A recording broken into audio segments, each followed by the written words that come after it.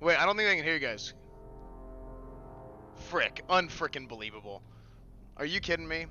Hold on a second. I don't know why my audio is screwed up here. Oh, see, now they're arguing. Look how angry they are. Unbelievable. Alright, go ahead. Testing? Am I good? Okay. Boys, after many fucking weeks, after so much time, we are finally deliver the classic WoW Dueling tournament. Today, we are bringing together 16 of the greatest champions of Azeroth that got into the beta. Just a little bit closer. He did the same thing to me when we were getting ready. Sup, y'all? It's me, it's your boy Asmongold. And today, we're only 45 minutes late. So we've got a lot of things to go through. We've obviously got to set up the brackets for you guys. Now, we've heard that there was some sort of a supposed bracket going around. Yeah, that bracket doesn't exist. I think usually when you get to a tournament, at least in my experience, usually there's a bracket. But we said we're gonna do it our own way. To quote you, we said, "Fuck them, dude," and we decided to draw the bracket live today. We have the names of all of our competitors on this incredibly expensive bounty paper, and we have our bracket right here. We're gonna draw in the bracket live. That's right. It's 100% not rigged. We are going to do a live drawing once we announce all of the competitors that are going to be playing today for all of the glory. And also today, if you didn't find out, there's already an announcement that the beta is going to be coming to an end. So we have a timeline. July 12th. So this might be one of the last tournaments you guys are ever going to see for Classic WoW until the game actually comes out. And that's why we picked together 16 of the best, most well-known players and some of the most proven players for this tournament to give you guys the best dueling experience possible. Yeah, exactly. And the rule set's going to be relatively similar to what you've seen in dueling tournaments already. Some of the faces are going to be players that you've already seen in Kip's tournament that happened, I guess it was about a month ago now, but we're also going to have some of the cross-faction action going on, and we're going to actually get to see who's the best on the entire beta. And I'm really excited to actually start drawing out the bracket and announcing some of the players that are going to be playing with us today. And they're playing for $2,000. We weren't sure about that until the last minute. We've got the $2,000 ready for the winners, and so let's go ahead and see who's up to get it. Also, I think this is probably a good time to take a quick shout out to our only sponsor of the entire tournament. That's going to be Early Onset Male Pattern Baldness. Thank you very much for everything that you've done for all of us here today. We couldn't be here without you, our only sponsor. And now with that, I think we're about ready to announce all of the players that are going to be competing. How do we want to do this? Should we just list them all out? Where's the hat? I got you. All right. I got you. So here's basically what we're going to do. We're going to go ahead and obviously we're a day early with this hat, but that's okay. We're going to go ahead and give you guys the name. We're going to put them in the hat. And then after that, we're going to go ahead and draw them out. And then we're going to put the brackets together in that way. You going to put on the hype music? Also, guys, just so you know, we have a very, very, can I say sexy on your stream? Yeah. Got a very sexual hunk of meat that's going to be our sideline reporter, our head of production. He's a rep paladin. We figured we probably shouldn't have many of them in the tournament because we wanted the best dueling experience possible. So we decided to make them sideline reporters. So let's go through the names.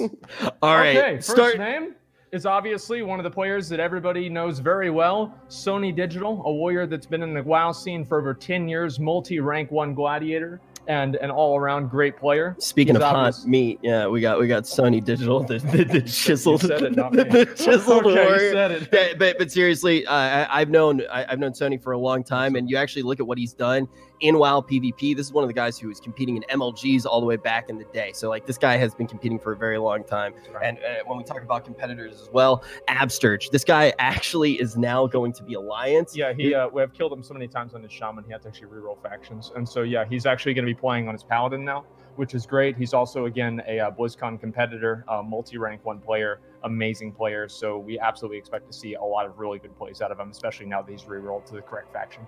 Still competing as well, right? Like this is a guy that we could very easily see at BlizzCon this year. And I actually, with that, I want to pull out one of his teammates as well. Jellybean's going to be playing, and I believe he's still going to be on the Hunter. And I've heard that Hunters are just shredding. I heard that Bean's also somebody that we should be like keeping our eyes out on in this particular tournament. Now that we've moved from that 30 meta to the 40 meta. Oh, the fact is, I mean, this is anybody's game, right? There's so many things that are open to interpretation, and how are these duels going to play out with some of these best players that have been spending hours like preparing, getting consumables and everything else in between for this.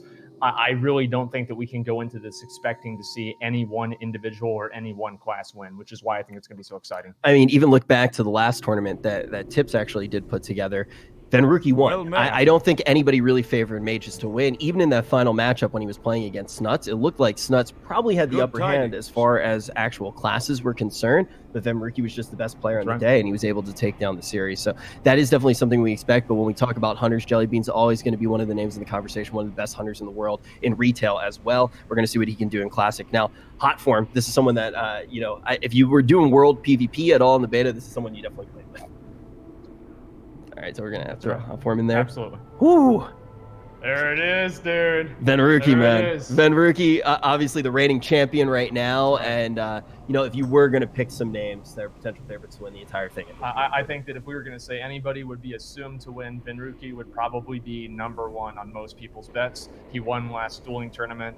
He's obviously another multi-rank 1 mage, been in the community for over a decade, getting rank 1 titles the entire way through, commentating, and everything else in between. So we're going to see some amazing plays by Venruki, absolutely. Literally one of the best commentators to ever live, and I've gotten to make the joke a lot of times while casting with him, get to call out the old down goes Venruki when other mages don't ice block.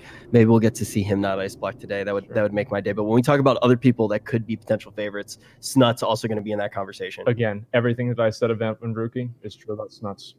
Multi-rank 1 player, 10 years plus in the game, an amazing player. Also, one thing that I really like here, I want to mention this, is that we see Venruki. Venruki is known for playing a mage. Sony is known for playing a warrior. Snuts is known for playing a warlock. Having those iconic players in those iconic classes is going to be absolutely fucking amazing. And that's also a big thing that changed in retail. Not to talk about retail too much, but you look at retail and you look at some of these tournaments, and one of the big things that is actually missed is the idea of seeing these guys on their mains, on their primary classes, and we are going to get to see that today as we watch Esfand finagle that poll. Thank you very much, brother.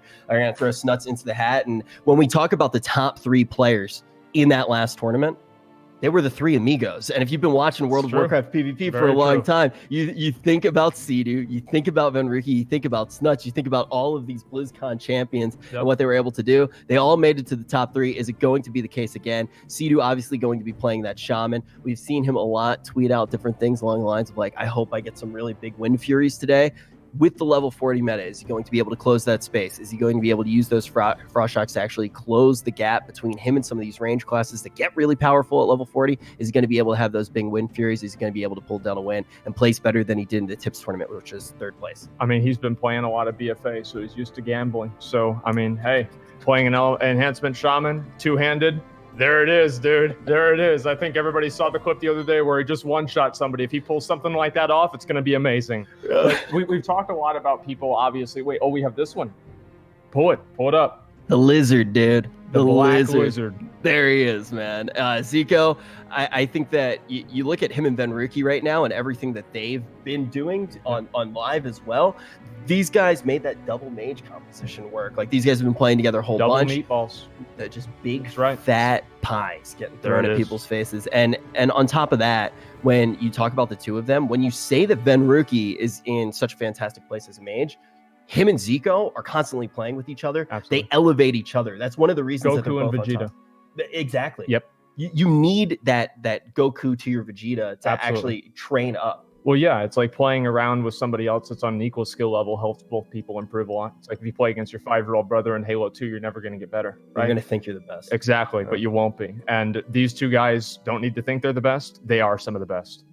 Naruto and Sasuke, Zico, big fan. You know, Zico, actually the person who taught me how to stream. Really? Like, he actually taught me how to do it. Wow. Yeah. We were practicing commentating for the first time, and I'll never forget. I just gotten robbed, and the police were in my place, and he was like, Did you live stream it? No, I didn't know how to stream. Come on. Zico was Yeah, teaching me how to see, stream it, that's- but yeah, Zico was he was on Skype with me, he taught me how to do everything, and he was also emotional support. And now he has the most incredible haircut on the face of the planet. Absolutely.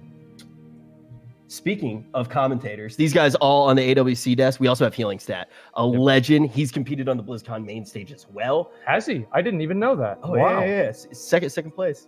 What? Yeah. Dude, Okay. the guy knows the We stuff. got ourselves a champion. the guy knows his stuff. Okay. And Healing Stat, a lot of people, if you look back to what he did at BlizzCon, obviously he's always been a fantastic healer, and he is one of my favorite druids to watch. There's so many different things that Healing Stat is able to do, but when we look at him on his priest, he's been fantastic, and he's been grinding on Classic. Really excited to see how he can do it. At 40, what do you think of priest? Like, do you think the priests have gotten more powerful? Well, see, here's the thing: is I play a warrior, and whenever a warrior hits an absorb shield, I don't get rage. So I have a special place in my heart for priests, and it's at the very bottom of it. I absolutely hate priests at all. Like, they're the worst, most annoying class to play against. I think everybody knows in Classic WoW, Shadow Priests are extremely dominant, very, very good, and I think that we could absolutely see something crazy happen here. Yeah, I think that's one of the other things that's kind of been interesting so far is when stuff gets good. Yeah. There have been so many different metas. Like, when I talk about my favorite things in the beta, I look at 30, and it was just such a cool experience, because I was playing Druid as well, and it was like Druid was really good. You expected some of the Druids to be able to win the last Dueling tournament because they had such high mobility. They were able to get into travel form. 40 is going to change a lot of things. We're going to see some unexpected stuff today, but when we talk about Warriors, this is going to be a great one. So this is a name that a lot of you guys might not even know unless you've been watching a lot of beta footage. One thing that we wanted to do at this tournament was not only obviously bring in the known names, the usual suspects, but also some new contenders and some people looking to make a name for themselves. And one of those people is Naxa the Warrior. He's been dueling outside Ironforge constantly, perfecting his gameplay and just basically getting the best gear possible. I've dueled him a number of times. He's a very, very great player, and we're going to have him in here on this tournament too to see if Warriors are actually worth the shit. Yeah, and this is one of those players you talk about.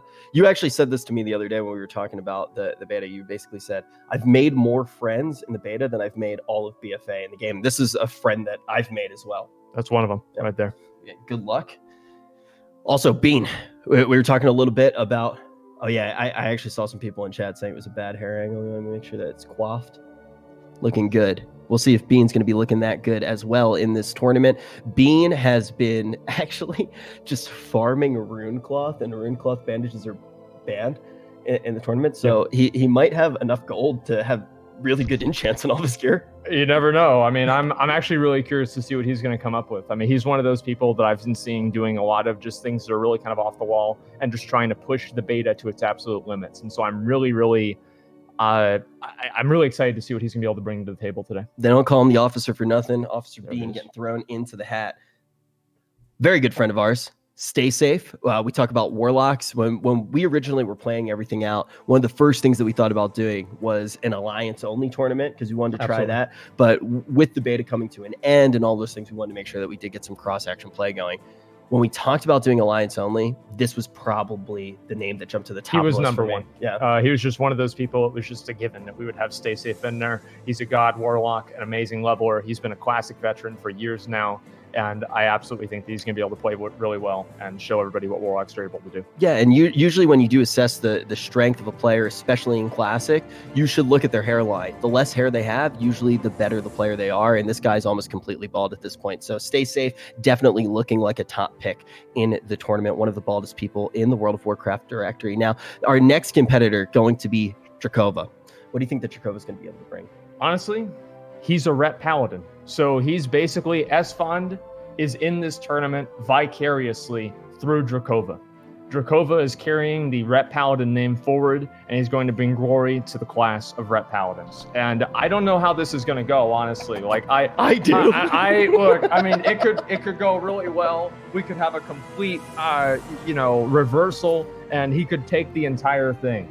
Now, I don't know. I mean, rep paladins, it seems like they can be played with a garage door opener, but the fact is that some are much better than others. And I've dueled Drakova. I was genuinely impressed. This guy knows his shit.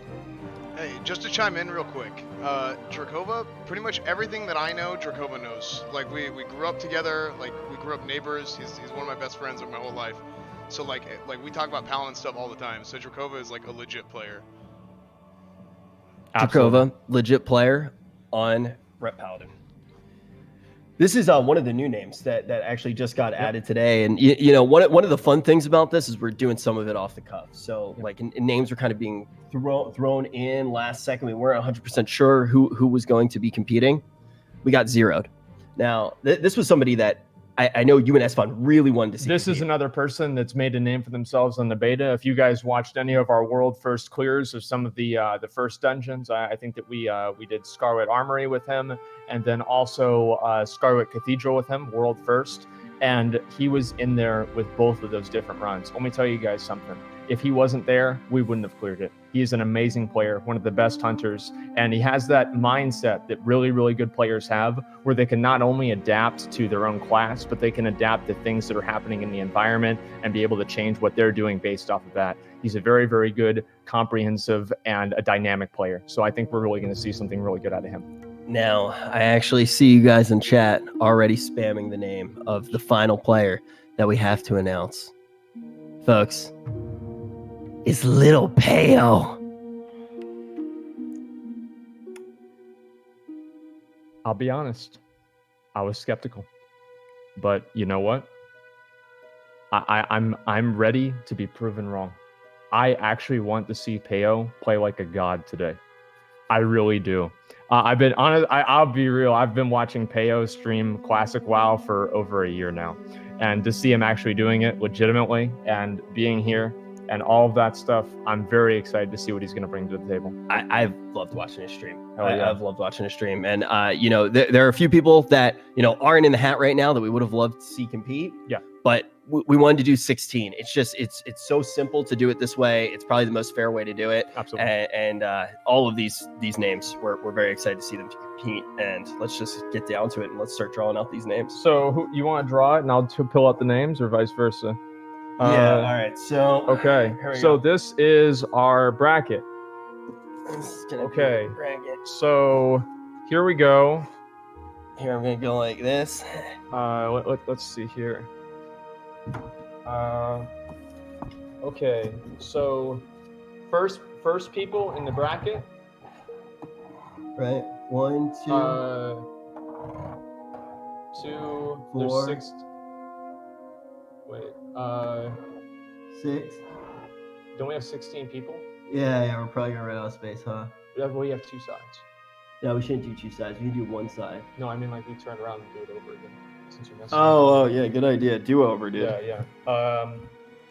That should be good. I don't think there's anything bad on there. Okay. So let's see here. We've got to have Guys, if it doesn't work on the front, you just move to the back. We planned for this. That's why we have 2 sides. Okay, so this is good. So we need 8 of these. 1. Okay, yeah, thank you. Well, here's the thing. If it's a big problem, we can stack 2 boxes on top. Well, here. Oh, wow. This is for whenever we mess up. That's a good idea. Yeah, this is good. Stack. Yeah, of course. Yeah, we just stack. Good. So we've got another box here, and so this is if we mess It's it fine. up. We got it. Oh, I'll keep the box over here. 1, 2, 3, 4. Just in case. 5. Okay, so let's go ahead. We're gonna pick out 2 names. We decided we weren't really sure exactly how we were going to handle, how we were going to handle who plays who. And we figured that we would go by the most fair strategy, complete fucking randomness. And that way, nobody can complain. Everything is basically fair. And let's go ahead and let's start it up. Okay. Dude, I forgot to put pants on. Same. Okay. First one.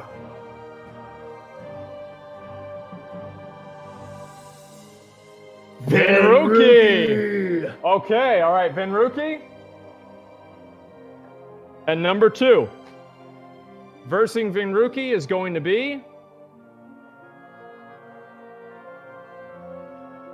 Who's it? Drakova. Oh, shit. Drakova. Okay, Ret Paladin versus Mage. We're starting off hard, boys. Okay. All right, next, let's go. All right, next one. Little Peo! Little Peo! Oh boy! Okay. And let's see if we're gonna draw a warrior here. Hunter. Oh wow. Uh-oh. Oh wow. Uh-oh. Uh-oh. All right, Peo and Zero. Next two right here. Okay. Next.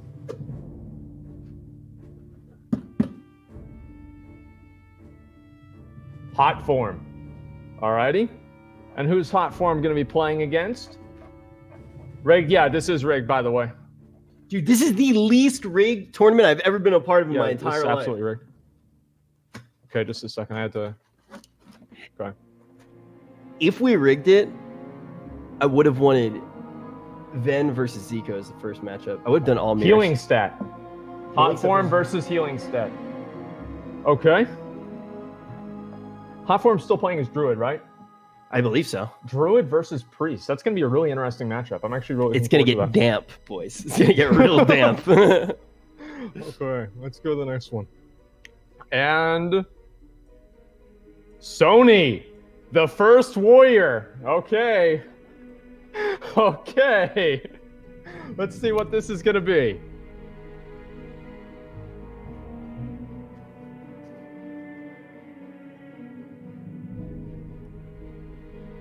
Mirror match. Mirror match. Naxa. What? A Night Elf versus a Tauren. We'll see if Leeway is really as strong as the people on Classic WoW subreddit believe it is. Leeway doesn't exist. Don't tell them that. They made it up. All right, next. Stay safe. Let's go, baby. All righty.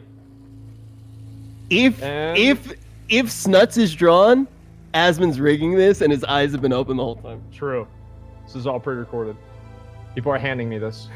Okay. CGI, paid actor. Okay.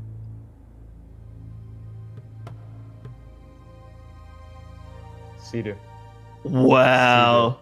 Stay safe versus Sea-Doo. Dude, that's hype. He's playing Elemental, I've heard, too. Dude, I heard Ellie slaps. I've got versus a Warlock. I don't know. I mean, that's gonna be really hard to say. If you have good sacks, yeah, it's huge. Oh man, well, I'm excited for that one. I actually don't know how that one plays out. Okay. Next, dude, Ellie's gonna be like the Gachi spec. Zico. All right, our second Baker right here. Versus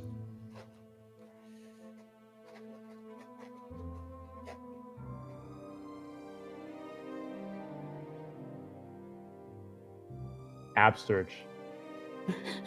So we have two Paladin versus Mage matchups at the beginning here. Okay. Zico versus Absterge. All righty. I am actually very curious to see how this is going to play out. Two of the biggest names in PvP too, right? So it's like, it's definitely a good matchup as far as players are concerned. What's wrong?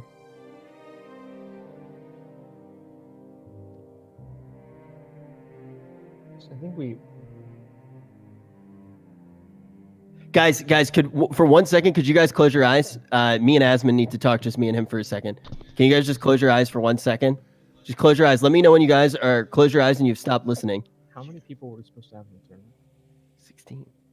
There's 15. Did you drop someone's name? I don't think that we drew. I don't think we have. I think we only announced 15. Who is? Are you kidding me?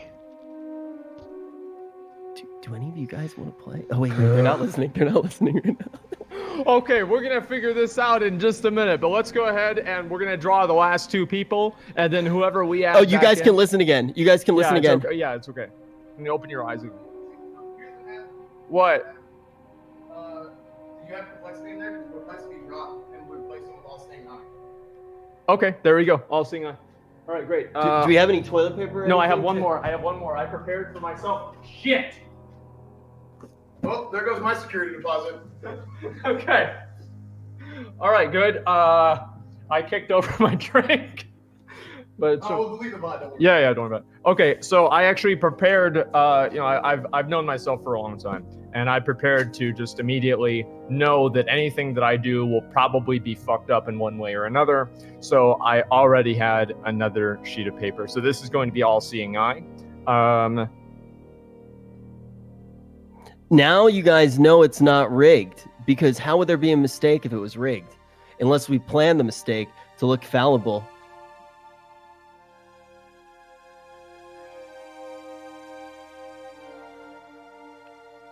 All-seeing eye. Oh, you drew him? Yeah, Oh, it's like Sauron. exactly. The all-seeing eye. I love that Okay. anime. Yeah, it's a good one. Alrighty. All right. Now this does make it a little bit more fair. Okay. Here we go. Yeah, it makes it fair. There are actually enough players in the tournament. Yeah, one person just automatically default wins their round. Okay. Oh. Did you even let go of it? I did. I swear to God, I did. Okay. So all-seeing eye is gonna be the first one, Okay. and then I'll shake it up a bit. It has been sufficiently shook. Am I right?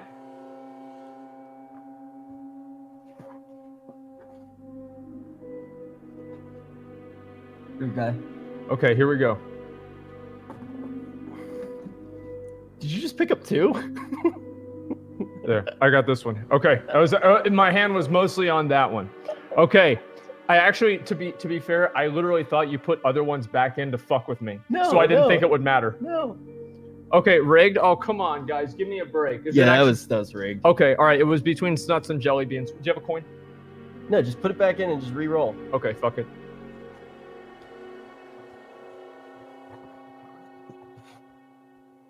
Ready? Jelly Beans. That was the one I was gonna pick originally. Fate has chosen. All-seeing eye. And who is a warlock, by the way. And Jelly's. Oh, all-seeing eyes. yeah, all-seeing eye Yeah. is a warlock. Eye of Kilrog, all-seeing eye.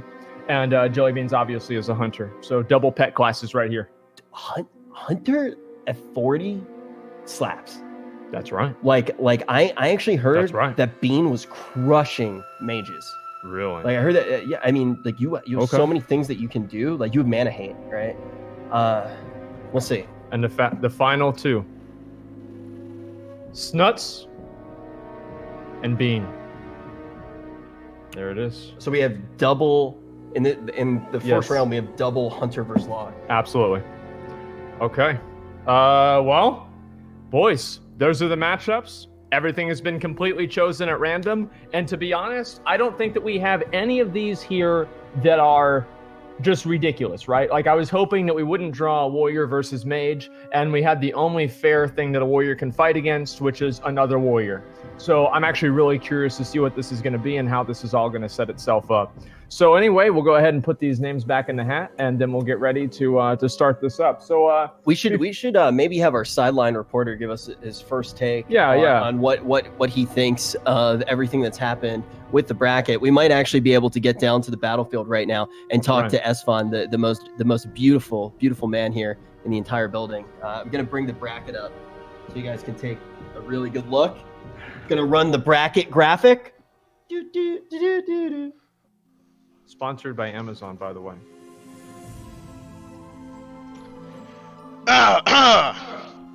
Alright, guys. We're here in the caverns of time. We got a crazy crowd out here, okay? There's literally hundreds of thousands of people out here. There has not been an event like this. There has not been an event like this since the 1985 Cotton Bowl, okay? So this has been totally insane. We have Horde, we have Alliance coming together to find out who is the greatest duelist, the best World of Warcraft player in the level 40 Classic WoW beta that's closed and only a certain amount of people can play, mostly streamers. It's amazing. We got a great show planned. Rich, Asmon, back to you guys.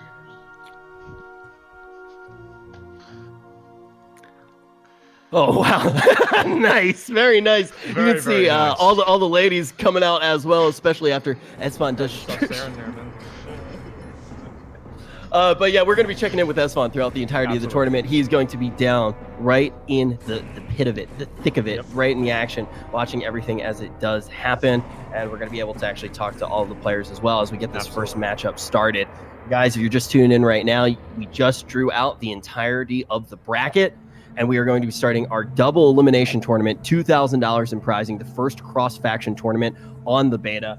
And the first matchup is going to be Venruki going against Drakova. Now, Drakova, you already heard it from Esfon. This is a player that Esfon really is talking up a lot on a class that Esfon also does talk up a lot.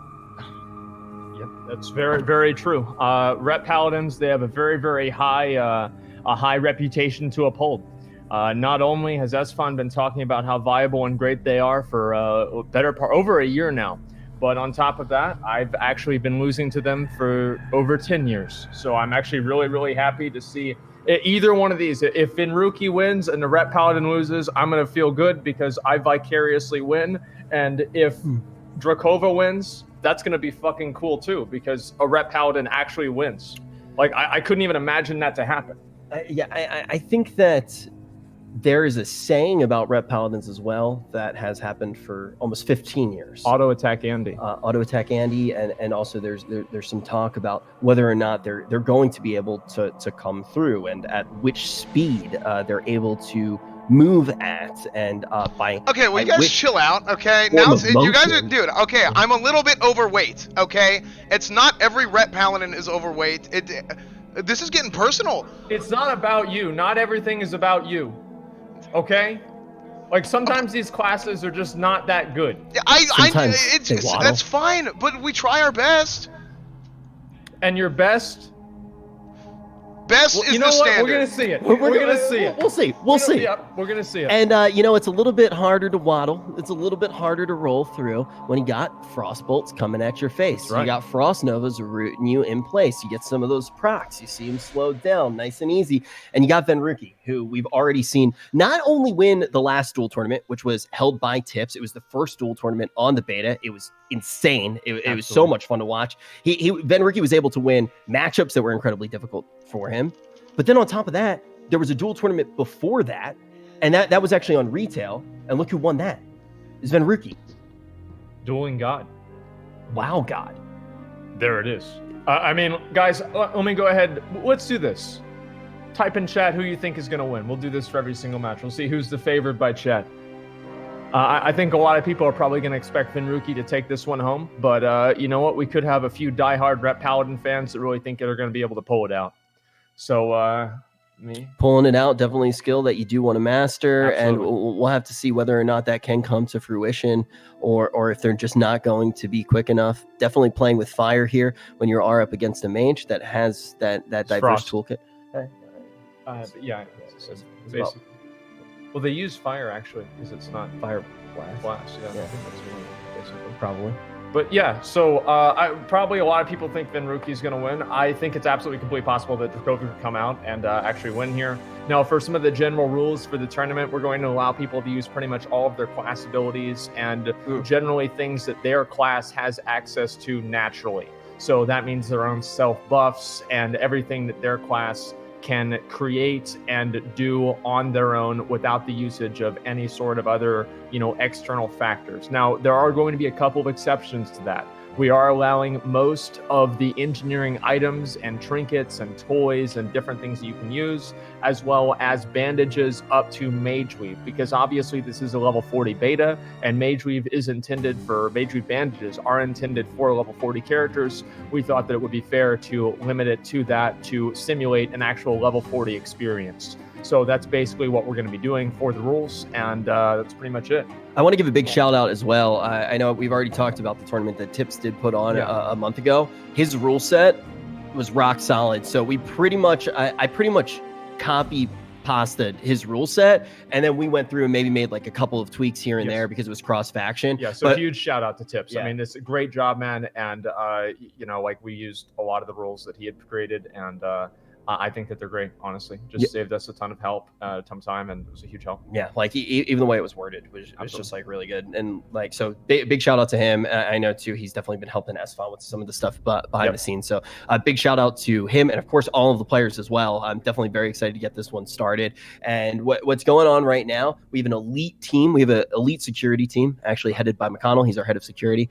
So don't try any shit, guys. Don't get any ideas, because McConnell's going to take you down. On top of that, we also have an elite team of warlocks, which are going to be on call, making sure that everybody's getting to the location spread across all of Azeroth. The entire world is our playing field for this tournament. We're getting everybody to the first location right now for the first duel. Because of the nature of creating the bracket live, we're going to give the players just a few moments to get ready, get their matchups, make sure that they're spec'd appropriately for the duration of the tournament. Now that they've seen that bracket, they have that full information, then we're going to get down to business, and we're going to see who's able to take that first matchup, Veneruki versus Jacob. And one also thing that I wanted to mention is that we are not allowing respecs during the dueling tournament. So some people might have to get their spec ready after they see basically who they could potentially play against in the first few rounds. They might need to set that up and get that ready. So we're just going to give them a little bit of time to fully prepare. And then also we're going to give ourselves some time to make sure that we have all of the different frames and like set up, so we can see all of the different views, not only us spectating from a third party, but also the first person perspectives of both of the competitors as well, which is obviously why everybody is streaming. Yeah, it's gonna be one of those things too where we plan on doing a lot of things like this once Classic actually comes out. So we're going to figure out what the best way to actually do the tournament is going to be. Now, before we actually get these matches started, I also do want to take a minute here to take like an overall pulse of what the meta looks like in your mind. Like, what classes do you think are very strong? What do you think some of these matchups are going to look like? I think that honestly, we're going to see mages and hunters and warlocks come out ahead the most. And because we do have one priest in there, I think that could be kind of a wild card. And I really don't know what's going to happen whenever we have a priest in there. Because obviously Shadow Priests are extremely strong at level 60, but is that going to carry over to level 40? I'm not really sure.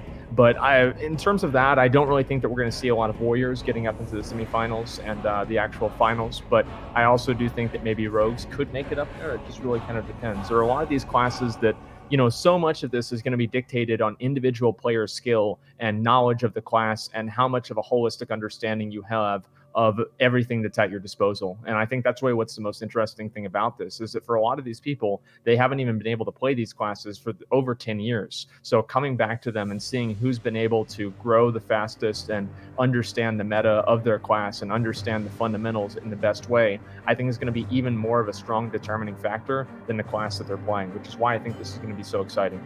It also looks like Tally may have thrown 1K at the prize point. Hammers up. If that's the case, shout out to you, Tally. Thank you so much, man, for supporting this. Thank you, dude. It means absolutely a lot to us. These tournaments and this community tournament that we're putting together here is the essence of Classic WoW.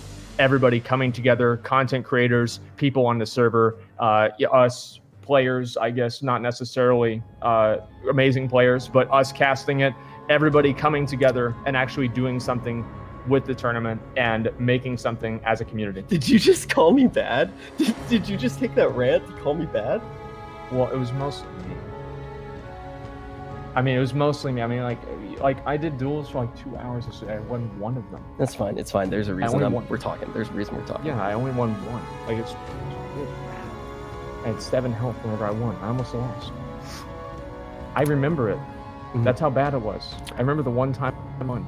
Well, thanks again to Tally. Thank you very much. Absolutely. $3,000 tournament now. 3,000. Yeah. That's pretty awesome, right?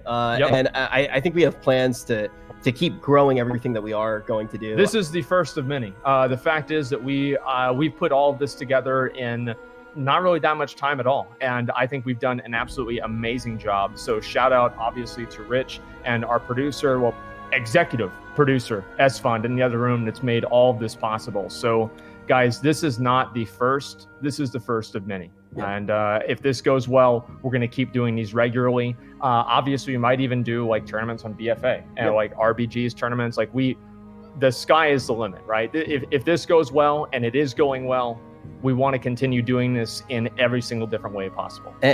We enjoy this. We're passionate about this. And I think we can all say that we're glad that our first time is with all of you as well. Absolutely. Definitely excited for this tournament. And now I do want to actually talk about that meta just a little bit more. So obviously, I think one of the things that's really exciting about this is the fact that we really won't see many tournaments like this. We won't see many tournaments at 40. Tips is doing his tournament on July 7th. So that's what, like 4 days from now, something like that. So we're going to see basically the same meta play out twice, and then the beta is going to explode. The apocalypse is going to happen. Everything's going to be wiped. All of that's going to be done. And most likely we won't really see another 40 duel tournament. I mean, even if we saw something close to this meta, it would probably be in the area of like 39. Yeah, 39. It'd be a twink which tournament. Would be very different because those players don't have access to the capstone talents. Yes. So this is going to be a one-of-a-kind experience. We're never going to see another dueling tournament like this. And that's why I'm really kind of curious to know what the meta is. Is it going to be more like 30 or more like 60? I personally think that it's going to be more like 60 because people do have access to those capstone talents, Mortal Strike, etc. All of those different things. So I'm very, very curious to see what's going to really happen. So I've said this before. I think I said it maybe on Allcraft even. Okay. I know we've talked about it. I thought that the 30 meta was really interesting because we saw a bunch of different specs that came out. Like hybrids. There were a lot. You can make some flexible decisions. You know, you look at druids, there's obviously some stuff that you want to hit. Like you want to be able to have Nature's Grasp in a duel, or sorry, you want to be able to have Swiftness in a duel so you can actually pop off those big heals. Then you could pick points in other areas. When you look at capstone abilities and how strong they are for most of these classes, do you think that everybody's just going to hit their capstone? Yeah. I feel like there's almost never going to be a situation where having your capstone talent is less important than having a lot of points in another tree. That being said, it could completely happen. And I think if it does, that's going to be awesome because it's something that's completely out of left field and it's going to be exciting to see. So I really hope that we see that happen. Yeah. And like the main thing is are we going to quickly see one thing pull ahead? Are mages going to be super strong? Are they going to be even more strong than we saw in the previous? Well, who do you think's going to win? Or not who, but what class? What classes do you think are very strong? I think Hunter might be a big surprise. I actually think Hunter might be a really big surprise. I think a lot of people that have big vanilla brains often talk about how strong hunters are at the very beginning of Classic. Yeah. Because of how their damage is actually done. And a lot of people are, 5 heads. We have a bunch of 5 heads in the chat. It's actually true. Hunters could be really good right now. And also what they're going to be able to do against a lot of casters, which is going to be dominant in the bracket. Oh, absolutely. Like that's the thing is that basically it's a matter of rock, paper, scissors. If the casters are able to get through, and I feel like the hunters are going to have a really, really good chance against them. You have to look at the field of play when you try to figure out who's going to be able to take it, not just which classes are the strongest. Yep. I think mages have the overall field advantage. I think we're going to have a lot of mages get through, and they're going to go up against hunters. And I've just heard that Bean has been able to take down that matchup time and time again yesterday in prep. I mean, like, if we see that happen, I really won't be surprised. I remember back in the day, it was always that, mages would counter, or hunters would counter mages very well, and also warlocks to a bit of a lesser extent. They're extremely strong. Mages are very, very good at kiting, but you don't need to worry about getting kited whenever you can attack from ranged. And you're also doing physical damage that bypasses, that obviously, if you're fighting against somebody's cloth, you're doing a lot more damage overall. Somebody put an exclamation mark bracket in the chat, so yeah. I gotta execute the command for everybody coming in right now with the exclamation mark bracket. Here we go. You can take a look at our bracket. Anytime that you guys hit that exclamation mark bracket, we'll be sure to make sure that you guys can actually see that. We'll bring it up. We'll be executing all of the chat commands throughout the entirety of the show. Absolutely. And we're, again, guys, obviously everybody is waiting patiently for things to be prepared and ready to go for the first dueling. I actually think we might be about ready. Okay, we might be about ready if you guys heard that. Listen, everybody knows I'm the god at dragging out content. We've already been live for 30, 45 minutes. Yeah, Asmon can watch he can watch a 3-minute YouTube video in 2 hours. Hey, pause champ. That's right. Literal god. You can watch a YouTube video of himself watching a YouTube video. Well, that's where you really get in to dig deep into the real specifics and the fundamentals of the conversation. And then also halfway through, you bring in an irrelevant personal anecdote that has nothing to do with the video or really anything else. And then you just start talking about that for another hour. Then you get back to the actual video. And, it's just a great thing. There it is, dude. I remember one time I was taking an algebra test. Yeah, Wait, exactly. how did we get here? Got an F. We're here right now. Got the loot. There it is, dude. Yeah. All right, we're gonna be getting this one We're revved about up. ready to go. And guys, if you are just tuning in, that first duel is of course going to be Venruki versus Drakova. And I don't even know where the first duel is going to be taking place. I think that's one of the things that we really put a big priority on right now. I don't know if you guys have heard of this guy. There's a dude named Troll God Z, I think, something like that. X. We're looking out for him. And we have people around the world ready to summon bags filled with soul shards. We will get away from the man, Right. the Hey, myth, Rich, the Troll God Z. it's not an Yep. issue. I got it taken care of. Okay. Yes. Great. We've just heard from Esfan, also our head of security as well, that So- package has been secured. we're ready to go. Okay. All right. Well, let's go ahead and transition. Alrighty, let's do it. So here's what we need. This is right? Okay, good. Very good. I can go ahead and get rid of that. Okay, so first up, guys, we have Venruki and Drakova facing against each other. If they could, come over here. You can't mount in camera at the time, so it's a little bit of the thing. Yeah, production pog. I know, right? Best of the standard here on this channel. That's right, Asmongold's channel. Okay. Squad stream? No. Okay, so guys, this is what we need to have happen. Where is Drakova? We're going to put a raid target on him. He will be a star. Target, Venruki. And, I can't put a target frame on his enemy. Okay, so we have Drakova versus Venruki here in the first match. We're going to come over here, separate from everybody else, so we don't deal with AoE. Guys, if you're watching the tournament, please kind of watch from a little bit of distance so you guys don't get hit by stuff or nothing weird happens. So part of the reason why we chose Caverns of Time is we thought there were different places here where you could take advantage of LOS, and it was a little bit more of like a real PvP situation. Burning Crusade, whenever they made the arenas, they made it with like different bridges and this and that. There's different things that you could do to basically use the environment to your advantage. So we wanted to make sure to do the same thing. Weird. We'll make it a little.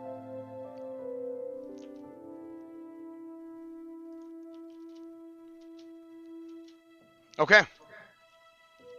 So, Rich, Asmon. All right, here we go. We're starting things off with a bang, too. We're going to have Alliance versus the Horde. We got the reigning champion in Venruki of the past two dueling tournaments. The dude is a BlizzCon champion as well. Oh, my God, and he's hot as hell. Venruki's ready to go. Tank top, man. He's ready. Okay, Guns let's out. get this done. And then we have Drakova with a lot to prove. Obviously, you already heard from Esfan that this is a guy that he's known for a very long time. He believes in him to be one of the best Ret Paladins, to put the entire spec that has, it's been has quite a heavy to reputation. carry. It has a very, very big reputation. Hard to carry. A lot of people are not necessarily coming into this with an expectation that it's going to do well. But listen, like we could be completely proven wrong here, and I'm ready for it. Drakova is essentially the biggest underdog that we could potentially Absolutely. have here.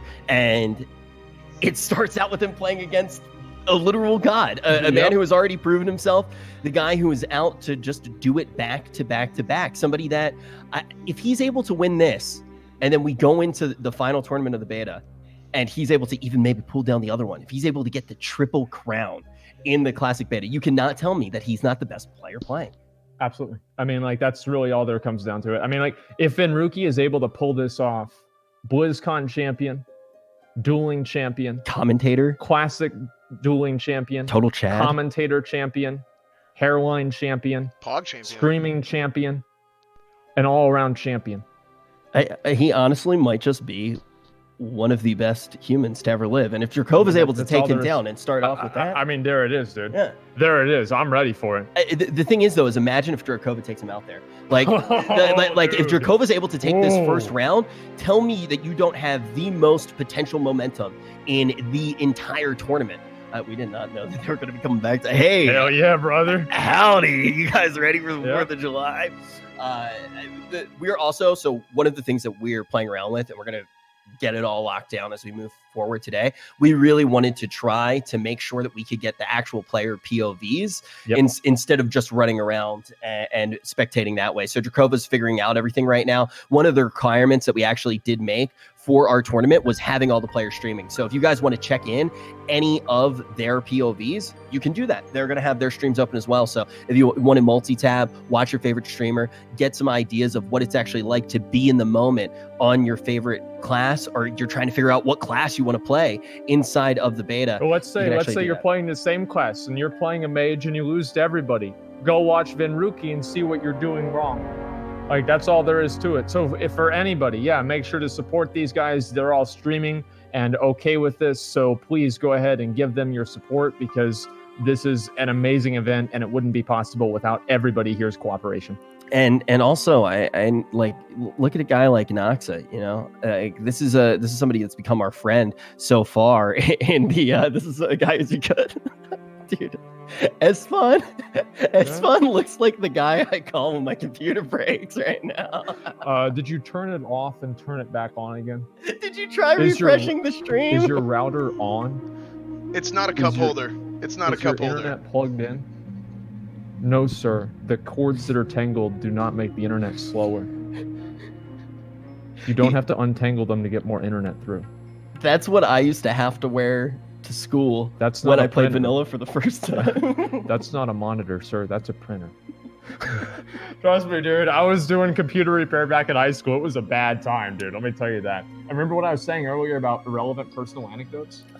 So here's basically what happened, is that we would have to go to different classrooms and fix random teachers' computer problems. And it was actually the biggest ego boost that I've ever had in my entire life, because I realized that all of these people that I would have to look up to constantly were actually really dumb with computers. Yeah. This is the one thing that I had over them. My biggest ego boost also came from a teacher, but I actually don't think I should tell that story on stream. Yeah, I think you already did. All right, guys. I think we're about ready. I think Venruki and Drakova are ready. The dueling rules that state that they have to be 20 yards away from each other. So this is about right whenever they start. I will do a countdown, so we don't have to deal with latency. So I will go 3, 2, 1. I mean, obviously, Horde can't read what I'm saying, but I'll say 3, 2, 1, and then I'll say go. It's kind of obvious. The fourth thing that I say is the thing to do, right? So, are we ready? Your mom, fat. Wait, hey, calm down. Hey, relax. Unbelievable. Not yours.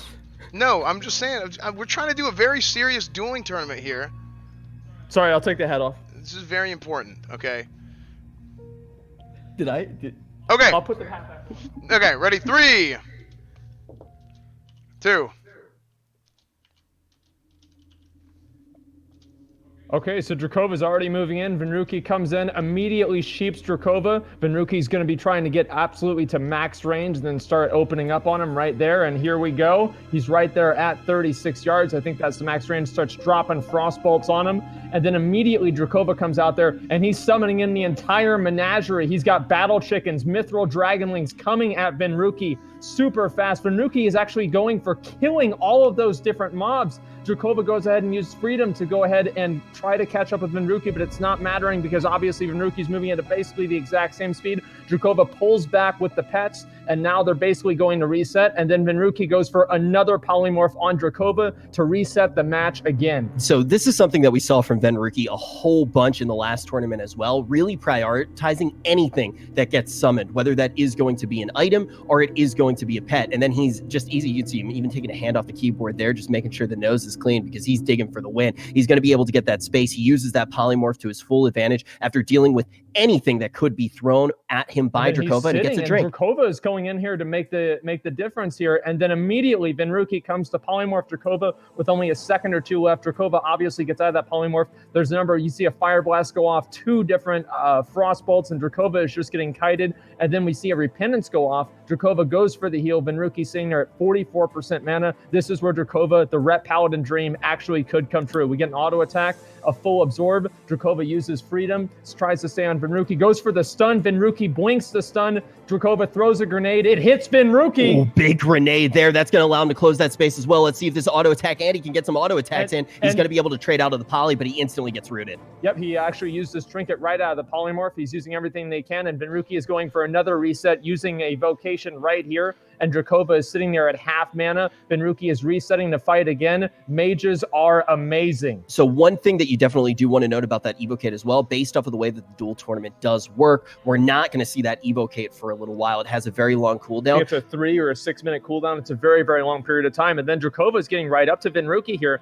He gets him right up against the edge. He gets a critical strike for 399. Venruki is running away. Oh my Drakova, goodness. oh wow, Venruki got a really lucky frostbite proc. And then Venruki went for a first aid, and then Drakova interrupted with repentance. He blocks it, and then he just keeps kiting him. Drakova is very, very low. Venruki's using a fireball here. Drakova goes for the bubble, and he's starting to heal himself, and this is going to be another reset. Well, and you force the trade. You force the trade. Exactly. And it's very smart by Venruki there to Yep. see the blood in the water and go, okay, I can trade out Ice Block here, and now he gets back to the space game. He throws out the poly, he moves away, and Drakova is going to be on his last leg here, already relatively depletified on mana, and he doesn't have the same reset potential now to actually If be it doesn't go right the first time, you polymorph them, and then you go to the second time. And then if it doesn't go right the second time, you do it again.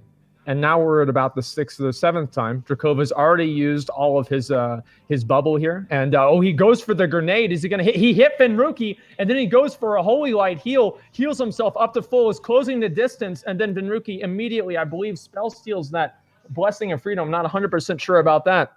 Venruki again then throws the grenade on Drakova. Drakova is out of mana. He uses a, what was that even there? I think that was the Netomatic engineering trinket. And then he's just making the gap there. He can go for the lay on hands if he needs to. He goes ahead and he gets repentant. He uses the lay on hands and he gets back onto Venruki. Now at this point, Venruki, all he needs to do is reset the fight one more time, and it's going to be a win. This is right down to the wire. Cold Snap, second block, not much mana going to be left, and that's why we're going to see this poly come out here. Expect Ven to create that space and potentially go for another drink, but look how calm and collected this guy is. He's been in so many of these duel tournaments, both hands off the keyboard, sitting down for a nice drink.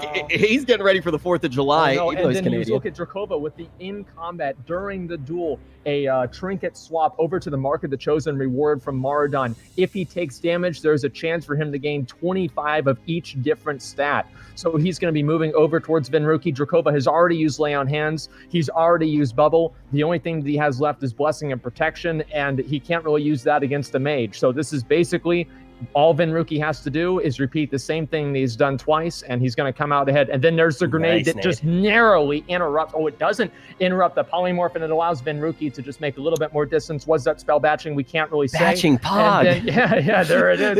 And then we have the frost bolts coming out. He hits him with 3 frost bolts. A repentance right there. That is a very, very good repent. One thing you can say about Drakova here is he's absolutely doing an amazing job with the repent. So here's the thing with everything that we've seen from Drakova so far. You can see that he's like, I want to take this first game. He's down to use absolutely everything. If you don't use it, you lose it. I love that from Drakova. And we can also see him going and working around the resets that Venruki takes. And he goes, okay, if you're going to reset, I'm going to try to use that to my advantage. I'll let you play your game. There's not much I can do to stop you. I'm on one of the most difficult classes in the game to connect. All I really have is my freedom to rely on. And we've already seen how well Venruki has moved around that. So he is basically saying, you take that drink, go for it. He's obviously in the poly there, so he doesn't have much of a decision, but this time he can finally close that space. He has a little bit more mana. Another poly is going to come out, and now we're going to see those frostbolts. Also keep in mind, Venruki's going to be ranking those spells a lot. Sometimes he is just going to be prioritizing the slow, so it can be a little bit more efficient with his mana, and we won't actually see those big beefy frostbolts coming out. Now we're going to see a nade as well. Auto attack Andy in full swing. And he's going into it right there, and then he goes for the net. He does the iron grenade, and he just narrowly hits Venruki as he tries to run out. Drakova heals himself, and Ruki is going in for another frostbolt, and then he gets interrupted with a repent. Drakova goes for the first aid, and he goes back on to Venruki. Holy shit, this is going on. Drakova is He's holding his own. This is incredible. Esfon was so right about what we've seen from This Drakova. is incredible. He's used the entire toolkit so well. And Venruki, I think when you look at the field of play right now, and you look at what mages are able to do, Ven right now is in a position, not only is he a deadly player, but I think he has the advantage as far as classes are concerned, and we can see that matched in the chat as well. A double resist. A double resist, That's and that then Frost finally aura. he gets one off. Drakova goes ahead and he uses the Blessing of Freedom, and then he's just trying to make distance over Venruki. He goes for the stun. Venruki obviously blinks out of the stun, and Drakova goes the opposite direction, maybe trying to line of sight and reset again. And Venruki's sitting there. Drakova is obviously drinking. Venruki goes for the Frostbolt right there, hits him for 300, hits him with the grenade. Very, very good grenade right there. Second Frostbolt. We're getting a third Frostbolt with the Fire Blast. He's going for the Iron Grenade. Is he going to hit him? He hit Venruki right there. That could have been the end of the match, but Drakova held it off. And then Venruki goes for a rank 1 Frostbolt, I believe, just to keep Drakova a little bit more slowed. Drakova Nice rep. again goes with the Repentance into the first aid. Drakova again staying alive by the skin on his teeth, back up to full health. Venruki goes for the poly, and then he's going to go back up to drink again and see if we can get this right the next time. You can even see Venruki there, like nod when that rep comes out. Is so well he played, knew it was gonna happen. And also Drakova really prioritizing, trying to get some of that extra resist. I can hear Quinn right now in his Rit Paladin screaming, resist, bloody resist. Well, the thing is that it didn't even matter. Like if he had resisted the next two, that would have been really bad. But because he resisted the first two, it didn't break poly. So it was actually a really good thing for that to happen to him. Yeah, Venruki got lucky with those resists in a way. Yeah. Right, he used up all of his bad RNG there, and then again, Venruki's going for 3 Frostbolts into the Iron Grenade, into the 4th Frostbolt, probably into a Fire Blast. There's the Fire Blast right there. Frostbite proc, keeping Drakova stunned, and then Drakova has his second bubble up, and then he immediately goes for 2 heals, and he's trying to get himself healed up as much as possible. Venruki makes distance, so obviously he can drink. Drakova throws the grenade, it hits Venruki. Drakova again goes for another bandage, and Venruki is again making distance so he can drink and reset again. So Drakova is again out of outs. That's basically something that we've said multiple times. This rep is going to be huge here. This is going to be that window of opportunity. It's almost at the point now for Drakova. He has to close it here. Oh He's going to be able to win 500 crit on Venruki. Drakova trinkets right out of it, the volley, and then Venruki gets another one on them, but this is only a short polymorph. It's only 10 seconds. Venruki goes for the first aid, making distance on Drakova, and then he sits down to drink. I don't know what's going to happen here. Are we going to go for another polymorph? We are, and then Drakova immediately tries to drink to get a couple of ticks off for that, and then Venruki goes back over there, polymorphs him again, gets in position, starts casting Frostbolts again. Drakova goes the opposite direction to outrange the Frostbolts and then drink for a third time. A fat whack from the Pally going to crack open this matchup, and all of a sudden Drakova's very much back in it. It forces Venruki to once again go for a reset, and look at Drakova right now as well. You have to keep in mind, Venruki at this point is going to be getting close to an ice block again. So he does still potentially have those outs. Big grenade though, once again, Drakova going to come through. Drakova We've already seen how devastating those hits can be. Goes for the sheep. And I can actually see a bunch of you guys saying that you would like to see Sheep maybe have a cooldown or something like that. You should try out BFA. Yeah, in BFA, we're going to see Poly very different there, but not here. This is classic. No changes, baby. That's right. Sheep going to come out, Venruki going to move away, and now he's going to start casting some of those Frostbolts. 143 damage going to come in onto him. That's going to be This for could be the end of it. Drakova has no more outs, and then, oh, wait, he does. Oh, wow. Venruki blocks the repent, and Drakova goes in there to hit him right there. Drakova does a clutch Furbolg form. I believe that's what it was. Very, very good there. Drakova goes for the heal. Venruki interrupts it. Drakova, oh my god! Drakova resists the attack while he's doing in for first aid, so he keeps getting healed even more. Drakova's at 10% health. He goes for the heal. Is Venruki going to hit him? He didn't quite hit him in time. Oh my god, this is right down to it. Venruki is basically trying to out-damage Drakova's heals, and I'm pretty sure he's not going to be able to. Venruki is out of mana. He oomed himself, so he's running away from Drakova. The amount of spatial awareness that he has right here is absolutely incredible. So basically what happens in Venruki's mind, he says, I already used the block. The block is not something that's necessarily defensive for him there. It's an offensive block. He knows that he has the evocate, so he goes in and he says, I'm going to start a war of attrition because I have one more out. And basically what happens there is he goes completely he goes for the race, and he doesn't quite win. So he needs to get back. He uses that evocate. Now he's out again, but he's ahead in the race one more time. He gets a full full reset.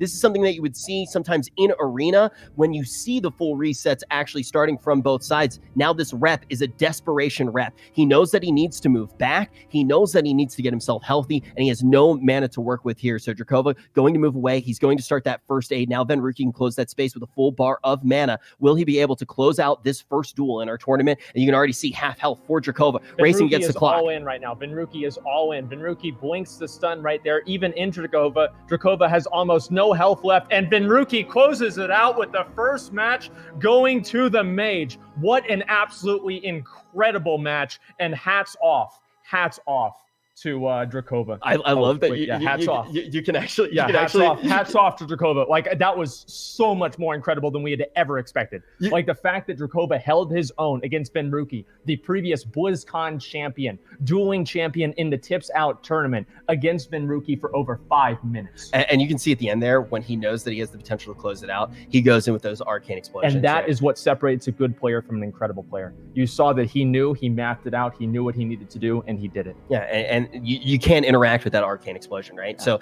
he's basically saying, I just need to get one off here. I'm not going to allow any tricky stuff to come in. I'm not going to get kicked on my school. I'm not, and he also wants to get around another rep potentially coming out. So very well played by Venruki there. And I actually do want to say one thing. So cross faction, you could see nobody interfering during the duel. At the end, they decided to kill the players as a joke. Try not to do that because we want to keep the duels moving as quickly as possible, and that messes around with the players. And we actually need to send out reses. So. They have to die. Oh yeah. They have to die. Oh yeah. Yeah, because it's target is hostile if you try to actually duel them. Kill him then. Yeah, thank you. Thank you at the very end of the duel. Thank you very much for that. Sorry, I didn't even think about that. Yeah, there we go. And at the very end of, nobody knows this except for me, I'm just saying it now. At the very end, I'm all of the gold that I have right now on the beta. Wait, can you give gold as a prize for a tournament? Sure. I'm not sure if you can. I don't see why you wouldn't. You know what? Yeah.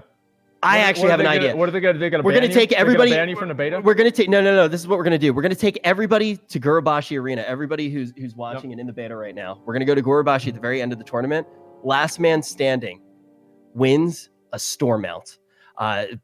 Brought to you by me, Asmon, and Esfan. Oh. Give a store mount. We're going to give that new, beautiful, bushy asparagus tail dragon. We all love it. We're all riding it in the game right now, and we want you to get in on the fun. We're going to give away that store mount at the very end of the tournament in the Gurubashi Arena. Last man standing, the ultimate prize. There it is, dude. That's fine. Let us know whenever the next match is ready, okay? I'm getting them set up right now. Actually, let's go ahead and move on over. Thank you. All right, guys. So get a little bit more distance here. A little bit more distance, I guess, for 20 yards. And then, again, 3, 2, 1, go. Ready? Okay, here we go. No, Second matchup is going. not yet. Whenever I call it. Okay, sorry. All right, now keep in mind, we actually did see with how long the first series did go. We're also best of 3, by the way. So if Venruki is able to take this one, he will take the first matchup against Drakova and move forward in our bracket. But with what we saw in that last matchup, both of these players got a lot of opportunity to actually use some cooldowns more than we expected in the duel. Venruki had 3 ice blocks. He instantly used that cold snap in the first one, was able to get off the second one early on, and the third one actually came out offensively. And now we're going to start open this duel with the polymorph. The only one that's not really going to be available here is going to be on lay on hands on Drakova's side. So basically, Venruki goes and he does the exact same thing he was doing before. He makes max distance with Drakova, immediately gets a first resist. Drakova starts running towards him. Venruki is going to lose about maybe 5 yards of his kiting range that he would have had because of the first resist, and then polymorph going away. Venruki is obviously kiting Drakova even more, and Drakova gets right into that 20-yard range for the repent, and then he gets back up to full health, and he keeps making his way towards Venruki. Now Venruki is going to be able to get away, so Drakova is slightly out of auto attack range, but in range of obviously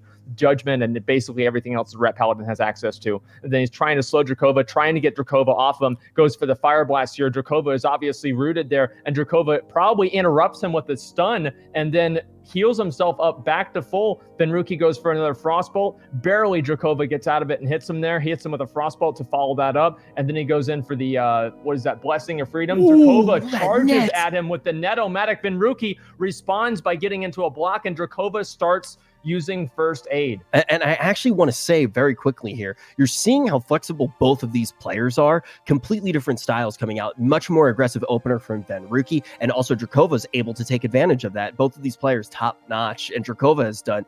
We knew that Venruki was going to look good. Dracova was one of those players that we were like, okay, what are we actually going to see from a Ret Paladin? This was a complete wild card. Complete wild card and a complete pleasure to watch so far. But Dracova, once again, going to be stuck in that sheep. Can you imagine $15 a month to just be stuck in sheep all day long? Blizzard should refund your sub time at 15-minute increments every single time that you're CC'd. I agree. Play the game. I agree. Yeah, absolutely. It's the same as they used to give people free game time whenever the servers would be down. And then obviously Venruki is running away here. Dracova is trying to meet the distance here with obviously, oh wow, look at that. He just changing in the Blessing of Wisdom while Venruki is obviously making max range to regen as much mana as possible. Goes for the second grenade, immediately healing himself with Flash of Light to maximize his amount of health. And then Venruki is still kiting away, but he is pretty close to the edge there. Venruki might have to go away from him a different way. He's going to take a pretty good amount of damage here. This could be kind of bad for Venruki. It could be. And remember the wild card that we actually did see from Dracova when you talk about the wild card. That's going to be a very nice route that does come in. That Frost Nova going to slow him up. And then off of that, we're going to see Venruki take full advantage. But the big thing that we saw from Dracova as he does go for the reset,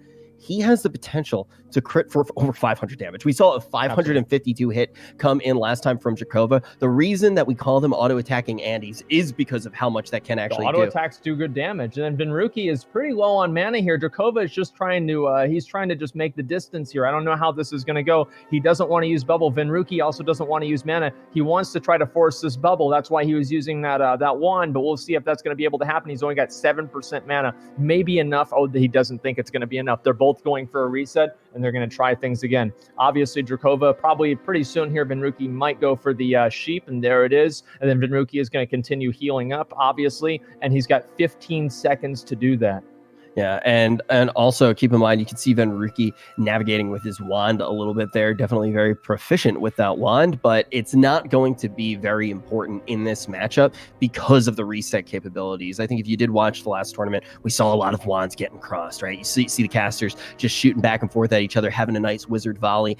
But when we have a mage in this particular scenario, you can throw out the sheep, you can get those novas, you can get away, you can get these drinks. Venruki going to know exactly how to use that. Entering out of the polymorph, it's going to be greeted by Frost, slowing down Dracova. Now a nice stun. This could close it out. This might have to be a block here. A bubble, I mean.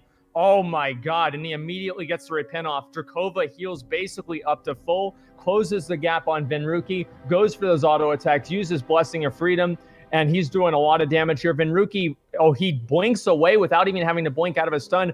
Dracova stuns him. Oh my god. Dracova stuns him with the block, and if he can close again, if he can get a rep off again, but this is going to be a big evocate here. Goes for an evocate. And Dracova's actually going to decide to trade out with that evocate, and this is something we've seen from Dracova. He says, okay, you're going to go for a reset? Me too. I will find time to close. Venruki's, though, not going to be able to get health. Dracova's going to be able to close. This blink is absolutely massive here. Blink just barely came up. This is match point as well, right? Venruki can close this one out, but you see Dracova say, okay, I'm going to trade as well. I'm going to be able to eat a little bit more of your damage. Now, once again, a conjure going to be able to come off. This is going to be nice for Venruki a little bit later on. Dracova's still going to be sitting in that poly as Ven goes for that reset again, but Dracova played that very well, and he almost was able to take it down. You can see some follows coming in from Dracova as well. I do want to mention, if you want to be following Dracova on stream, we definitely do implore you to do so, because this guy has been playing out of his dome, even when he's sitting in the shape. He looks fantastic in Fleece, but we are going to see some nice frost bolts coming out as well. Is the stun going to connect? Oh, and resist!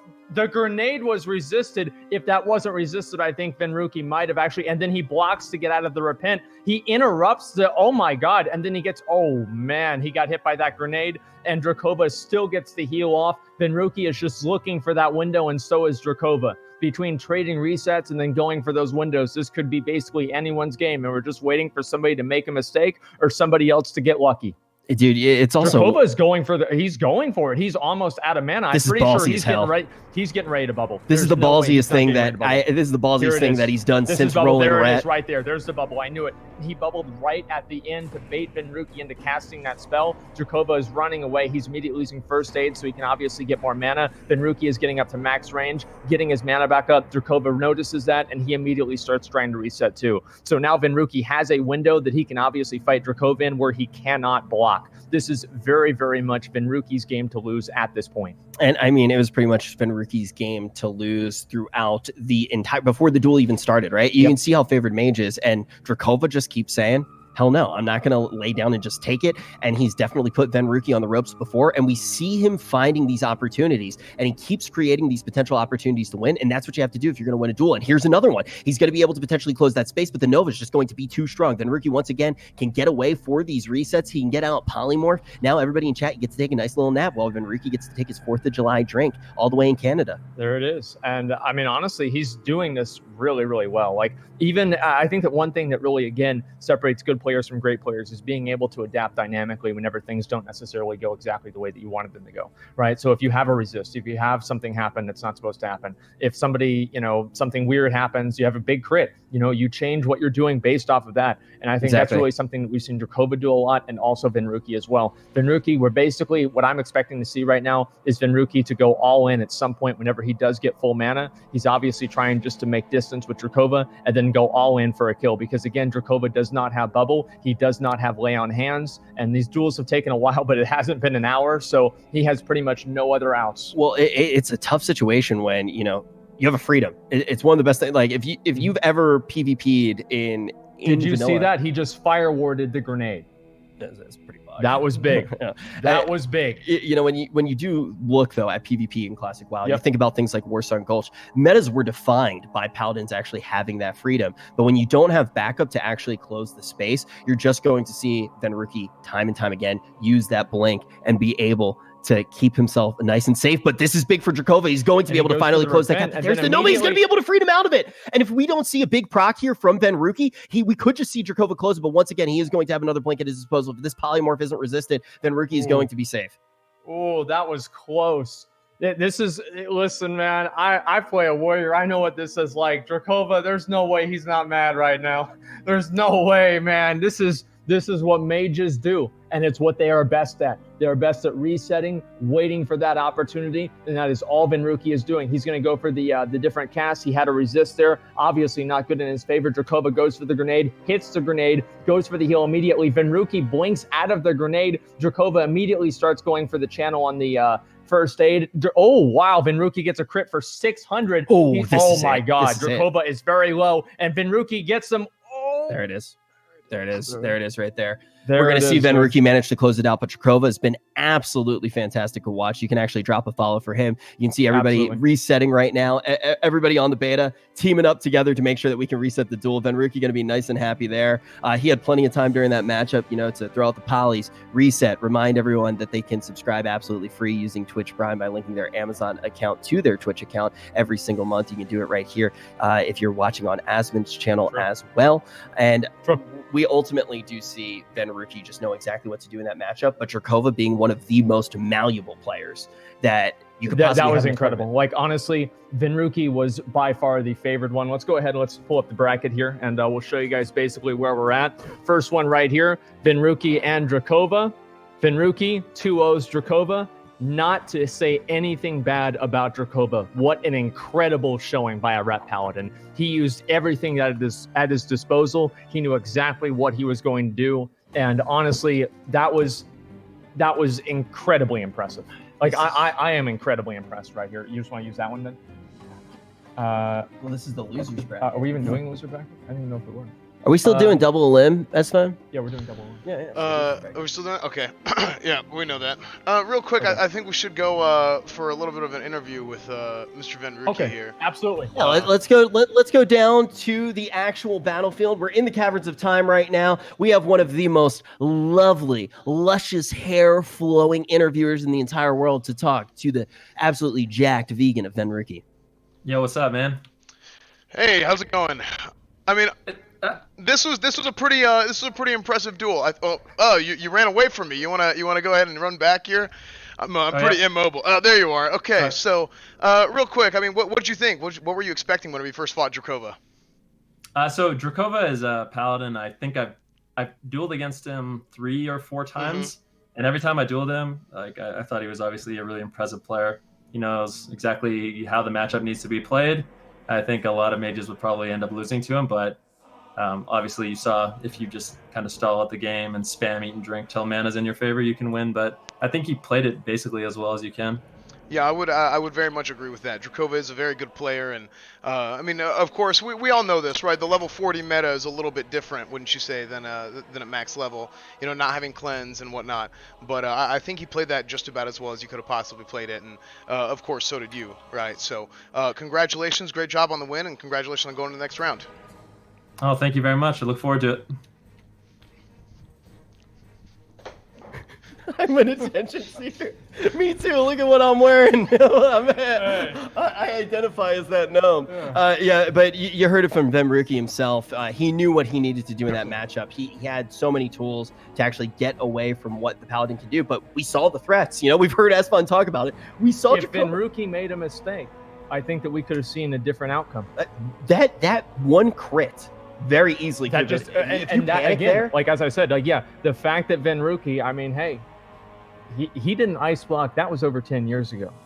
He's improved since then. He's gotten a lot better. He's won BlizzCons, man. Yeah, there it is. I mean, this guy, he knows what to do. And even though Drakova got that really big crit, Vemruki was able to keep it and just keep the focus and make sure that he was able to just keep playing in the way that he should, right? And not panicking, not choking at those moments. I think that's really that's why he's a BlizzCon champion. And also Vemruki did a very good job of kind of filling us in on what's going on in this tournament compared to the previous tournament. The first tournament that was run on the beta by Tips was a level 30 meta. Yep. Now in the level 40 meta, we are going to have different things that we need to think about. One more time, I do want to take a look at our bracket because we already mentioned that Vemruki's moving on, but we haven't talked about what that next matchup's going to be. So as you can see, it's going to be Lil Peo versus Zero. Little Peo the Rogue versus Zeroed the Hunter. Now, this is a bit of a interesting matchup here. Now, I don't know, guys. Let's go ahead. Let's hear. Chat, what do you guys think? Hunter or Rogue is going to come out ahead? I personally think, we'll give him a second here. I personally think that all things considered, Hunter. The only thing here is that I think a lot of people obviously have seen Peo play a lot more than Zeroed. So they might know exactly what to expect. A lot of people are probably going to expect to see Peo come out ahead because they've seen him play. Zeroed is a newcomer in the same way that Drakova is. So could we see Zeroed do what Drakova didn't and come into the scene immediately and get a win over somebody who's already established? We could absolutely see that happen or not. And honestly, I think that's one of the most exciting things about this is we're seeing a match. I think Rogue versus Hunter is one of those things where generally, at least in my mind, right, is like a more of like not really a super hardcore player for like the classic meta, but generally as just a player, I think, you know, Hunter kind of counters Rogue in a lot of ways.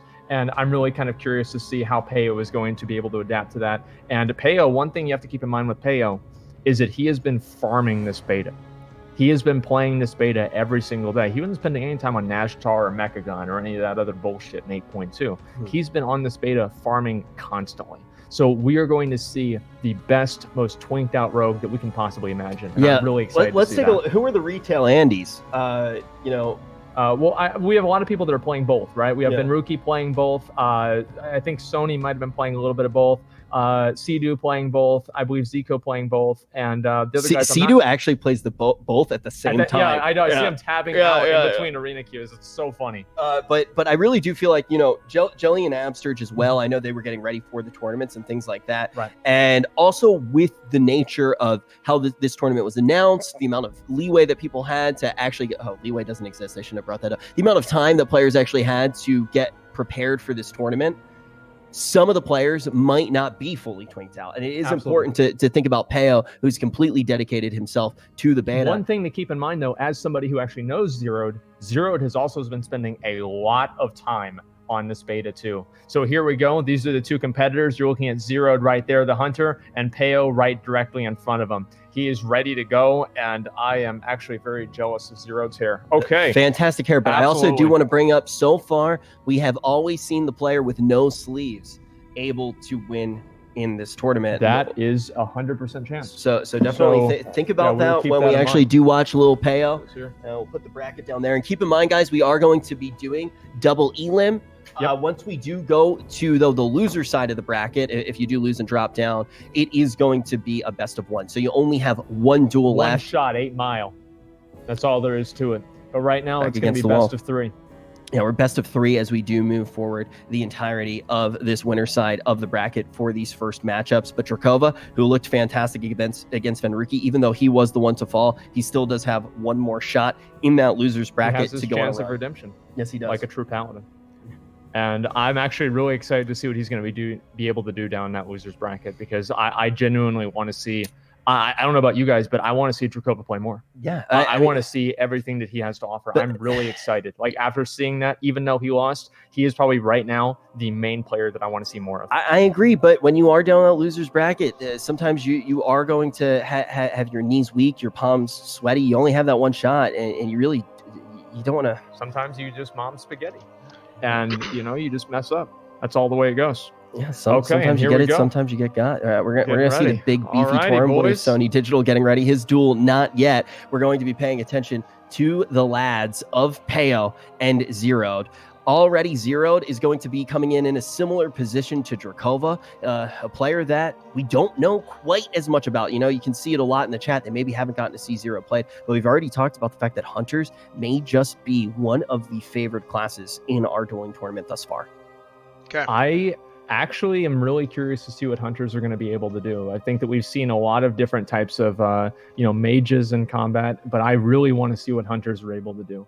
I'm super excited about that. So hopefully, maybe that's going to happen. And you're right. Actually, could we, Rich, you're a little bit closer to the computer. Would you be able to update our prize pool on the title to $3,000 as courtesy by, again, the leader of the Hammer Squad, our boy Tally? Already got it, dude. He's a wait. Oh yeah, I forgot. He's a literal god. And also, once again, I do want to give a big shout out to Tally. Absolutely. I actually got to play with Tally for like the first time on the beta. It's like that's one of the things that's been really cool when you talk about community in general. Not only are we able to do these tournaments, but we've already seen in the beta just what it's actually like to just all get to play together. It's so fun. And that's one of the things that I'm really curious to see what's going to happen whenever actually Classic comes out. Will all of the content creators all play on the same server to simulate what happened on beta, or is it going to be everybody kind of doing their own thing? And it's going to be really exciting, because obviously we are going to have those collaborations, and I think those are going to be one of the main things that I think with the beta itself made it so much more exciting and fun,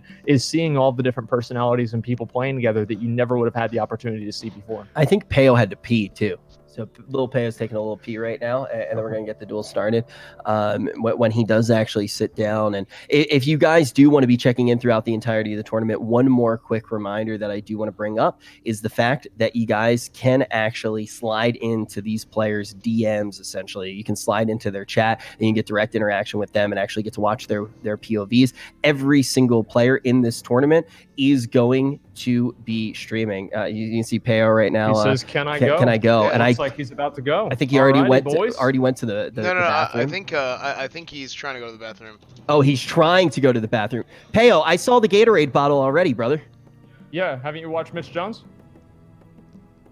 He's probably agreeing with you right now. As you can see too, dude, Peo's super close he's to back. 2,000. He's back. Never mind. He's back. Yeah, he's back. He already peed. Okay, That's big plays. Big plays. Yeah. Okay. All right, we're going to see Peo start off this duel right now. Boys. A lot of you guys favoring him. Oh yeah, French Canadian here. A lot of confusion can be coming out. So there's a big language barrier here right now. Okay. Yeah. So, anyway, 20 yards away. Peo, you can go ahead and start in stealth. So what we've said, guys, again, for this tournament, this is our first tournament, right? And there's a lot of rules and stuff. It's a level 40 tournament, whatever. One thing that we said is that the hunter can't use track hidden, but he can use flare. So this is, everything's experimental a little bit. Anyway, Peo can go ahead and stealth. Here, I'll tell him that he's ready to go since you didn't speak the language. Je t'aime, Peo. Où le voulez chez où ve quoi? Je sois. What's that? I told him he can start the duel. Oh, okay, cool. Yeah, we're ready to go. Yeah, you can see he's stealth right after I said what that. Oh, wow. Okay. I'll teach you some things after this tournament. I know a lot of things. All right. How to get the hair back. 2. Yeah, 1. I wish I did.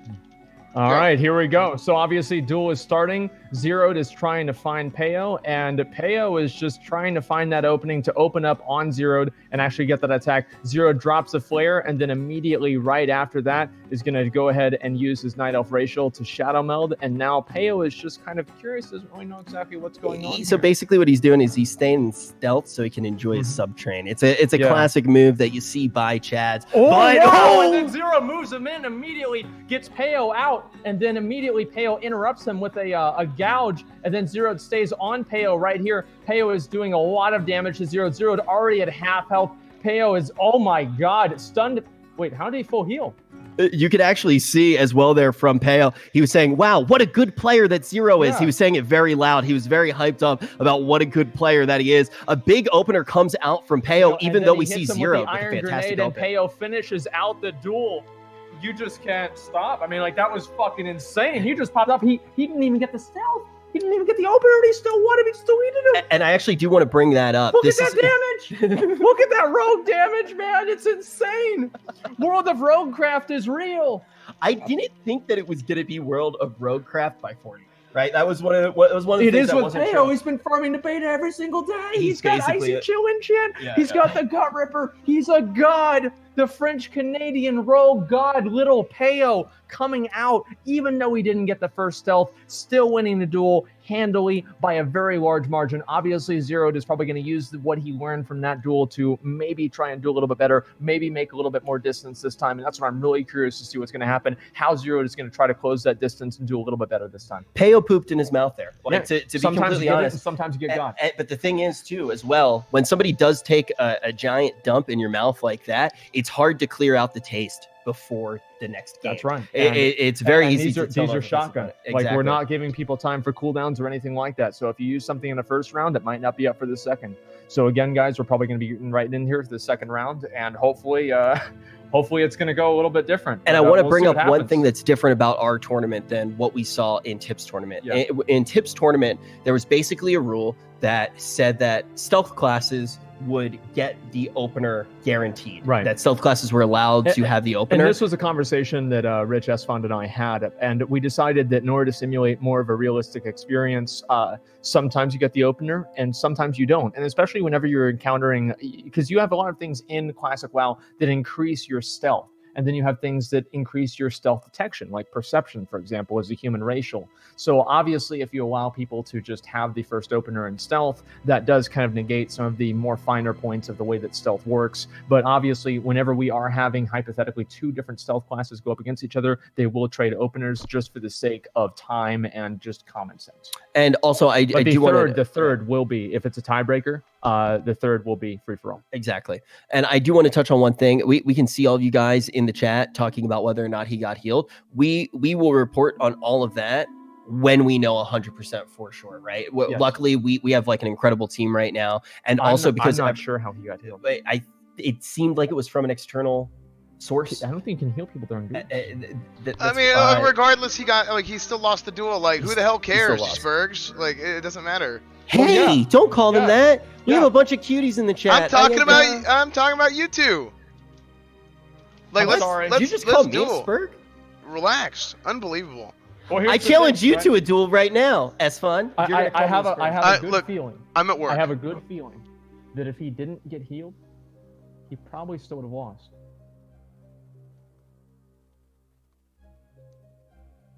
So let's not worry about it too much, gentlemen. We're obviously back in game, setting up for the second match. Okay. Let's get this done. 3,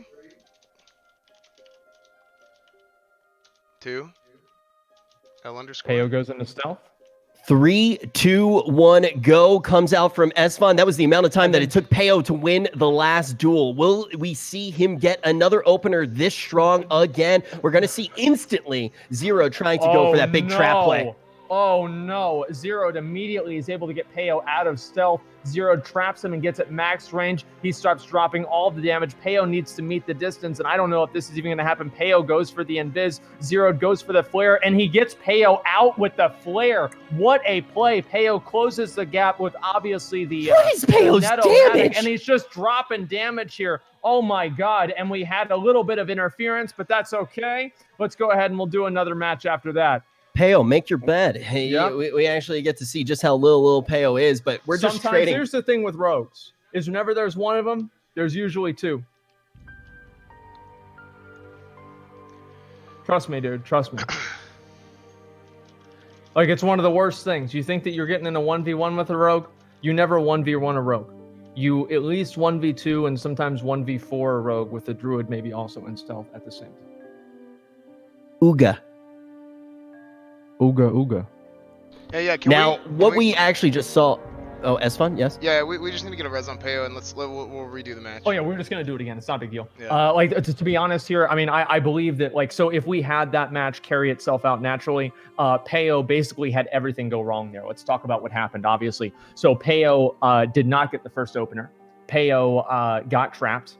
Peo had, I believe, his stun resisted with a grenade. I'm not entirely sure about that. But then on top of that, Peo was also able to get knocked out of his vanish by the flare that Zero'd put there preemptively, expecting Peo to run through it. Mm-hmm. So Peo did basically everything wrong there, and I still believe that we probably would have seen him come out ahead. Yeah, it's just one of those situations where I think that we're going to see insane damage from Peo. I'm already just blown away by the amount of raw damage that he's been able to output, and I think he's going to be a huge threat moving forward in this tournament. Well, like, we already saw a Paladin play so well against Venruki, and those big crits that came in, that 500 plus damage area. But his damage never looked like the explosive capability that we saw from Peo. And also, you're seeing somebody with a higher armor proficiency as well that's being torn into. So what's Peo going to be able to do as he moves forward? He's going to be able to do whatever he wants, honestly. Like, I think at this point, I mean, after seeing all the amount of things that Peo was able to do at that round, I mean, well, let's again, wait, guys. Chat's bringing up an idea that I actually don't fully understand, and I think you might know something about this.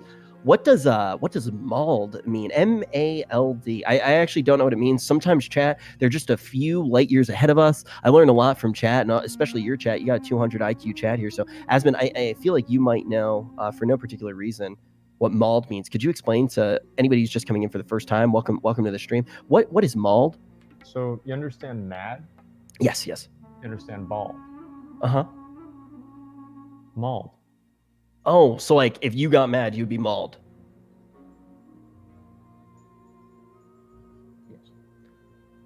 Okay, I understand. Thank you so much, chat, for teaching us a whole bunch here. And we're not only learning from the chat right now, we're also learning from our first round of play here in the tournament, because we have players in matchups that we're seeing for the first time in a dueling tournament environment at level 40. And Peo has shown us the explosive potential from rogues. We've already seen now from Zeroed as well some of the potential to basically get in the middle of the opener of a stealth class.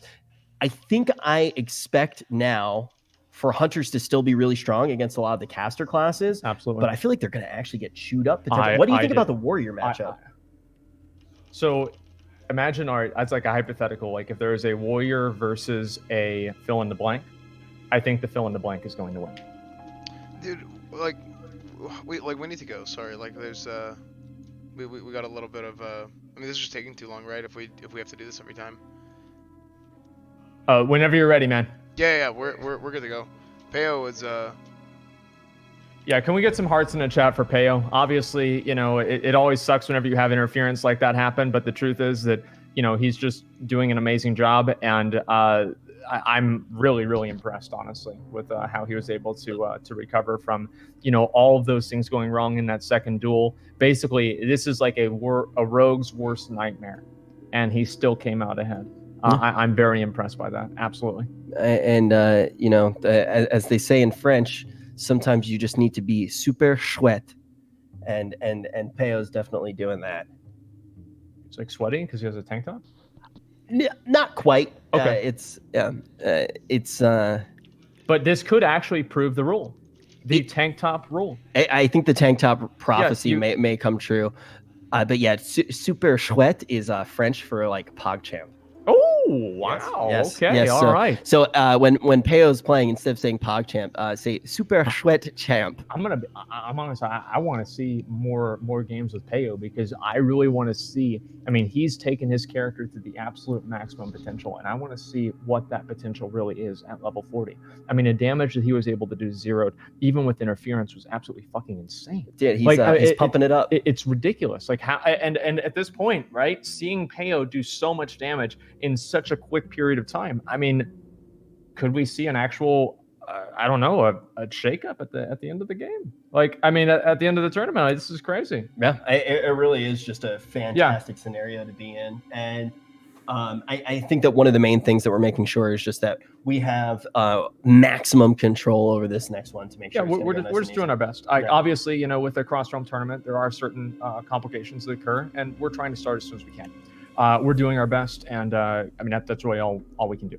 And so hopefully it's going to happen very quickly. Esfond, again, can we also get a lot of hearts in the chat for our executive producer, Esfond TV? Please give him a follow. He has done more work than any of us to make this tournament a reality, and the amount of effort that he's put into this is absolutely incredible. So yeah, you know, shout out to I've heard of Vanilla Brain in the past, yeah, but actually seeing how massive the frontal lobes of Esfond are, like getting this ready. I've been staying here for a couple days now, and just seeing how he set up all of this stuff. I really like. Esfond is fantastic, and we can't thank him enough. And we're excited to get to do more and more with him. He has a very what's the opposite of smooth? rough. He has a very rough brain. Just so much surface area on that brain, so many thoughts, and he was able to really set up all of those things, actually get himself in Azeroth to be able to do these interviews, and can't thank you enough, Esfond. And definitely, if you want to support his stream, you can definitely follow him on SFan TV, but also if you want to help him find the woman of his dreams, follow him on Instagram. That goes for all of us here. Very true. You following us on Instagram. I know Asmon's already good, but me and Esfond could definitely use our queen. So if you want to follow us on Instagram, it definitely does help. The ladies really do like that number. So guys, again, we're looking like we're getting into position for the redo of the second duel, and we'll see what happens. Again, I mean, after the first duel, I really think this is Peo's. This is his match to lose. Let's be honest. And as soon as we can get into here, I'm pretty sure that as long as Peo can get the opener on zeroed, I'm really curious to see how that's actually going to happen. I mean, is Peo really just going to delete zeroed if he gets the opener? I'm really curious about that too. I also do want to draw a little bit of attention here as this is getting started. Yeah. You can see in Esfond's bags right now, he's got plenty of FAP, and you're not allowed to FAP during this tournament. No FAPs allowed at all. Esfond, you're not allowed to FAP either when you're getting this stuff ready. We're going to have to reserve FAPing for after the tournament. You can see those free action potions right now in his bag. Yeah, there they are. None of that. Cut it out. No fapping. No fapping today, boys. But hopefully we're going to get into this match as soon as possible, and we'll see how this is going to go. I mean, I'm actually really, really curious to see, again, like the fact that a rogue is able to just do that much damage right at the beginning is absolutely ridiculous. Like, I never expected to see that one way or another. And, I mean, let's see. Do we have any other rogues in the tournament here? I'm just thinking about it here. Let's see. Use that hot form. I think this might actually be the only rogue. Yeah, this is actually the only rogue in here. And he could go on an absolute tear. Keep in mind, when we actually, if Peo does take this, he plays against Fenruki. Oh, which would be a crazy matchup to actually have in second round. Hey, wow, we're ready to start, by the way. Okay. Well, yeah, you can start. Yeah, you can start as quick as you want. I was waiting for you guys. Okay, 3. Yeah, so Esfond was actually waiting. For us? Yeah, Esfond was waiting for. I'm so sorry. He was waiting for. Okay, he's waiting for Asmon because Asmon loves talking. So guys, I do. If you spam 3s, we can get this started. Just 3s in chat. We're ready to go. 3, 2, 3, 1. Here we go. We're going to actually see who's going to be able to take the opener this time as we get the duel underway. Already, we saw that Peo could have these explosive starts to the game. We're going to see the Hunter waking up there. Zero going to be laying down that flare, trying to prevent the opener. And this is something he's done so fantastically well. We haven't seen Peo actually get those ideals. Peo goes right in there with the grenade, and he immediately opens up on Zero. He's dropping the bombs on him, getting those crits. Zero is down to half health. This is going in. Oh my God, Zero's trying to make range. He's trying to make some distance. Let's see if Zero's going to be able to get over to him. Let's see if that's going to happen. I'm not really sure if it will or not. Let's see. Okay. We had a little bit of interference coming in there from external forces. One of the things that we are going to have to deal with a cross-faction tournament, we're going to have to employ. Sometimes we have some bad boys, but that's the way it goes. Yeah, we got some bad boys. Can we just do this one right over again? That way it won't take them that long to get back to their body. And also the other thing that we can do as well is start to use some of our warlocks. We knew that there was some potential for this. Guys, don't worry about this. We can drag this out. And also, I actually have this one friend, and he's actually working on a little bit of a project. It's a list of names, and we're watching. And I'm gonna call Soda Poppin' on you. Enjoy Classic, dude. Yeah, enjoy Classic. Enjoy Classic. That was real funny. Yeah, I hope you enjoyed it. I hope you enjoyed this few minutes of having fun, because I'm gonna call Soda Poppin' literally right now. Literally right now. You did this to yourself. Enjoy the blacklist, brother. Yeah, so That's right. so if here's the thing, like, you guys know who they are, Horde, like, just kill them. Yep. Yeah. Anybody that interferes, just immediately kill on sight. Kill anybody that reses them or anything like that. Very, very simple. Okay, we're gonna go ahead and go again, guys. Oh, okay, great. We're gonna get right back into it. Thank God. Okay, let's make this happen. Hey guys, if you ever fall off the horse, you get right back on. Never stop, right. Always going. Big dick. I was going to say super chouette because we have a French-Canadian competing. And speaking of that, what an explosive, literally, opener by Peo. Immediately jumps in there and drops the bomb on Zero, literally opens up with the crits, takes Zero down to half health. All right, let's see if he's able to get another big opener again. We're getting this one ready as quickly as possible. Okay, here we go. Esfond is doing the countdown. Let's make this happen. Peo is in stealth. Zero drops down the flare. Peo is deciding what he's going to do. Let's see what's going to happen here. All right, already in stealth. Pulling out some spells from his spellbook there. Complete confidence.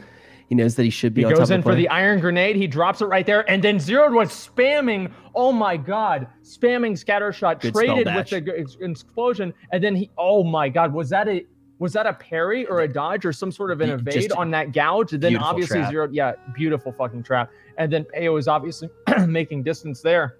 And now we're going to see that Netomatic come out as well. It's going to buy a little bit more time. Peo's going to be able to drop combat there. And we do have a Night Elf on our hands as well. So that is something to keep in mind for Zero.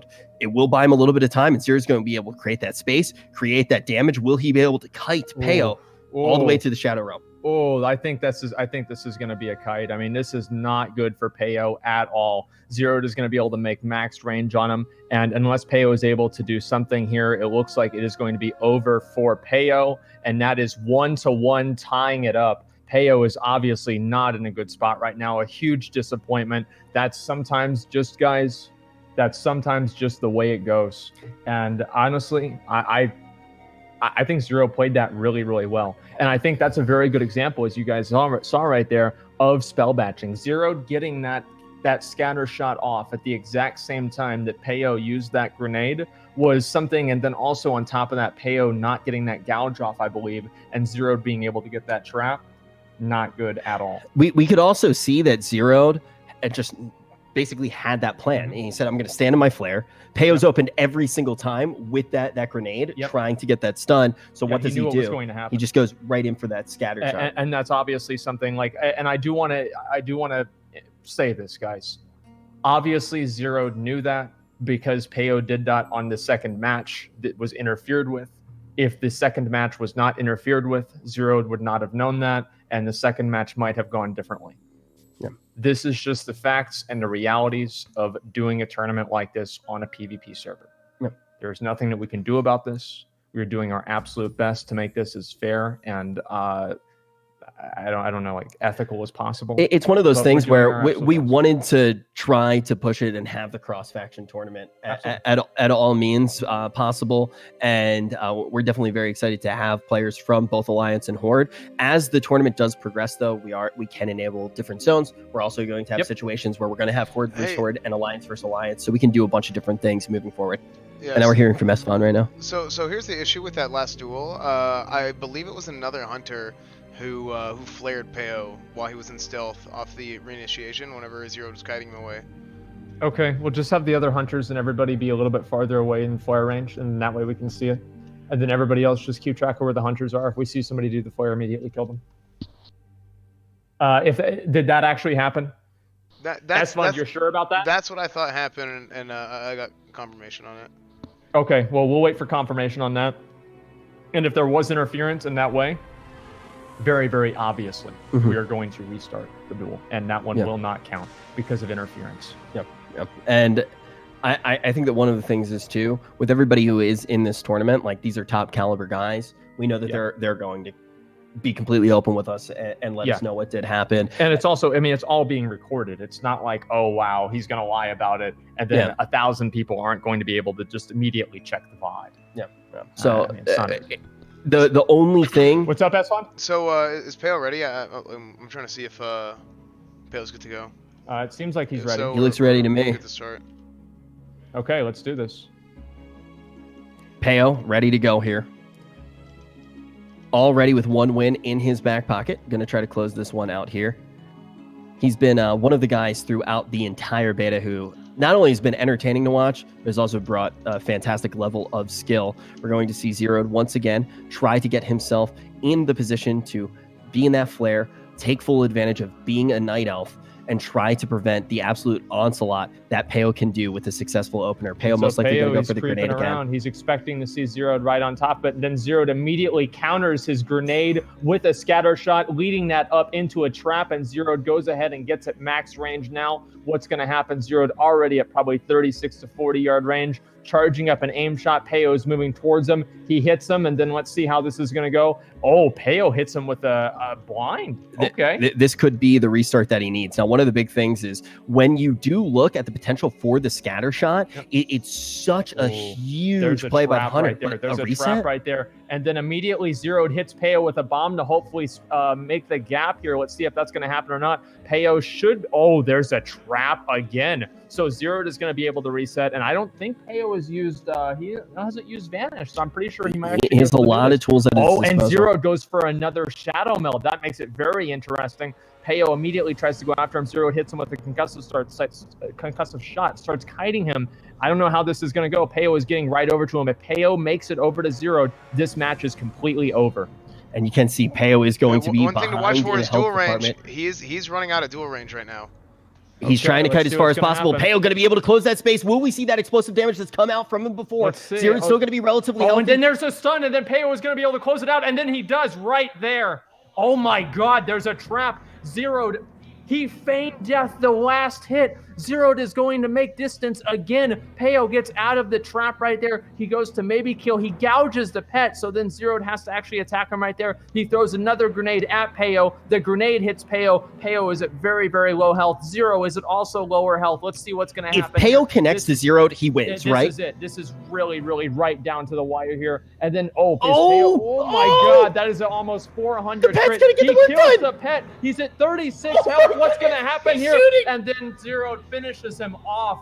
That was right down to it. So you can actually see Peo there. He tries to heal himself up for a second, and he decides that he's just going to trade shots with the hunter. And there's an idea that basically comes up. You got to play to win, not play to not lose. Very easily, Peo could have tried to run away there, but he only had 36 health. Eventually, a hunter's going to be able to get that shot in. So like, what he decides to do is he goes for a low percentage play with trying to trade those blows, but it's the highest percentage play. Well, he throws this at him, right? Yeah. He's like, here you go. If it hits him in the eye, you might get that win. Well, that's actually kind of what happened. It just fell off the table and did nothing. So unfortunately, that play doesn't always work. Trust me, I've used that a lot against mages in desperation, and the outcome is very similar. Yeah, and I do think that it's also one of those ideas where we saw moving so far out of duel range. This is one of the reasons that we actually did pick Caverns of Time to start off a lot of these duels, because it is very realistic to a lot of those PvP situations. It's very curvy, you know. And we see a lot of those classes definitely like in those curves, tucking into little corners, starting to play away, and we see the Hunter go pretty much to the limits of that dueling zone. And Peo needs to actually run there. And once again, these traps have just been so huge coming out from Zero. I am just absolutely amazed. Like the fact that he was able to trade that scatter shot and everything was something that I was very, very impressed with. Usually that does not happen in that way. And I think that that is kind of an outcome of spell batching. Is that something that things usually go with? And yeah, I think the chat might have died. I'm not really 100% sure. Something looks like it's on Twitch. I think Twitch is a little messed up right now, but we should be ready to go here. Oh great, they're following suit. Okay, I can pull up chat on my phone. No, the Twitch is broken. Hey, there is so with the issue of dual range, right? I think when dual range hits, and if people are running out of range too far, then we need to call it. Because it's otherwise you could theoretically just like kite someone for like a million years. So we do, like, it's at our discretion, like if we want to call something. So all this stuff is stated in the rules, so people should know. Yep. We're going to be very good boys. We're going to make sure that we do we're follow going those into rules. this third round. This is the tiebreaker. Peo won the first one, Zeroed won the second, and now we're getting right in here into the third. All tied up. Let's see who is able to take this. Whoever does actually take this goes up against Fenruki. Whoever does lose going to drop down to our losers bracket to play in a best of one to keep their tournament dreams alive. You can already see too some of the other players getting ready. Healing Stack going to be one of them. He's going to be representing Priest. But when we look at these two players, there aren't many Hunters and there aren't many Rogues in this tournament. So if you are fans of either of these classes, these are kind of the guys that you have to look to. This guy is, I mean, this is the champion of all Rogues right here. It's Peo and Zeroed. I think we have another Hunter or two in the dueling tournament. Hot Form is a Rogue as well. Hot Form's going to be playing as Rogue. Okay, great. Obviously, you know, Zeroed is doing this for a little bit of motivation, making sure that he's completely he streams ready like to you go. stream. Yeah, basically, exactly, yeah. True, by the way. Yeah, there we go. We need to go. Zeroed is like, come on, dude. Zeroed needs to... Does he have the stream open? He needs to at least get in position. Let's go, boys. Zeroed, stop watching YouTube videos. Who do you think you are? Stay safe. Yeah, what is this? Let's Boss go. champ, dude. Let's go. What is this? You watching an Anixia montage? What is going on just, here? You know, a quick little bit of variety in there. Let's keep things exciting. Variety streamer. Yeah. All right, we are going to take a look here. He is tabbed back into World of Warcraft. He is in position. And also, guys, if we do get in a situation where people are milking the clock just a little bit too long, we will enforce the rules and actually call it a forfeit if we do see that it's happening for malicious intent or anything like that. We're ready. We're prepared for your shenanigans. Okay. All right. That's fun. It's on you. 3, 2, 1, go.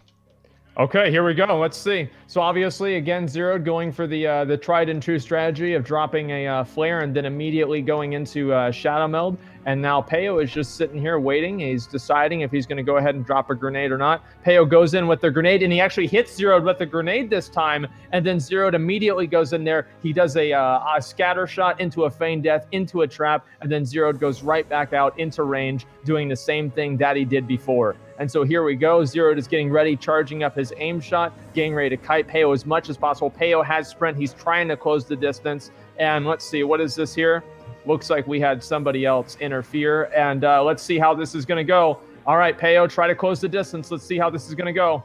And ultimately, Peo is going to be torn to shreds. They're going to be able to do so much damage.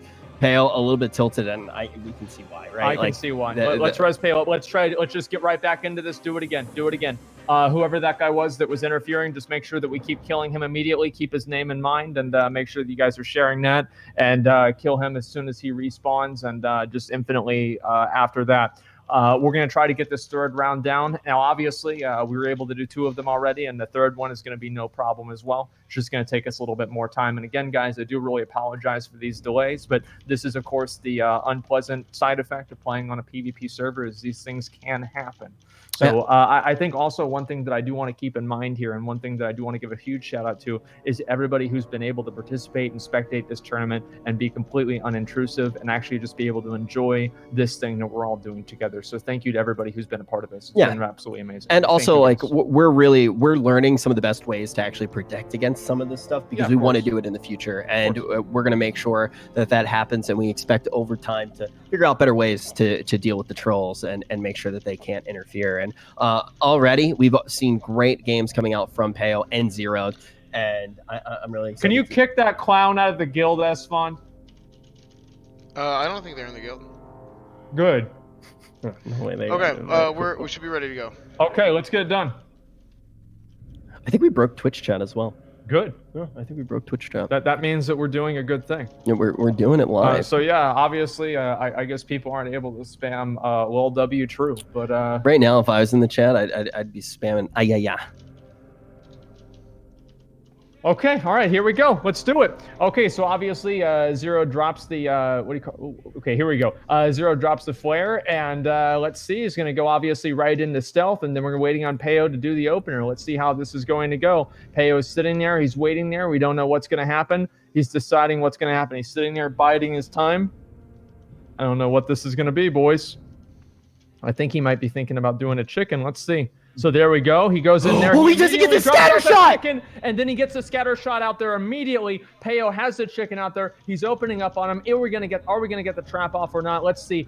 Oh, Zero does get the trap, and Peo again. Peo already has Zero down to like what, 60% health or something like that. That's obviously not very good. So here we go. Peo's obviously trying to do a little bit of damage to the pet as he's working his way over towards Zero. And oh wow, Peo's going for the long strat. So he's actually going to kill the pet. He's killing the pet. Peo's not even half health. The pet is already dead. Now Zero is in a very, very awkward position, and Peo goes for the full heal. This could be really bad. This really all depends right now if Peo can stay in combat or not. Peo is obviously going in the opposite direction, so he can leave combat, so Zero can't make distance to him. But the small little, like, whatever the bird thing here is keeping him in combat, and he's not able to go into stealth here or not. And then let's see what's going to happen here. He goes for, I think, the distract, and then Zero is eating up right here, and then Peo just needs to get right over to him. But Zero did an amazing job taking advantage of that heal. I think the big thing to note, though, is Peo should be able to get another opener here. I actually think he is going to be able to. I think that he might be able to. He's already going. He's dashing over to him right now,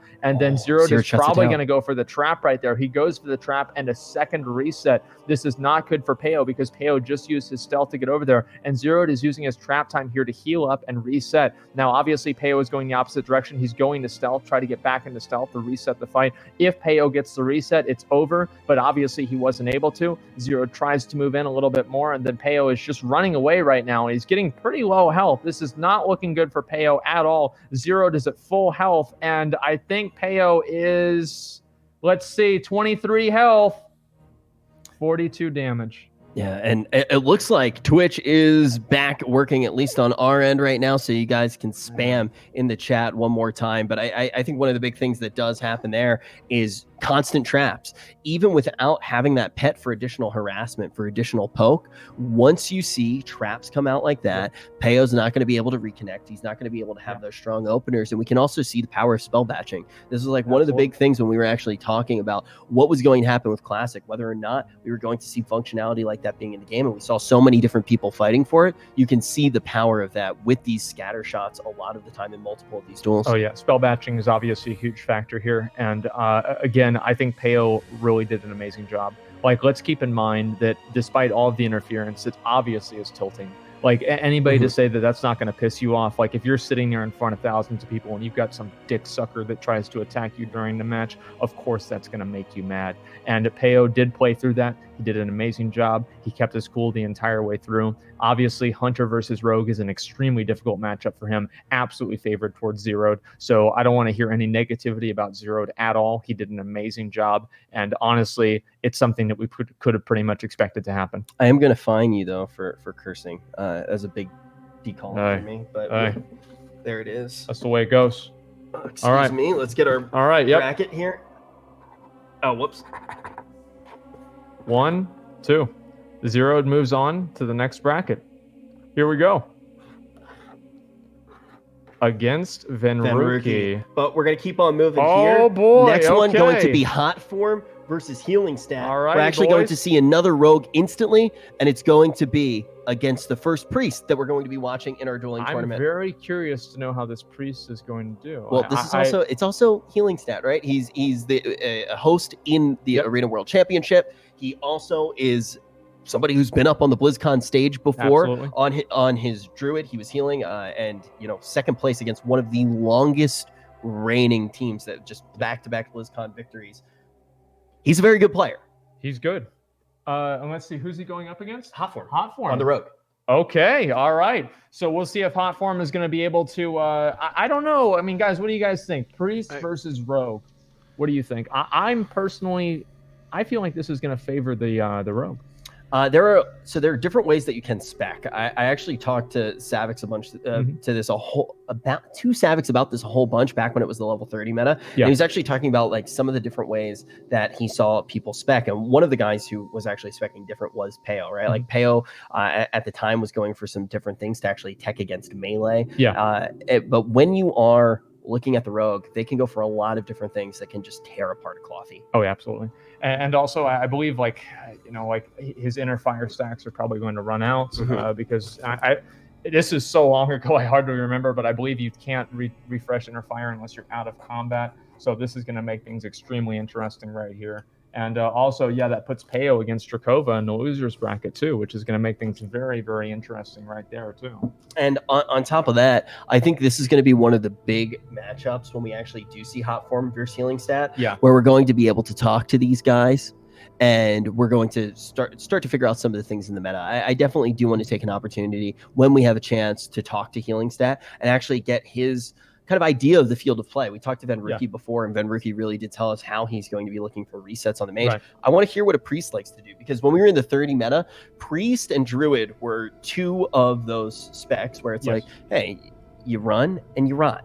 You create that space the best way possible. I mean, even when we were dueling against each other in that meta, right? Yeah, like I know. So I was playing druid, and I would just try to create that space. I would try to root you. I would just get you dotted up, and I would just run away and travel form with a couple of hots on myself. And over time, you would lose. And we're not going to necessarily see druids this time around, but priests are the other class that do that specialization or that play style very well. They're going to be able to rely on their big mana tanks, and they're just going to put up a couple of those dots. They're going to run away, and they're going to keep themselves healthy. I think that's basically what's going to happen. I mean, like, you're going to see probably like maybe maybe one reset or so, but I think priest versus rogue is going to be a pretty expedient match. And how are we doing on the match? That's fun. Pretty good. One thing I want to establish here, just so people know, from now on, this is going to be the tournament or the dual range. It's the back of this tower.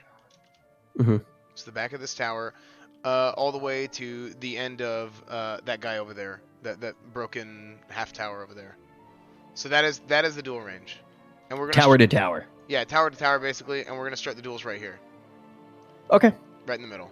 That is the dual range, because I think there's some issues with dual range and stuff there, and I mean obviously snipers and stuff, like, we can't really control that, but one thing we can control is making sure people are staying in dual range. And I think other than kind of judging it, eyeballing it, and saying this is our dual range, everybody knows that's the best way to do it. Sounds great. All right, we're ready whenever you are. Yeah. So hot form and healing stat, if you guys can come here. Yeah. Right here. Yeah, there you go. Yeah, it's a little bit fluky, but it should be working right now. Yeah, the first thing I see in chat when I refresh the chat is you degenerate incels. Hi, nice to see you. Yeah, that's us. Smiley face. We're ready. Okay. All right, I'm excited to see what Healing Stat can do. You know, this is going to be really. There are two priests that I've really been paying attention to, like, throughout the beta and watching a lot. And it's been Healing Stat and it's been Kala. Like, these are two of the guys that have been playing a lot of Priest, and we've seen just what they can do. I think Priest is one of the classes that I look at and I go, I expect it to be really good when it actually does get to Yes. 60, but I don't really expect it that much from it at 40. And this is going to be the real test here when we can see what it can do. Be careful, that's our bracket. If we don't have that, I don't want to destroy the stone wall behind us. Mhm. I mean, that would be absolutely terrible for it to be destroyed by Very this. trusty shield there. Yeah, I mean, the crest of order on, obviously. Didn't do a very good job of protecting it, though, so maybe it's Okay. not as hard as we We're thought. starting. Okay, let's do it. Let's get this started. Okay. 20 yards. What does How's Mad mean? H-O-E, How's Mad? How's mad? Yeah, It's H-O-E. about how mad are you? Oh, How's Mad. Okay. Like, how's mad are you? I'm Okay, learning so 3. much from chat. Okay, let's do it. Learned a bunch from chat. Now it's time to learn a bunch from Healing Stat. What are we actually going to see from a priest in this tournament? How will he fare against the rogue? Instantly, he's going to make sure that he is set up with that bubble. He's going to have the maximum amount of protection that he can to fight against the opener from the rogue. Will we actually see Hot Form have that beautiful opener and be able to take down Healing Stat instantly? And we can actually look at some of these POVs right now, and now There's everything's Healing going to Stat be sitting right there. He's just waiting for that rogue to pop up. He's got his shield on. He's got his inner fire on. He's got all of his buffs, and he is ready to go, waiting for that rogue to pop off on him. And let's see how this is going to go. The rogue opens up with a sap. He's waiting to get back into sheep, and then he saps him again. What's going on here? I'm a little bit confused, but we'll see what happened. Oh, he's waiting for his energy to regen, and here we go. He goes back into stealth, and he opens up with Garrod, Hemorrhage, and then he's got crippling poison on him. He immediately fears. Healing Stat tries to fear. He trinkets out of the fear, and then immediately stuns him with a blackout proc into a grenade. Healing Stat, mind controls him to Big reset MC. the match. Oh my goodness. And look at how There we tanky go. Healing Stat is as well. Like, Healing Stat was so tanky. He just like took that opener on the chin Oh and was my totally God. fine with it. Now he's going to be able to reset the matchup. Will we see Hot Form be able to find stealth again? And what we Uh-oh. basically, I don't think we are going to see it. Uh, Combat is going to this be is- dropped. You don't get Cloak of Shadows until Burning Crusade. He's right And at then max range. This is not good at all. Hot Form is going towards him right here. Let's see if it's going to happen. Healing Stat is making some damage. Hot Form immediately goes for the blind. He's waiting for Devouring Blade to come off. He's obviously deciding, okay, is it going to be enough time or not? Obviously, it's not. He's going to try and wait for one tick and then go back into stealth and go for a sap and then go for I don't know about this. This is going to be interrupted right there. He's And then taking he his goes time. into a drink. He's taking his Hey. time. He might actually Hey. just be waiting for Cloak of Shadows to actually come out. Now he's finally going to get the opener, but Okay, Adrian's here going to we go. retaliate with the fear, and there's the Whelpling as well. It's Okay. going to be moving in. How much will he be able to do? You cannot get rid of Whelpling, but you can kill it. It's already dead. And then he's moving all the way over to Healing Stat right now. Healing Stat is at half mana. Healing Stat is running away, making distance on him with the dots up. And then Hot Form tries to run away. And then Healing Stat hits him with the grenade as he goes away. Healing Stat doing as much damage as possible. Hot Form at Damage 20% range. health. Healing Stat has complete control over this match. Hot Form is running out for some sort of a stealth, some sort of a reset, something He's right here. against the And wall. he's immediately going in there. He tried to Shadow Meld into a drink. Obviously, the damage is going to break the Shadow Meld. Healing Stat knew that was going to happen. He waited, and then he reapplied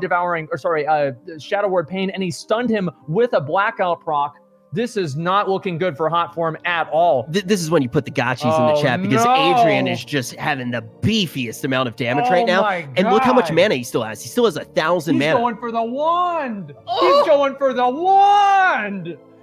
Easy Woo! win for Adrian. There it is, boys. I do also want to just note he had so much. This is when you actually do expect the priest to be playing for that attrition. What a mode. play! But he's what just able what to a close play! it out. What a play with that mind control! Absolutely fucking incredible. That was something that we was absolutely not expecting. I thought the Rogue was going to win 100%. Adrian turns around, Healing Stat turns around, and just completely dominates that match. And that's again somebody that knows their class at a fundamental level. Somebody who wow. understands the game at a fundamental level. Like There it is. I've had the pleasure of playing with Healing Stat in so many different versions of the game, and he's the type of player. I remember I was actually running Mythic Plus with him, and he like just rolled a mage, and I watched him just like shatter combo stuff in like these incredible ways. And I was like, wait, you've been playing mage for like an he's hour. good at the game. He's just good. And that's something that, like, I mean, we say that everybody in this tournament is good at the game, right? Yeah. It's not like I'm competing or something. But the fact is that some people really have certain opportunities to show that off. And I think that previous match that we just saw was absolutely Healing Stat showing what he can do with this class. So we have one win for Healing Stat. If he gets another one, he goes into the next round. I also do want to just bring up something that, you know, we obviously put this bracket together on the spot. Yeah. How did it end up that we have a Canadian in every single round thus far? Just a big mistake. It's just Canada versus the world right now. I guess so. Will Canada be able to win? Well, as far as I know, I don't think Canada's ever lost a war. We'll see what happens. Canada always coming out on top. Yeah, we'll see what's going to happen. Okay, here we go. Yeah, we're going to go ahead and start.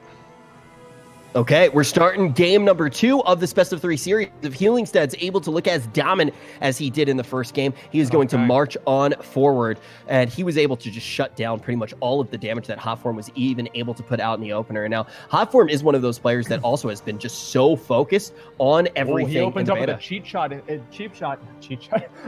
shot instead of a Garrote, and then immediately Healingstad fears him out of that, resetting basically the entire opener. And I think that we're getting a little bit of deja vu. Healingstad at max range, and then he's trying to get away here. Hotform doesn't know if he should try to reset or not, and Healingstad has got the dots on him. Hotform is slowly ticking down. He gets the Devouring Plague, and then he just barely, I don't think he got that stealth damage off or not. And here we go. Dude, Adrian is just looking nasty right now. He is looking nasty. Now we're going to watch a short video of Peo. And so the thing is here is that sometimes not only do we have stream snipers, but we also have clip snipers. So, that's the way that it goes. But obviously getting back right here into the match, and obviously we didn't miss much because we already saw it before in the first game. Hotform is running out into max range to hopefully reset. Shadow Word Pain already has, 10 seconds left on it. There's no way he's going to be able to reset before he is dangerously low on health. Healingstad, however, is very dangerously low on mana, so this is going to be very curious. But he did reapply Shadow Word Pain, and I think that we might see a Devouring Plague come up pretty soon here, and that could be the end of the match. We also saw a Wand close it last time, and this is Adrian. This is what we call absolutely calculated. This is a really nice attempt, though, here for Hotform to actually be able to reset, and we're going to be able to see the sap come out as well. So Hotform definitely going to be towing the line here, but what we see Healingstad do, the reason he is so low on mana, he's able to calculate the fact that he puts out so much pressure that he can potentially get this quick kill against the rogue and just shut down all of the things that he does have at his disposal, play to the advantage of not having any of these big resets. Now Hotform, he's able to get a little bit of a heal, but a big resist going to come in. He's still into that invisibility, though. He is still stealth, so he still will have that opener. That is big for Hotform. He's going to be able to get that sap onto Healingstad, but look at what Healingstad was able to get. He was able to get more mana than Hotform was able to get health. He's going to get right out with that fear. Miss. Now the shield's going to be up. Healingstad should be able to close it out here. Oh, man. That's what you like to call RNG. And sometimes that's what I like to call some thick wand damage, and we're going to be able to see Adrian close. That's the way it goes. I mean, honestly, that is something completely not expected. I thought this was going to be a complete opposite, but we had a total reversal. An amazing play by obviously Healingstad, and also let's get some hearts in a chat for Hotform. He did an amazing job there, tried his best, tried to reset, and he did everything that he could. And sometimes it just doesn't work out. And so I actually, if possible, Asfon, I would love to hear from Healingstad as well, and actually hear what his take is on the meta, what he thinks priests are going to be able to do, and if he expected to come out on top of that matchup, because he will be moving forward. And no matter what happens, Asfon, definitely ask him what he thinks about the warrior matchup, because he will be actually going against a warrior no matter what, because Sony versus Noxa are going to be going head to head in that next round. We're going to have a mirror matchup to start things off. So it looks like Healingstad's going to be going in the semifinals. Wow, that's crazy. There we go. And also on top of that, we are going to see the fact that Hotform is not out of it yet. We are doing a double elim tournament, so he is going to drop here. And also, can we get a huge shout out, by the way, again, more hearts in the chat for S-Fund. We got that match set up. We got all 3 of those games done. Bing, bang, boom. Thank you so much, S-Fund. Amazing fucking job. His vanilla brain is evolving. That's right. Yeah, of course. And, of course, another amazing job that I'm about to do is interview Mr. Healingstad here. Oh, he's running around. I lost him. Healingstad, can you come back? Oh, we lost him for a second. I don't know how that happened. So Mr. Healingstad, what was you? Where are you at? Did I lose you? I'm here. Hello. Oh, there you are. Oh, okay, there you are. I didn't know. It's so weird. It's almost like I can only see in one direction. Yeah. So Healingstad, how did you feel about that matchup, Priest versus Rogue? So actually in the level 30 duel tournament, I was defeated by Peo, who was playing Rogue, of course. And so I was really scared. Sorry, they can't hear you. Can you get a little closer to the mic, a little bit to your left, please? Oh, sorry. Yeah. Over here? Is that better? Yeah, a little bit. Yeah, that's good. Okay, good. Yeah, sorry.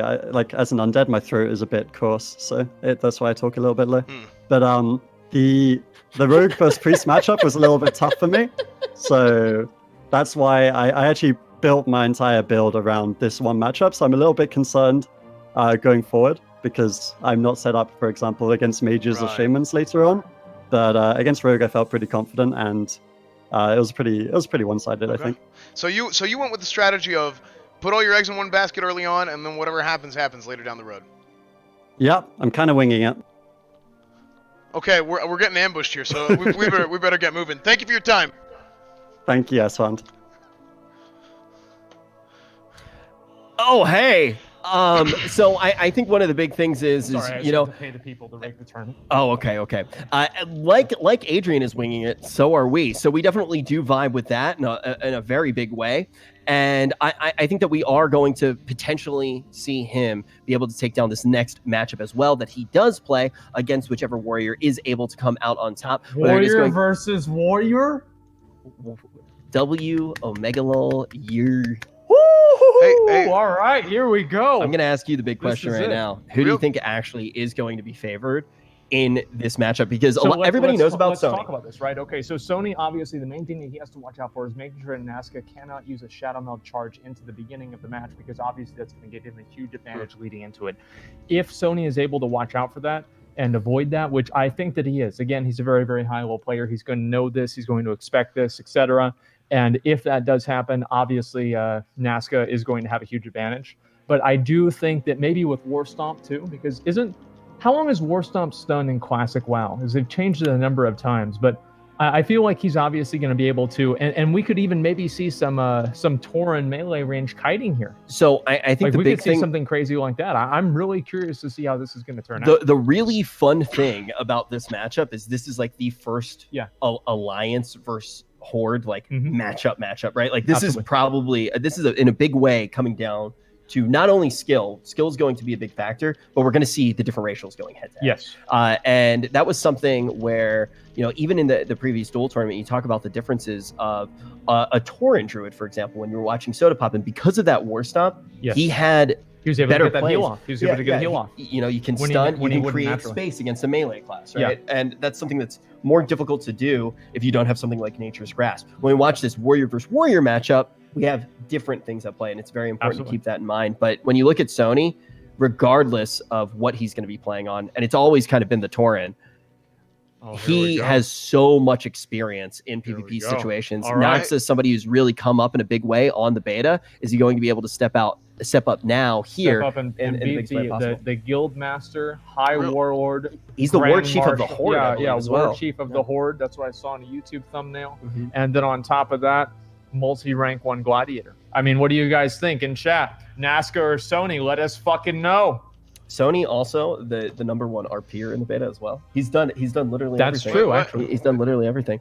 I think I'm the only one. I think I'm like second best RPer. I don't know. Hold on. I don't know why they're starting. Like if they're starting, hey, we kill can Karen. Horde killed Karen. Just kill Karen as soon as you see Karen. Okay. Well, then great. We had somebody. Okay. Yeah. We'll restart that and we had a. So also real quick, there's something we need to talk about. I need to mute. We need to talk about real quick.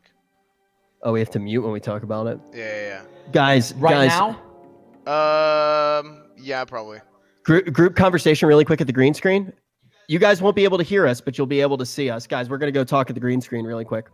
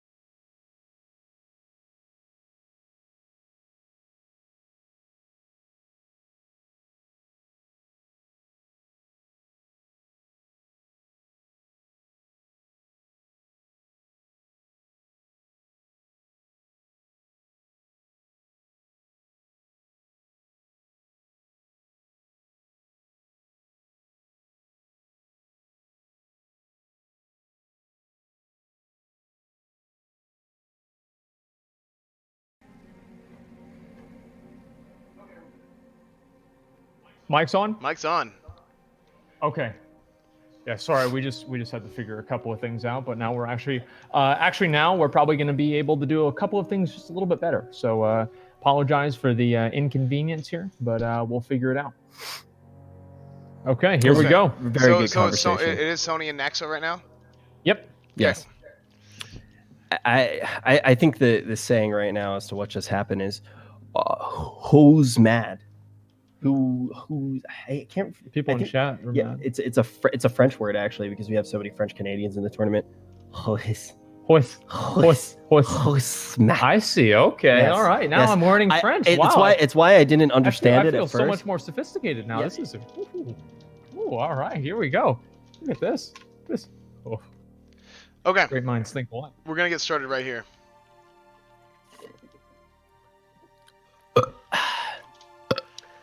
All right. Let's Okay. do it. Where is Naxa? You can go ahead and get closer. I mean, you guys are really far apart. You guys don't need to be so far apart.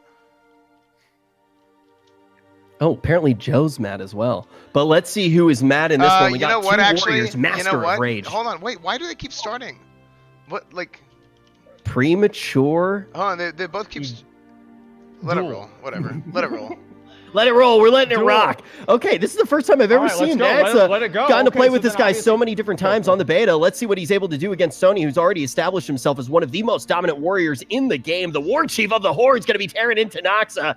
We've seen him so many times in World PvP come out on top. He's going to be taking damage as well. This is an absolute Zug fest, Asmon, face to face. Oh my God, Nazca. Oh, he got it. Wait, how did he get healed from that? I'm a little bit confused here.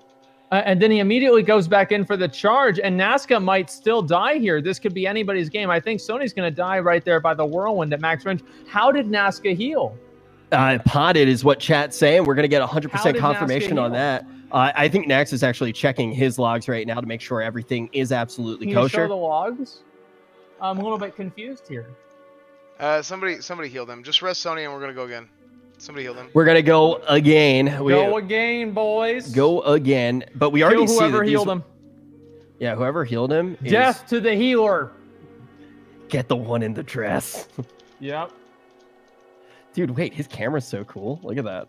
Yeah, it reminds me of the one that I had back in 2010. Dude, Naxa's got the Okay, let's go. the production, dude. Yeah, look at that thing going on behind him. That's crazy. Okay. He's got a All right, window well- too. All right. Now at least we'll have it actually happen at the exact same time, right? It's not going to be under their clown behavior, and hopefully they'll know to start at the right time. But honestly, like before that potion went off, I'm not sure what that was. It looked like that was basically Sony's game. So I mean, Sony like, was shredding. So, dude. Sony so we're gonna go again. Everybody get ready. No survivors. Naxa, see that? He's basically, even though he wasn't able to beat Sony on that round, he was. Wait, never mind. Yeah, he was. Okay, that was completely wrong. Forgot about that. He's practicing killing Torin. He's Okay. practicing killing Torin, also Yeah. starting off with a little bit of rage, which is Well, no, I mean, I don't think that's going to be I think both of them did. if they both did. So here's what we're doing No, it's totally fine. because warriors specifically, like the timing on the duel, like somebody's gonna get a charge off and the other one isn't. That's why they're starting so far away. So that's just some clarification. Okay. Ready? Okay. 3, 2, 1, go. Faces the place. All right, let's Warrior go. versus Warrior. Sony already showed just how much damage he's able to get out. Naxa being one of these players that we've played with. Okay, Zoom, they zoom. trade charges. They both go into Berserker stance, and Sony gets the intercept off before Naxa does, and then he immediately summons his dragon. He's Oh my dropping Sony down, goodness. and then Naxa does a dodge. Sony responds by doing an overpower. Naxa is already at below half health. Sony is over half health. Sony went for a grenade. It didn't quite go off. Naxa tries to hit him with the grenade, and Naxa is going down to 0 health. Sony pulls out ahead. That was not even close. Big The war beefy chief of the Torin. Horde. Vengeful Gladiator. I don't even know how many fucking rank 1 Gladiator titles Sony's had. High Warlord Sony comes Hey, out ahead.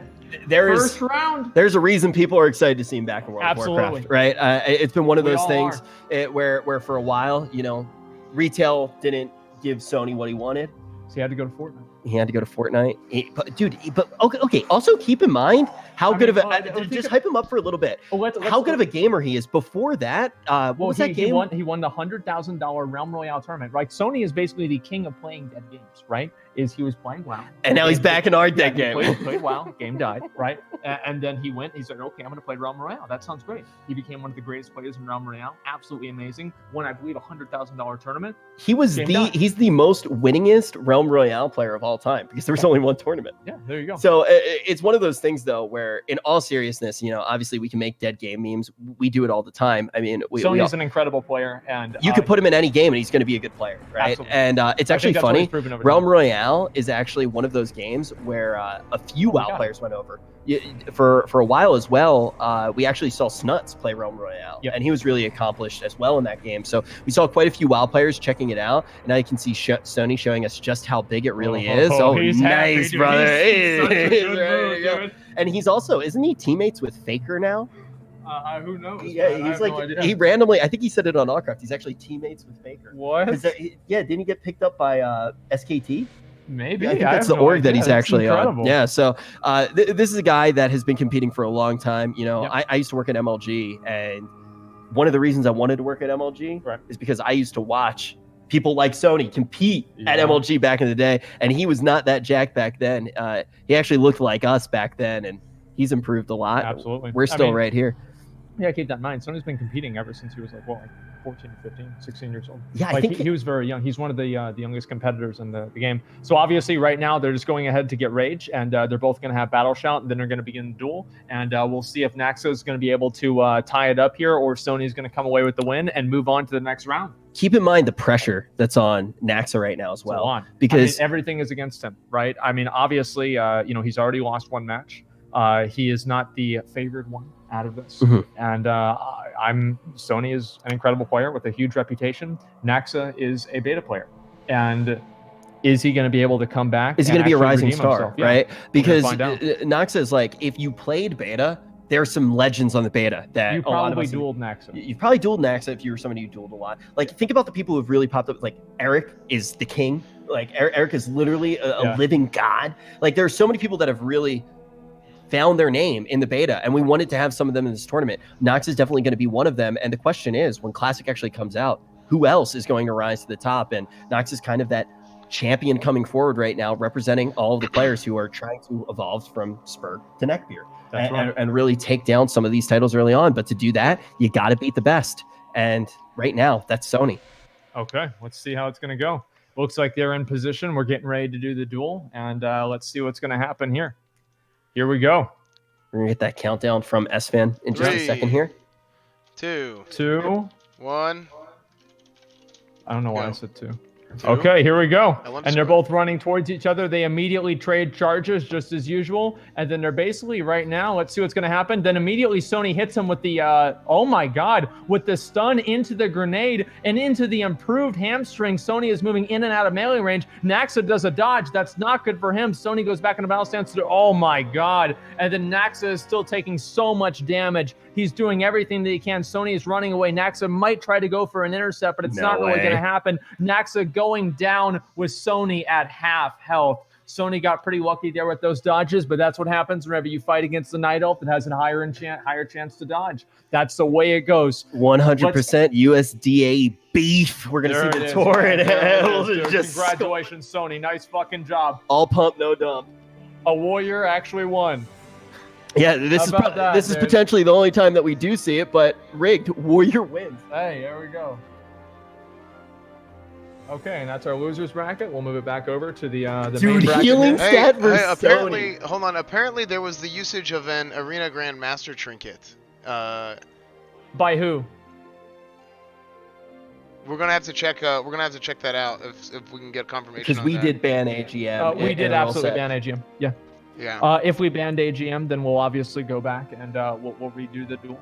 I mean, if we had a bad boy. I mean, obviously, these tournament rules are very specific. And again, guys, I don't want to have any negativity towards any of the competitors here, because obviously this is a huge laundry list of rules and clarifications that they need to know. And it's obviously, they're not going to be cheating here because everybody is watching them. There's no reason that's going to happen. Yeah, So it's not like anything's done on purpose. It's just confusion on the rules. Yeah, of course. For It wasn't on purpose. And also, and the that's rules fine. went out. Like some of the They players went out only the day saw the before. rules today. We could have done a better job getting the rules and everything out earlier. And We were that's something busy in it's- Najatar grinding mana pearls, and he was getting pets and Mecha Torque and whatever it's called. Yeah. whatever it's called. But but if Sony did break the rules, I've heard of a mad cow, but I've never seen a bad cow. I feel like I'm watching the MDI. Salute where you at, brother. Oh man. Okay. But we'll double check the logs right now. We'll ask figuring Sony. it out I mean, right now, Sony guys. can tell us Don't pretty easy if he did use the AGM or not. If he did, we'll have to play one more game because it is against the rules. But either way, I would like to inspect gear because Sony is hoarding damage right now. he's been farming on the beta too. Yeah. That's another thing that we were talking about earlier with Payo. People that have just been farming, spending so much time on this beta, and that really goes to show here. Whenever you see people that are going that extra mile and taking that extra step, and with Sony, it's a combination of skill, preparation, and also all of that gear. And so we're going to figure out if this trinket was used. If it was used, we'll just go ahead. We'll do another match. It's not a big deal. It's a warrior match. It'll be over in 30 seconds. And then we'll move on to the next round. And so you Warriors finish real quick. So by the way, for confirmation from the people who were saying that he was using AGM, it was just the AB trinket, which we said was okay. It was which trinket? AB Defilers, yeah. Yeah. The AB trinket, and we did allow that? Yeah, we said AB trinket was okay because it was there's different levels and stuff. Okay, so then it looks like it was a legitimate duel. Okay, well that's very good. Obviously glad that we don't have to redo those. And so let's talk about what we're going to see in the next match. We're going to Stay safe. Okay, the champions of Classic versus the champions of Retail clash together in our next match right up here. Dad versus bad, baby. All right, man. All right. Let's see. Let's see what Sea-Doo can do now. I think that one of the things that we really did see last time was Sea-Doo won a lot of matchups that I didn't expect him to win last time. Stay Safe was actually my prediction coming into this tournament, especially when it was Alliance only. He was my prediction to win. This is somebody who's been grinding the beta in so many different ways. I think the only critique you can have to the level that he did farm the beta is he's also spent a lot of time perfecting his leveling. Well, that's the thing, right? Is that most of the time that Stay Safe, or I don't know about most, but a lot of the time that Stay Safe has spent on this beta is perfecting leveling and being prepared for that actual release. That being said, Sea-Doo is preparing and getting his character as geared up as possible, and I think Stay Safe is going to be at probably an equal level there. So we're probably not going to see a huge gear differential there anyway. And you also can't pause in the duels, which is definitely going to be a little bit of a disadvantage to Stay Safe. Yeah. We know he's been practicing his pause skills quite a bit, but learned from the best. He sure did. I think when we do look at these two players, though, they both are probably going to be pretty much geared to the teeth. And Let's think pull the chat. What do you guys think? Who's going to win? Stay Safe or Sea-Doo? I want to see what you guys have to say. And then I'll talk about where I think we're going to go. Apparently, Doc cheated. That's what I read in the chat. Wow, it's actually it looks pretty even in the boomer battle. I think Sea-Doo may be coming out on top. The battle of the boomers. This is a boomer battle, man. That's great. Okay, all right. There's Stay Safe. As you can see, extremely interested and very excited to get into this match. Very, very excited. Obviously repping not only the Alliance, but also, not only the United States, but the in-game United States, the Alliance. This is the first America versus America duel. Is it really? Oh wait, Nox is probably American. Really? I don't know. I don't know. This might be the second America versus America duel. Okay, that's fine. Whenever you're ready, let us know. I'm ready to go. Okay, guys. Let's do it. Sea-Doo, the reigning champion of BlizzCon right now, and it's the Shaman. This is what we know him for against Stay Safe. You know him for those pink ponytails, and you know him for the Warlock. Now, keep in mind, how valuable is Zac actually going to be in this matchup? Let's find out. Sea-Doo immediately opens up with a Frost Shock. Stay Safe tries to hit him with a grenade, misses their grenade. Sea-Doo drops a Tremor Totem. Stay Safe immediately tries to fear. It doesn't even matter because of the Tremor Totem. Stay Safe heals him up. Oh my God! There it is! Wow! Okay, here we go.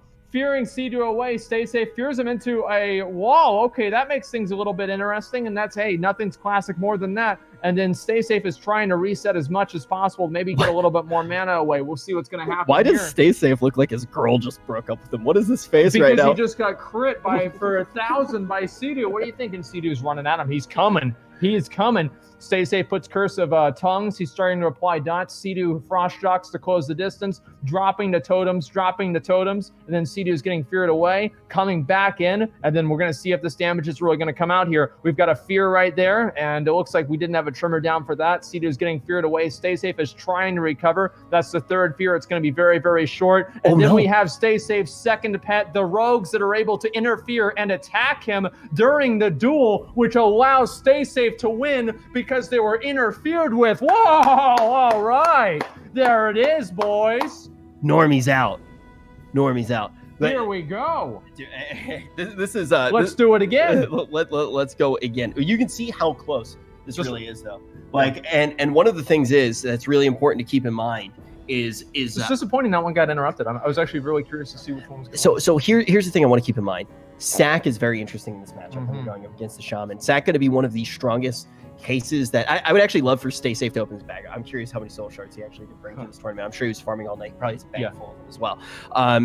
When you do actually look at this matchup, it's very interesting because Warlocks are going to be pretty reliant on that to draw out the battles. It's one of the things that makes them so tanky. But we also saw a very heads-up play coming in from Stay Safe, fully using the utility he has. He starts off with that Fell Puppy. That's going to give him a lot of options to actually interrupt Sea-Doo's explosive opener. Then later, he actually is going to pull out that Blueberry. He's going to get that extra tankiness of the Voidwalker to use as his disposal as well. Absolutely. So clarification, some people are talking about CD using a Mythal Dragonling. I don't think, because we talked about that after the fact, and then we didn't go retroactively change the thing. So he just didn't know that you can't use Mythal Dragonling. Well, he didn't know that we couldn't use it, but technically what the rules do say is all consumables and on use are... No, not on use. Not on use. It got interrupted. Yeah, the duel got interrupted, so it doesn't matter. That's what I'm saying. That's actually good, right? We had 2 fuck-ups in one duel. Okay. So anyway, yeah, we can keep going again. On the desk. Hey. Good. Okay. Let's get back to it. So, you guys get in range whenever you're ready.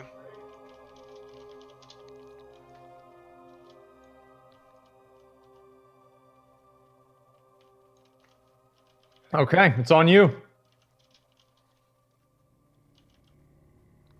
I never got to use this one when I used to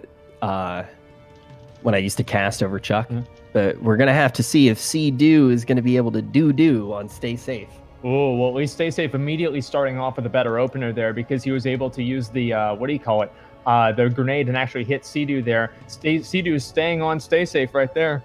Oh my God, that's a big one. Going for the Chain Lightning and the Iron Grenade. Right after that, we see the sack on the Voidwalker. Stay Safe is probably going to go for a fear. Sea-Doo sees blood. He's going for it. He's doing as much damage as possible. Stay Safe has 300 health, 100 health, and he's dead. Sea-Doo closes it out at half health.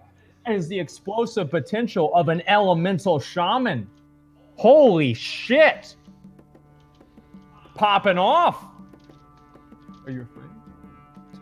I would be too. Dude, eat thunder, shit lightning. It's going to be the elemental way of the road. Dude, did you see his health? His health was like... Whoop!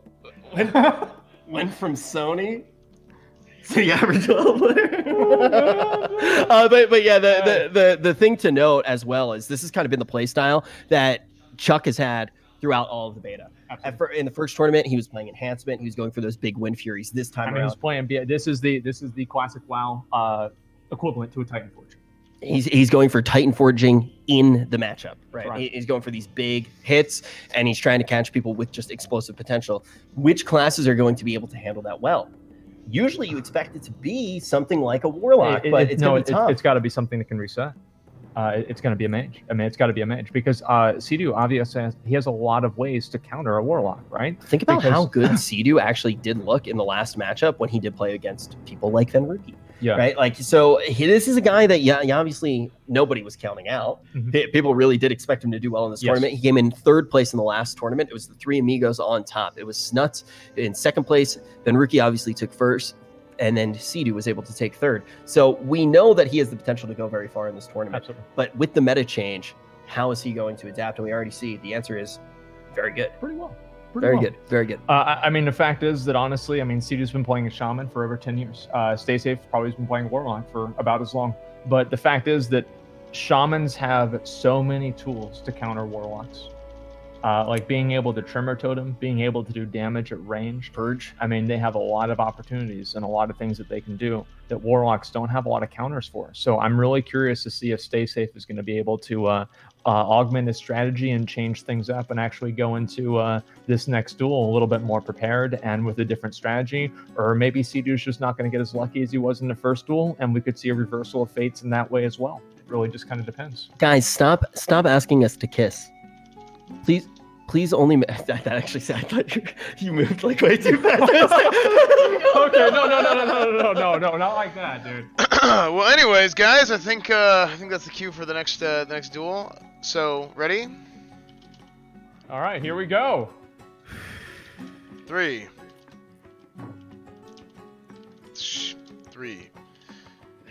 2, go. Let's get this Okay, started. here we go. We've seen Sidu with absolutely explosive starts. You can see Stay Safe. He's already in a position here where he's a little bit nervous going up against a BlizzCon champion. But this guy is a classic god. The fear will... Oh, nice play there. He's going to try to get a little bit of dancing going on, but Sidu's going to play around that so well.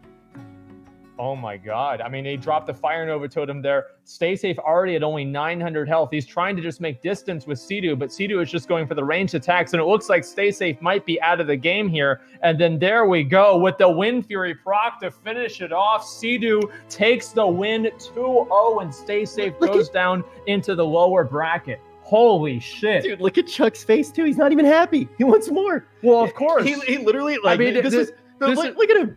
Like, yeah. Okay, yeah, you know, I did the thing. Can we Yeah, get what 5 can I gifted in the say? chat, I did bro? the auto attack, and then Easy, there was bud. 3 of them. Easy, bud. That's the way it Easy. goes.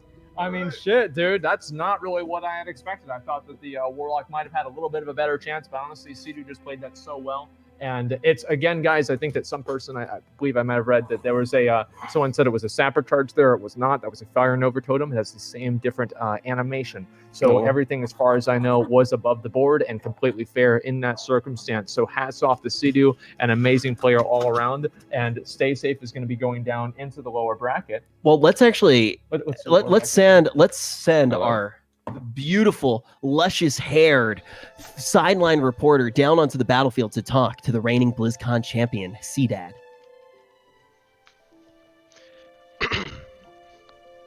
All right, Mr. Dew, nice to meet you. What's up, bro? How's it going? That was obviously a very good performance. How did you feel about the matchup versus a Warlock? I wasn't really sure if it was good or bad. I really haven't dueled Warlocks that often. I think I dueled Snuts once a while ago and he beat me, but it was like the first time I played Ellie. So I've kind of learned some stuff, but yeah, I don't know. I guess it was pretty good. He's cold as ice. Ice in his veins. You're looking pretty icy there, but I think you're doing all right. I think so how'd you feel about the usage of Earth Shock? You've got Tremor Totem, Grounding Totem. You have quite a few different tools to use against the Warlock. Did you feel like you had an advantage there after the fact? Yeah, I feel like if I could fear it, it's probably my fault. Over here. Turn around.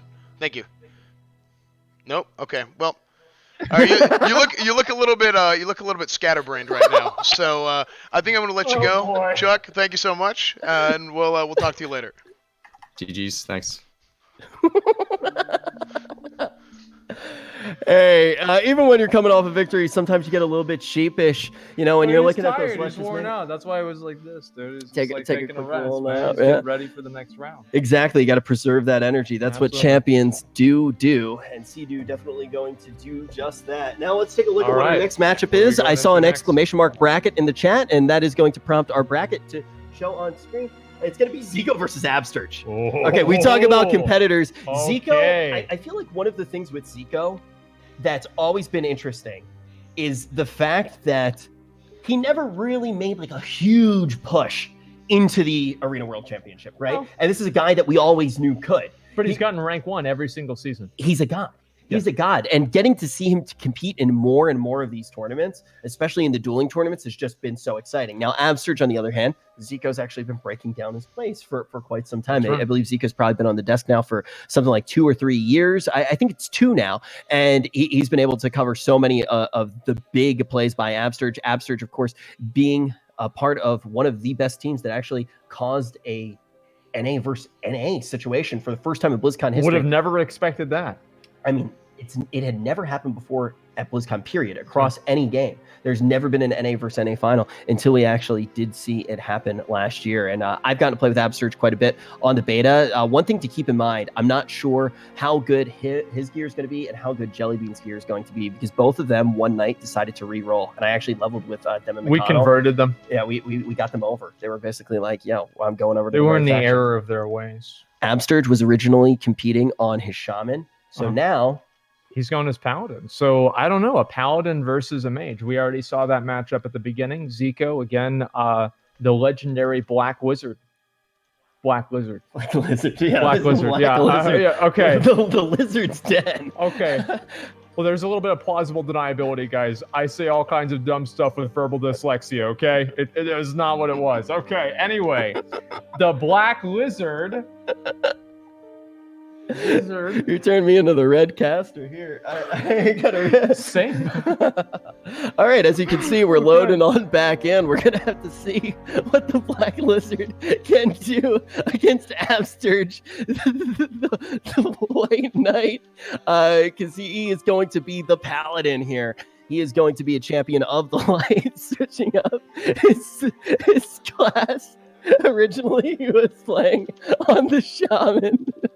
He's a Paladin. So, a match made in heaven.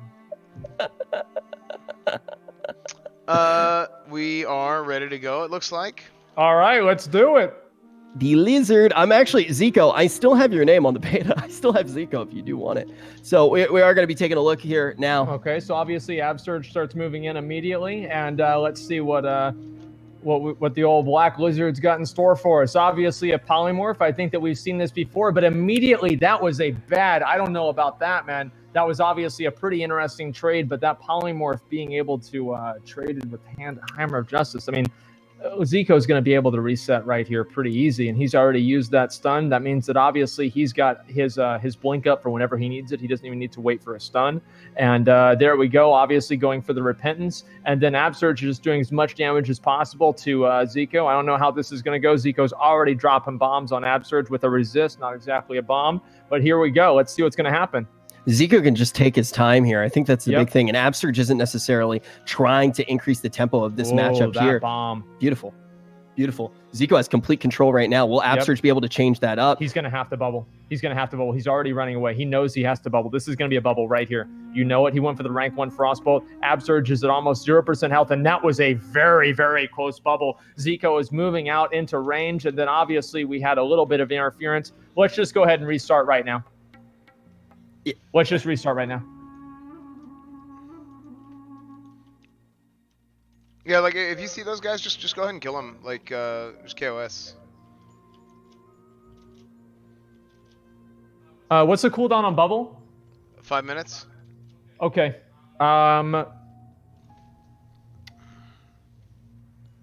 Let's give it 2. Does that sound good? Let's just set up the match and then we'll give it 2. Since he had to use that big cooldown. Yeah.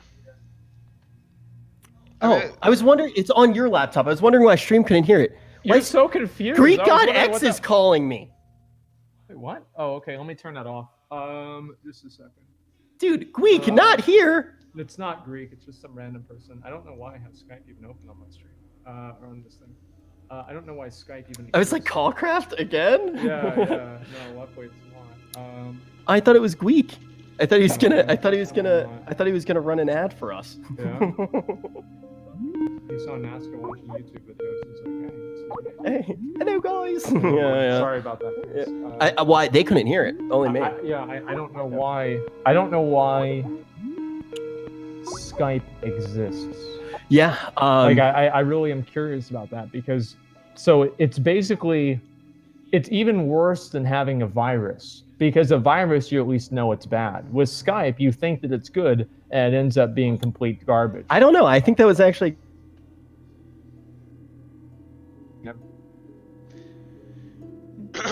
We got a lot. I think we're definitely over the threshold. I'm a big fan. 50K viewers and look who shows up. Yep. I'm a big fan of Greek, by the way. Actually, I'm new to the whole streaming thing, but I actually want to stream like the same game as him when I become a fully grown streamer. I want to be a full-time ad streamer like Greek. Yeah. Oh, It's my favorite game. Yeah. I just want to press the ad button like him, and hopefully one day I'll be able to achieve that.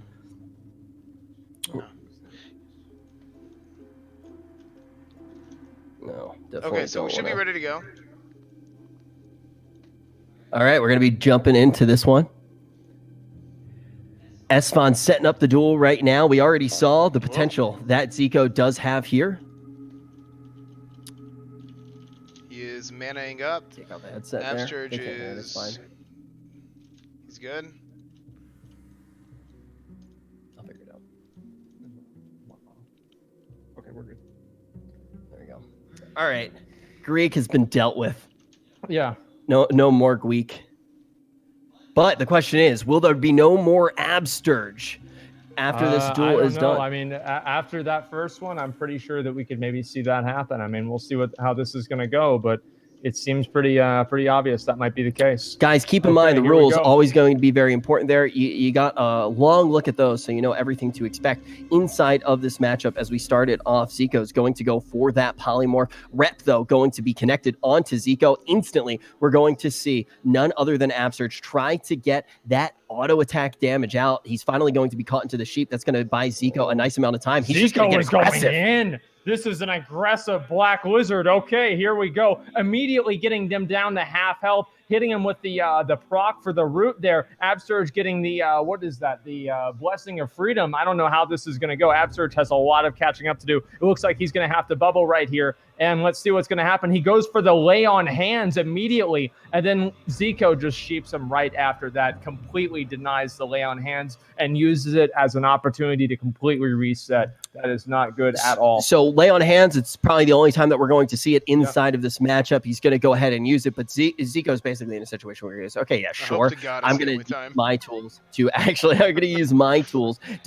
sit back and reset. He's going to get some mana here. But we saw him play so aggressive. Yeah, the fireball's going to be ticking now. This guy's just popping off right here. Absterge already at almost half health. Now, Absterge still does have bubble, so that is one thing that he still has. But Zico is at full mana. I mean, this is obviously not good for him. Zico immediately blocks out of the repent. This is an aggressive play. This is extremely aggressive. Zico just so much confidence right here. Absterge is at 25 health, and now he's at 0. And I think one of the really big things to keep in mind as well is the fact that Zico just watched this matchup, and he can also probably assume that Absterge is going to have a little bit less gear. So aggression is 100% going to be the play there. So very, very heads up by Zico. And if he does take down this entire round, I am very excited to hear from him and basically hear if he learned from that matchup with Venruki. Well, I think that's probably one thing that he was doing. He's probably watching that very intently to know exactly what Venruki did and then how to do it better. I mean, that's basically all it comes down to. I mean, honestly, like that was a very, very good matchup. Very well played by Zico. And I don't think we've ever seen like Venruki. That's like basically the two opposites there. You have Venruki playing extremely defensively, and then you have defensively, and then Zico just playing extremely offensively. So I actually saw some people in the chat spamming on both sides of it, basically saying like Zico's better than Venruki, Venruki's better than Zico. I think that is a very interesting talking point, right? Because in this tournament, that's once again going to be one of the biggest questions. Yeah. Who is the best mage? As of right now, you got to give it to Venruki after the performance he had at the level 30 meta. Yeah. Is he going to be able to have that again in the level 40 variant? Or is Zico going to be able to come out on top? Zico with that amazing confidence. Like I love seeing someone with that level of aggressive confidence. Like that is just so badass to see. So hopefully we're going to see even more of that from the legendary Black Wizard. And on top of that, you got to once again mention the fact that these guys, they're Sasuke and Naruto. They're Gon and Killua. They're come on, you're a weeb. No. They're Vegeta and Goku. Okay. These guys are going back and forth. They're Ash and Brock. Or Ash and Misty. They go back and forth. Wait. I'll show you. I'll show you the uncut Pokemon. Yeah. Now the thing is they Yeah. propel each other forward. They're having these duels back and forth.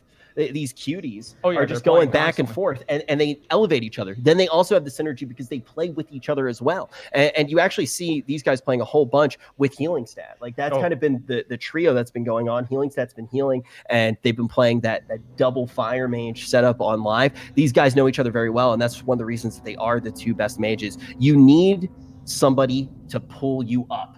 You don't want to be sparring against somebody who will ever get stagnant or pull you down. Right, exactly. And obviously Zico and Vinruki are two of the best mages, and they've just been competing against each other for so long and playing together even for so long that, I mean, obviously, like, their skill level is extremely high. And you can see, like, the amount of confidence that Zico has. I mean, like, I don't know. I'm still... I really liked watching that match, to be completely honest. I really liked watching it. I did too, and you can actually see a lot of people in chat really liking it as well. Hell yeah. Spamming like IAA and stuff like that in the chat, which I think that means like good matchup. And you know Yeah, what?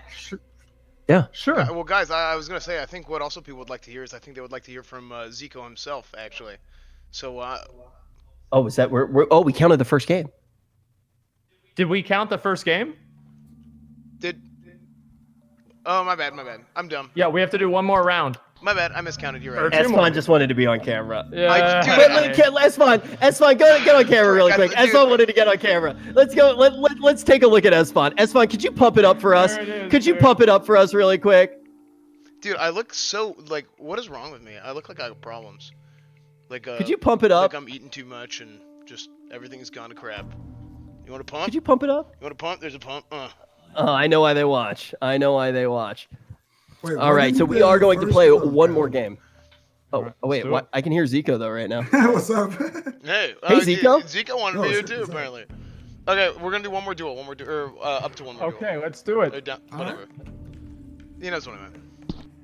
Yeah, he totally does. Yeah. So what do you think? You know, it's 4th of July, so we wanted to do NA production. Right. I think we really delivered on the NA production front.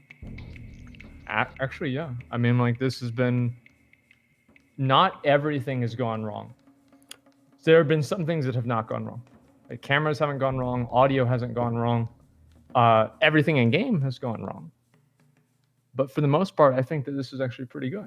I think it's pretty awesome, man. Yeah, we and did really well. one more time, I do want to say that we couldn't have done it without Esfon. Like, there are so many knobs and shit all over the place. Oh that yeah, I mean, don't know like, what let's any of be this honest, stuff like, does. yeah, I mean, if you guys saw this room, this is like basically it's like a training simulator for Navy SEALs for like avoiding tripwires. Mhm. This is insane. Like, there's so many different cords and wires and connectors and things like this. It's incredible. Yeah, like I need to pee, but I actually feel like I'm trapped. I'm like a little bit scared to get out and pee. That's true. Okay, well, I guess we'll hopefully we'll be able to after this match. Here we go. Let's get it done. Again, all right. So Zico won the first one. Absturge, we'll see what's going to happen. Is he going to be able to come back? All right, let's start it up. Absturge immediately running at Zico, and okay, here we go. Oh, a little bit of delay, right? Okay. Yep, here we go. Absurge coming at Zico, immediately stunning him. Zico trinkets he blinks the stun. And of course, he sheeps Absturge, and now he's going to be able to reset. All right, here we go. All right, getting a little peek into those bags there as Yep. well. Seeing him getting set up for this engagement with Absturge. Another poly going to try to go out. It is going to connect. Now the Frostbolt. We're going to see Zico try to create a little bit of space. He gets out a very nice cone of cold, and you can see that absolutely chunks Absturge. As Absturge tries to close once again, use that freedom, get close, and become an auto-attack bot, and try to get that damage done on Zico. But Zico hasn't even broken a sweat yet. Yeah, no, he's still at full health. Absurge is trying to do some damage, but he's already below half health. This is obviously a very, very bad position for him to be in. He's going to need to bubble right now. He has to bubble right now. We'll see what's going to happen. Absurge is pretty close, and let's see, is he going to bubble? I think that we did have a little bit of interference, so it seems pretty obvious that we are going to reset the duel. Does Zico have on, I'm actually glad this happened, does Zico have on the Death Ray? I'm pretty sure he equipped it. I mean, he didn't use it. Yeah, we'll make sure that he knows that we ended up making it we against did ban the rules. Death Ray. Yeah, because that was really confusing. I was actually really worried that he'd use it and we'd have to redo the match. So this is just actually a no. completely Completely controlled and calculated. This Yeah, is just we us knew that showing was you gonna how the rules actually do work.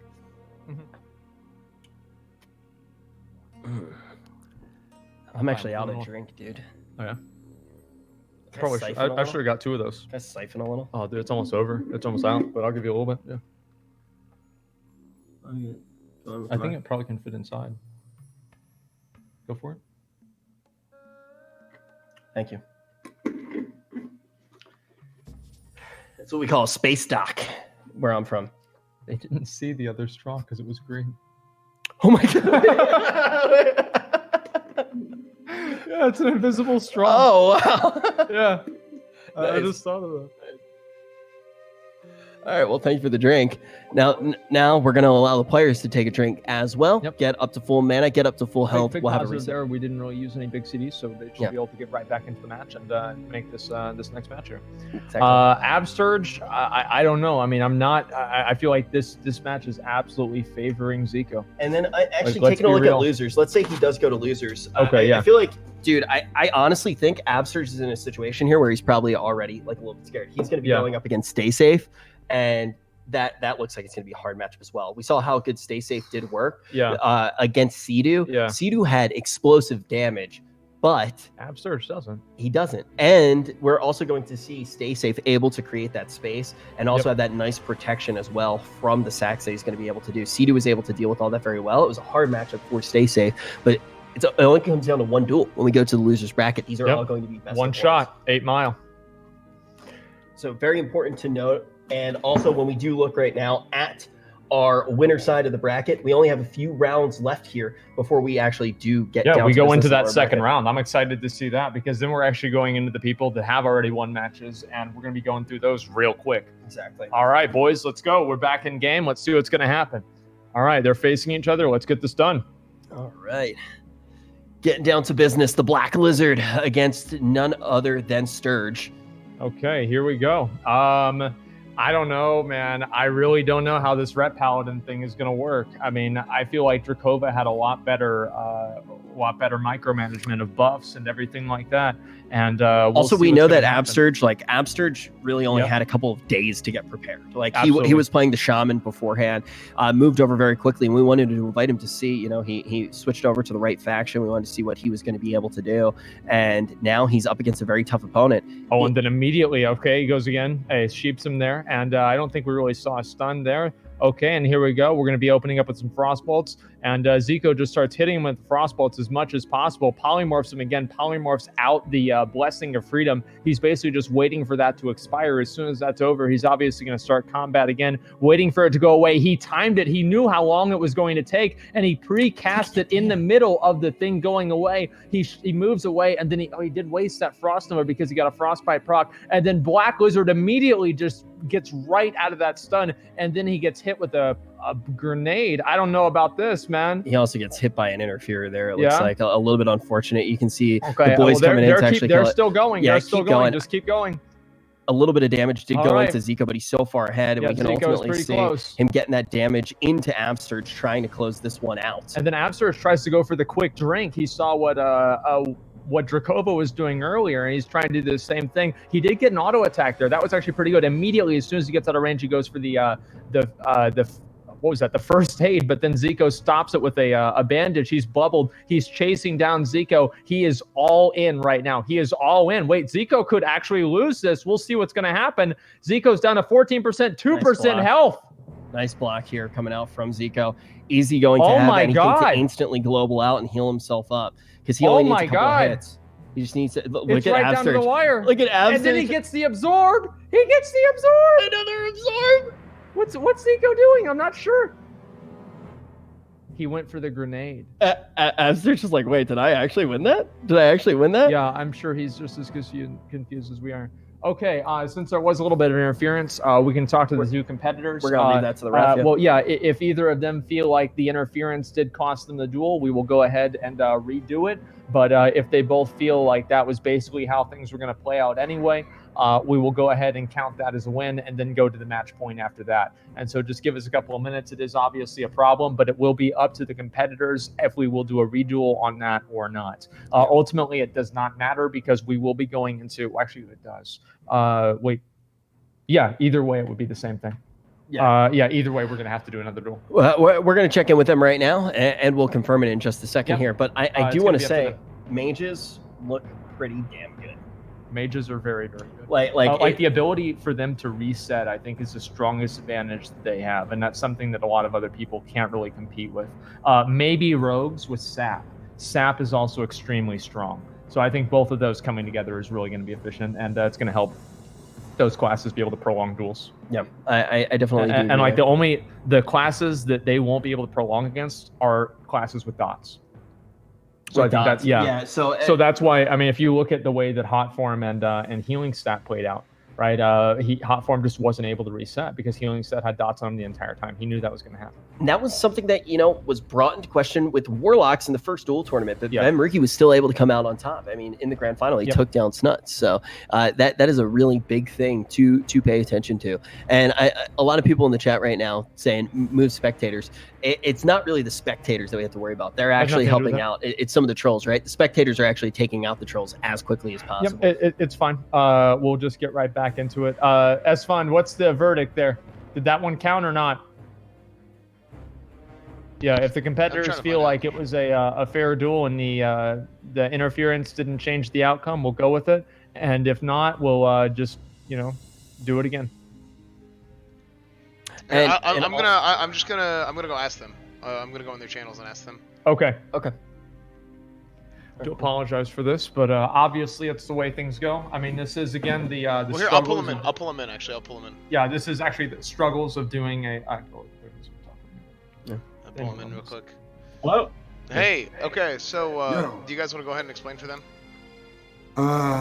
So first of all, when you guys, I think DC'd on like voice or whatever, I got backstabbed by a rogue for like 500, but I kept playing and then I won that one. But it just didn't count for some reason, even though no one griefed Abster.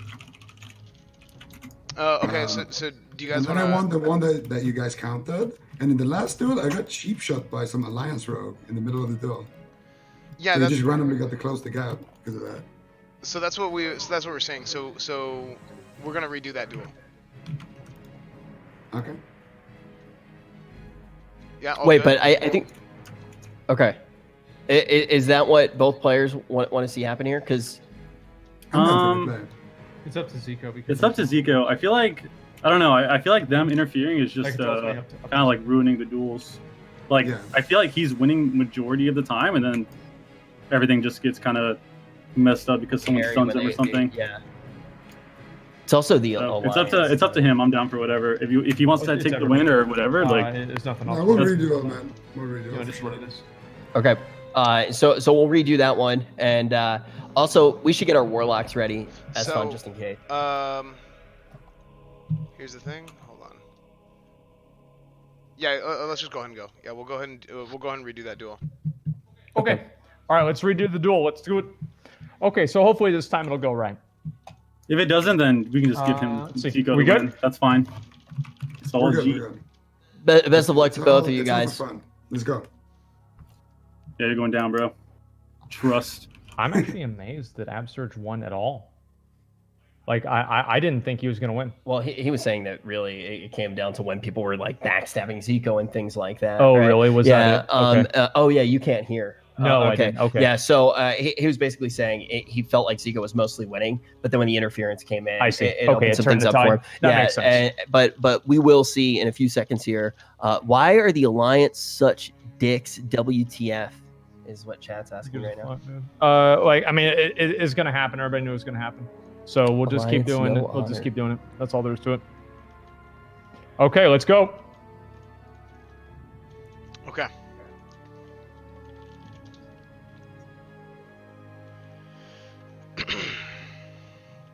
Let him get some mana, and then we're gonna get going. It's not a bad idea. All right, folks, we're gonna kick this one off. Let's focus back up. We'll get this back in, and again, guys, Zico with 1, Absurge with 0. Absurge has to tie it up to even have a chance to win, and based off of what we've seen before, it looks like this match is Zico's to lose. Zico has definitely been ahead in these for sure. Every time he's been able to open up with a very strong sheep, creates that space, and Absurge just doesn't. Absurge runs up and he immediately tries to do damage that time instead of wasting his stun. That was a very, very good idea. Obviously, Zico moved back and he just is going to be able to start doing damage to him immediately. Resisted the first cast. That's kind of lucky for Absurge, but obviously, it doesn't really matter. Zico can just cast again, and then he's just immediately hitting him again. He gets interrupted with his polymorph by Repentance, and then Absurge is immediately healing himself up to keep himself at full health, and then doing damage to Zico as much as possible. Zico blinks that, and then he immediately gets back over to Absurge, trying to reset this duel as much as possible. Let's see how this is going to go. Moving away, getting into max range, getting ready to obviously probably always going to drink. Okay, so he's just getting ready to pretty much completely end this duel whenever it's time. Yeah, okay, I mean, he basically got the opening there. Like, Absurge did a very good job. Now, Absurge goes to close the space, and Zico can ultimately just come in, have that Cone of Cold, and get as much damage done as possible. Now he's going to throw out the Sheep. He gets that space. Yet again, he's going to get the Frostbolt. Now, the Freedom was already used, so it's going to be tough for Absurge to actually close the gap and yet hit again. Him with that stun, and then Zico is just hitting him. He's casting in melee range. Compare that to the playstyle of Venruki, absolutely completely different. Absurge is extremely low on mana. Low on health. And then he had to bubble. There was a bubble. And then Zico is waiting here. He's trying to run away. Absurge is going for all that it is, man. Let's see how this is going to go. I don't know how this is going to be. Let's see what's going to happen. Well, Zico's in a position now that he has to poly, and the rep actually going to make that completely impossible. This is actually a very good rep there. And will Absurge be able to actually get in and get some damage done? You can see that Evo coming out. He's channeling right there on top of him. He doesn't even care. Zico's just doing whatever the fuck he wants. He blinks right out of Hammer of Justice, and then Zico's immediately doing damage. He tried to get Absurge tried to get a first save, but it didn't matter at all. And Zico, oh, right. Okay. All right, do it. We need to do these fast so they can't run back. So, here's the other thing we're going to do, actually. I have an idea, too. Well, how about this? I'm going to take care of this real quick. Okay. S-Fun's got it. Yep. We have our executive producer on the job. Don't worry about it, guys. So occasionally, you find yourself in a position where you have multiple layers of problems. Mm-hmm. Yeah. And sometimes you just need to look at it layer by layer, right? And potentially only handle one layer at a time. Yeah. Unfortunately, we don't have multiple layers, or maybe this wouldn't happen. Yeah. Maybe. No. I wish we could have layering to save us. That would be amazing. Okay, so we're trying to figure out obviously what we're going to do. I do apologize again for these delays. It's the way that it goes, but I guess that's basically just what happens. I mean, again, I'm actually, very, very surprised to see the difference in play styles between Zico and Venruki. I mean, that's one of the things that I didn't really expect to see. I thought that we were going to see, because they played together so much, you would expect to see them do pretty much the same thing. But we've actually seen a very, very different play style between the two of them. Obviously, some similarities, resetting fights, etc. But that's just basically part of being a mage. So I think also something that happened in that first matchup was Ven started to get more aggressive as time went on. I think he played it very safe in the opening rounds because they weren't 100% sure how that matchup was going to go. Because also keep in mind, this is Horde versus Alliance. There haven't been that many duels done for some of these undead mages against the Pally. So you definitely want to play it safe rather than just go in full dick ahead and get it chopped off. So they ended up, they paced it out, they mathed it out, they figured out what to do. And you could see Venruki getting more and more aggressive throughout those games. And Zico here, it's so calculated. If a bubble wasn't there, he would have just been slowly moving away as the Paladin tried to connect, and just spamming out those arcane explosions to close it out. And what happened at the end there when the bubble actually did happen, I think it was 14% mana that was left in Zico's tank, but he has the option to still get out the poly and get the drink again. Like the reset potential is just so high. So you can go aggressive, trade for a cooldown, poly, reset, drink up, new game, you win again. Yeah, I mean, that's basically all it is. I mean, like whenever you're dueling a mage maybe 5 or 10 times per duel. Because if it doesn't go in a way that they want it to go, if it doesn't go in a way they want it to do, they can just reset it and go again. And unfortunately, that's the case. It's pretty fucking annoying, but that's, I guess, what's going to happen whenever you're fighting against the mage. Yeah, and also, like, the players are adapting. We're adapting. We're figuring out all the best ways to be able to do these tournaments in the future. And I think that, honestly, when you look at this bracket, the matchups for round 2 are so insane. So let's look at the matchups for round 2, since we've got a little bit of time here and we're trying to set everything up. Okay, so we have basically Venruki versus Zeroed. I'm not really sure. I'm pretty sure this is, again, probably going to be Venruki's game. And then after that, what do we have? Healing Stat versus Sony. I don't know how that's going to go, man. And then the winner of this plays Sea-Doo. Yeah, that's I guess so. Yeah, so they're gonna play Sea-Doo. So if we have Zico play Sea-Doo, I'm pretty sure we can probably see. I think that we'll probably see Zico come out ahead there. What do you guys think? Zico against Zico versus Sea-Doo. I don't know, man. You heard what Sea-Doo said Yep. about duels. What about it? Like Sea-Doo said he had like a lot of practices against these mages. Oh yeah. So I honestly think that we might see Sea-Doo come out on top. Against a mage? I mean, like, they can reset? Like, I don't know, man. That's going to be pretty hard to see happen. I mean, if it does, that's going to be amazing. I actually think, like, think about so many of the things that you can do to play around poly as a shaman. Like, you actually do have ways to play around the poly. And the amount of damage that, like, Sea-Doo just needs to unload takes him, like, 2 seconds. And if he can do that, he's going to be able to take down Zico. Because the aggression that the mage is going to put out, if it goes Sea-Doo's way, if he's able to get big grounds, if he's able to handle all of the tools that the mage actually does have to reset, I think that Sea-Doo can just get it done quicker. I just feel like shamans don't really have the reset potential that paladins do. And I agree with that. Yeah, so they don't have the reset potential, and because of that, I think Zico can just wait for that perfect opportunity. And if, let's say, Sea-Doo does get lucky with a Wind Fury or something like that, a big proc, it's not going to matter because Zico can just reset the match. Yeah. I need to pee so bad. Go ahead. Thank you.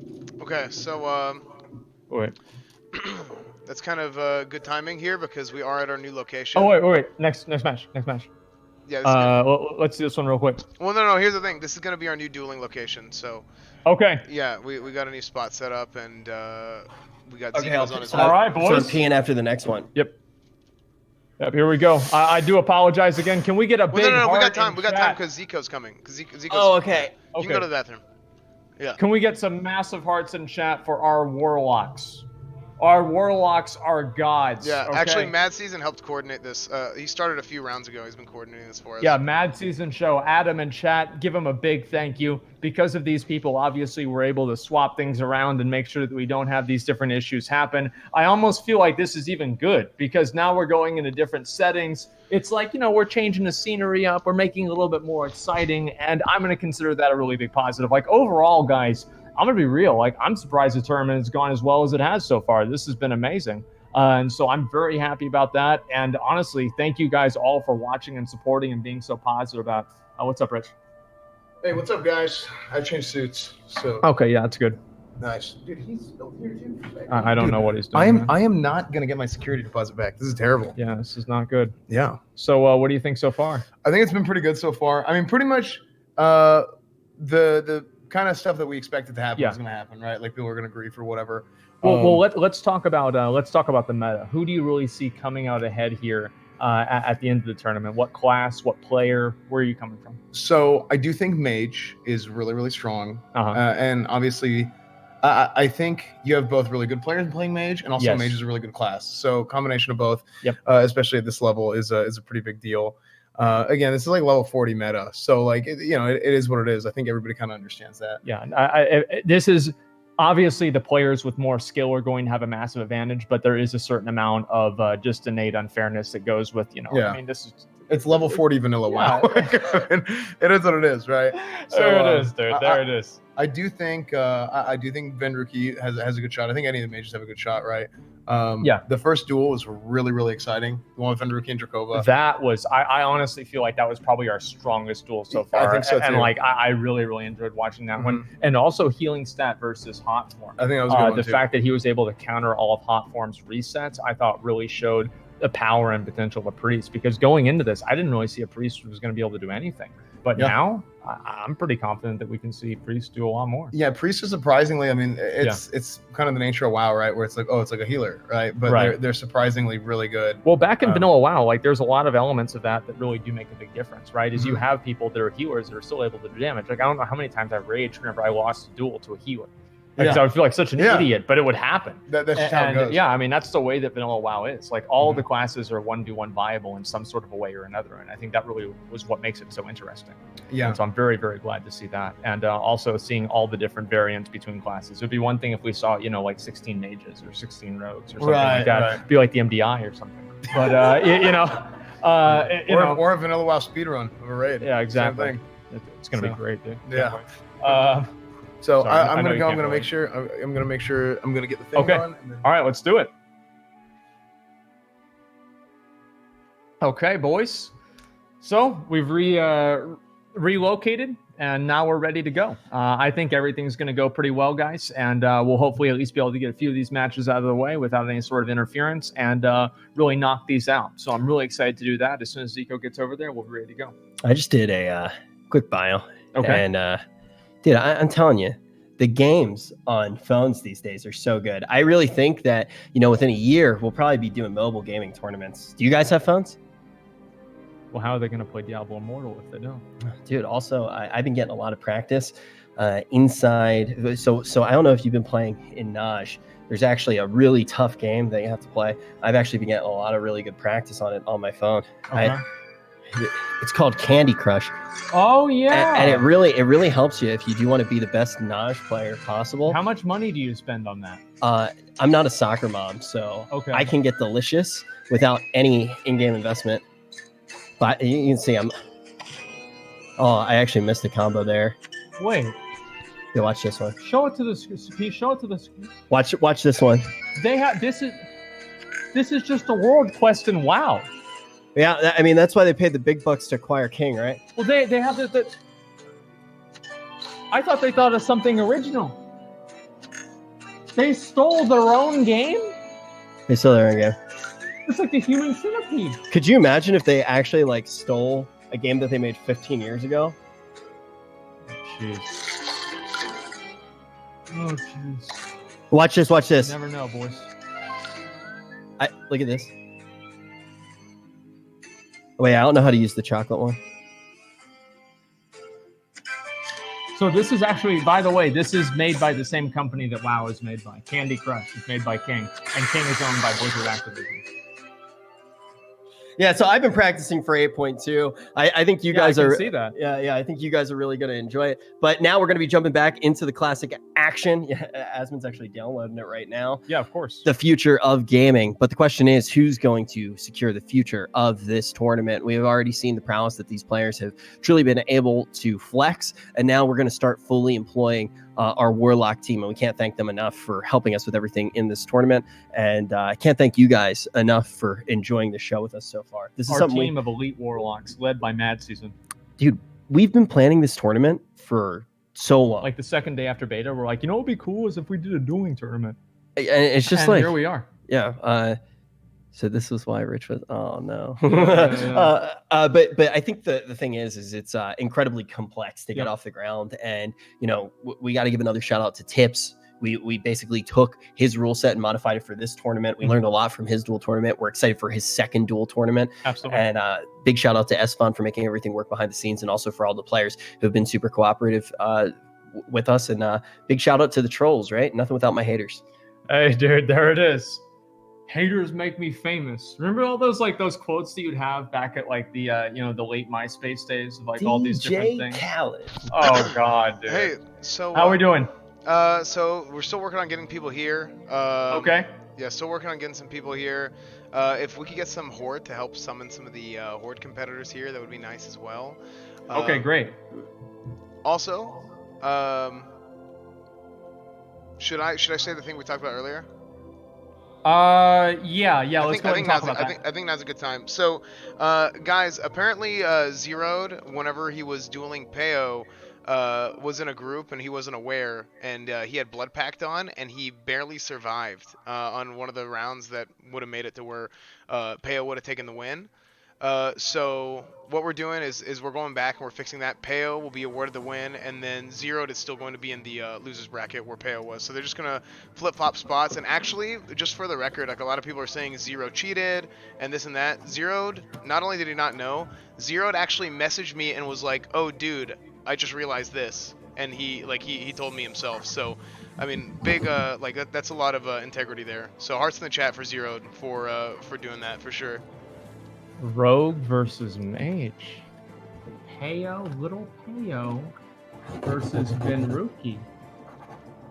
Ooh, that's gonna be big.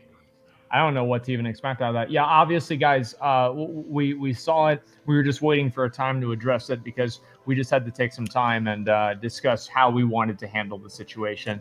And based off of everybody involved, we decided that this would actually be the most fair and ethical way to handle it, based off of the way that the last duel did go by. And also, I do think that the second duel might have also gone in Peyo's favor because he did have the element of surprise in terms of his strategy versus Zero's strategy. So maybe that could have gone differently as well. So I think this is probably the most fair way of doing it. And again, guys, this is just the nature of doing a dueling tournament in the way that we're doing it.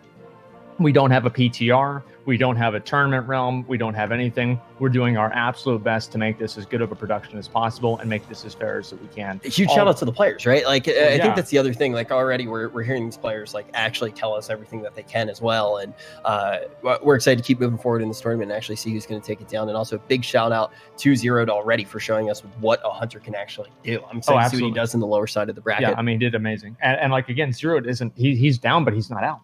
Yeah. Like, he can still come back and redeem himself. So one way or another, I mean, we're going to see a little bit more Zeroed, and we're also going to see this matchup coming up pretty soon. We're just trying to make sure that we have everything set up and we're completely ready to go. And I'm actually really, really happy with how things have gone so far. I mean, this has been a very, very great tournament. People have been, in general, pretty chill. And I know, guys, that obviously nothing can be perfect. And I think that we kind of went into it with that in mind. And I feel like overall things have been better than I would have expected. Yeah, that's pretty much the story of my life. I definitely do think too, like, we have some stuff in store for a little bit later in the stream as everything's cooling down, and you guys are definitely going to enjoy. You're going to enjoy it very much. Yeah, and I think also once we get into the later games, that's going to add a certain level of excitement too, because then we're going to see the same people coming back and the same competitors here again, and that's whenever I think things are really going to get exciting. Like, I'm actually like, if Venruki goes the 2-for-2, the two-time back-to-back champion, there's actually room for a new two-time champ on the platform. So I think that Ven can take that spot. Yeah, absolutely. Yeah. I mean, I'm very curious to see this happen, man. And also, like, I'm curious to see Peyo in action again. I'll be honest, I was a little bit disappointed that we had Peyo, get knocked out so early. I mean, he spent so much time gearing up his character, getting ready, and everything else in between. Damn, I would love to see Peyo play again. That'd be awesome. And now we're going to get to see him play against Venruki. And I think this is like a pretty star-studded matchup to actually get to see go down. Yeah. I'm trying to think. I think after this first round, we'll have a really good idea of who has the potential of taking the entirety of the tournament. I think, you know what? Let me ask chat right now. Mm-hmm. In chat, who do you think is going to take it home? Who is it? They should be able to see all the names in the bracket. Yeah. Let's go ahead and pull that Exclamation mark brackets in the chat if you ever do want to see the bracket. Hey, okay, let's go ahead and start. Ooh, okay. Actual gameplay. I'm ready for that. Gameplay. Man, we haven't had that in years. Just like my stream. All right, I'm ready whenever you are. No more pause button. Nothing but action. Time to get back into the game. And of course, we are going to be in a new terrain. It's time to enter a new battleground for us and try to see who's going to come out on top in this next duel. I think that honestly, I think we're probably going to see Zico take it home. I think Zico has it. We're pretty much in a situation right now where you could even hear that from Absurge when we had him in the call. Yeah. But we want to play it out for integrity. Absolutely. And we really do want to see what Absurge can do, how he can adapt so far in this matchup. Mage does seem to have the upper hand, though, when we do go up against the Paladins. Absurge, of course, originally rolled Horde. He made a very big mistake there, so he decided to re-roll towards the end of the beta. He re-leveled with Jellybeans, who's also going to be in the tournament, and also re-leveled with McConnell. Where is McCool? On top of that, we find him playing a different class than he played at the beginning of the beta. He was playing Shaman when he was in the Horde, so when he did get over to the Alliance, he made what seems like a logical decision. He decides to play the Paladin. Yeah, hands up, guys. Hands up. You can summon McCool. Okay, boys, here we go. We're almost ready and we're good to go. I'm a little bit curious. Like, this is a different setup. Now we have a little bit more of things that people can play around with. We've got the trees, we've got the pots, we've got all kinds of other stuff, and we also have kind of like pots, we have a natural barrier, and I think that also adds a certain level of interests, right? Because you can't just go out into the water. I mean, I don't know if we've made like a rule for going out into the water, but I'm pretty sure we're probably not going to see anybody actually utilize that in a way that's meaningful. Hey man, trees, pots. Maybe these guys do decide to get wet. We have a whole bunch of terrain that they can work with on this map, and I like this tropical location, getting us ready for the 4th of July tomorrow. It is summer after all. Sun's out, guns out. Hey, there it is. Okay, how are we looking, Asmon? Okay. Yeah, it's fine. Okay. Sorry. I like that ship off in the distance. So yeah, let's do it. Yeah. Very nice. Ready whenever you are. Yeah, Absterge is here. Where's Black Lizard? Already 4th of July? Where the heck are you, dude? I'm reading chat. They're telling me it's already the 4th of July, and I actually got evaded. Okay. So it is in Europe, right? It's like the day forward or something like that? But they don't have the 4th of July. It's ours. Oh, yeah, that's right. Just like the country. Yep. I forgot about that. Okay. Okay. You guys all right, separate a little bit. These guys need to separate a little bit, and we need to start. Okay, let's get this done.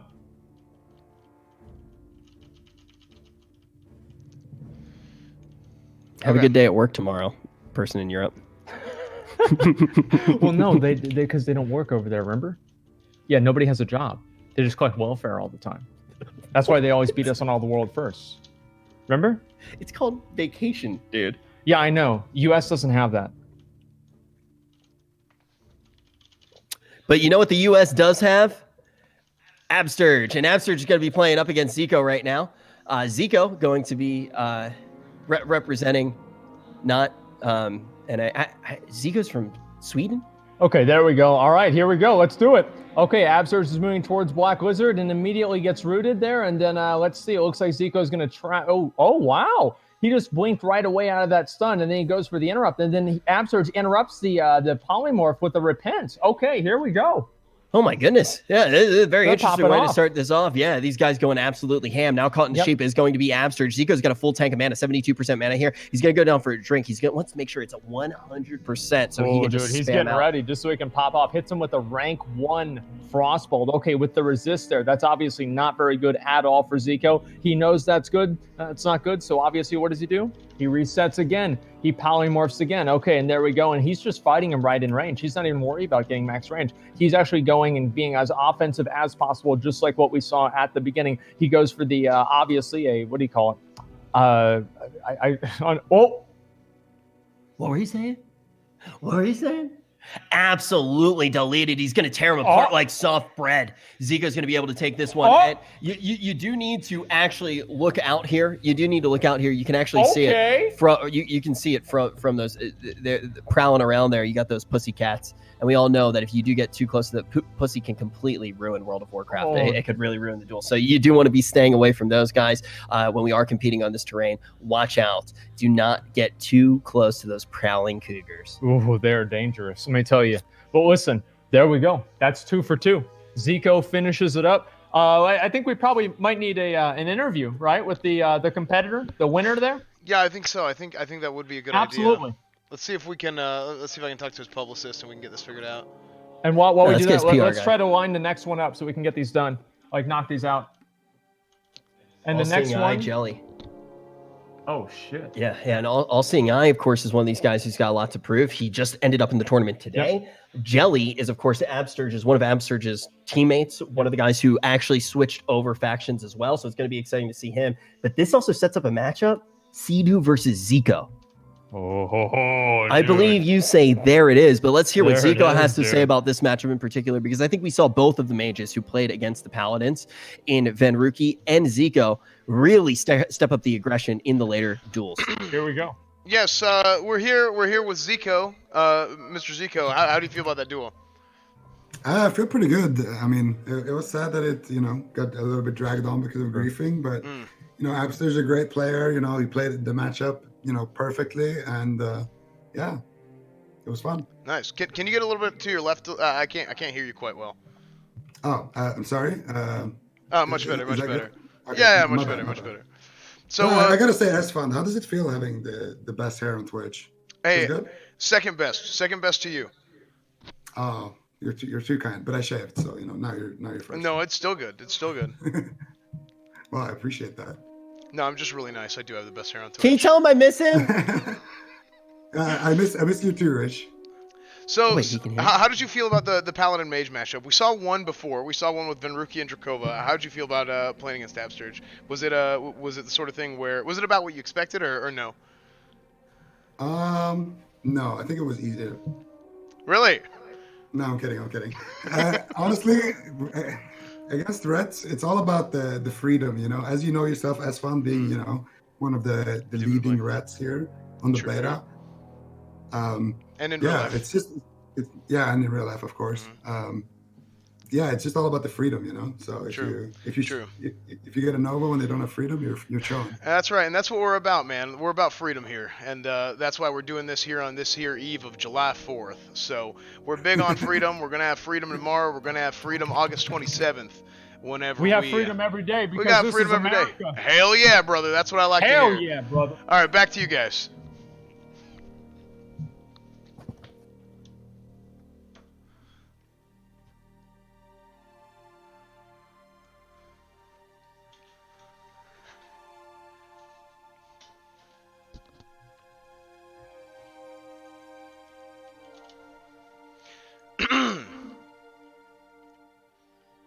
Guys. 18 naked cowboys.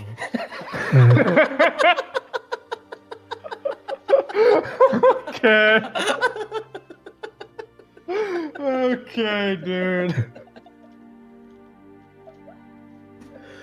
That's the place for the next tournament. Yeah, we'll give you more information on the next tournament later. Yeah, that's our next dueling location. It's gonna be. You know what I mean? Yeah, it's gonna be. There's a lot of sword fights over there. Yeah, it's a lot less griefing. It's definitely not gonna suck. Yeah, absolutely not. Whoa. Getting into the next matchup. Yeah. Okay, so we basically have a Warlock, All-Seeing Eye again, a beta champion. A lot of you guys probably don't know him. Going up against Jellybeans, one of the best hunters in the world. Now, I personally, I think we're probably going to see Jellybeans come out ahead here. This was a weird showing of a hunter. This was a very weird Even showing. Zeroed kind of said that. Absolutely. Now we're going to start to see what some of these other hunters in the tournament can do. Yes. Because it basically goes Jellybean. And there's only one? Oh, because Jellybeans and then Bean Slayer. Shit, so in the next two matchup, we actually have two hunters, right? Yeah. So there's a potential that we actually have a hunter mirror happen down here when we get to round 2. But I love mirrors. I love watching mirrors. That's my favorite thing. I think it's one of the best things to happen in duels. Absolutely. Like it really is. But in this next one, it's basically All-Seeing Eye versus Jelly. And then when we get to the next one, Snuts versus Bean. So we're going to get to see kind of the full toolkit of hunters really play out. Yeah. And I feel like we really saw less of hunters than I expected to in the tips tournament. And a lot of the things that happened with hunters were super unfortunate. You actually think about Jelly playing in that tournament, that scatter shot. Like that scatter shot was a feels bad moment. Yeah, and we didn't really get to see the full potential from him, and now potentially I think we can see. I really, as I said, I really like seeing hunters. There's just like so many things that are going on with hunters, right? I mean, they've got their pet happiness. They've got their arrows they've got to keep track of. It feels like one of the most involved RPG characters of Classic WoW. And I think that's what's so cool about seeing people play them is you feel like somebody's really playing that hunter. You're really that hunter in a way that other classes don't really have the same level of engagement and investment with. Yeah, I really like that a lot. You get to like name your hunter pet after your favorite waifu. Yeah, or after yourself if you're good, because that way targeting macros don't work. Or your favorite But yeah, streamer. I just named mine Dick Balls. So, I mean, sure. I named mine Nikki Brienne. Okay, so we have Jellybeans versus All-Seeing Eye. Okay. Jellybeans versus All-Seeing Eye gonna go head to head. We're getting ready to get this one started. What's Jellybeans' pet named? Let's see, Carl. Carl after Absturge. Naming it after the guy that he actually switched factions for. They both went alliance together, and ultimately Carl going to be the name of that kitty cat. Let's make this happen. So, here we go. Because this is Alliance, they can just do /duel, and they can just go normally. All right, Alliance/duel, doing it normally. I'm ready to go. Let's make this happen. Let's do it.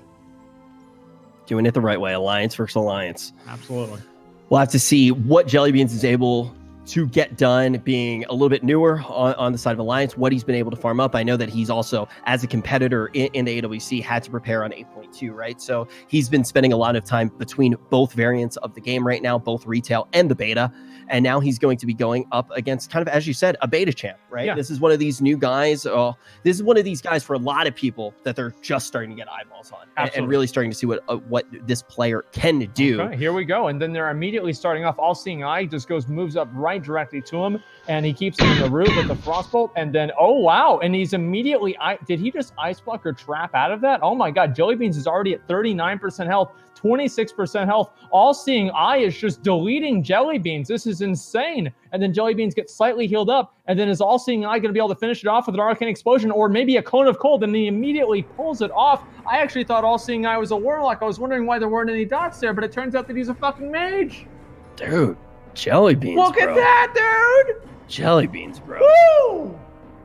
Dude. There it is. He got chewed up like a fistful of Berry Bot beans. We're going to have to see if he can jump back in this next one, or he's just going to be absolutely smushed. Feeling like a rotten egg flavored jelly bean right now. We'll see if he's going to be able to upgrade to strawberry. Fart flavored jelly bean, bro. Actually, it might be your favorite flavored jelly bean. I know Berry Bots, they have booger jelly beans. So you farm that flavor all the time on stream. I don't eat them. Just pick them? Yeah. Just pick them. Pick them and flick them. Pick them. We're going to have to see if this is going to be a quick pick and flick as well. This one's looking like it might be a 2-0. We're seeing absolute insane damage coming out. And think about how aggressive he was. That was like a wild animal. Like All-Seeing Eye just completely going crazy. Like just popping off. Yeah, raw, exactly. Raw XD, dude. Yeah. Okay, let's do this, Big D man. on that, too. Absolutely. I'm ready whenever you are. Big D. Let's do this. Once again, now everything is cruising. We figured out a new way to do a lot of these duels. We're cruising, but right now it looks like Jellybeans is cruising for a bruising. All-Seeing Eye just completely decimating him. Will he be able to do it again? That was insane. Like, I really didn't expect to see that happen. I mean, that was really, really cool to see somebody who's just completely unknown just establish themselves in that level of a definitive way. Dude, I can already see the merch, man. There it is. Dude. Big blinged out eyeball chain. Just like iced out. Dude. Absolutely. Oh, man, I'm already ready to buy the All-Seeing Eye merch. Okay, we should be ready to go here. Okay, let's do it. Going into the second match. Don't forget the first tournament that you started in. All we want is 10% of all your merch. Yeah. I'm ready when you are. Yeah, we're ready to make the merch, dude. Hit us up. Don't forget where you came from. All right, let's get this one started. Let's see if All-Seeing Eye is going to blink or if he's just going to head straight to the next round. Okay, here we go.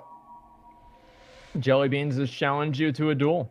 Let's make this happen. Here we go. And then they immediately start off. All-Seeing Eye is immediately kiting him there. Jellybeans is keeping him at max range. He's using Viper Sting to run All-Seeing Eye out of mana. And he got rooted by All-Seeing Eye with the trinket. The Shrinkway as well with the attack power reduction. And then here we go. All-Seeing Eye coming right back at him, hitting him there with the Cone of Cold. And then, okay, here we go. He got out of the, it's a trap. Okay, that's good. And he immediately got out of the trap, rooted him again with that, and then he stayed within his dead zone there. He blinked over inside of his dead zone as well. Remember, look at All-Seeing Eye with this dead zone thing. This is incredible. And he's just finishing him off with an Arcane Explosion. Holy shit. That dead zone management was insane. You can see right now on Jellybean's stream, it said most recent D. I think we just saw a very big recent D, and it was coming in from All-Seeing Eye. Holy shit. So I heard that Bean yesterday was destroying mages. Were those mages using dead zone? Because Jellybeans didn't even get damage off. No. Like that was honestly so perfectly played by All-Seeing Eye that I don't think Jellybeans was even ready to encounter that level of competition. That's honestly the truth. I don't think that he was expecting that level of competition. And people are saying in the chat, hunters suck. They definitely looked like it there. Hunters, obviously, we have found a weakness. That is obviously a huge weakness that hunters have.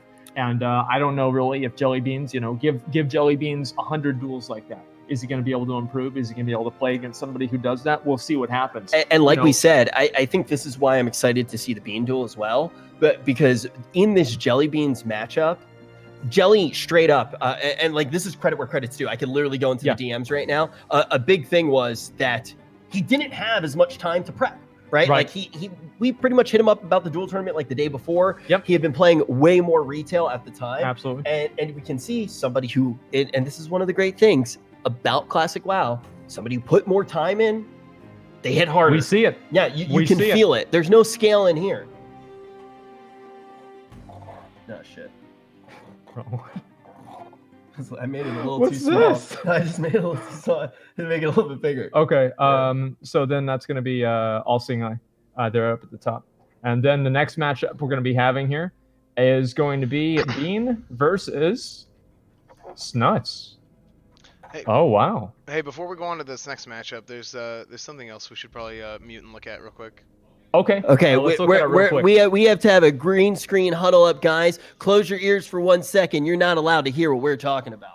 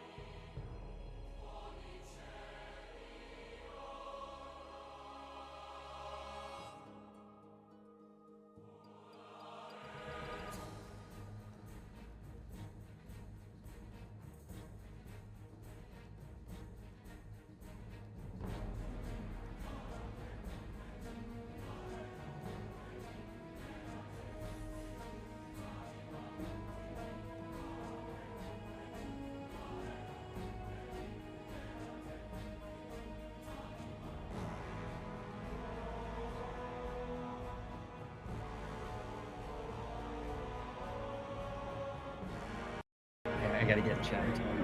I told them not to listen, so I have to get in chat and tell them that they can actually talk. Okay, good. Or they can listen. We're on, right? You can listen now. You. Okay, good. All right, they know that they can listen now. All right, I'm ready. Let's do this. All right, guys, thanks for not listening while we had to talk about really that behind the scenes really stuff. That. Yeah, thank you guys. We couldn't do it without you guys. And Esfon, whenever the time comes, let's play it. Yeah, we should. We should talk about that at some point. Yeah, but not right now. Okay. At what point do we want to start doing the second bracket, the redemption bracket? We can do either 2 rounds or we can do redemption bracket next. Let's do 2 rounds. 2 rounds. Two rounds top. Yeah, let's do 2 rounds. Okay. 2 rounds top. Seems like the best idea. Okay, so we're gonna do 2 rounds in the top, then 1 round on the bottom. It's gonna be the plan. All right, interview the mage. Yeah, we actually didn't get a chance to talk to All Seeing Eye. Well, if we have the next round here, I think that we've obviously had a lot of delays so far, and I think we probably, for the integrity of the tournament, and because obviously all these competitors have to spend their time here, I think we probably should just move to the next round for now, and then we'll probably, based off of his performance last time, I think we'll be hearing a lot more from All Seeing Eye. Yeah, and I think pretty much no matter what, even if we do, keep on trucking right now with the duels, we'll definitely make time to make sure we talk to each and every competitor before it's done. We'll definitely get ears on all 16 of the lads because they put on an incredible show for us already so far today. Is Gnomish Shrink Ray allowed? Yes, So we did Ray's decide to allow Shrink Ray. The Death Ray was a very contentious issue. We talked about this a lot on my stream. We had conversations about it privately, and we just decided that based off of the integrity of the tournament, we decided that we would not really allow it. Now, it would offer some awesome opportunities. There is a lot of counterplay involved with it, but a lot of the competitors that we talked to decided that they weren't really very interested in having it in the tournament. And ultimately, those are the people who are really going to be affected by these rules. And so we thought, based off of their input, that we would not allow it in the tournament this time. Now, later on in the future, especially whenever we get up to level 60 tournaments and we're actually doing this on the live servers, then it's going to be a completely different ball game, and a lot more things are going to be allowed. And we don't want to allow things that, we don't want to disallow things that we don't have to. So I think that's just the nature of Classic, is being able to use these items. And obviously there have to be some limits, and that's unfortunate, but we're trying to make those as few as possible. We want to make things as fair as possible, but also as fun as possible. And I think there's obviously, a equilibrium there that we're trying to work towards. I actually do hear Esfon right now. Esfon, were you going to do a quick call here? Yeah, I was gonna say we're ready to go with. Okay, let's do it. Let's do it. All right, next duel is going to be up against Bean against Snuts. Hunter versus Warlock. I don't know, guys. What do you think? Let's hear. I want to hear from you guys. Who's going to come out ahead, Snuts or Bean? So two competitors in the current game, both very, very high-level players in BFA coming in the Classic. Let's see how this is going to go. Bean has been farming as well. Yeah, like he's been. So then farming. They immediately open up. Bean opens up right there, and then he tries to trap him, but Bean accidentally traps the pet. That's not good at all. Snuts just starts putting up dots on him right there. He's probably going to try to fear the pet, but maybe not. He just puts a Curse of Agony on him, and then he's actually dotting up the pet already, and then Bean is just damaging down Snuts like it's nobody's business. Oh my God, Bean is popping off. This is what I heard. This might not be over. Oh my God, look at this. Okay, so Snuts is definitely going to be able to hold on, which is fantastic. He's running out of mana. For now. He's got the fear. Exactly. And then he stopped the fear. Did he stop the fear with counter shot? Bean has so much at his disposal. Whoa. That trap. Okay, here we go. And then he's moving away right there. He's summoning the Voidwalker. He immediately got the summon off, so that's going to give him a second trap. He moved out of range of fear, so obviously he's going to have to get in range there. Now, really, all Bean needs to do is auto attack Snuts, and I think that he might win. But Snuts also has a second. He has a second absorb, and Snuts is just sitting on it. He's actually letting that pet do as much damage as possible. This is going to be right down the wire. He uses the absorb. Snuts is basically just finishing it off. He's going to go for another trap to maybe trap and move out the absorb. This is right down to the wire. This is where Bean should win. He should be able to eat here while he's in the trap and then instantly kill him when he does get out, because now his pet can close the space, get a little bit of damage, and Snuts is completely tapped on mana. And this is the reason that Hunter's so favorite. He goes for the stun, and then Snuts is going for the wand. This is right down to it. I think Snuts is actually going to win. Snuts won! Oh my God! What the fuck? This is a Bean won. No, Bean won. Bean won. Bean won. You can't even tell, dude. So let's actually talk about what happened. That was incredible, right down to the wire. So Snuts has to really rely on his sacks there. Absolutely. It's gonna be a big thing. Now, why? That was just not quite that much. He definitely sacked up there. Yeah. But what happens with the Hunter is the Hunter can actually just so effectively drain all of the resources. Oh yeah, from and also so because health is also a resource. I didn't see Snuts using Drain Life at all in that. I was expecting to see a lot more Drain Life. Maybe I'm wrong with that. The fact is that I was expecting to see a lot more of that, because obviously, yes, you can Viper Sting Snuts, but you're effectively, think about this, you're effectively doing damage to Snuts by Viper Stinging him, because that's mana that he's going to have to regen by taking his own life away with Life Tap. So Bean played that extremely well. That was right down to the wire. I would say, honestly, that was probably the closest match that we have had all day. Probably the closest duel that's happened on beta. The officer never let him down. We didn't even know. I thought the other guy won. Also, if you didn't get to watch the tournament that Tips put on, ultimately Snuts came in second place. And it was close. Like, he very easily could have taken the tournament. They're like dueling again on their own for some reason. They need to not do that. Okay, tell him to stop. Tell him to just forfeit, and we'll go again. Because let's get these duels out. Because we've been really also want to bring up. We can go faster. Okay, great. We're doing the show too. Yeah, just let them know. So I also do want to let you guys know that these guys have played with each other competitively up on the BlizzCon stage, right? Like, these guys almost took down BlizzCon 4%, right? Like, these guys are masters at getting down to the absolute wire. And you can see right now that this is already underway. Do they just want to keep playing this one out? Yeah, I guess. I don't know. Let's just play this one out. They'll play it out. Let's go. They want it. They want it. They're ready for it. And already we can see it's down to the wire again. Snuts is going to be so low on health. We're going to see Bean try to get in, close that space. He's going to be able to get the trap. Oh my God. This is again right down to the wire. I don't know what's going to happen. But look how here. calculated it is by Bean. This is why people were talking up Bean. He knows exactly when he's going to feign death, getting with the trap, close. Snut's already out of mana. Again, he's got nothing to work with. Bean has resources. He's got to wand him. He's wanding Bean to death. Basically, Snuts is just hoping that Absorb Shield is big enough, and I don't think it is. Bean won again. Dude, look at Snuts right now. He plays it so well. Was that 2 for 2? Yes. That was 2 for 2. Just 2-0'd him that quick. What the? Which puts Snuts in a position, first of all, if you're in the lower side of the bracket right now, you're probably a little bit tilted, because now Snuts most likely is just going to go on a best of one tear. Yeah. Because Snuts is scary. Snuts is an incredible player. He plays number 2, as we said before, in Tips tournament. An amazing, absolutely incredible player. So let's go ahead. We're going to look at these brackets again. The next, obviously, 2 is going to be, we're going to have a redemption. Will All-Seeing Eye be able to beat 2 Hunters? Now, he dispatched Jelly Beans relatively easily. 2-0'd him. I think Bean's in a different league, man. Bean is... He's got a really good thing going. Okay, next one here.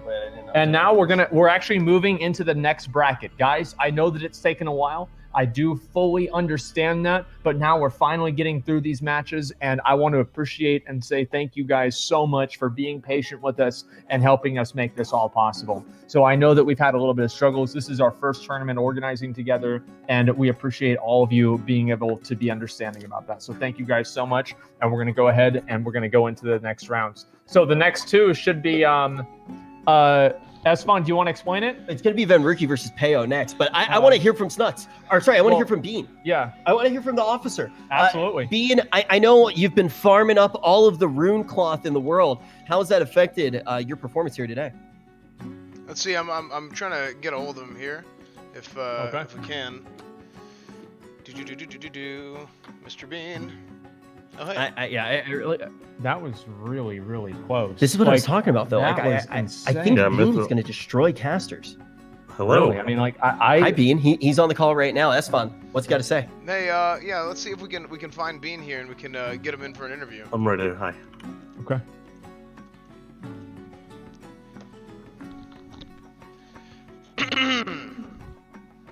All right, Bean. Nice to meet you, sir. Nice to meet you. Thanks. Can you please look at me, please? Please, I'm the camera's this way. Thank you. Hello. Yeah, nice to meet you, sir. How'd you feel about dueling Snutsy? How'd you feel about the Warlock Hunter matchup?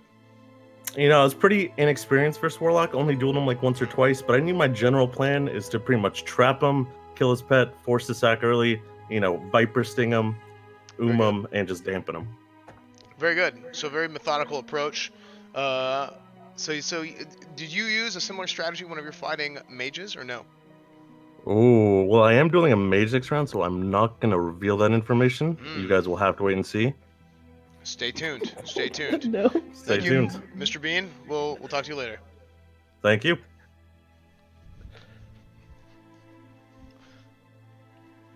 Man, it's so cool. You know, back in the day, I kept telling everybody I was going to play World of Warcraft. I was going to get as good as possible, and then we'd get all the ladies. You see all the ladies watching this show right now? Yeah, I saw a few of them right there.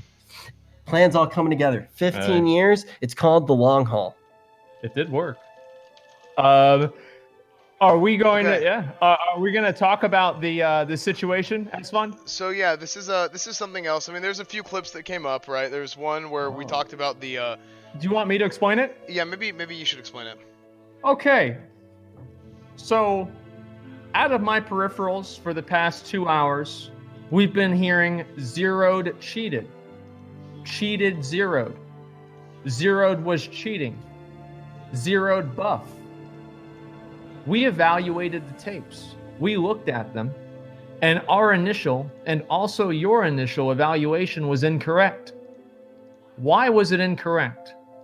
Because Blood Pact was not on zeroed originally at the beginning of the duel. Blood Pact was applied to zeroed midway through the duel. Whenever stamina buffs are applied to different targets while they're actually in Classic WoW, it removes the health from the player rather than keeping the exact same percentage. So as you can see here, Blood Pact was just applied to zeroed and his health went down, maintaining the exact same level of health that he had before Blood Pact was actually applied, which means that Zero did actually win the duel fair and square, and Blood Pact was not a factor in the duel at all. And I also want to say big props to this man for saying, no, I had Blood Pact on me and I didn't know, because he honestly didn't know, and he was willing to take the L because he wanted to be fair. You got to give some hearts in the chat to Zeroed, and you got to really respect what this guy did. He's one of the guys that not a lot of us knew coming into this tournament, and already he's just showed that he is a very honorable player, and we're very happy to have him in the tournament. And ultimately, this is a mechanic that we've talked about before, when you actually do see how these buffs are applied. And when we went back and did some of the digging in our first official instant replay of the entire tournament, now we're going to see that he really didn't do anything wrong. No, he did nothing wrong. And I thought that it wasn't a big deal at the beginning. And then I looked at it and I thought maybe it is. And now we looked at the actual clip and we found out that everything is okay. So we're going to be moving into our second bracket duels here with Vinruki versus Zeroed. How are we looking, Esfond? I'm getting them together right now. Scratches out. There we go. All right, and that also means that Peo is going to be in the lower bracket. We are still going to see Peo again. Yeah, in the here we go. Bracket. There we go. All righty. Drakova versus Peo. I think that's going to be a really interesting matchup too. All right. So let's see. They're speaking French again in chat. Again, another hunter versus mage. Another one. So this is going to be the I guess second one. I don't know. Do you think that Vinruki is going to be able to do what All Seeing Eye was able to do with Jelly Beans? I think that really depends. Like Zeroed now, one thing that Zeroed has as his advantage is the fact that he was able to see that happen to Jelly Beans. Okay, so here's the thing. Zeroed played a very different matchup because he's playing against a rogue. Yes. I think hunters are really going to excel. What are we doing? I was putting it down. Yeah. If they do exclamation mark bracket, we have to pick it up because we want to make sure that we can actually have valid chat commands. It's very important to the tournament and our production. So every time that they do put that in, we'll definitely deliver. But when we look at the matchup when we look at the bracket and we look at what has happened, the whole idea is hunters look strong against ranged melee classes right now. Yes. But we saw one potential field of play, one potential line of play is try to get into that dead zone. The question is now, is Vinruki going to go for the dead zone play, or are we going to see Zeroed try to zero the mana of Vinruki? That really is the primary win condition. In my opinion, I think that trying to out-mana him might be the best idea in the long haul, because I think that already Vinruki has proven that he is able to reset the duels in a number of ways, and it's much more difficult to reset mana than it is to be able to just like reset the duel naturally if you just go for pure damage. Let's talk about what mages have at their disposal to try to counter that the warlocks don't have. They obviously can conjure their gem. Yes. They're going to have Evocate. Evocate is a really, really big one. And they can get space to drink, right? Like they do have some opportunities. But they also have to deal with the pet at the same time whenever they're trying to get space to drink, which is going to give them a huge advantage. The pet is so important. Here we go. And we saw Vinruki, even in his previous duels, having such good plays against pets. I've seen him do it against warlocks in the previous duel tournament. I've seen him do it against just about everything. He's probably going to prioritize taking out the pet. I wouldn't be surprised if Vinruki actually does open. So he goes for the long play. Actually, you know what? Knowing Vinruki and his play style, I think that you're completely right. I think that we could absolutely see that happen. Okay, here we go. Let's get this done. You can see some of the onlookers right now cheering for Zeroed. Actually, said get zeroed. Whoa, there it is. All right, let's make this happen. Okay, here we go, guys. Let's do it. Zeroed has challenged you to a duel. Let's go. Where is Zeroed's pet? He's probably stealth. Oh, and then Zeroed immediately starts at the beginning with a Shadow Meld, and he scatter shots Vinruki with the Viper Sting, so it doesn't immediately break on damage. Then go for dead zone. Oh, he's going for dead zone right there. He hit the Cone of Cold. He drops the Iron Grenade, and then Zeroed got out of it. That is impressive. And then he's just immediately just going directly after him. Vinruki is just a wild animal. He's going for blood. Zeroed is moving away as much as possible. Vinruki is trying to cast on him, hits him with a Fire Blast, keeping him slowed. And then, oh my God, okay, there's the root there with the trap. And then Vinruki is just keeping him right there directly in place. Vinruki goes back to the dead zone, trying to keep in that dead zone, staying there. Zeroed is pretty low on health, but so is Vinruki. Vinruki is going all in here. Well, Elliot definitely is a jungle cat with his claws out, going absolutely crazy inside of the dead zone. But look at what happened. He has absolutely no mana. Can he get the close here? He's trying to do it on Zeroed. Zeroed now is going to go in with his melee weapon. This is an auto attack Andy duel. Will the one be able to do it? The Frost Nova comes off. He's able to get off that burst of damage. He goes into his ice block, and just like that, Zeroed defeated Vinruki in a duel. In a dramatic reversal of fate, something I don't think anybody would have expected. That is incredible. That is absolutely fucking incredible. Oh my God.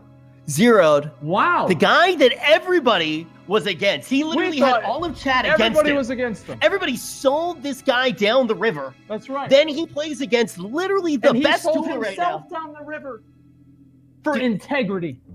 I respect the integrity play, but this is the reason that you always need to be an alpha.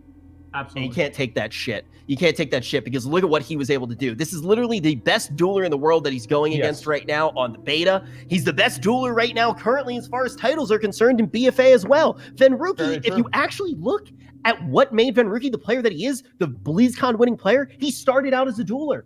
He was one of those guys that had one of those stories. Who didn't? He climbed up the ranks. He took out the best duelers and he became the best. And now Zeroed is able to take him down. Then goes, though, for the play that we don't expect. We thought he was going to maybe take out the pet, maybe go for the long run. He goes into the Z zone and he tries to race, and it almost does pay off. I think this is something that we can almost be certain of. Is that this next match, we're going to have a different strategy. So let's see what they've got in store for us this time. Okay, they're ready here. They're right next to the match. All right, let's do it. Ready whenever.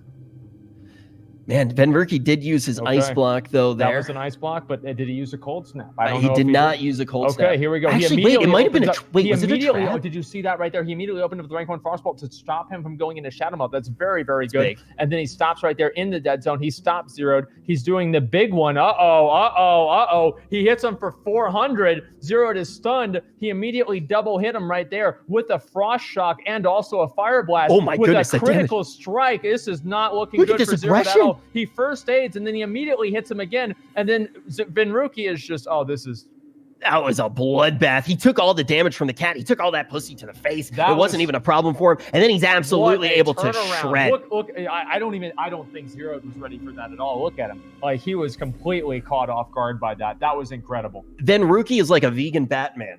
If you give him time to prepare, he'll win any fight.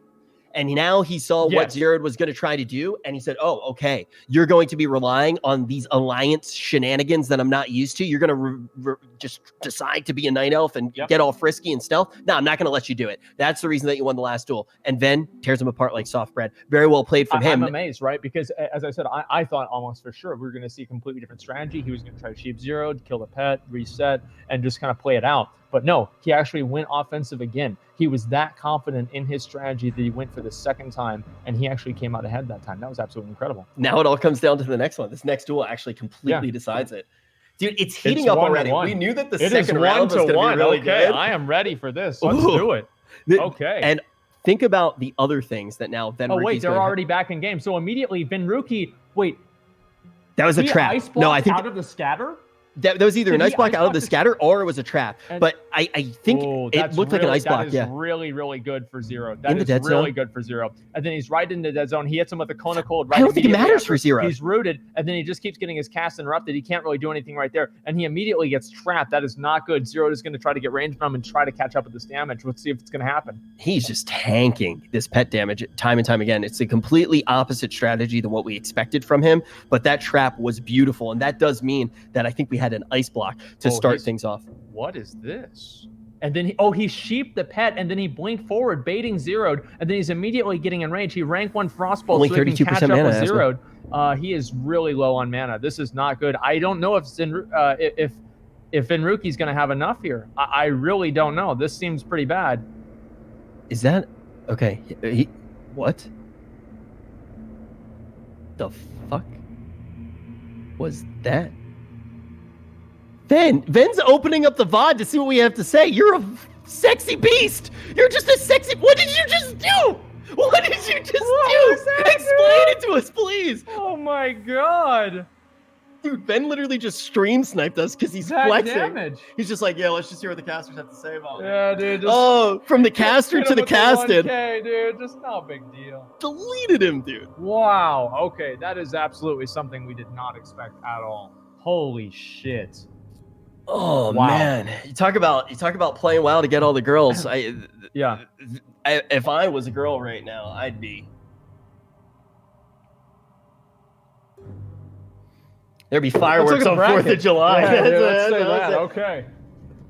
That was a great match, though. Let's keep that in mind. That was an incredible match. Zeroed did look good. And also it does show what can potentially happen against the casters yet again. Yep. Let's take a look here. So now Zeroed is going to be moving to the lower side of the bracket. And and then now Venruki's going to play either against Healing Stat, who he literally plays with on live, who he cast with at the Arena World Championship, or he's going to go up against Sony, who he's been playing with since back in the day. Right. But Warrior. I don't think a Warrior is going to be able to take down either of these matchups. I will be absolutely amazed if Sony is able to come out ahead of this. Like, that's going to be really, really impressive. So I think the way that we do... So, yeah, the winner of them fights... So the winner of this should fight... what's his name?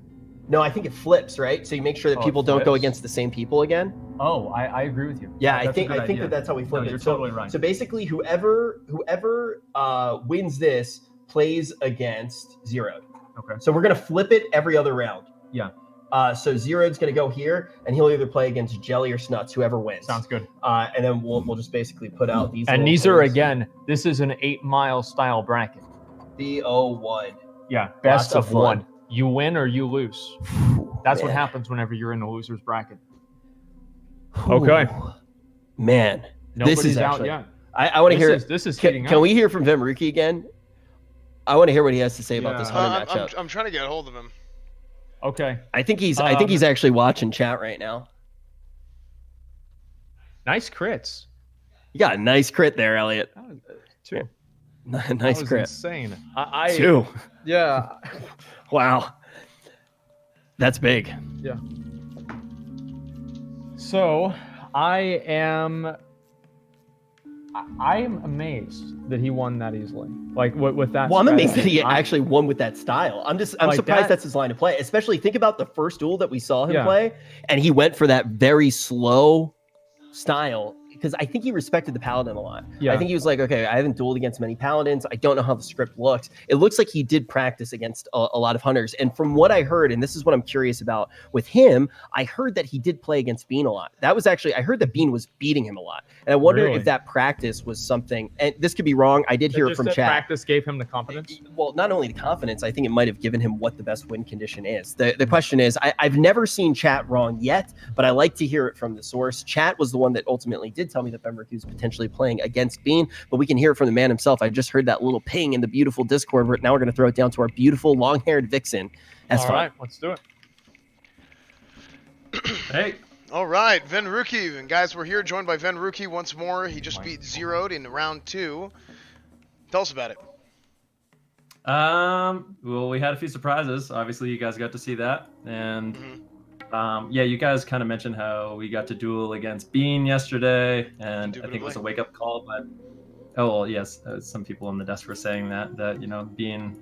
I think Bean is kind of like a different beast. I think he's really, really good player. He's got a ton of gear. Legume, if you will. Yes, exactly. He's a different chickpea. And the thing is, this is something I kind of always say is I don't always, you know what I mean? You don't always practice. I'm not going to stream all my practice and every strategy I'm going to implement in a tournament. So naturally, that's why you always you hold on to a few surprises. Right. Yeah. So it looked like what you went with there in the first duel. You played a lot more passively, trying to focus on poking more and wearing them down a little bit, and then you got much more aggressive in the last 2 duels. What made you kind of flip the switch? I lost. So I was like, all right, well, let's do or die. Time to reveal it. We wanted to hold on to those as long as we can, because it's not like obviously you guys probably looked up the big one. It's not something everyone has prepared for this tournament, and we got it ready to roll. And backs against the wall, got to bust out all the stops, you know? There you go. Very good. Mr. Rookie, thank you for joining us. All right, thank you. We got a big one there to take care of. Hot dudes only. Hey, I mean, hey, it's not easy for the Alliance. It's been tough out here for a lot of the Alliance. We're seeing absolute horde dominance from all sides. It's definitely at the same time. It's getting messy. Absolutely. We're seeing the Alliance get absolutely covered and smothered. And we're going to have to see if the horde dominance does continue. Well, let's see. I mean, this is going to be another horde versus horde matchup. It's going to be Sony Digital versus Healing Stat. This is going to be a good one. I feel like this is obviously... let's hear from the chat. I feel like probably Healing Stat will be the favored one in this matchup for probably no other reason than purely his class. Priests just have a lot of advantages, especially over Warriors. Warriors are not able to gain rage whenever they do damage against an absorb shield. That is a huge disadvantage that Sony is hold on, they started before we were ready. Like, jump in. Can you? Nice. You can see the duel right now. It's going on. Can I just reset? It's so hard. Okay, all right. Yeah, it's right at the beginning. Let's go. We'll just keep going. It's fine. It doesn't matter. Grenade going to come out let's here. See. Go. Yeah, we see the grenade go out, trying to close that space. Sony going to start taking a little bit of damage here, but it is going to be healing stat that's torn into. Healing stat is half health. Yeah, he's got plenty of mana, though, to work with if he can create a little bit of space. The question is whether or not he's going to be able to do it, because he's going to go for mind control to try to do it, run him away. This is really what we expect from him. He's not having it, man. He's $15 a month to not even play my character, and you can also see that. Yeah, this is beautifully done by healing stat. Man. We saw him use the mind control in the last one as well. Now it's going to be Sony, who's riding down quite a bit. He's reconnects to healing that's stat. a What's going to be big able crit. to do? That is so good for Sony. He immediately got a big crit. Now he's got to fight through that absorb shield, and he's already through it again. And then healing stat only really has to do 600 damage to him, 500 damage to him. And I think that he can probably just wand it. Oh, what the fuck? What? What the fuck? What? Do we have instant replays? What? Yeah, I'm sure Sony right now is like, Oh my God! Wow. Can we go back to Sony? Can we watch Sony for a second here? Look at that, dude. Flex it. Look at that. Flex those muscles, dog. Oh, dude, I kind of expected this from him. He's got some extra faps right there on my head. Oh my God, dude. Oh, dude, he fapped on Adrian's head too. That was ridiculous. Actually, he didn't. We just confirmed that no faps are not allowed in the tournament. No free extra pushes. Yeah, but dude, what? Actually, you play a warrior. I've never seen you do that. So here's what happened. Okay, he got an auto attack crit. The auto attack crit happened in between Adrian's shields, healing stat shields. Because that happened, he gained enough rage to go into Berserker stance, I believe, or use all of his other attacks, and he ended up getting, as far as I know, a Mortal Strike crit at the same time as another auto attack crit at the same time, and that was just enough to completely take it home. So I also want to say, last night we were all sitting around, we were eating some cheeseburgers together. At 4 a.m. in the morning. And right after we said, wait, we didn't make the bracket yet, what should we do? You basically said, you can't count out Sony. And you talked about all of the experience that this guy has. Healing Stat looked like he was winning that. It looked like Healing Stat was going to be able to win. To be fair, I think he's still favored. To be fair, Sony did get extremely lucky. So it's not luck. Luck is okay. They're back at it. Let's go. They're back at it. Let's go. Here's the thing. And then so immediately healing stat makes the distance, and then I want to say this really quick. Sony basically there was a tiny little opportunity, and he used it. That's not luck. That's being a god. Let's see if he's able to do that again. Okay, he's already at half health, and then he gets mind controlled away from healing stat. He's doing the exact same thing, and then immediately he goes for the bandage, which was actually really good because there wasn't a dot on him at the beginning. That's really bad for healing stat. Healing stat's already below half mana. Sony's doing really well right now. He's trying to wand him down, and Sony's got about 1,000 health left, but healing stat's already lost his shield. He got feared again. Sony Berserker Rage is right out of the fear. He stuns the he war stomps that, and then I think healing stat might go for a second mind control, but it doesn't really matter. I mean, he got another shield. This is not good for Sony. This is not good for Sony. Unless he gets another round of lucky crits, that's going to be over. Can we let them know that just to be a little bit more like proactive with the duels, or at least we can stay on them? Yeah. Just so because everybody wants to see the beginning. Yeah, they need to wait on us. Yeah, I think they were just going too fast. If you guys go watch your stream, wait till I /ready you if you're horde and you can't hear my chat. Yeah, let's just say that was incredible. This is I think that was basically what I thought would happen every time. I think that we favor healing stat a whole bunch in this one. Oh, absolutely. And like the fact that Sony won one game at all is incredible. And yes, obviously he did get very lucky. But one thing that I've learned recently, or not recently, in my times playing WoW, good players get lucky more often. One of my favorite just chatting streamers says that luck is the cross section between effort and donations. D, yeah. Okay. And I think in this one you can actually take out one of those factors because we're in the WoW directory here. I think it's luck is the cross section of effort and opportunity. Absolutely. I mean, this is incredible. Like I did not expect to see a single warrior win. I didn't expect to see a single warrior get through the first bracket. 1-1. Sony Digital, if he takes this one off of healing stat, he's going to be able to move on forward. Let's do it. Let's go to the next match. This is the game match. It's 1-1. Let's see if this is going to happen. We're ready. Let's see if you can find the intersection here. Sony Digital trying to take one more game off of healing stat. Healing stat definitely favored. He's been practicing this matchup as well. Okay, let's go. We're getting right into it. Sony, Troll God Sex just whispered, Sony, you got this. You go, girl. You go, girl.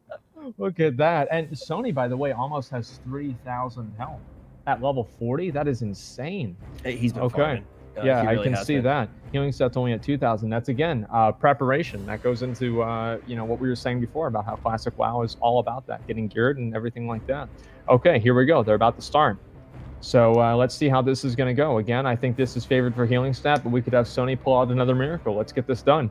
Okay, so it's starting off. Obviously, Sony's probably got the charge off right there. There we go. And then immediately hitting him with a 4,000. And then healing stat is immediately trying to just mind control him right away, immediately. And then he's running away here, and he immediately stuns the interrupt here. He's trying to do as much damage as possible. He interrupted that stun, or that heal, with the grenade. Here we go. And healing stat is basically just trying to heal through the damage. All he's doing is rotting down Sony right now. He's playing the long game. Sony, keep in mind, is already down 1,000 health almost. But Sony is also chewed through so much of that mana, and that's why Adrian needs to get this mind control here. If he can get this, create the gap, create the space, then that rot pressure that he gets out is actually going to be very big. But Sony's just been denying absolutely everything. We're finding Adrian almost tapped out on mana, only 629 left. Sony going to be able to charge in. Sony might take another charge. Is this going to be a reversal of fate? Is Sony actually going to come out ahead here? Healing stat has got to do something massive to make sure that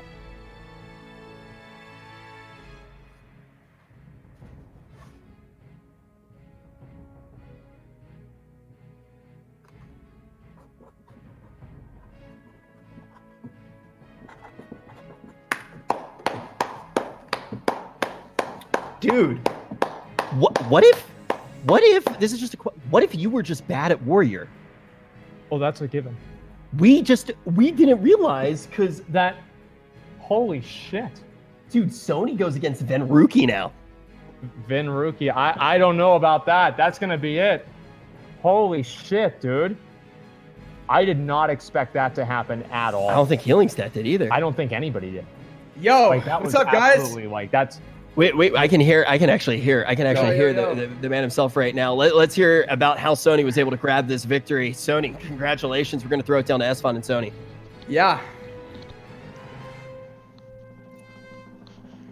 All right, so Mr. Digital, nice to see you.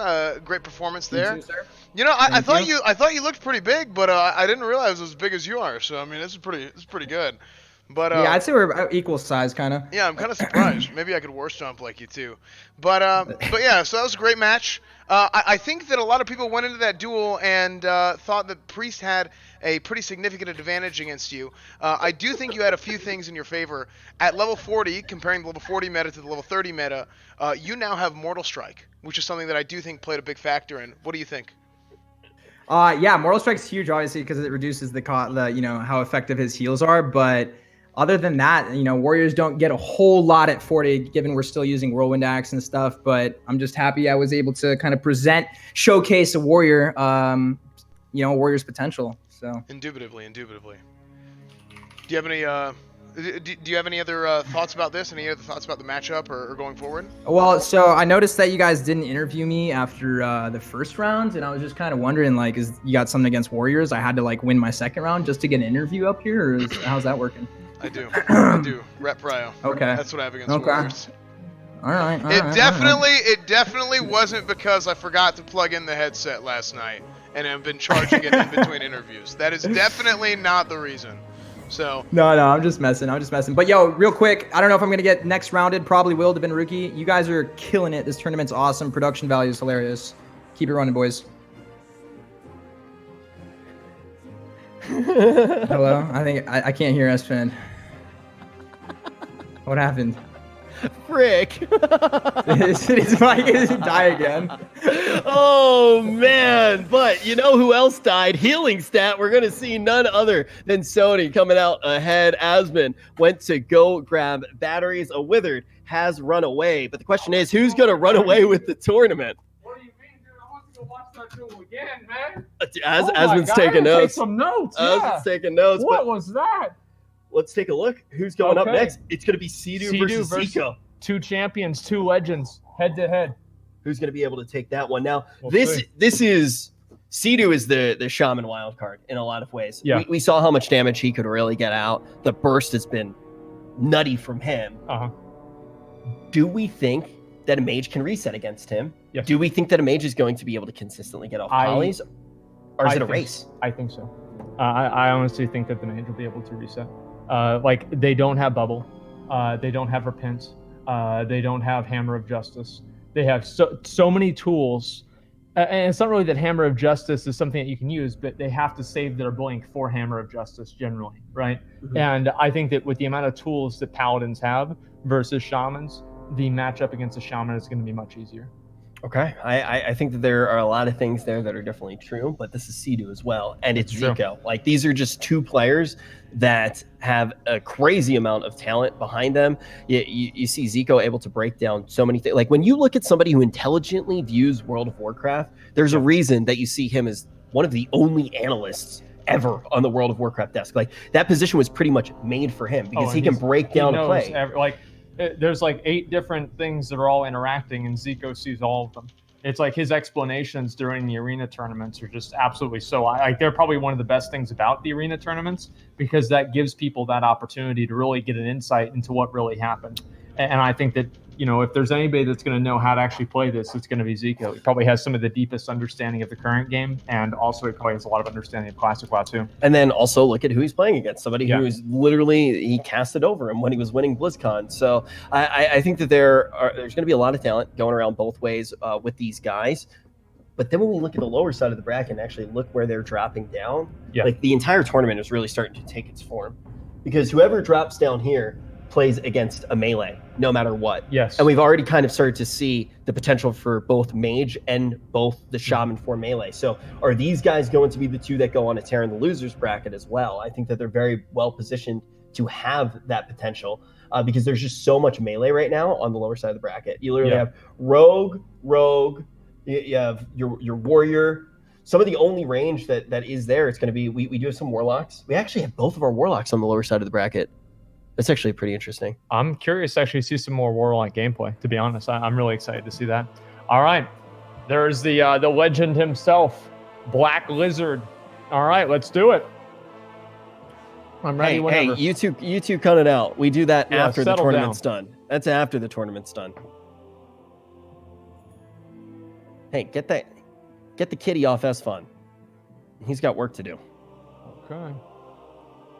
All right, here we go. Sea-Doo versus... All right, let's start. He immediately opens up with the rank 1 Frostbolt. He tries to get a second one. Earthshock interrupts the cast. Sea-Doo immediately gets rooted by that thing. And then, that's an immunity. Okay, he immuned it. I guess he ground it right there. He gets a crit on the Cone of Cold. Okay, here we go. Sea-Doo's still at 100% health. And then this is what I was talking about before. Yep. Here we go. Here's Zico resetting here. He's getting ready. Sea-Doo's sitting there. He doesn't know what to do. Doesn't know what's going to happen. Zico resets the polymorph. All right, now what? You can also see, too. He's right there on top of him. He's right there on top of him. He hits him with the grenade right there, and then Sea-Doo comes right out of it, dealing damage. Okay, and then what? He just took him right down to half health. Okay, that's how fast it can happen. That's what Sea-Doo is relying on right there, and then he's just trying to get away. Obviously, Zico just went and he reset right there with an ice block. He got right out of it, hit him with a Cone of Cold. Now, the only thing that Zico can't let happen is for Sea-Doo to reset here. I think this could be Zico's game to lose here. And you can see Zico continuing to pump out the damage. When we saw Zico actually could go down here. He still has 50% mana to work with. Chain Lightning's he blocked the Chain Lightning, and then he goes for the Lesser Healing Wave. He's trying to finish him. Wait, Zico can't quite finish it. Is Sea-Doo actually going to win this? He might have to try to reset all the way. I think he just Let's went see. Here. He should Oh my God. Is this going to be it? Zico went all in. And this is the big thing. And Is he he going to might be be able to all just connect out. here? Yeah, he's just trying to run away right now, running around the entirety of the island. The big thing Oh is my you saw the God. hands go up from Sea-Doo when he 5% gets health. sheeped. 5% health. Leaving the dueling area. He's trying not to. He's trying not to. And then that's the frost shock or the earth shock that just ended it all. Now, basically what happens in Wow. this matchup, and this is what I was kind of talking about before we Wow. jumped in. Sea-Doo, when we That is- actually went to his POV, he goes, fuck, when the sheep goes off, Yeah. right? And the reason is because the sheep is the only potential Wow. in this matchup for the actual reset to come in. And you're going to see those groundings being absolutely huge because if That you can was get just- that that was big play insane. there, and also the ice block is the other thing that Yeah. bought so much time. Those chain lightnings, those are actually the thing that can just knock And you off of Zico's Asmongold. not going to have those ice blocks this time. Is this already done? I mean, he used 2 ice blocks. I mean, Zico's going to have to completely change the way that he plays this one. It's Like, actually this could actually be Sea-Doo coming out ahead. I think that when you look consistently at the Shaman too and its toolkit, Yeah. it's up in pretty much every matchup. I Oh, think that's a absolutely. really important thing to bring up. And those chain Yeah. lightnings are Yeah, going Zico to used fry. everything on that first match. Yeah, and now did he snap as well? Well, he used 2 blocks. Yeah, so he's pretty much in a position here where I can't imagine All how he right, comes let's out on go. top unless he gets a really big sheep. Sheeps are Yeah, going to that's be the true. name of the game. That's very true. I do think with the in this specific matchup, you got the Shaman with like grounding totem and earth shock and stuff on a low cooldown. So in that respect, he has a way to avoid a whole lot of his damage too. Yep. I just didn't account for it to be that substantial. Mm-hmm. This is incredible. And purge, so he can purge his buffs and stuff. I never thought of that. Man, I'm trying to think. I'm actually just trying to think how far a Shaman can go here. Honestly, I didn't think he'd get past the first round. At this point, it's anybody's game. I never thought a Warrior would get past the first round too.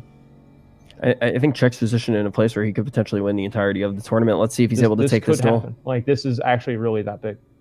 It definitely is. I mean, some of the top guys right now in the bracket are going to be the likes of this play style. Now, getting the duel underway, the question is, will Sea-Doo be able to make this one a 2-0 space created by the Black so Wizard? they're starting off right there immediately. Zico does the exact same thing, goes for the rank 1 Frostbolt just to keep him at max range. Now, at this point, obviously, Zico is going to be playing much more defensively than he was in the first round. He doesn't have as many outs. He can't play as offensively, and he's trying to just wait for that perfect opportunity to just go in there. And he got right out of that sheep. That is not good for Zico at all. Uh-oh, and then it is another polymorph, though. That's one of the good things about being a mage. This is relative. And then he's back out of it, though. It's decent timing for it to happen because there isn't that much that's already transpired in the matchup. Going to try to close a little bit of the he's space running here. all the way over there. Okay. Yeah, I mean, he doesn't So want to he's let casting Zico drink. Yeah, that's basically what's happening. So Sea-Doo is actually winning this right now. I mean, like, Zico is already at half mana. I don't think that he used I don't think he used Evocate in the first round, though. You're going to see the chain lightning. It's a chain lightning. That damage is so ridiculous. Look at that, 300 damage almost. Zico is already under 50% health, and Sea-Doo is just chasing him down. We see him right there out by the water. He throws the Iron Grenade. Is he going to get it? He still gets it because of spell batching. Let's see how this is going to go. And then immediately, he just fried him so hard that we saw the bracket for a second there. It literally, guys, I want you to explain. It did so much damage that we couldn't even see it. We didn't want to show you that damage because we knew it would scare everybody. It's TOS. It's actually TOS to show banned. that much damage at once. It's disgusting. We didn't want to hurt you guys. Holy We shit. didn't want to hurt you guys. Hey, oh my god. Hey, no, we don't need that. We got it right here. What's this? No, we already made it. Yeah. Stop showing off, Esfon. No, look at how fancy. I got a computer.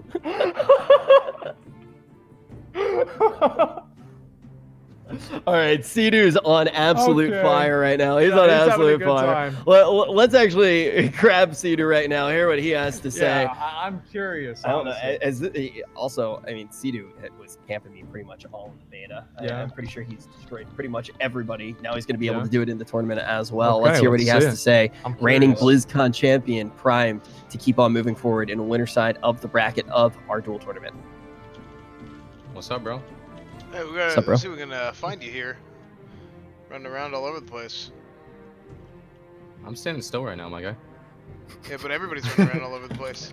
It's me, see. You know what? I'll find you, brother. You know what? You stay there. You stay there. I find you. So about those crits. Our field reporter is currently So looking the for literal Cedu. the literal one frame where he was at 49. Excuse me, Asmon, I'm talking. Please don't interrupt me. Sorry. Chuck Dueland. Do you What's know, up, has brother? anybody ever told you, like, your name sounds like you could be, like, a sheriff or, like, one of those, like, local lawyers, like, on local TV, like, Chuck Dueland, the Texas Hammer. Like, have you ever... Chuck Dueland, attorney at law. Yeah, I think it could work. So how do you feel? How'd you feel about that matchup against Mage? I was a little afraid of Zico because he plays like really aggressive, but fortunately for me, I think it was in my favor to have dueled him before the tournament started because I know exactly what he wants to do. He wants to sheet me early on, and then he wants to go really hard with like the big bomb 5-second stun, and I was just like super ready for it. So I was just able to instant trinket the first one, and then I just try and stall out sheeps for as long as possible. And I think I had some really good early breaks in that last duel, so he didn't actually have time to set it up when I didn't have trinkets. So yeah, a little bit of luck involved, but big numbers. Yeah, it seems like people are really, really excited about this. So like, the crowd is all gathering around. It's really, really nice. So people obviously are big fans, and they're very excited to see you pull that off. Definitely, yeah. Pog. All right, thank you, Mr. Do. Talk to you soon. Thank you very much. And we heard what we could kind of see from Cedu as well. That early sheep was the main thing that he wanted to avoid because he wants to be able to compete in that foot race. He wants to out-aggress Zico, and he was able to do that. And the question is, if he does have to face Venruki, is he going to be able to go for that same game plan? Oh, I mean, that's going to be a completely different ball game because Venruki has a completely different playstyle. I mean, you look at Zico's playstyle, extremely offensive. It didn't work. So now we're going to see Venruki's much more defensive playstyle, and we'll see where that's going to go. But before we even get to that, we do have our last game. Oh, yeah, Zico. Our last game in the upper bracket, and then we are going to go to the single elimination games in the lower bracket, the 8 Mile.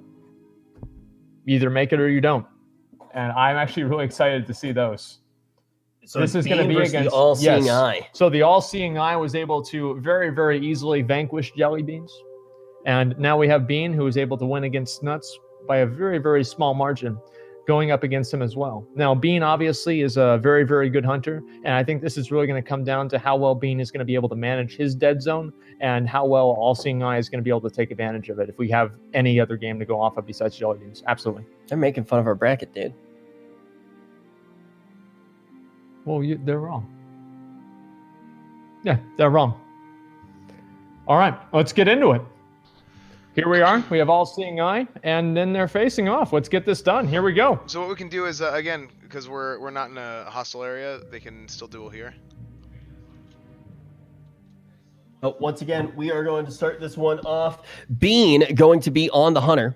And okay, let's do it. The thing is we've already started to see that hunters have a lot of potential so far in this tournament.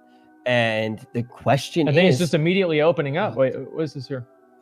Oh, they weren't ready. Okay, that's fine. Now, All-Seeing Eye showed what the dead space could do. The question is if Bean is just in a completely different league than what we saw from Zero. Yeah. Okay, I pre-attacked. Oh, before... That's fine, we'll just remake. Yep, just redo. Duel again. Since they're both... can they still duel since they're both flagged? Actually, I don't think so. Go ahead and try it, guys. Yeah, if they can't, we'll just go ahead and count it down. Okay, yeah, so we can just count new style of countdown. This is what we'll do. Instead of countdown 1, 2, 3, let's do this. I want to cast a Holy Light. Whenever the cast is over, right? Whenever the cast is over. Okay. That's intense. Ready? Okay, you guys get some distance.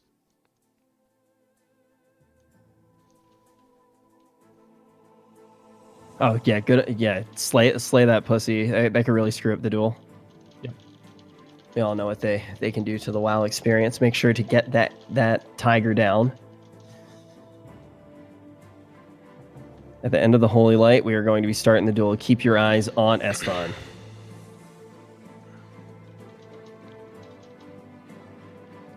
Okay. 3, 2, 1. Holy light. All right, here we go. Holy moly! Start off this duel. We're getting right into the action here. Let's do it. Now, keep in mind that we already did see the all-seeing eye play against a hunter, and he did it very well. The way that he went for it was he stayed in the dead space and just fried him. Went all-out aggression, tried to get the most damage possible. But Bean has looked like the best hunter in this tournament. Wow, all-seeing eye, extremely aggressive, goes right into Bean, immediately follows up with a grenade, does another frostbolt into a fire blast into that, and then Bean's trying to figure out how he wants to do a grenade. He's not entirely sure yet. All-seeing eye is just trying to do any damage possible with arcane explosion plus cone of cold. All-seeing eye is staying directly on top of Bean. Bean got a pretty big crit on him there. He's doing a lot of damage. All-seeing eye might have to block here. It really depends on what's going to happen. Oh, man, this one looks like it could just be so close. Bean's going to be working on both that mana bar and also the health bar at the same time. But ultimately, is he going to be able to get the trap? The trap could be something that's just so important for him to be able to create a little bit of space and actually get the duel going. I think somebody got killed. Yeah, our POV's got a little bit. Was that legit or was that a desync? I think that may have been latency delay desync. What happened there? Yeah, that could have been a desync. I do apologize, guys. We're trying to figure out what that was. Did we just get layered? I don't know. We're trying to figure out what the what that was. I do apologize, guys. Guys, I do want to remind all of you that Asmon Hold on. Sorry. Okay, Asmon, Esfon, and I want you guys to be enjoying this tournament as much as we are. So we've decided to give you guys an opportunity to try to get a store mount. I'll tweet it out right now. All you guys got to do for a chance at the store mount here. Let me actually find this tweet. I'm going to give it the old retweet right now. Just make sure that you retweet it and follow Asmon since he was so helpful for the giveaway. I'm going to be retweeting it on my Twitter right now. There we go. Retweet a Silverian Dreamer. I'm gonna block everybody that follows me from now on. No, you're not. Yeah, I'm not gonna let this happen. Go ahead and go on Twitter right now. Make sure that you retweet and follow Asmon, so you guys can all get a Silverian Dreamer. We'll give that away at the end of the tournament, and then also we're gonna have a little bit of the old hoedown throwdown in Gurubashi Arena at the very end. Last man standing will also get a Silverian Dreamer, one of the most beautiful mounts that has ever been put into the game. So definitely make your presence known. Put into the game. Make sure that you guys do enter your chance to win that one. And to do that, all you got to do is retweet the tweet and drop those follows. Great. Thanks for the follows, guys. Really appreciate it. Glad to give back. Asmon and I both have that mount. You actually have two. What? Yeah, because Blizzard sent you one and I sent you one. You sent me a mount? Mm-hmm. Hey, so this is what seems to be the issue right now. It looks like a rogue came in and griefed him at the end of the duel. Yeah, okay, so we have to wait the 5 minutes, right? Well, here's what I'm looking at is the claim is that he had Fire Blast off cooldown and he was casting it anyway. So casting what anyway? The Fire Blast to kill him anyway. Okay, can we see a clip? That's what I'm looking for right now. Looking for the clip. Yeah, let's find a clip of the end match, and then we'll play it for the stream. Everybody will be able to decide. We have our detectives on it right Other now. than that, just make sure they don't do any combat, so their flag goes away. Because that's why they weren't able to duel as well, is because both of them were flagged. Okay, so here I'm gonna go ahead and load it up. Okay. This is what we're seeing. All right, here we go. Okay, so this is the end of the duel right here. Here, you can see he's going to spam Fire Blast right here. As he's spamming Fire Blast, yeah, of course. So, Rich Turpin shows up, so he's KOS. Yeah, that being said, though... I don't think it made Can we watch the beginning? Okay, so he hits him with that, and then... Let me move up, because I can't quite see the bottom. Right. So here's the last Fire Blast. Okay, so Fire Blast is coming off of CD. Then so Fire Nova. And then he's gonna hit him right there with a cone of cold into the fire. Yeah, he would have died anyway. It's as he's spamming Fire Blast. Yeah, he would have died anyway. In fact, he loses his Fire Blast cooldown and it gets batched. That's the only reason why you don't see the damage show up. Yeah, he would have died anyway, 100%. Yeah. I think that's if Bean can accept that, we will. What do you call it? Chat's going to resist. You know what? Chad is right. There is a chance he could have resisted. True. Yeah, chat saying resist more than Quinn did after his duel, but I think that they're right. Okay. We'll see what Bean says. Yeah, it's up to Bean. But either way, make sure neither of them start combat with the opposite faction. And that way they're able to remove their flag. Yeah, I think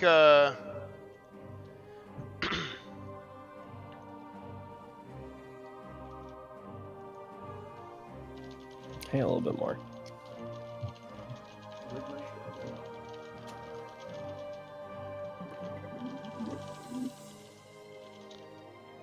let's see.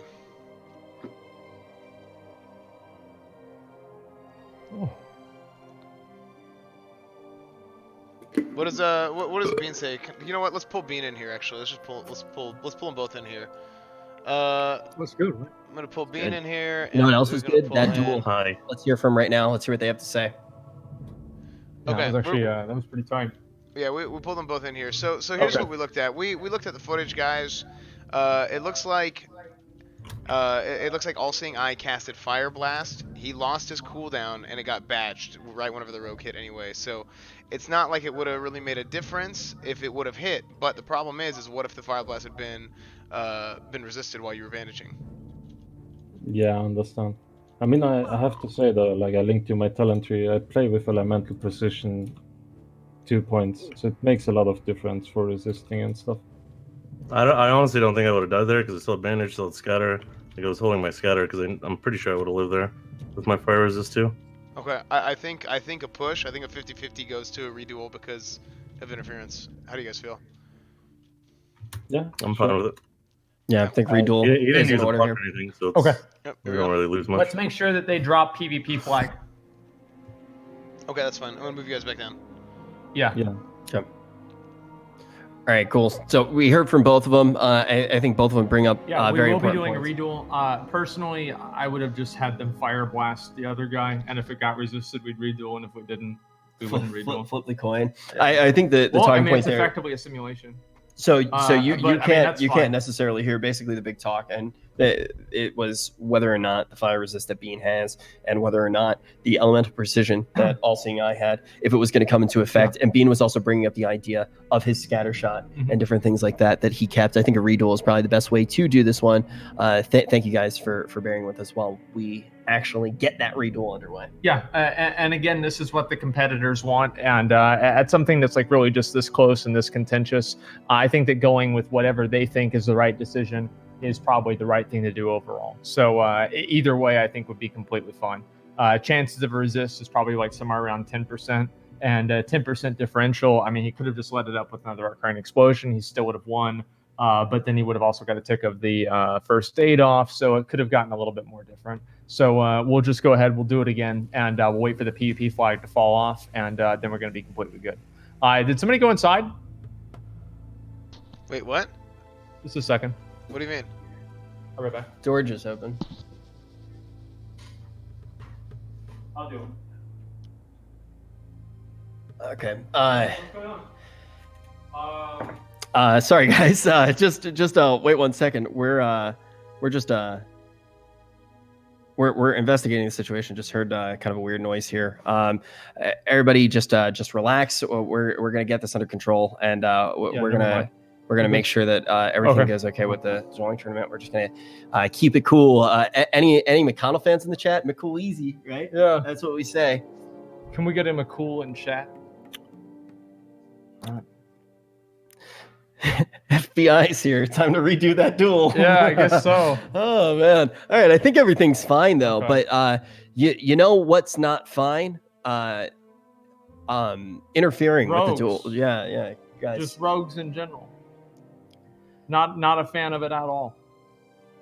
I guess that's the way it goes. Honestly, like I'm really surprised to see like all the differences. Like one big thing in the tournament that's like really been surprising to me is the differences between like no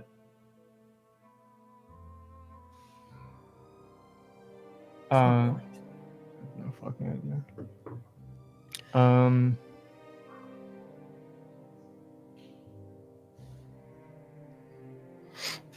Okay. So just a little bit of a recap of what's going on. I think let's look Esfon's at dealing the with it right brackets now. here. Oh, that's the loser side. So on the winning side of the bracket, we started things off with Venruki versus Drakova. Venruki looked absolutely dominant. He was able to move on forward. And then once again, he goes into another matchup. This time it's going to be against none other than Zero, who went up against Peo and Venruki. Once again, he booked his ticket to play against Sony. It's going to be Venruki versus Sony, and it looks like Venruki should be favored here. Yeah, I mean, we'll see what happens. And by the way, guys, the reason why we're waiting right now is because we're waiting for the PvP flags to fall off of the other players, and that way we're not going to have the same type of interference as we did at the beginning. So that's the only reason why we're waiting right now, is we're waiting for those PvP flags to fall off. Then we're going to get into that next duel, and we're going to continue things the normal way. That's basically what the plan is going to be. Okay, just so everybody knows what's going on. Yeah, we're just making sure Esfon too is got everything under control. Absolutely. So let's see. Let's talk about what's going on here. This is the section of the bracket that we're in right now. Sea-Doo has been able to take down a Warlock, and he's also been able to take down a Mage. So we've already seen what he can do against these range Well, he either is going against another Mage, which, I mean, I'll be really curious to see how All-Seeing Eye would play against Sea-Doo. All-Seeing Eye, actually, he's really good. Freaking nuts. Yeah, he's really, really good. And also, I'm kind of curious to see if Bean could do better against Sea-Doo, honestly. I mean, because he could have a better chance of kiting and everything else like that.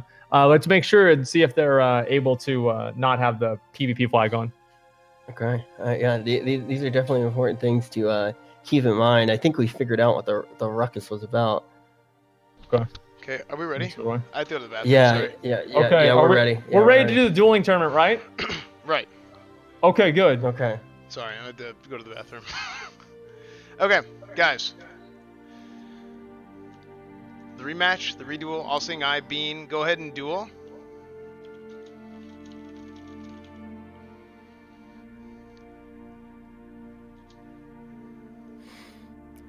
Just take a deep breath, guys. I think everything's okay. I think everything's okay. I think Esfon dealt with it. We're just going to go along with the duel tournament as normal. Everything is okay. Rematch here. Bean going to be going up against... What's that clicking? What the fuck is going on?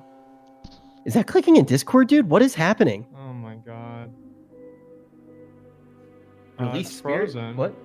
Okay, alright, here we go. We're good. We're good. Everything's cool. Alright, well, at least now they're out of... Yeah, this should be good. Yeah, Bean's not flagged anymore, and they should be able to actually duel. Okay, great. I'm sorry, guys. Wait, I don't understand. What is going on? What? Like... Wait. Okay. Why is All-Seeing Eye in the... Why is he in Gurubashi? Why is he in Gurubashi? I'm so confused. All-Seeing Eye, bro, your duel's in is he trying to get AGM? Well, no, like, you can't, like... No, it's 30 more minutes. Here's the thing, like, we're doing a duel tournament. Like, the point of the tournament is, like, so people can see the duels, right? You can't just duel and be like, oh, we dueled. Like, it doesn't just work like that. You can't just go duel on your own and say we duel. So what happened in the duel that they did?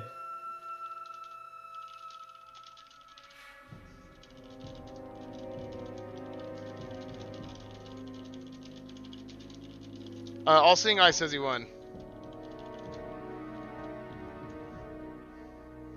Did he now? Yeah, apparently. I mean, I don't know, like, we're doing a show, like, I don't know.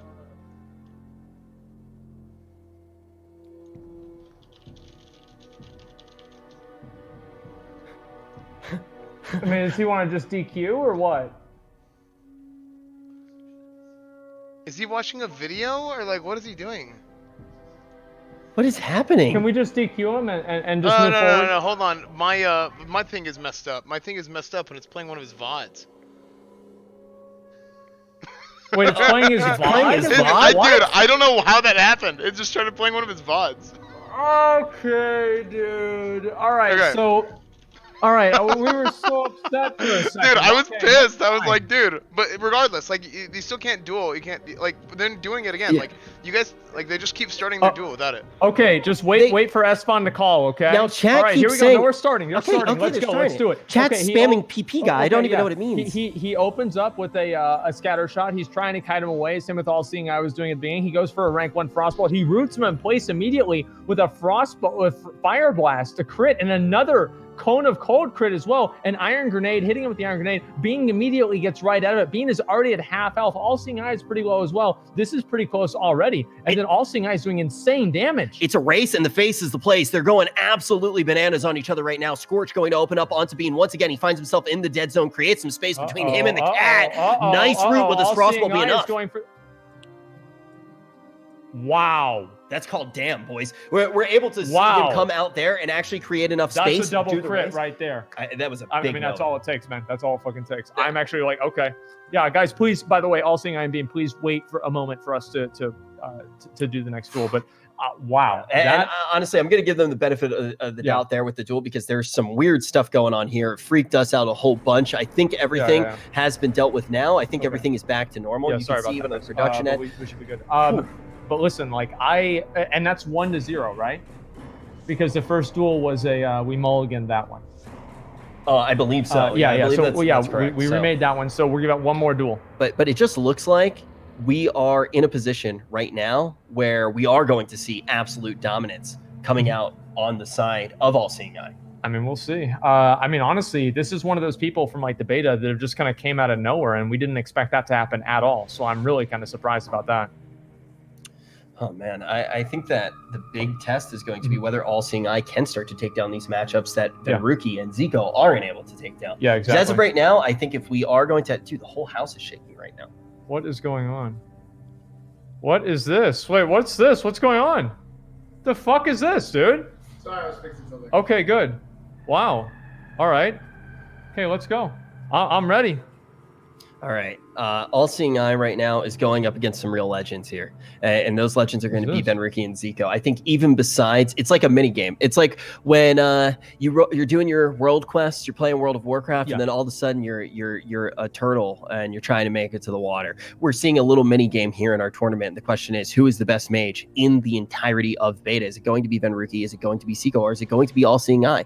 A guy that a lot of us didn't know before today. Will he be able to make himself a household name in the classic scene? I wouldn't be surprised, honestly. Like, he's come in here with more confidence than basically anybody else, and that's impressive right there on its own. Like, I mean, usually whenever you see people like that are just really, really... Take this. Can we turn What's this? We come to represent the Horde. What? Jesus What's Christ. happening? The Horde's here! Come to represent What do the you Horde. mean? Dude, what the hell is going on? Today, Oh, dude! Today, the Alliance have proven they have no honor, and the Horde does. Thus, we think that this deserves to happen. Dude, really? Actually, you know what? You know what? For the Horde! For the Horde! Dude! Let it burn. And This is a war There we crime! go. Let it burn. Dude! This is for you, Rich Turpin. This is what you This is what you did! This is what you did, Sniper! You did this. Oh, God. You know what they're saying about the Don't- security closet? Yeah, it's gone. Okay, let's go. Safety is key, but also... Why there is must it be- melting? It is melting. There we go. Keep it up.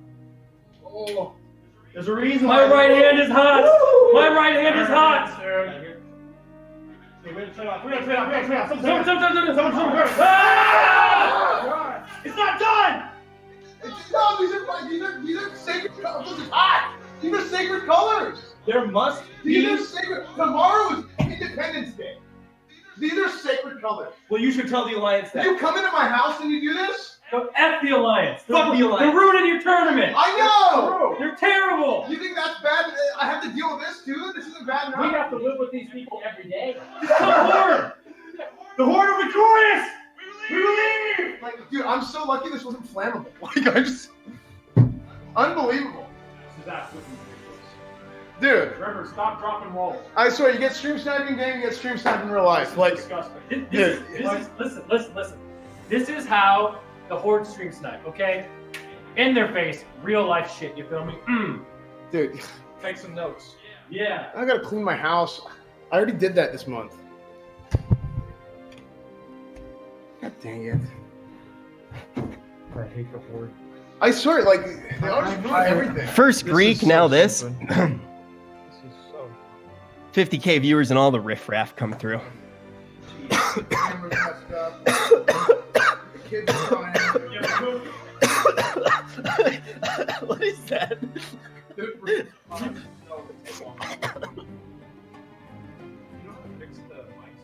No. Did it break? No. It should be fine. Oh, did it break? Like you care? You try to burn down my damn house. Like your own house wasn't bad enough. You burned down 2 houses, and now you come try and burn down my own. So, do you want the flag? Unbelievable, Or... dude. That's PvP. That's good. That's PvP in real life, dude. You guys you're going on the blacklist. You know that, right? Well deserved. We'll take it. Unfreaking. All right. Okay, dude. 1-0. It's going to be the lead right now on the side of the all-seeing eye. He's looked very impressive throughout the entirety of this series. The question is, will he be able to take it all the way? The whole damn house smells like trash. That's what happens when the horde walks in. I can't breathe. That's Who's true. dueling? It was all-seeing eye and Bean. Yeah, it's 1-0. Here we go. Staff showed up. Jesus Christ. Staff's here. Oh, jeez. Okay. All-seeing eye and Bean. Let's do it.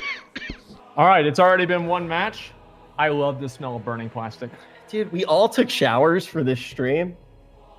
Did we? I thought we agreed we were all going to take showers for the stream. No, I don't remember that. 2 of I us was took wondering what showers you're for the doing stream. this morning.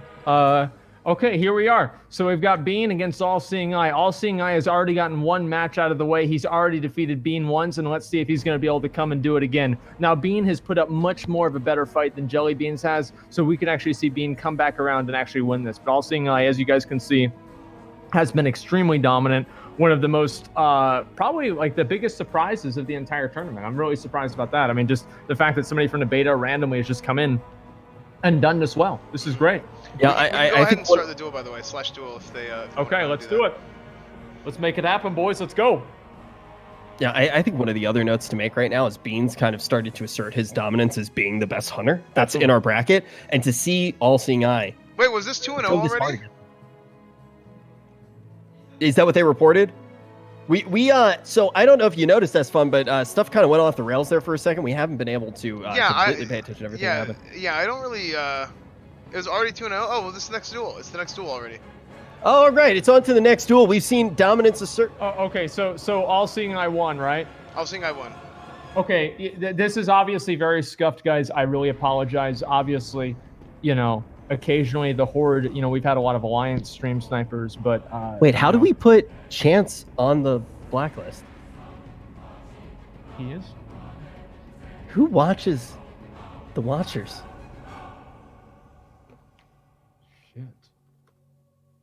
Shit.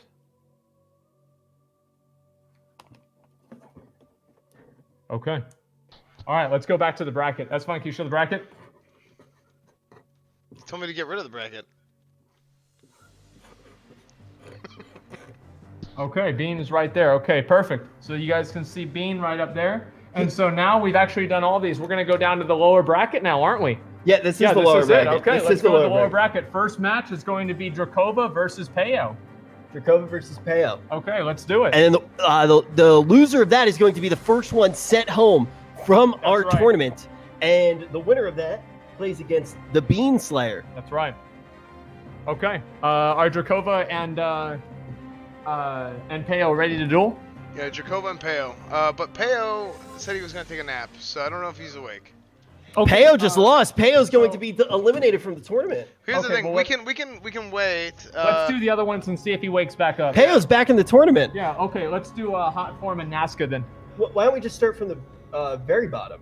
Okay, that's fine. Do you want to do Jelly and Snuts? Yeah, let's do that. Okay, let's do that one. Jelly and Snuts. Yeah, he had to take a nap. He had to take a nap. Remember the what was it? We had this. No, the Flash animation from 2002. I am Latalia. I'm gonna go take a nap. This is French. I am lay tired. I'm tired. Lay tired. Let me go take a nap. Voulez-vous quoi quoi? Yeah, this is the same thing. Okay. Wait, Wow, where so- where is Jellybeans? Yeah, I know. Obviously, some people in chat don't get it Some people, because like, it came out before you were born. well, they're also not as cultured. That's true. Like some of Not these as people, worldly. they don't even watch anime. Probably. Absolutely. Some of them probably don't. They're not connoisseurs of the fine arts Oh, like Peo us. is here. Peo is here. Peo's here. Peo's awake from his nap. Surprise! Surprise, little Peo's ready for Okay, action. Great. What a reversal. Yeah, we got a man of Okay, culture let's back go. and ready Drakova to take and this Peo. on. Drakova- All right, let's get this done. Drakova versus Peo. Okay, let's get it done. Peo, the man who has been disqualified 8 times from this tournament, back and forth, awake and asleep. He is all things at once, and now he goes against Drakova, facing elimination. Yeah, and Drakova put up a great fight at the beginning of the tournament, so I guess I'm actually really excited to see how Peo's going to do against him. Dude, Peo, if you remember, in that duel, Yeah.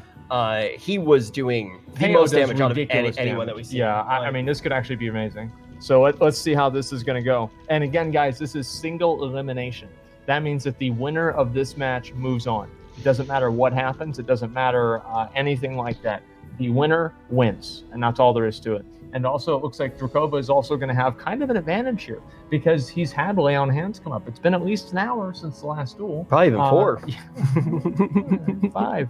It's been a while. And so obviously he's going to have everything available to him to do this. So I'm really curious to see how this is going to come out.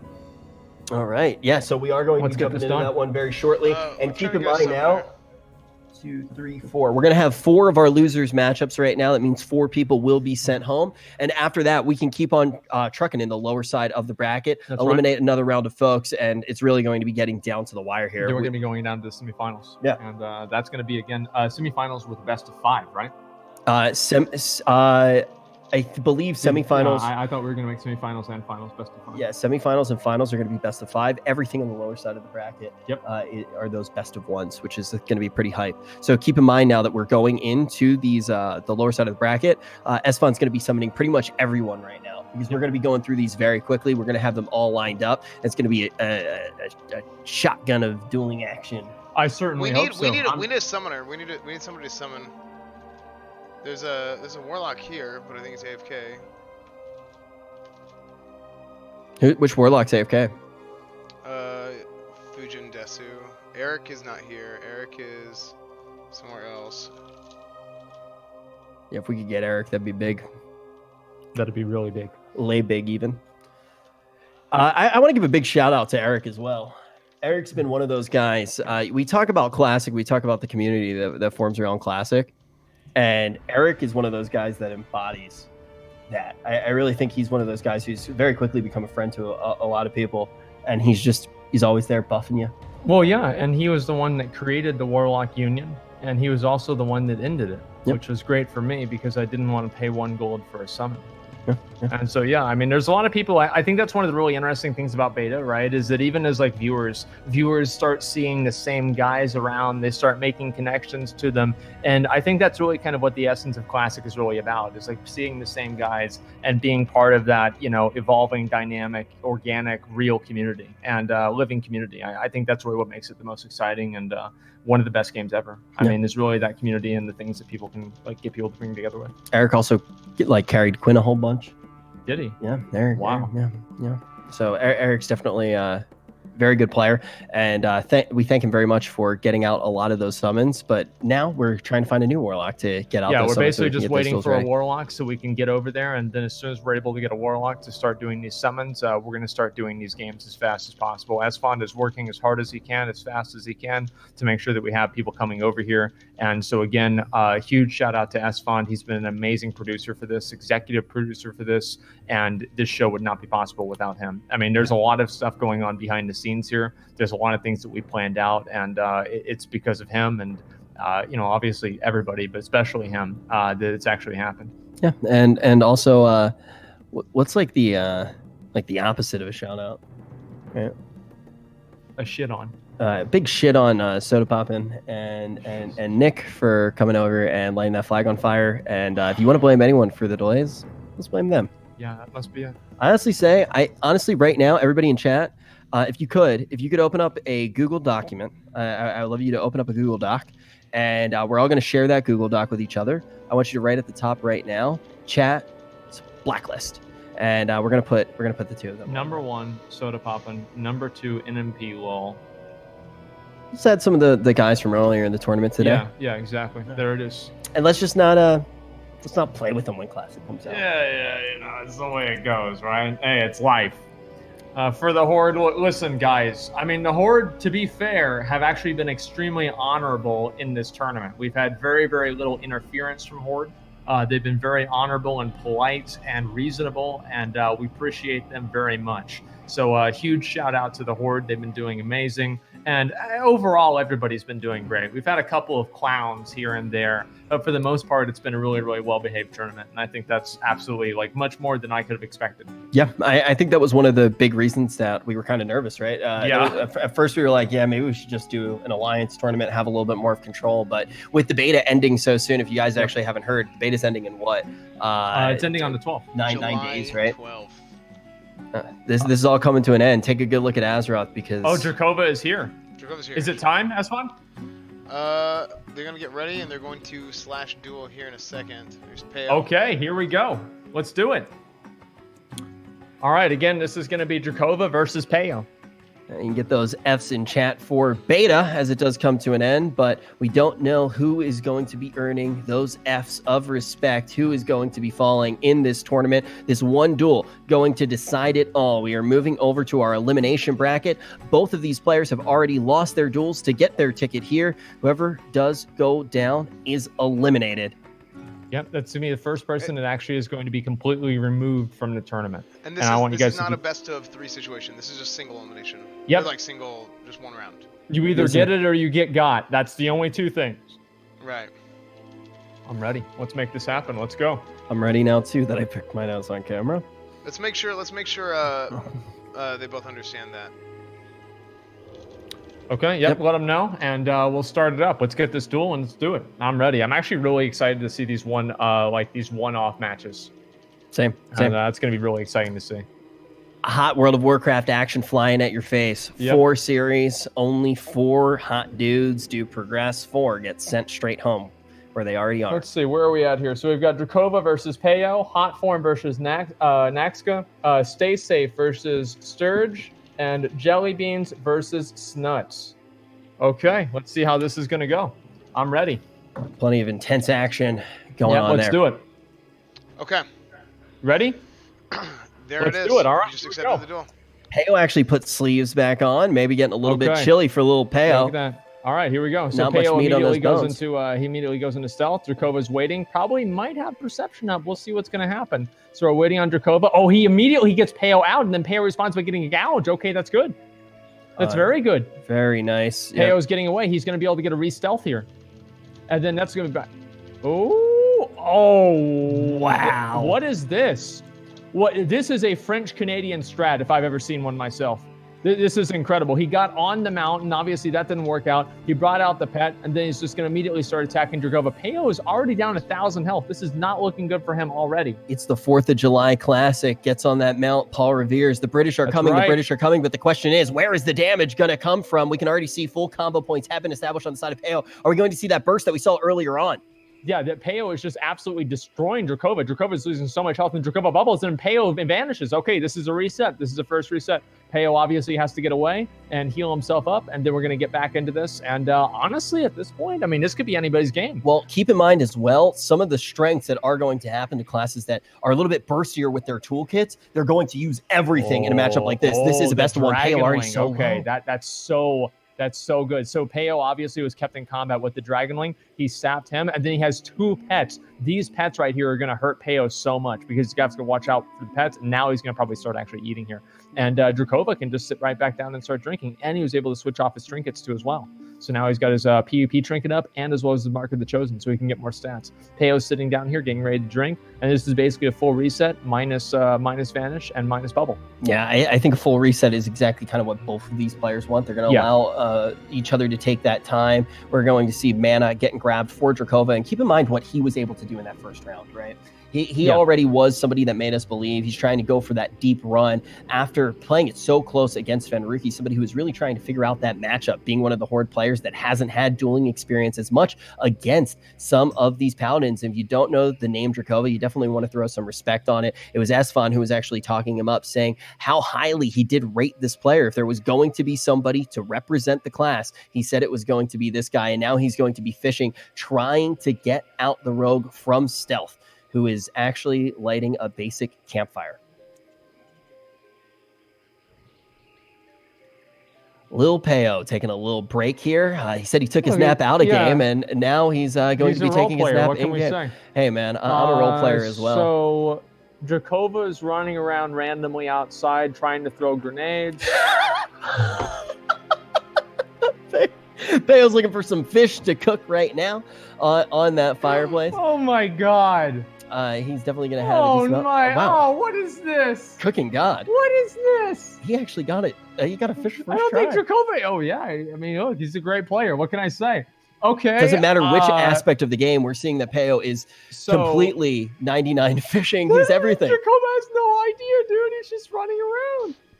Part of the problem is he can't tab target because I think it targets the other Horde players. Yeah, you can't tab target. Peo's going to come out, but yeah, Drakova looked more lost there than some of our friends in the WoW section when they are at the bar trying to hit on ladies. But finally, Drakova now is going to see his target. Will he be able to laser beam focus onto him? Or is Peo just going to dirtle around more and enjoy this beautiful July 3rd day? Let's see how this is going to happen. So Peo's just chilling, hanging out, just having a good time, just whenever he gets a chance, maybe going back over to Drakova and attacking him, and then maybe getting a little sap right there. Okay, and then we have Peo. He's able to just sit here and wait. Let's see what this is going to happen, how this is going to go. So something to consider. It is against the rules for a rogue to sit in stealth and delay the duel for too long. Well, he's not delaying. He's getting right back. He wasn't into it. even stealthed. I'm just saying, like, that's something to consider. I know. If it gets too bad. Can we have the Horde kill Rich Turpin? He's right next to him. I think the other thing that we do need to keep in mind is that Peo has just some of the most damage on the planet. And Dracova's already half health. Peo is just so confident, making sure he's absolutely completely ready. He saps him again. I don't know what he's thinking with this battle chicken, if he's just not going to deal with the battle chicken at all and focus entirely on killing Drakova. Let's find out. So Peo's going to go back into stealth right here and probably reopen on Drakova. There we go with the cheap shot. Drakova trinkets right out of it. He stuns Peo with a bomb, and then Drakova immediately heals himself up back. Almost. Oh, he gets it interrupted. This is not good for Drakova at all. Drakova has a sword and shield on. He's getting lower and lower and lower on health. He gets a gouge. Peo is getting ready. He's letting his energy regen, and then Drakova is able to repentance and maybe get a holy light off. I'm pretty sure he will, and this is going to take Drakova maybe up to 60% health. We'll see. You got to choke the chicken or get choked by the chicken, and it looks like this chicken might just overwhelm Drakova here. He is going to back off just a little bit. Full combo points. We're going to see a big chunky finisher move just rip Drakova to shreds. Yeah, this is not good at all for Drakova. And then he opens up back with the stun. This is actually not very good for Peo either. This is where Drakova can turn things around a little bit. And then Drakova, as you guys saw, just right there, uses lay on hands. That's basically one of the last things that he has available to him. I think he can also use blessing of protection, but we'll see if that's going to even happen. So Drakova is almost he's half health again, even after lay on hands. He's got mechanical dragon wing attacking him on top of Peo. Peo is just chunking him down. Peo with an almost full energy, or there it is. And now that we moved into the best of ones, I do want to talk about the fulcrum shift that really has happened in this tournament, because we are going to see every single player use everything that they have on their at their disposal. From rogue god to cooking god to fishing god mounting to rogue god. Not exactly. The mounting strat was not as good as I thought it would be. All the other ones, yeah, I would say so. Looks like Peo's coming out of the losers bracket maybe, and he's going to be going up against Bean on the next matchup. Now after this, we're going to be having Hot Form, and then after that, Nazca going up against each other. That is again going to be a Rogue Warrior matchup. This could be anybody's game. This is actually one of the only matchups that Warriors might actually have a pretty good chance at. Hey, we said that already, and we already saw what Sony did. Yeah, that's very true. I think we can't count out Warriors. I'm not going to count them out anymore. I'll just count it myself. And so anyway, we'll see how Nazca and Hot Form do as well. Yeah, absolutely. So very, very solid matchups left here on our bracket. Very excited to get into all of them. And, after watching that last matchup, I'm a little solid as well. All of these going to be best of ones throughout the rest of these 3 rounds. And I'm a little bit curious right now if Esfon is going to be talking to these winners, or if we are going to just go one after the other, after the other, after the other. I think we should talk to the winners after this next set. Okay. Because we need to kind of get these. get these out of the way. Don't you kind of want to hear what Peo has to say after that one, though? You want to talk to Peo? I kind of want to talk to Peo. Yeah, so be careful, Esfon, when you are trying to communicate with him, because English isn't his language. So it might be a little... Okay, yeah, first of all, I think that your microphone may have died again, and I think that the other thing, just say to him, you've been learning French. Do you know what to say to Peo? Good.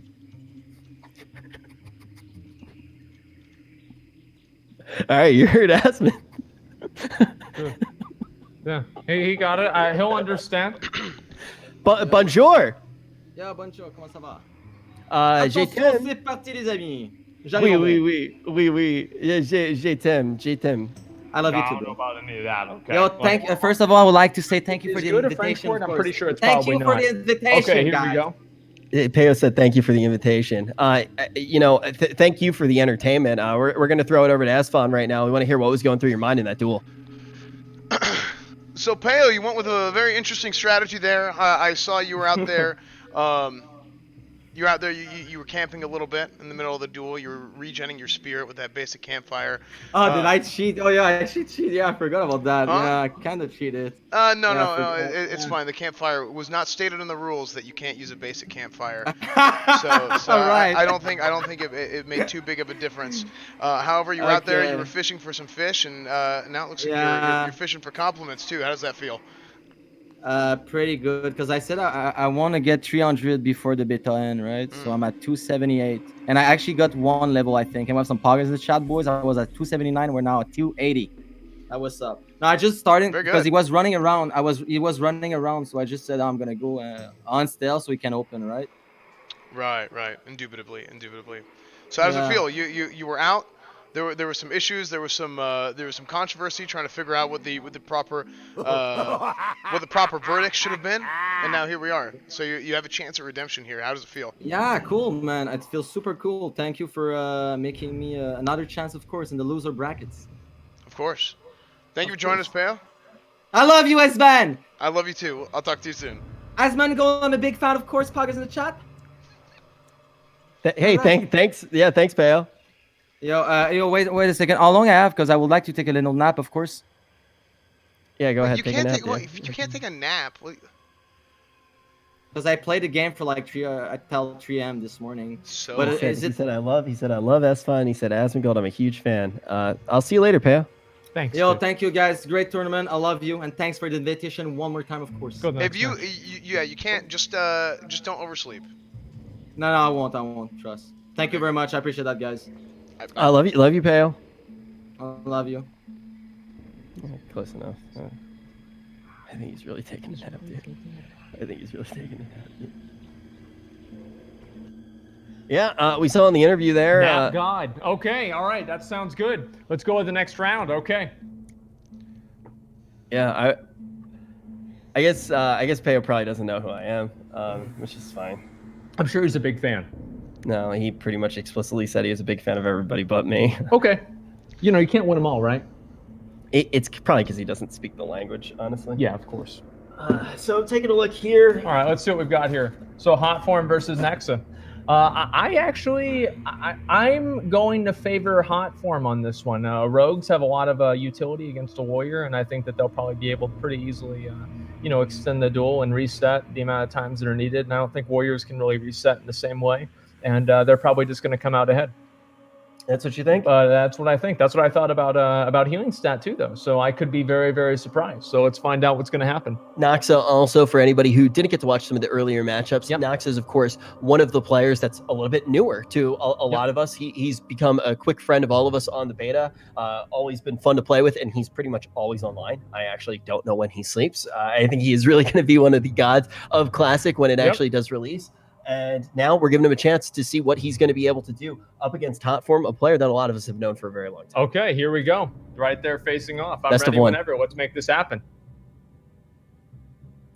Who is this guy on the left? I actually don't know. Okay. Yeah, that's cool. Who is this guy? Who I am. All righty, boys. Let's do it. So Naxa takes the duel. Let's make sure this happens. Oh, Hot Form's already smiling. He's happy. He's excited. He's like, oh man, this is gonna be easy. I just gotta wait for Blood Rage to go away, and then right after that, the Rage is gonna go away. Then I'm gonna go ahead and sap this motherfucker. Here we go. He gets this. He gets the whatever that thing is.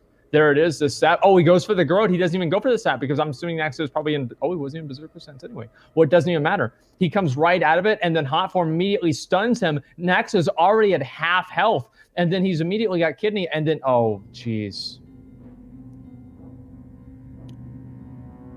I don't want to watch this anymore. So, in the industry, we call this one yike. That was a big yike, and that's going to be enough to send Naxa out of the tournament. W, Omega Lol, your warrior. Okay, we are going to see Hot Form come out with a very dominant performance. Naxa, thank you very much for competing. We'll see you in the next one. GG's, no re. Hot Form moves on forward, and he is going to be playing as well against Zico now. Hey, you got another chance with Sony. Okay, that's right. It's true. Okay. All right, next up, Stay Safe and Absurge. Warlock versus Shaman. Actually, exactly the same comp that we had at the beginning. Stay Safe lost to with, what do you call it? Wait, I keep forgetting Absurge is a Paladin. Yeah. I keep thinking he's a Shaman because I killed him so many times on a Shaman. And now, okay, he's on a Paladin. He rolled the right faction. Okay, now let's make this happen. Guys, no smiley faces in the chat. Please stop that. I totally forgot about that. Okay, let's go. I'm ready. So, a Paladin versus Warlock. What do you think? What do you think? Dude, your chat. They're a bunch of bad boys today. The smileys. Oh, jeez. Stay Safe is at the doctor's. Okay. Stay Safe's at the doctor's. Let's do. Oh, I forgot. He had an appointment about the hair thing. Oh yeah. Yeah, he actually, I think what happened is like here in the news today that the beta is ending on the 12th. He is actually so sick of retail WoW that he had to make an emergency appointment to go to the doctor. He was doing really poorly when he found out this morning. So that's just kind of how it goes. Sometimes it really do be like that. I hope you get better soon. You just got to hang on until August 27th. August 27th. And honestly, just shave off what you have left. I've been telling my one friend to do that as well, and I think it would just look way better if a few of the people in the WoW directory maybe shaved off the scraps that the shreds of what's left.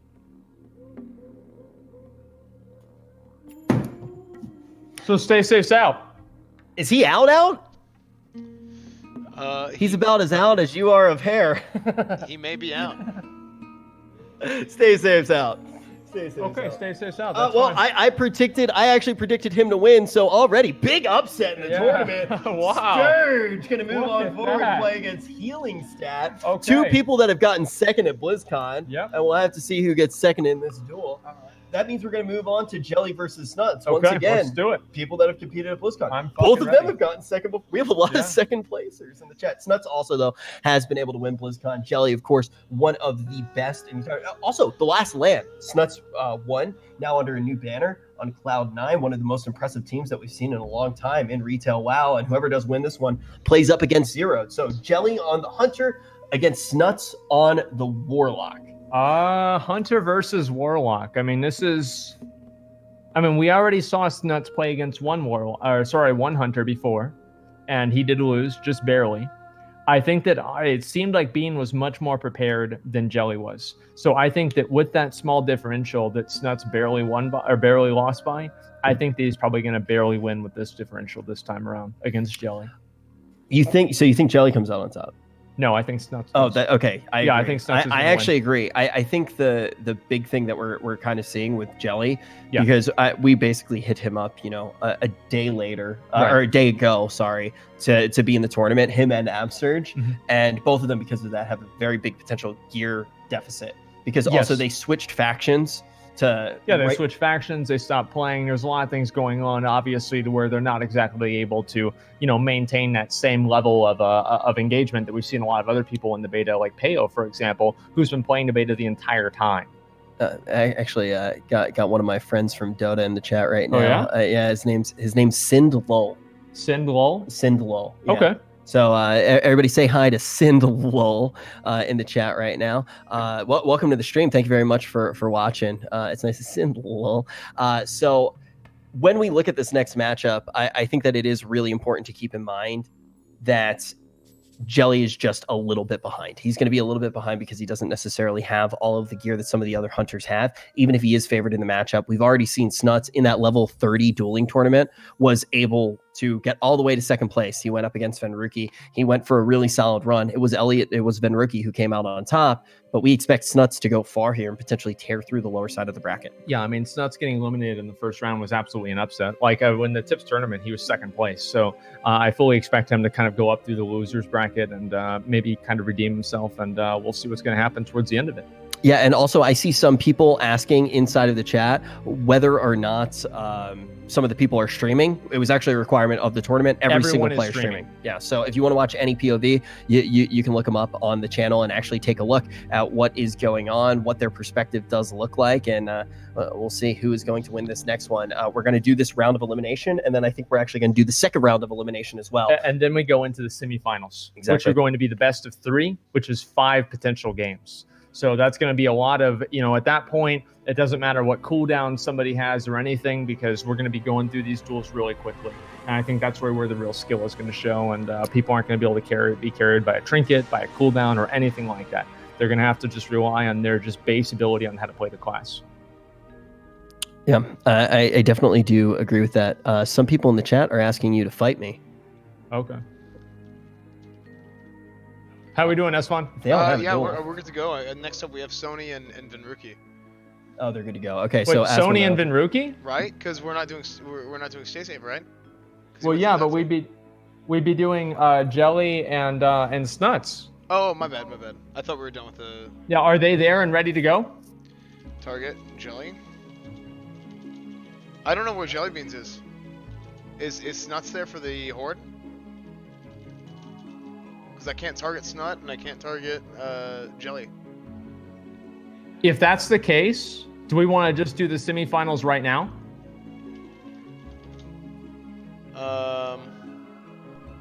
Yeah, Jelly Beans is offline. Snutsy is offline.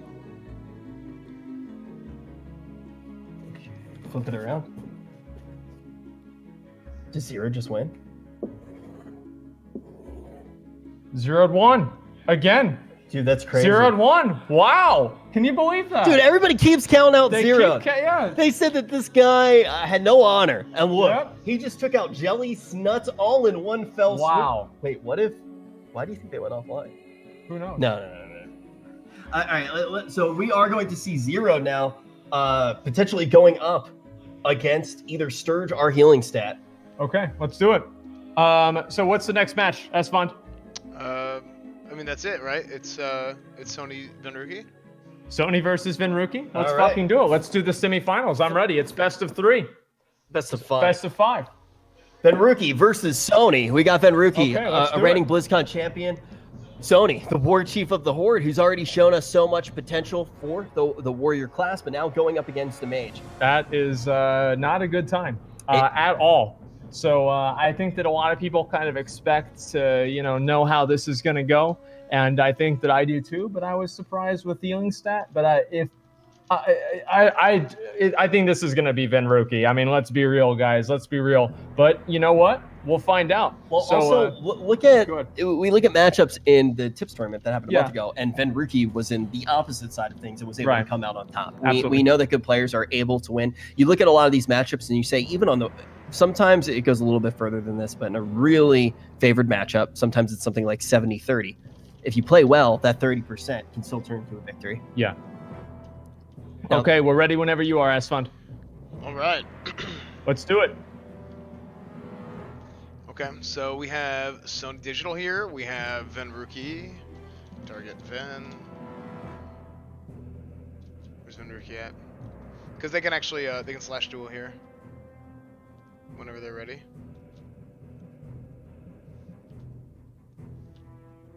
Oh, here he is.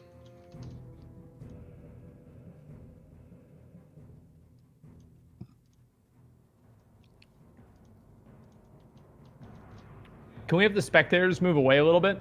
Yeah, I think we need to get some Horde and Alliance. Can you guys kind of move out of the way a little bit? It just kind of clutters up the area a little bit too much. Just back up and watch from here.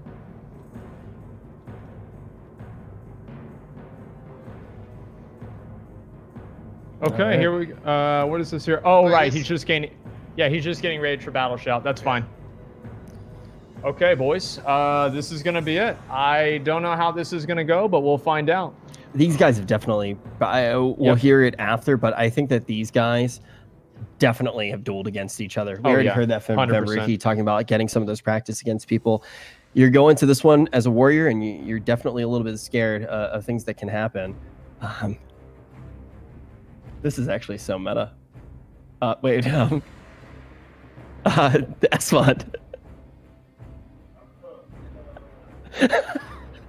All right, we'll take a look at that after stream. We're jumping back on board with Sony. Okay, here we go. Sorry, I was looking at LSF. Yeah, all good. That's the most meta shit that's ever happened. There's going to be an LSF clip of us looking at LSF on the stream. By the way, Mia, I followed you on Twitter. You haven't followed me back yet. Feel free. I saw you playing WoW the other day. Would love to maybe play sometime together. And sometimes Asmongold hosts me. After that, maybe I don't know. I could host you or something like that. Hit me up on my battle tag. It's loves to Duel spin. starting in 3, 2, 1. Okay, and then let's start this up. All right, Sony obviously charges in. Then Frost, what is it? Frost Nova something? Oh, Sony gets right out of the Frost Nova. Okay, and he's just going directly on Ven, and then he immediately ice blocks. Sony heals himself up. Ven's not really too worried about this because he knows he's probably going to reset anyway. It's not a big deal. And then this is probably where we're going to see the reset here. Let's find out. And then Sony tries to hit him with the grenade, and he actually gets him with the grenade. Sony's actually making some distance here. Ven is already at 60% health. Let's see what's going to happen. He will with the Forsakens out of the intimidating shout, and then Venruki is just kind of kiting him away a little bit more, and we'll see what's going to happen here. Sony's rooted in place, and Ven is just damaging him down pretty slowly, but Sony still has a really good amount of health left. That grenade was an that was a good grenade. That could be the thing that opens this up. Now we're going to see the big one coming in from he drops Ven. the big one, and then there's the Frostbolt right there, and then the Polymorph right after that. Okay, all right. So then Ven's just going to sit here and just fully regen and then fight against Sony. This is basically what we saw at the beginning. So this is the thing that I want to mention. You saw Sony coming in with a really good play that gave him that potential to win. But Venruki has so many opportunities to reset. He has actual chances to make mistakes. We're not going to see the Warrior have any chances for mistakes. Right. Yeah, if the Warrior makes 1 mistake, it's over. If the Mage makes 5 mistakes, he just polymorphs, right? It's not really too big of a deal. So as you can see, Venruki using a rank 1 Frostbolt to keep Sony CC'd. Rank 1 Frostbolt resisted, the other one wasn't, and then there we go. A bomb there, trading the bomb with the Cold Snap proc, Frostbite proc, and then just keeping Sony CC'd, waiting for... Wow, how did Sony get full... Oh, no, he doesn't. That's a weird thing. Yeah. Okay, they just blinked right out of the intercept, and then Sony is pretty low right now, hitting him there with the Fire Blast, and it looks like Sony is not doing too well in this matchup. This is actually the form of Venruki aggressing, right? Because he can just chill and cast out, no pun intended, cast out those Frostbolts, move away, and that was actual aggression. He had about 40% mana there, and he can just go all day, hit Sony, and try to take him down. Keep in mind, this is going a best of 5, so this is not match point yet. Can we have, by the way, I think that there was a little bit of interference. It was confusion. Can we please have all of the Alliance and Horde make it over to the shore so the 2 duelers don't have any interference at all? It just makes things more complicated, and it's problematic. All right, Mage versus Rage. We're going to keep this one trucking. Thank you guys for all moving over to keep that area clear. We're going to jump back into this in S-Fun. Whenever this one is ready, we'll jump straight back into it because we've already seen that Sony Digital has the opportunities to make some big plays. That nade, for example, really did open up an opportunity. But what can the Mage do? Reset. Just resets and does it again. Doesn't matter. And then Sony, that polymorph, the trinket out of the root, he can do that every 5 minutes. Mm-hmm. Venruki can do the root every 30 seconds or 20 seconds. I mean, it's going to be a pretty hard matchup for Sony. He also can get a root without even needing to root, right? Exactly. So they're on top of. He has like a little bit of icing on the cake. Sometimes RNG can be even more in his favor. It's not an easy matchup. S-Fun, are we good? Yeah, I think we're good to go. Okay, let's do it. All right, second duel. Sony's just getting a little bit of rage. All right, let's make it happen. get the magic started. This could put Venruki on match point nice and early here. Again, let's make sure we have all the alliance going over to the shore. If they're not at the shore, we probably should start killing them. Definitely don't kill during the duel, though. We'll If you're a out competitor, do not do any damage to their alliance. Yeah, just relax. Okay, let's go. There it is, and then immediately Sony charges in, goes into Berserker stance. Venruki roots him, moves away, and then Sony's throwing a grenade. Is it going to hit Venruki? That is not good for Sony at all. Venruki immediately slows Sony with rank 1 Frostbolt. Sony can... There we go. He's using Will of the Forsaken to get out of that intimidating shout. Sony is already at half health with that critical strike, a Cone of Cold plus the Fire Blast. He's just being kited around. Not really a whole lot he can do. Sony is pretty much living the life of a warrior. This is... You can even see it on Sony's face. He's just like, yeah. Like, this is something that you know that you can get into when you're playing in this matchup. It's a hard one to win. Sony definitely playing it well, but it's going to be match point for Venruki. Hands up, boys. Okay, one more. I've never seen you so sad. This is, I mean, have you ever... One more. Oh, wow. Well, look at everybody, just absolute chat. Venruki's been able to take this one nice and easy, and now, just having a great time. Hey. Win one duel. You win the girls, dude. That's all there is to it. Win 2 duels. Yeah, there it is. There it is. Okay, right there. we'll see how this goes. That's a reigning champ. That's fine. Come on, man. Okay. All right. We're getting ready for the third duel. Now, this is, again, best of 5. So Venruki has won 2. All he has to do is win 1 more until Venruki moves up into the actual finals. So the winners finals, right? There is still somebody who's going to come out of the losers to get into that grand final. We're going to see who is going to make that long run. For some reason, a few of the people on the lower side of the bracket have decided to take naps. I don't think they knew there was a lower bracket, which could be our fault. But either way, we're ready for the third losers match. Bracket, that's a loser's mentality. That's right. You got to keep on fighting, but Very ultimately true. we'll DQ them left and right if we do need to.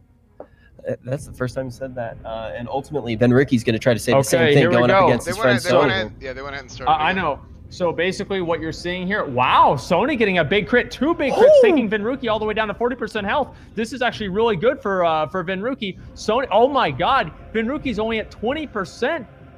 20%. And he gets the He's shape. not happy. He's So not I can happy. actually read lips. Sony said, "Oh my goodness, frick. How the heck did he get out of this situation and get me in the sheep?" That was what he said. No curse words, because Sony is an absolute class act. You can also watch his stream right now. He's probably going to be streaming Battlegrounds or something after this, because it looks like Venruki, even after that insurmountable amount of damage, is able to get a full reset with that sheep. And now look who's on the back foot. Yeah, it's going to be Sony. He got a root on Sony, and that's really not going to help him either. Okay, here's the big one.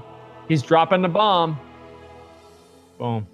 300 damage. But the stun didn't go through, and then Sony goes and charges over. This is actually not that good for Venruki. I'm actually surprised that it's gotten this close. Sony roots him right there. Sorry, Venruki roots Sony right there, and... Dude, Sony's actually so good, though. I mean, like, you look at that matchup. Like, everybody knew that was going to happen. He had 2 though opportunities where it actually looked like he could have turned it around when most people would have absolutely the zero. fact that he even did any damage at all is I mean, he got blocked. Like when you actually do look now, that's so amazing. Sony, of course, that's amazing. Great job.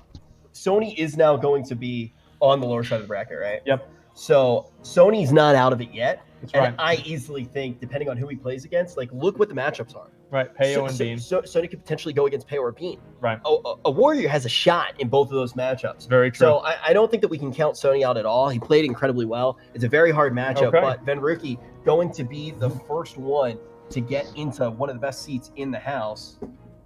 All right. Now we're going to turn our attention to Sidu against...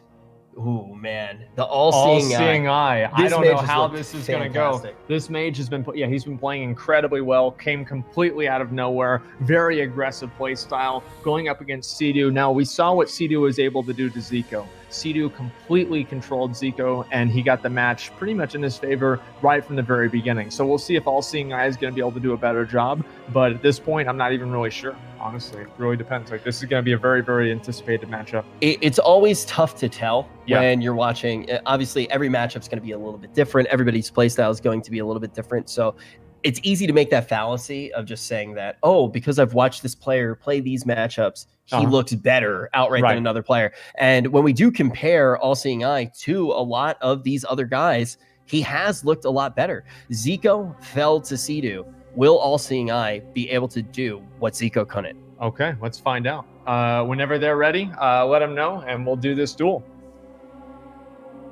All right, we're getting this one started as quickly as possible. And keep in mind, Sea-Doo now not only has had practice leading up to this against the mages, he also has had practice in the tournament. And this is somebody that we've seen up on the BlizzCon main stage, being able to use different things on the fly that he's learning in the tournament. That's actually a huge push for someone with the experience that Sea-Doo has. You know, you have tournament experience now to use as a tool for yourself. It's starting to get very serious here. We're getting into the very late stages of the tournament. Here we go. Sea-Doo focusing up. Immediately, combat starts. Hits him with an Earth Shock immediately. Starts hitting him, trying to stop that polymorph. He stunned him with the what was that, the bomb right there, and then All-Seeing Eye, he got the polymorph out, even though he hit him with the Earth Shock. That's spell batching right there, boys. All-Seeing Eye going into position. Sea-Doo is not in a good place right now. All-Seeing Eye is doing exactly what Zico was trying to do as well, getting in position and starting the kite right here. It's going to be very hard for Sea-Doo to be able to reset and get back into the same position that he was at the beginning. So here we go.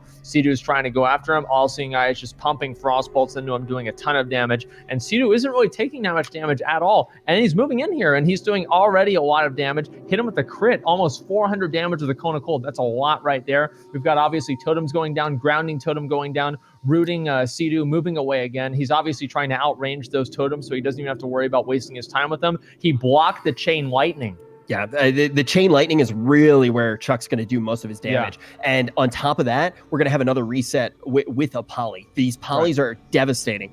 Sea-Doo wasn't able to get the damage out because of the block. Now he's going to need to look for another Chain Lightning, and we know that All-Seeing Eye is probably already snapped. That was he an lightning Evocate reflexes right there. He just used his Evocate right there.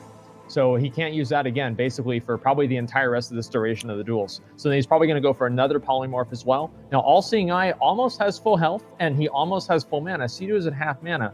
I don't know if that's going to be enough for All-Seeing Eye to be able to secure a victory here, but we'll find out. The question is whether or not he gripped into him with oh my God, with the Net-O-Matic, and then he blinked away. Okay, All-Seeing Eye is definitely in a bad position here. As you guys can see, he just jumped away right there, and Sea-Doo going back over to him right now. Here we go. Let's see it. And the other thing to note is if we actually see a Chain Lightning getting off, let's say that we do see another Ice Block stolen away here, a sheep in the middle of the go is where we can see the All-Seeing Eye potentially win. This could be the go where Chuck closes it out. Okay, here we go. Let's see. And then hitting him with the Lightning Bolt already. Let's see. Healing with Lesser Healing Wave. All-Seeing Eye, almost no mana. Let's see. Oh, he just used his mana gem right there. He's at about 40% mana. Sea-Doo is trying to just heal himself up, doing whatever he can. And then right now, Sea-Doo was able to pretty much full heal right there with the well, also, another thing that we do need to note, he was able to get off a sheep here in the middle of the go, and then he was able to stomp the totem. He threw out just a Frostbolt, rank 1, get rid of that grounding totem. That means that Poly could come out again. This go has to be it. There. If Chuck can't win in this go, all of a sudden you really have to favor All-Seeing Eye because he has all the reset potential. Looking for some Lightning Bolts, looking for a Chain Lightning, but the gap has been secured. 30 seconds on that route.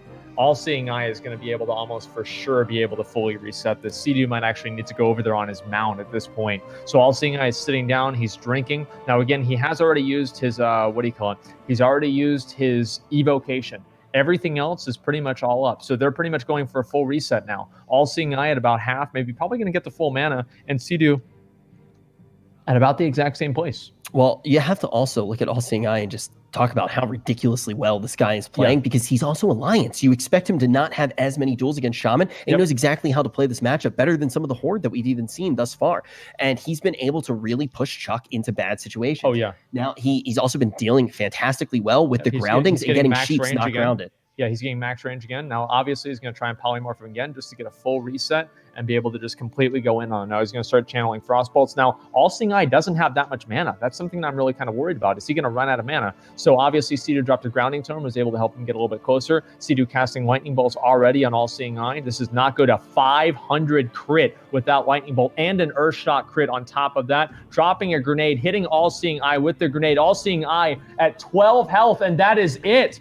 Sea-Doo finishes it off, the first match winning. That was out of nowhere. But that's how Shaman wins, right? Yeah, you don't even know what's going to happen. It's a sleeper class. That was beautifully played by Holy Chuck. shit. Basically, after we saw some of those groundings dealt with Wow. and really good sheeps going off, I mean, you can even see there another grounding was Absolutely. down. That's that veil of protection that you basically can have to aggress. Yes. Once that goes down, Sea-Doo goes, okay, I'm going to go all in. I'm going to look to close. Yep. But in every single instance besides that, All-Seeing Eye was able to navigate around it, able to get off polys, and able to stop totems. And it was just so well played by him. But now Sea-Doo's just looking like a force to be reckoned with. Yeah, I don't know if this is really going to happen. All-Seeing Eye played that extremely well. And Esfon, we're ready for the next match whenever you are, man. All right, and I mean, that was really, really impressive. I didn't expect Sea-Doo to win, honestly. People are saying Sea-Doo is Thrall himself. Hey, and he's looking like it right now. He really is. I wouldn't be surprised. I mean, this is actually really, really impressive. If Sea-Doo does manage to win this, this is actually so great. If Sea-Doo manages to win it, he gets his rematch against Venruki. Yes. If All-Seeing Eye wins this, we see All-Seeing Eye beat Sea-Doo when Zico couldn't. Right. And we see him get to go against Venruki to potentially prove that he is the best mage. That's right. That's his goal. This is a win-win situation here. This is going to be a great match one way or another. All right, here we go. As soon as they're ready for the duel, we need to go ahead and get this going. All-Seeing Eye putting up his Fire Ward, getting his mana back up, and it looks like we're about to get into this next duel. Again, this is best of 5. So All-Seeing Eye and Sea-Doo has 1. All-Seeing Eye has 0. Okay, there's the duel flag go down. Here we go, boys. Let's do it. All right, guys. We have seen Sea-Doo manage to pull out the first victory in this series. It looked like he had fallen behind so many times. Again, look for just a completely explosive opener. Okay, there we go. Obviously, already, and he's probably going to use Chain Lightning right there, doing as much damage as possible. All-Seeing Eye is trying to do as much as he can. Fake. There we go. 300 damage on that Chain Lightning, already dealing damage to All-Seeing Eye, trying to get him with that bomb right there, all the way at max range. I'm not sure if that's going to happen. It did, but it didn't really matter because the Polymorph came out at the same time. Really not a very good position and not good timing for Sea-Doo. And so, obviously, he's going to be down with that bomb, and All-Seeing Eye is going to move all the way back to evocate again and hopefully reset this duel in his favor. One thing that we did hear early on from Chuck when he actually had his interview, he talks about those early polys being something that he wants to get rid of. He has a really good opener that time around. He actually is able to get a fake off. Then right after that fake, he has down his grounding totem. So we see him have a strong opener, but still, unlike what we saw in the previous matchup, we see All-Seeing Eye being able to create space and get a polymorph. Well, they basically did an agreement of a full reset right there. So Sea-Doo using a rank 1 lightning bolt to, I guess, keep All-Seeing Eye in combat, and now it's just doing damage to him right there. Another full duration polymorph. All-Seeing Eye doing that immediately, killing the grounding totem. Probably going to go in here for maybe a Frost Nova. Oh no, let's see, it's another polymorph. Okay, it's a 10-second polymorph. All-Seeing Eye seeing what's going to happen, and then another polymorph on top of that, just hitting him right there. Fighting in combat, All-Seeing Eye getting extremely aggressive right here. This is what we saw originally with this guy, and let's see if that confidence is going to pay off. All right. Okay, we already saw how explosive the Shaman's damage can is... be, and he closes a little bit of space. Sea-Doo, though, for a second, has to back off the aggression, looking for some healing, but the Chain Lightning just went. He's going to be able to take him down. There it is. Match point for Sea-Doo. What?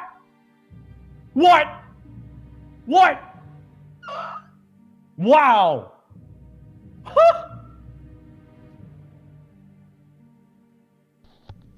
Hey. That's a lot of damage. There it is, dude. True. I don't think anybody was expecting that. I know one person that wasn't. All-Seeing Eye. Dude, All-Seeing Eye gets obliterated there. And that's why you can see, well, you see a lot of respect coming out around the Chain Lightning from All-Seeing Eye previously, right? We saw him actually pre-blocking it. And that's essentially what you need to do. If you cannot get off a pre-block there, you get sent straight to Narnia. Okay, all right. All-Seeing Eye has got one more chance to do this. This is, again, the best of 5. 2 points for Sea-Doo, 0 for All-Seeing Eye. Both of these are amazing players, and let's see what's going to happen this time around. Yeah, that's a sub-train waiting to happen. Oh, my goodness. Dude. What the fuck, dude? Look at that. All right, let's do it. I'm ready. All right. Man, what a legend. What a god. But I have to say, All-Seeing Eye, too, he is out of, like, him and Drakova, right? Like, these are two names that a lot of people were like, okay, I'm excited for the matchups, but who are these guys? And look at how much now really we know. impressed. Yeah. Now we know. Okay. and getting a little bit of body powder. Okay. Gachi is everywhere, dude. Yeah, he is. He's literally everywhere. This is the tournament, man. This is what it's all about. Yep. I mean, this is the big event, man. Dude, Gachi is everybody's everywhere, here. dude. Okay, whenever he's ready, they can go ahead and start the duel. We probably should start it soon, obviously, for the sake of cooldowns, and make sure we get this done as fast as possible. As we're getting this one started, I actually want to. I always thought it was Gachi fan. Uh-huh. It's Gachi S fan. He told me the other day. Yeah, he likes S-Fan. He thinks S-Fan's a cutie. We're looking at the back of his head right now, and the back of your head is ridiculous, S-Fan. We're ready to get this duel started. Oh, the front of your face is a work of art. Like let's the make manly this happen. Mona Lisa. The duel is out. Let's make it happen. All right, is All-Seeing Eye going to make a reverse sweep or not? Let's find out. All Sea-Doo has to do is win one of the next 3 games, and then he moves on to the semifinals. Well, he goes to play against Venruki, a friend, a teammate, and the person that he actually played and sent him to 3rd place in the last tournament. We know that the big respect needs to come around these chain lightnings. Expect Sea-Doo to actually try to bait out a kick here. Expect him to try to fake, and also he wants to try to get that ice block nice and early. That grenade with the lightning bolt right there, trying to line of sight the lightning bolt. I'm not sure if that really was going to work. All-Seeing Eye already at half health, and then casting another lightning bolt, just doing as much damage as possible. A 500 crit. All-Seeing Eye is going to have to reset right now. He has to reset right now. And this is going to be a full polymorph, so it will be absolutely completely possible. You see there, Chuck says, HE double hockey sticks, man, because if he doesn't end up in the sheep, it's completely over. And he tried to actually get away from that situation of the sheep. The sheep is pretty much the bane of Thrall's existence here. And then we see another polymorph leading up. All-Seeing Eye still not really that much mana, but again, he does have Evocate back up again. All-Seeing Eye starting this fight out with minus about 500 health. That's obviously not going to be helping him a whole lot, but he's pretty confident in going back into it. So here we go, doing 2 rank 1 frost bolts, and then Sea-Doo starts casting Chain Lightning again, interrupts him, gives him a counter spell. Sea-Doo's moving away, so obviously he has to move forward. Grounding Totem is out. He's killing Grounding Totem immediately. Sea-Doo's using First Aid, and then back to casting Lightning Bolts. He's trying to outrange the Lightning Bolts, which is a good idea, but it still did get the first one off. All-Seeing Eye already at half health, and the Chain Lightning goes off, and the bomb goes off, and the polymorph goes off. This seems like deja vu to me. Let's see what's going to happen. All-Seeing Eye goes to immediately kill the Grounding Totem. He's going to sit down and probably drink. Now, he is going to be a little bit low on mana on this, so we're going to see what's going to happen. Now, he's already got 5 seconds left. There's no way All-Seeing Eye is going to be able to fully regen his health here. That's the big problem here. So he's going back into combat. He's going back into combat here. Okay, here we go. There's only a few hits that Sea-Doo even needs to make here. This is not good, and that is over. It is a 3-0 sweep from Sea-Doo going into the semifinals. I am a little bit curious why he said exclamation mark okay, but let's hear what Sea-Doo has to say. Oh, Inception. Sea-Doo, you're pretty cool. Sea-Doo, you're pretty cool. Wow, this looks like one of my streams. Subscribe with Twitch Prime. There it is. Subscribe with Twitch Prime. There it is. Okay, let's see. Wow. So huge fucking congrats to Sea-Doo. Like that was actually really impressive. I feel like Sea-Doo really knew exactly what he was doing there. There was no point where I thought that Sea-Doo was not prepared for that. And that's very impressive to me right there on Song. So people in chat were even saying like, look, Sea-Doo is the mage killer. Now we really get to find out. Yeah. He could potentially eliminate every single. Well, he could eliminate potentially every single mage that was in the tournament. He sent Zico down to the lower bracket. Yep. Now he sent All-Seeing Eye down to the lower side of the bracket, and now here we go. He could potentially send down Venruki to the lower side of the bracket as well. Yeah, you are right. Okay. There it is. So we'll look right here, and let's look at All-Seeing Eye and see where Sony and All-Seeing Eye are going to land on this losers bracket right here. There's the All-Seeing Eye right there. And then we do need to do, Esfond, are we ready for some of the lower bracket games, or do we want to finish off the upper bracket and then go into the grand finals after that? Or sorry, the lower bracket after that?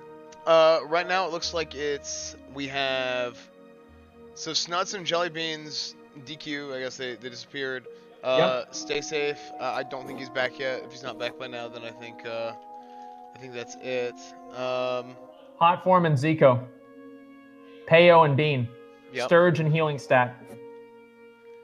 Yep. So it would be Bean, Peo, Zico, Hot Form, Absturge, Healing Stat, and then Zero doesn't have somebody to play. So now was our losers bracket? Was our losers bracket a redemption bracket, or was it a where the winner plays the winner of the? Winner plays the winner in the grand final. Yeah, winner plays winner in grand finals. Okay. Okay. So I think that we should do the losers bracket now. Yeah. And then let's at least do the next round of loser brackets. That's what seems like a good idea. So is Peo online? Well, let's start with Surge healing stat. Yeah, or Surge or healing stat, like one or the other. Yeah. Guys, we're gonna check we're gonna check to see which matches are ready. Keep in mind, now that we move back to the lower side of the bracket, all of these are best of one. If you guys want to take a look at the bracket, you can just hit ! bracket in the chat. All the production is brought to you by our sponsor, Early Onset Male Baldness. It's pretty much the only sponsor that we have here, and a lot of us wouldn't be here without it. So we do give a big shout out to the Mauled and ! bracket, and we'll show you guys the bracket. Okay, great. That sounds good. All right, Asfon, whenever you're ready. Okay, is Peo here? Target Peo. Peo might be asleep.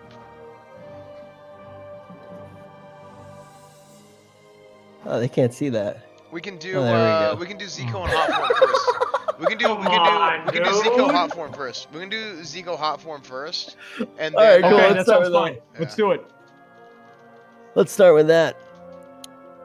And we're gonna start off with Zico versus hot form. Okay. Winner of this plays against winner of Pale versus Bean. All right. And after we do these, we can do the semifinals, and then that'll tell us who all is going to be in the losers bracket, and we can just do the entire losers bracket and then finish off with the grand finals. Yep. Seems like a good idea. All right, boys. Sounds good. Let's get into these last matches. These are going to be the hardest ones, the most intense. Again, the losers bracket, win or lose, you're out. Or not, I guess. Well, there's one match, okay? That's what I'm really trying to say, is that you only have one match. You win, you go forward. You lose, you're out of the tournament. That's One all duel. there is to it. One duel. 8 Mile. Do not One miss shot. your chance to blow. Better never let it go. Mom spaghetti. So we have we need to find Black Lizard needs to fight Hot Form. Yep. Where's Black Lizard at? Zingo. There he is.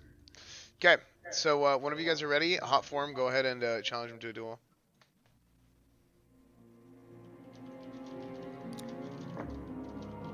All right, here we go. We're going to get this one nice and ready. Keep in mind that all of our mages that have entered the lower side of the bracket were sent here by Sidu. We got a quick little look at his talents there as he is celebrating a little bit. And now we're back on with our beautiful sideline reporter in Svan, who's getting ready for this next one. Hot Form representing Canada. We have a bunch of Canadians in this tournament right now. Some of them been, okay, already opening up. They're already starting off. Hot Form immediately gets on him. Zico roots him. Hot Form trinkets out of the root and then stuns Zico with a kidney shot. Let's see how this is going to go. Zico is just taking damage right now. Hot Form isn't really taking anything. Okay, Zico immediately tried to go for the polymorph. He got it blinded and then immediately blocked it of the blind. Okay, here we go. And then he's moving away. Hot Form immediately tries to go for the first aid. It gets denied by a cone of cold. He goes for the vanish, hits him with the cheap shot, immediately blinks the cheap shot, and here we go. Getting the rank 1 frostbolt, I'm pretty sure, on him, just to keep him in combat and keep him in control. This is really, really good for Zico right here. This is incredibly good for Zico. He's going to be able to completely reset this match. This is amazing for him right now. Yeah, finally he gets that opportunity to take a little bit of a breath here, because Hot Form, he came out completely hot. It was looking to close it, but he's but not now even going for it. He's just going for the kill. Like, Zico is actually just going for the kill. Like, Hot Form is just taking damage. Hot Form, well, look, I mean, like, wait. No way. No way, dude. No way, dude. Is this really gonna happen? Okay. Let's see. So he's actually sitting down and eating in Shadow Meld form. This is going to be a complete reset. Zico was literally, like, what was that? 3, 5, 10 health away? That's what we call the power of the Alliance. Oh my God, dude. look at that. And hot form is still getting kited. Zico is determined to make sure that was not just a fluke, and he actually does deserve this win, finishing off hot form. Let's see if it's going to happen. He's got 1% health. He goes for the bandage, and then he goes for another one, and then he stuns him right there. Zico blocks out of it, and then he finishes him off with the wand. He lasted like so much longer than I thought he was going to there. That was impressive, to be fair. That Nail was dodges. impressive. Honestly, Okay. I want to see a hot form just spam a spacebar for a second. This is the type of luck that gets you 15 Night Elf flips in a row. That was insane. That was crazy. Well played by hot form there, but still Zico's going to be able to knock him down. All right, let's go ahead. We'll take a look at the bracket. Let's see. So hot form is going to be moving forward, and is Peo and Bean ready to go? I think somebody said Pale's on his way. Okay, Peo's on his way. Can we do Sturge and healing stat? Sturge and healing stat should be next. We can. Do you want to talk to hot form real quick? Yeah. Let's go ahead and do that. Hey, dude. How's it going? How you doing, man? Pretty good. I mean, it was a lot of fun. I knew that this was gonna be. I've watched Zico a lot, and yeah, he's not gonna make a mistake. So I did my best, and I learned a lot from it too. So my question is right now, I kind of want to use the wisdom that you have. You know a lot about what rogues are able to do. You know a lot about the playing field. When you see guys like Peo still in this tournament, when you see some of the stuff that even Sidu's been able to do against these mages, who do you think takes the tournament? I was thinking that Snuts would take originally. I was thinking Warlock or Priest, but I guess now I'm saying Sidu. He's just been crushing people with those criticals. I don't know if Enruki can stop him, though. It'll be interesting to see. We might see, we actually might see just that. We might see Venruki get absolutely critted on by Sidu. And also keep in mind, that is a rematch from what we saw in the previous one. Sidu trying to get out of that third place bubble that he was at last time. How do you think Pale will do against Bean? What do you think of that matchup against the Hunter? Well, Peo's playing combat. I'm playing sub. I think sub can do well against Hunter, but he's relying on a mace stun or something. We saw Zero do really well against Peo, so I'd be surprised if he wins. Okay. Yeah, I think that is an important thing to note. And that was something that we even talked about in the previous tournament, because at level 30, we already saw that Peo was going a different route than most people were. Do you think that when we look at level 40, that this meta in particular is a little bit more restrictive than 30 is? Do you have to be going for capstone talents as a rogue? No, actually, I think Rogue's pretty flexible. Like, you can't go Assassination, but you can mix and match your specs. If anything, the most restrictive thing is just how fast people die. At level 30s, the battles were pretty long. At level 40, it's like 15 seconds, fight's over. Okay, well, with the meta being a little bit quicker, why do you think we've seen so many matchups actually have these long resets? Is it just things like mages that are super good at playing defensive and resetting? Yeah, that definitely helps. Either just running away the whole time. When they actually connect, I mean, Sidu is erasing people from 60% health in one global. Are you also planning on maining the rogue 100% when Classic does come out? I feel like that's the big question. I feel like some people are switching things around. Are you sold on the rogue? No, actually, I'll probably play Warlock when it comes out. I'd like the new experience, and I had a really good time with Warlock in Alterac Valley.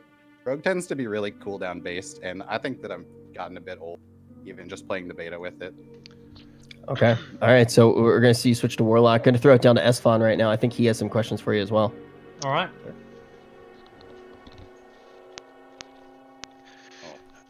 Yes, obviously, Mr. Form, you did very well. You had one great chance at a comeback. How did you feel about your chances there whenever you got to that point? I was pretty sure I was going to lose to Zico. He's a really good mage, and if anything, mages are the hardest fight rogue. So I had a couple tricks on my sleeve, but ultimately so did he, and he came out on top. Am I flying right now? This is ridiculous. Yeah, I agree. I don't know how I ended up here, but I'm in the air right now, so I'm very excited to be here, man. It's just, this tournament has been so exciting to watch. You, Hot Form, and so many of these other competitors. It just feels like I'm on top of the world, man. I'm just flying high right now. So just want to say, great job competing today, and we'll see you next time. Thank you. It was an honor. Thank you. Esfon, get down from there. All right. Okay. We're Are gonna we make ready? Sure he stops defying gravity. Which one do we have next, S-Fan? Is it going to be Pay over Bean? Healing stat and Absturge. All right, let's cool. make it happen. So here we are. So a paladin versus a priest. This is a pretty interesting matchup. Obviously, both of them have a huge amount of reset potential. I think Adrian wins. I really think so. Do they have mana burn at that level?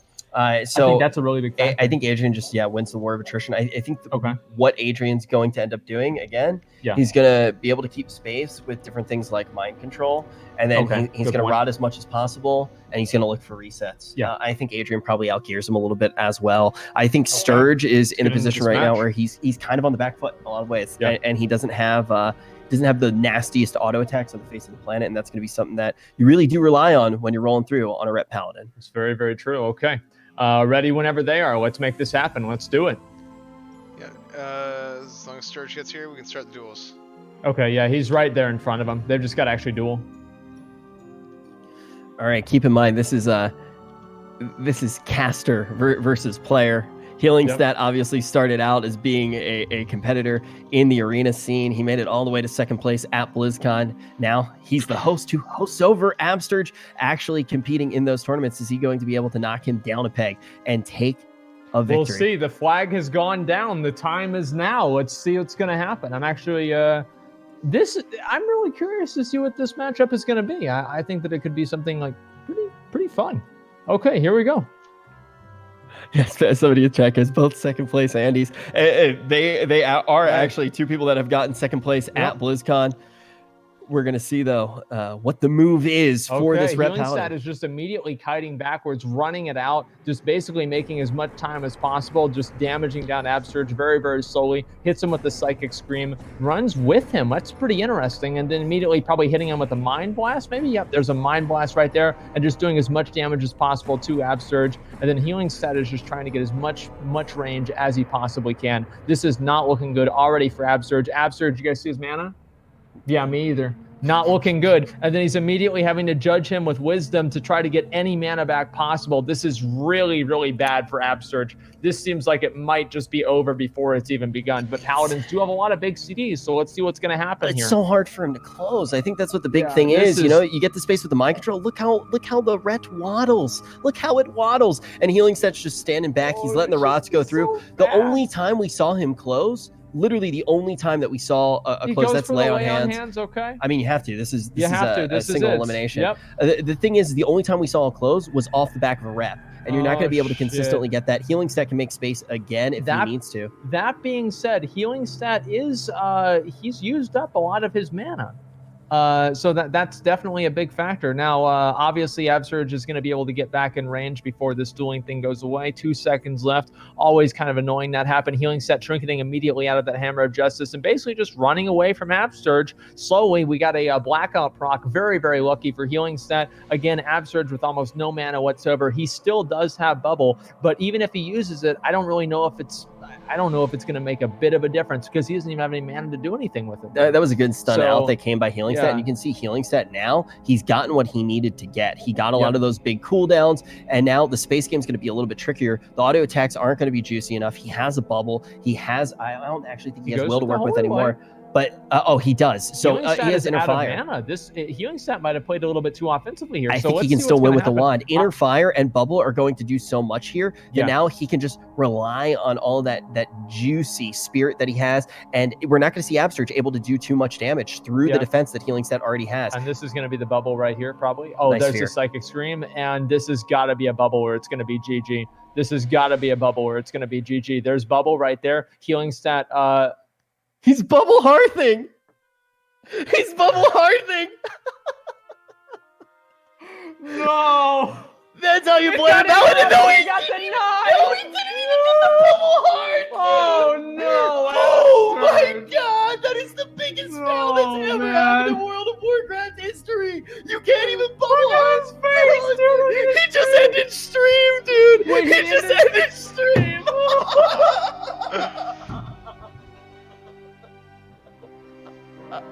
Hey, that's the way it goes, right?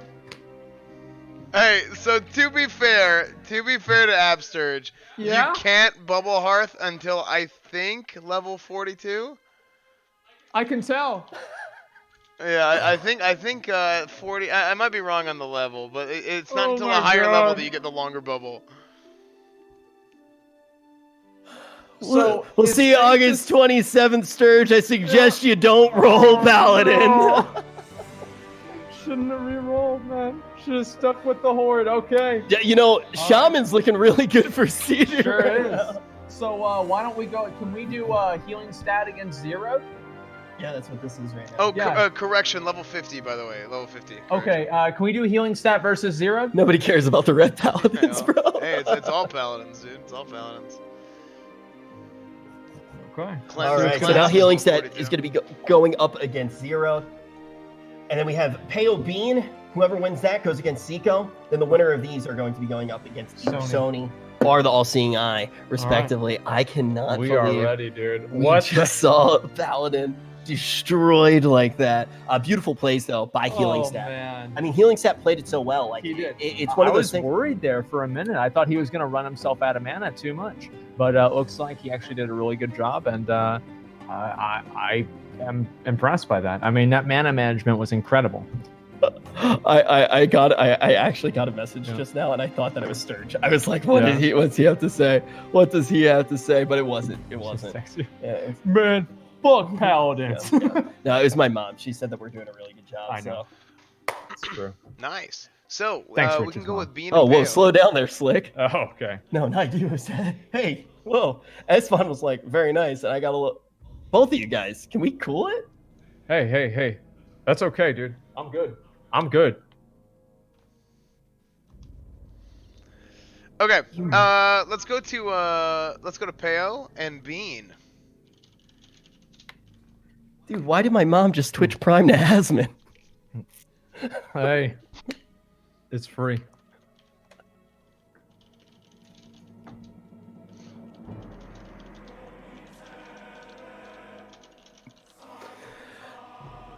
On you guys. Oh wait, is this Bean and Peo? It is. Peo has returned. Okay, let's make it happen. Lil Peo, after a little nap, is he going to Yep. be energized enough to take down Officer Bean? Let's find out. Okay, Bean's sitting there right on top of his flare. Peo's gonna maybe try the same strategy as he had before. He throws up another flare. Peo has changed for every duel. He's actually worn something different for every duel. Wow, that's more than he's changed more often than I do in an entire month. This is impressive. I actually is that a headband? It is. He's been wearing a headband the whole time, though. Is he WoW's ninja? What is Ninja. this? Fuck. Okay. All right, and he's going for the pet kill. He's going for the pet kill. This is very interesting, and he blinded him there. I don't know if this is going to be a good decision or not, but let's go ahead and find out. He has to kill him pretty This is soon smart. here. He has to kill him. That is actually not good at all. That is not good at all. Getting him there. I think that's actually a pretty solid play there. Well, he made it. He made it. Okay, Peo's got the battle chicken out. Okay, he's getting him at the grenade. Peo's already at 50% health. This is not looking good for Bean already. He trapped Peo, and then he's killing the battle chicken. He has Okay. to. If you don't choke the chicken, you get choked by the chicken. I can You'll see hear that. me say it time and time again. And now, though, Peo actually had a really smart play. It was a really good use Sure. of that stun. It allowed him to basically have a full opener without having the opener. Yep. And now he can actually close the space onto Bean. Bean needs to be a Oh. kiting Andy. Right there. I mean, honestly, if that dot had just ticked in a different way, that probably would have been really good for Peo, but obviously it didn't. He's moving away here. Obviously, Serpent Sting is falling away. He's getting as much health as possible with his bandages, and let's see if he's going to be able to get back in stealth. He was not able to get back in stealth. He's trying to just run out and reset. This is not looking good for Peo at all. He's going right to the edge. Bean is just hunting him down with Hunter's Mark. Peo throws the grenade. Is it going to hit Bean? It missed. This is not good for Peo. 80 health, 1 health. It is over for little Peo. And you can see him whispering that GG. Fuck you, idiot. Or that. Yeah, it goes either way. You never know. But Peo, I think very well played by him. And when we see Bean more and more, I do want to reiterate that he is one of those...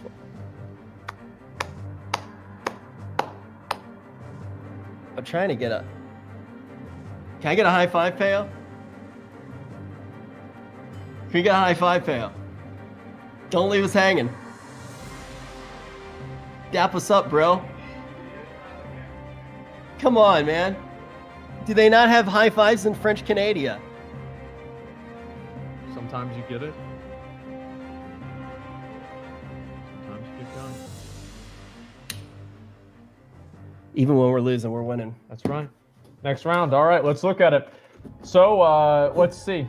Bean now will go against Zico. All right, Bean versus Zico. Let's make it happen. Let's do it. And then we have healing stat versus. Well, if we want to give Bean a second, we could also do healing stat versus Zero right now. Let's see. Is it whichever one of them is ready first, Esfon? That's what I think we should do. Yeah, I agree.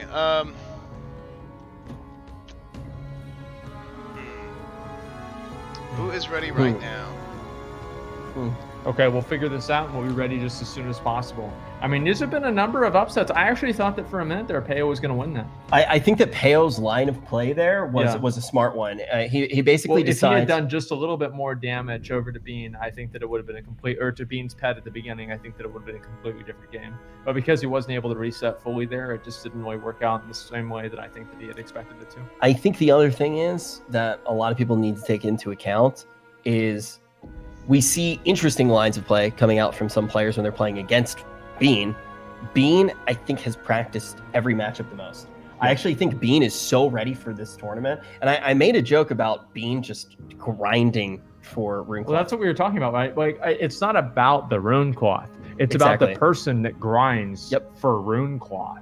I mean, think about that. On the beta, when it's a level 40 beta, he's going and farming Runecloth just to get the best bandages in the game. That is a winner's mentality. He literally was telling me that he was like, he learned from like Chinese farmers how to do it, and like he actually like studied. Oh boy! Like that's literally like he absorbed all of that, and he was telling me about like how he had to actually break through and communicate with them and everything. Like he literally like learned how to speak in another language to like learn the best way to farm. Then on top of that, he was actually just making the best deals. He got Sea-Doo to spend like something crazy on Runecloth, made a bunch of gold. Then he was hitting up like he literally, I bought his Runecloth, not even noticing on the black, the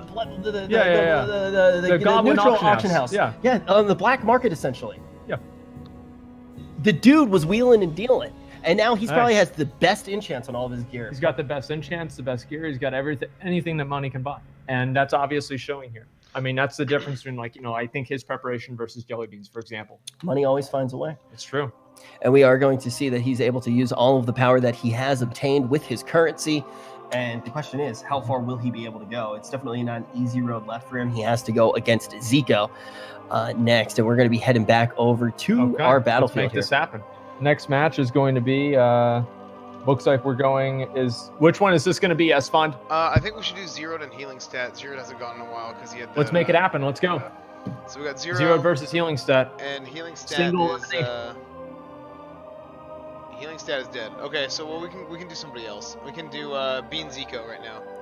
Okay, let's do it. All right, yeah, let's see what these guys can do. Esfond, watch out. There's a Yeah, sometimes that happens. Good call. Yeah, it's the pheromones, dude.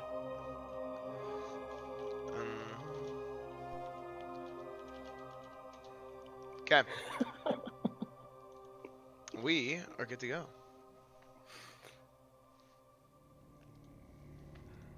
Okay, let's make it happen. All right, Bean versus Black Lizard. I'm scared from the eye. Okay, let's see what's gonna happen. Now, scarred from the eye. I see. Never mind. From the eye. He's talking about the all-seeing eye. Exactly. Yeah. So basically. Well, here we go. Let's start it off. So immediately he opens up with a scatter shot, starts hitting him, immediately starts Viper stinging him. Oh, wow. He feigned death to stop that cast. Black Lizard immediately blocks and removes that. And then, of course, we do have another polymorph right here, dropping the big one. Obviously, Black Lizard doing a ton of damage, playing super offensively, trying to play inside Bean's dead zone. Bean is already at half health. Black Lizard still sitting there at 75, maybe even more. Not only is he killing Bean, but he's also killing Oreo, Bean's pet. Goodness. And then he immediately, Black Lizard just doesn't give a fuck. blocked out of the trap, dude. Double ice block, a whammy. He's able to take this one down. Holy shit. It's confirmed. Lizards really do run the world. Black That's Lizard true. going to be able to take down this best of one and move forward in the tournament. Nice job. Absolutely nice job. Wow. Okay. Good fucking job, Bean. Sorry, there's a handsome human on the stream. I just want to give a kiss to. Oh, okay. Well played, Zico. Well played. He's going to be marching on forward, and the question is, who is he going to be playing? Oh, he plays against... Dude, oh, man. Dude, I'm going to ask you how this feels as a warrior. Sony versus Zico now is going to be our matchup in the lower side of the bracket. Is Healing Stat ready?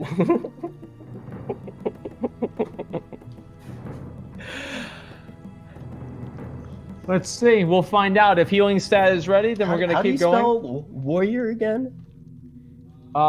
In this matchup, Loser. I will So say. we'll see. I will say though. We saw Sony play pretty much perfectly. He did. I mean, like honestly, Sony has done. He has brought honor to the Warrior clones and the entire horde. Absolutely. I've actually. I cannot reiterate how happy I am to see so many people that we've been friends with for years coming back Absolutely. for Classic. Like, that's beautiful. You know, we lost some friends for a little while. We did. And now they're all coming home, and we miss you guys a great deal. It is great to see. And it looks we've like made we're some going to new be friends too. One of them's going to be zeroed, and he's going to be playing against Healing Stat here. This Now, is a best of one. A priest versus a hunter. I mean, this is really like unorthodox. I don't know what to expect out of this. What do you think? Healing priest versus hunter. I think the hunter is going to win. I think Healing Stat's a god. But Healing Stat also can burn. He can mana burn. I think Healing Stat's a god. So you think so? I think that Zeroed should win this matchup. Okay. But I actually just... I'm going to say that it's 50-50. All right. I think I favor the hunter here, but I think Healing Stat has just played so well. I think the big question is, if we see it impossible to be for Healing Stat to reset, like he has not necessarily needed to in the past, but he was getting close to needing to do it with how aggressively he has played. Will he get himself in a position that he's just completely in? Yeah. Okay, let's make this happen. Like Viper Sting is definitely going to make this a very tough matchup. Yeah, that's going to really... Well, they're both going to be able to mana burn each other. They're saying F. They're saying F. It's a refresh. Just refresh, yeah. Okay. They can't hear us. Okay, refresh. They can't hear. Can they see them? Am I allowed to show my feet on stream? It depends on the context, I believe. Like, can I just kick my legs up in the air right now? I don't know, actually. Just like... Please don't. That's pretty close to my face. Yeah. I mean, they can't hear us right now, so it's fine. Dude, should we talk about that thing? Okay, we're gonna go ahead and go Zero to challenge him to a duel. So you guys want to go ahead? Okay, let's make it happen. Here we go, boys. Zeroed versus Healing Stat.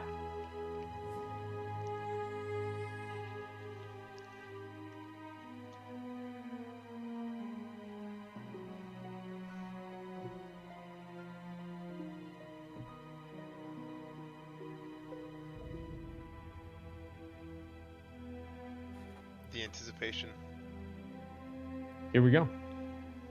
Okay, here we go. All right, there we go. Immediately hitting him with a Frost Trap, freezing Healing Stat, getting at max range, charging up an aim shot, and then probably just trying to run as far away as possible to outrange the, I'm assuming, probably the Shadow Word Pain, just to make that little bit more of time. Healing Stat is already down almost half health and half mana. Look at Zero's mana, though, as well. Oh, my God. Like, Zero has just... He's getting fried here at this point. Healing Stat doesn't have a pet, though. Healing Stat also doesn't have any health at this point. Zero is trying to take down Healing Stat. What is this? I think this might... Oh, and Zero... a trap. Well, Zero is actually, I believe that he's probably just trying to make sure that he just secures this win 100%. So Healing Stat did have enough mana, obviously, for a shield, and that could have actually been really bad for Zero. He's running away there. I don't know if that trap was the right play or not, but we're going to find out. Healing Stat chasing down Zero running away with aspect of the cheetah, obviously a little bit able to move a little bit faster, but Healing Stat, this is a pretty quick reversal, and it looks like Healing Stat is probably going to win this unless Zero does a very, very good job with this. Obviously, Trap is going out. Trap did not hit, or maybe Trap didn't even happen. Zeroed with the stun. That's it. It's over. I think he stuck his own leg in that trap. The trap was a trap. Healing Stat going to be able to take this one down. You can see him getting excited. Yeah, pretty much every single person in chat was saying, "Yo, the Hunter's got this. The Hunter's got it." This is why I was saying I thought he had it until that trap. Like until that trap, I thought that he absolutely had it. Sometimes the trap is a trap. It is. There it is. That's a trap. Catch your own leg in it, and just like that, we are going to see Let's look at Zero. it. He's definitely Okay. impressed us, but it is going to be none other than Healing Stat moving on forward to play against the All-Seeing Eye. This is going to be a match. This one. This is going to be a match. This dude. one. Children will be born during this match. This match is going to take gonna be a so match, long. This is going dude. to take a while. Okay. Do we want to do? Let's do Sony and Zico. Can we do Sony and Zico? Yeah, I think Sony and Zico would be good. Okay, let's make this happen. Let's go. People are naming their children after some of the competitors right now. I just saw in the chat. I hope so. Yeah. What are you guys naming your children right now as we load this one up? We definitely want to see MLG scorekeeping. Hey, we're keeping some of the best traditions in gaming alive. Yeah, we're doing our best. This is I'm naming my obviously daughter McConnell. This is the. I almost named my dog McConnell. Like, no joke. Really? Yeah, it was for content. You know, Yeah. I was going to tell a bunch Yeah, of yeah. people I was finally going to show everyone what McConnell looked like. It's a And I was just dog, going to yeah. pick up a dog. Yeah. You could have just done that and then just had him have another name. I mean, dogs don't really speak English. You call them whatever the fuck. You know? They're just McConnell. But ultimately, here we are in a situation where I think we are pretty impressed with all the competitors. Yep. I got really distracted by thinking about McConnell there for a second. All right, Black Lizard versus Sony Digital. Let's make this happen. Here we go. This is a hard Whenever matchup. they're ready, we'll start the duel. Let's go.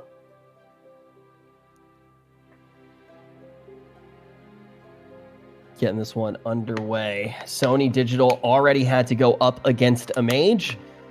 It didn't look very good. Sony played very well himself. Yep. He's taken off some of that fabric that was holding him down. There we go. Yeah. Is Gotchi Base enabled in your chat? I don't even know.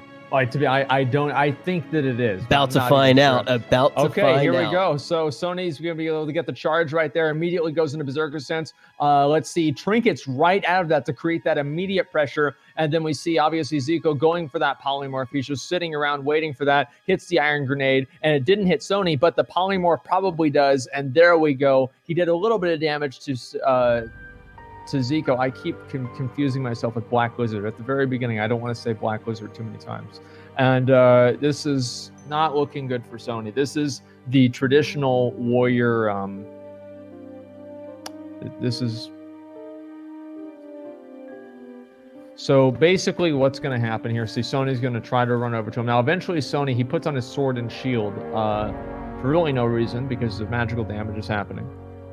And eventually he will be able to charge, at which point Zico will immediately blink away. And then there we go. Obviously got right out of Will of the Forsaken. Got out of that. Frostbolt again. So here's how Sony can win. Here's how Sony can win. If he times everything perfectly and Zico doesn't kill him right now, and Zico decides he needs to go for a reset, and we see Sony have another MLG frag, like a no-scope, like a 420 no-scope, he like can the win. one that just happened to him. But it looks like Zico is just going to have every advantage here. Look at that offensive ice block, just showing that he has the button. Will Sony be able to punish that flex, or will he fall down? And we are going to see the War Chief get taken out by the Lizard. That's a tough matchup for Sony. I think Sony has proven. I think Sony has proven that he is the best warrior in this tournament. I mean, absolutely, 100%. Like, Sony put on a great show. He did amazing. He did better than I think everybody expected him to do. So I'm very, very impressed by that. And now we're going to go to our final game in the losers bracket until we go back up into the semifinals. Well, no, we're going to have Zico versus this winner too, right? So right. two Yeah. more. Exactly. Yeah. So we have Healing Step versus the All-Seeing Eye. Yep. And then you want to do Zico versus... Yeah, I think we just set up Okay, let's Zico do doing that. and then we only have those final matchups to Let's play do out. that. I think that's the way All to right. do it. So now it's going to be the All-Seeing Eye versus Healing Stat. Guys, All right, let's make it happen. we're really getting down to the line here. So I saw some people ask about a few of the matchups. Both of the Warlocks, I had to go back to the Twisting Nether for some reason. Yeah, that's about right. They disappeared. We lost them to the Void. And ultimately, the Warlocks... That's the way it goes sometimes, you know? That's the way it goes. Shady characters, those Warlocks. They sure are. And ultimately, that set up 4-0 to move forward, and that set the stage here on this side of the bracket. So, Snuts, and stay safe. We'll see them later. Absolutely. In okay, August. so whenever we're ready, we'll go ahead and we'll do Healing Stat versus All-Seeing Eye. I don't know how this one's going to go. I think it could go either way. Yeah. I haven't seen enough Priest versus Mage duels. Like, whenever you get into like the healer meta and everything, that's whenever I really don't have any expertise as to like how I think that things are going to go. I really don't know. I mean, healing stat, one thing that he's proven here is that he's very, very good at surviving and staying alive, and especially he's very, very strong against mana classes because he can mana burn them. And he's been very efficient and very smart with the way that he's done that. I think that your mic's getting a little bit too low there. Definitely want to pump that up. Pump it up. Oh, how about now, guys? Are we any better now? Yeah, got messed up a little bit. That should be a little bit better. I think that was when Sturge failed to Bubble Hearth. I think we knocked down all of them. And we also knocked down Paladins, a whole tier. But yeah, we can see the chat ready to pump it up. The question is, who is going to be able to pump it up in this matchup? These are two players that have completely overperformed in their matchups. The All-Seeing Eye, somebody that a lot of you didn't know until today. And, you might have even just blinked when you saw his name, not thought too much of it. But ultimately now he has been able to get all the way. I thought he was a Warlock. I mean, I had no idea who this guy was, right? He comes in here and he's in, like one of the finalist matches. I mean, he's done amazing. He's not a Warlock. If you're a Warlock fan at this point, you're either pressing 1 to summon those Warlocks back, or you're pressing F to pay your respects. Those guys are no longer with us. It all comes down to healing stat and the All-Seeing Eye moving forward in this best of 1. But we talk about healing stat matchups as well. We just saw him against a Hunter not even break a sweat. He looked so fantastic. Zeroed gets caught in his own trap and allows healing stat to go against this new legend that's forming from the beta. Okay, let's make this happen. All right. How's our what? People were saying F in chat. No, I said I had a. Oh, really? I said because there are no Warlocks left. I said you could either press 1 to summon them back or press F to pay their respect. Okay, I got it now. All right. Never mind. Okay, let's make this happen. Here we go. All-Seeing Eye versus Healing Stat. Let's do it. I just drew on my face. Alrighty. Did I get it? Yeah, pretty much. It should be ready to go any second now. All right, let's go. Really? Should I put it back? It's all right. Should I draw it back? Why not? We'll let chat decide. We're going to let this matchup go through. Who is going to be able to take it? Is it going to be the All-Seeing Eye or Healing Stat? We'll see. We'll see. All right, I'm ready whenever. Are they looks like they're pretty much good to go. As soon as they're ready, they'll go ahead and throw down the dual flag and we'll make this happen. This is actually one of the matchups that I've been looking forward to. Like all of Adrian's matchups, all the healing sets at matchups, I've been really excited to see. Just because they're so much different than a lot of the other things that we've been kind of used to expect. Okay, there's the dual flag. It's gone down. Let's make this happen. Let's see what's going to happen. Here we go. Duel getting started here. Once he clicks the button. Yeah. Anticipation building. All right, let's go.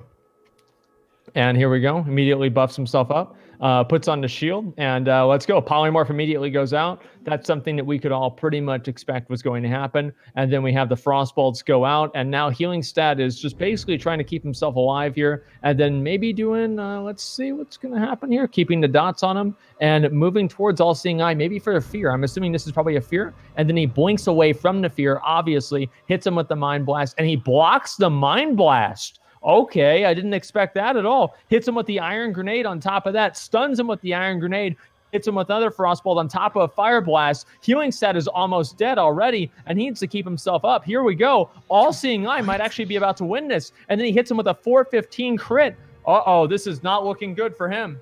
Dude, All-Seeing Eye is a freak of nature. This guy is absolutely insane. He has looked so good. Keep in mind that it took Sidu hitting him for like 600 back-to-back crits to be able to even knock this guy down to the lower side of the bracket. Now he has Healing Stat with almost no mana. He just can't let him reset here. Healing Stat going to be trying to go for that reset. He's going in for the drink. Where's All-Seeing Eye? He's going to be able to get the poly, deny the mana. Only one tick even goes off. Healing Stat with 800 mana to work with. It looks like he is going to be sent out of this tournament. Not looking good for Healing Stat at all. Obviously, both of them are basically drinking back up. They're, I guess, agreeing to reset, which I don't know if that's a good decision for All-Seeing Eye because he's obviously used both of his blocks, I'm pretty sure. So basically, he must be really confident being able to win this. And he's keeping him CC'd with obviously rank 1 Frostbolt running out, obviously regening mana slowly. And by the time the Healing Stat probably gets to him, he's going to be almost full health and full mana here. So this is going to be basically a reset entirely.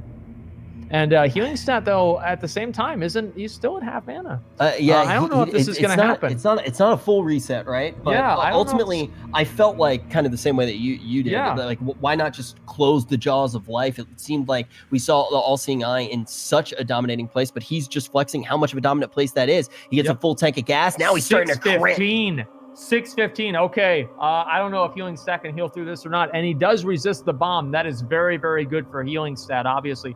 Doing the greater heals, keeping his mana up as much as possible, doing whenever he can. I don't know if this is even going to be possible for healing stat. He is really, really low, but he does get that heal off. He still has 500 mana left. All-Seeing Eye is getting pretty low on mana too. This could be what's happened with almost a lot of these other games where healing stat, it looks like he's out, and then he comes right back. And he keeps All-Seeing Eye in combat again. And then basically, let's see, we got another rank 1 Frostbolt, and All-Seeing Eye's got maybe a little bit less than 1,000 mana here. But healing stat's got probably a little bit less than 500. That's not good at all.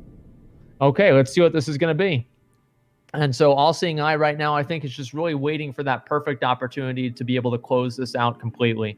As you guys can see already, that he does have the potential to, if all of the stars align, completely end healing stat entirely. And I think he's just waiting for that to happen. I'm still surprised about the reset, right?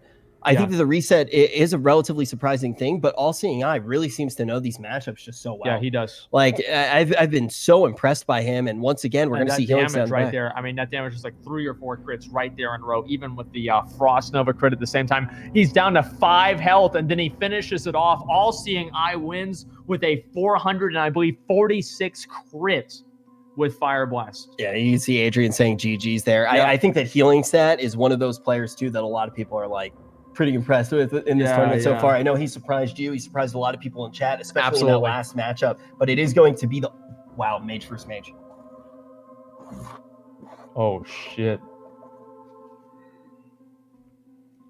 This is big. So keep in mind right now, guys. This is basically the state of the tournament. We have Venruki and Sidhu going head to head. First place and third place in the previous Tips tournament. Yep. Whoever drops down from there plays against the winner of Zico versus All-Seeing Eye. So we have the potential for Venruki to play against all these mages might play against each other, which could determine who the best mage is. But also keep in mind why Sidhu is in such a good spot in this tournament.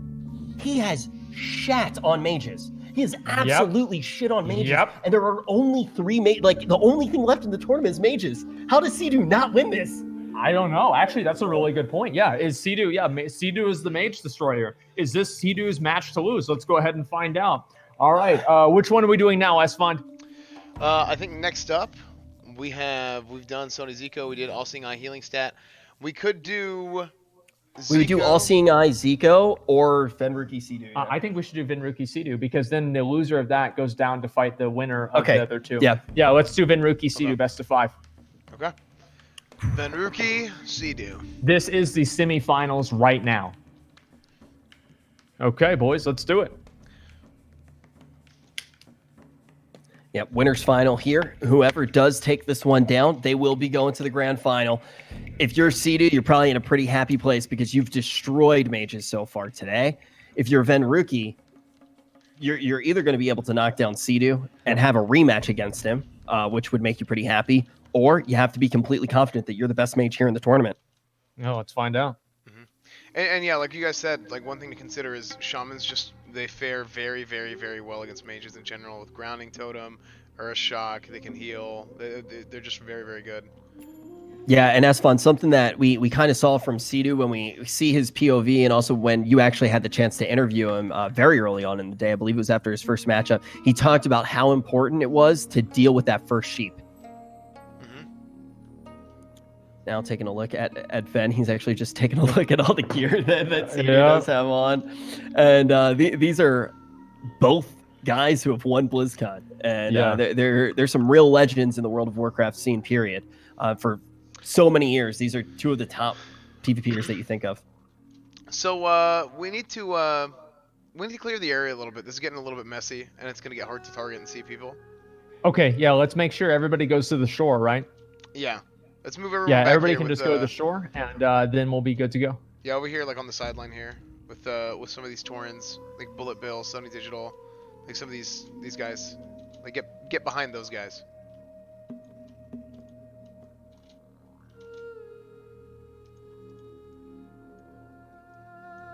Also in chat right now, could you guys let us know who do you think is going to be able to take it? Do you think it is going to be Sea-Doo, or do you think it's going to be Venruki? Let's find out. I don't know. I mean, I actually think that Venruki plays extremely defensively, and I think that because of that, he might be able to counter Sea-Doo. I expect to see a very good pre-block. Yeah. Like I expect to see a very good pre-block against that initial barrage that Sea-Doo's been throwing out, those chain lightnings that he's been throwing out. But you're only going to get 2, if Venruki plays the way they did in his first matchup, 3 ice blocks. Yeah. Sea-Doo's going to have a lot of groundings. It's definitely a hard matchup, but we have seen mages already get Sea-Doo against the ropes, even though he has been the mage destroyer of this tournament. Okay, boys, let's make it happen. Here we go. Whenever they're ready, they can start the duel. I'm good whenever. Yeah, I mean, alrighty.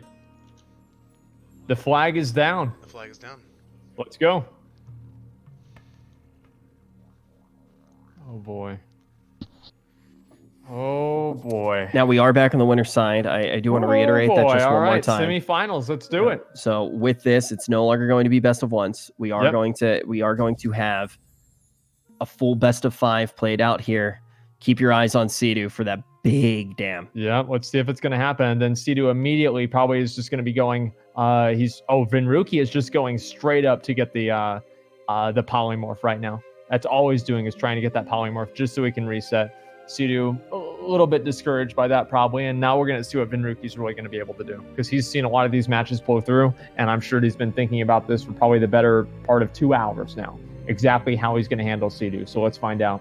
Yeah, also the other thing to keep in mind is Sea-Doo, if he gets a godly, like an S tier grounding down, all of a sudden he cracks the matchup wide open, and he doesn't even need that necessarily to win. That's a little bit it's a counterspell on that chain lightning. Obviously really good. He goes for the grenade, hits Venruki with the grenade, keeping him in range. Sea-Doo chasing Venruki down. Venruki can't really go too much farther away because obviously he's getting up to the shore. Venruki tries to go for the frostbolt, but obviously it hits the grounding totem. Sea-Doo gets him with his chain lightning, and now Sea-Doo's just getting right over there into range. Venruki's still trying to keep Sea-Doo away from him. Venruki is pretty low on mana. Sea-Doo trinkets out of it, and then he tries to go for the polymorph and then hits the cone of cold, but I don't know if this is really going to be enough. Let's see. Is grounding up? Oh, that's the pre-block. Yep, there's the block. If you don't hit that, you straight up lose. Like Venruki would have lost. Okay, it looks like he was able to block away from that chain lightning, the lightning bolt right there. This is actually pretty good for Sea-Doo. It looks like Sea-Doo might be winning this first match here. And obviously grounding totem goes up, and Sea-Doo just sits down and drinks right in front of him.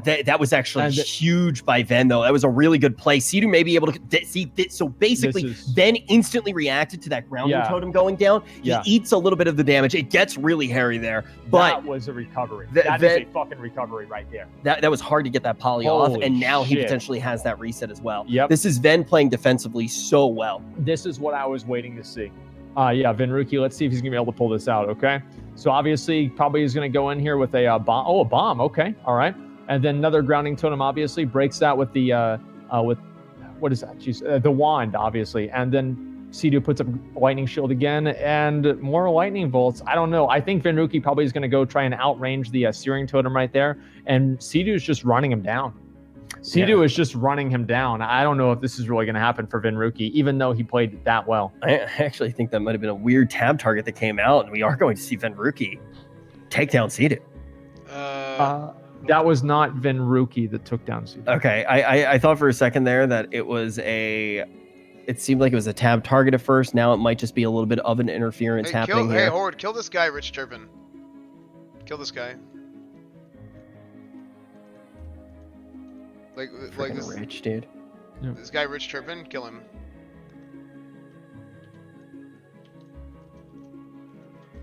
Yeah, make sure we kill him, and then we have to wait for Sea-Doo's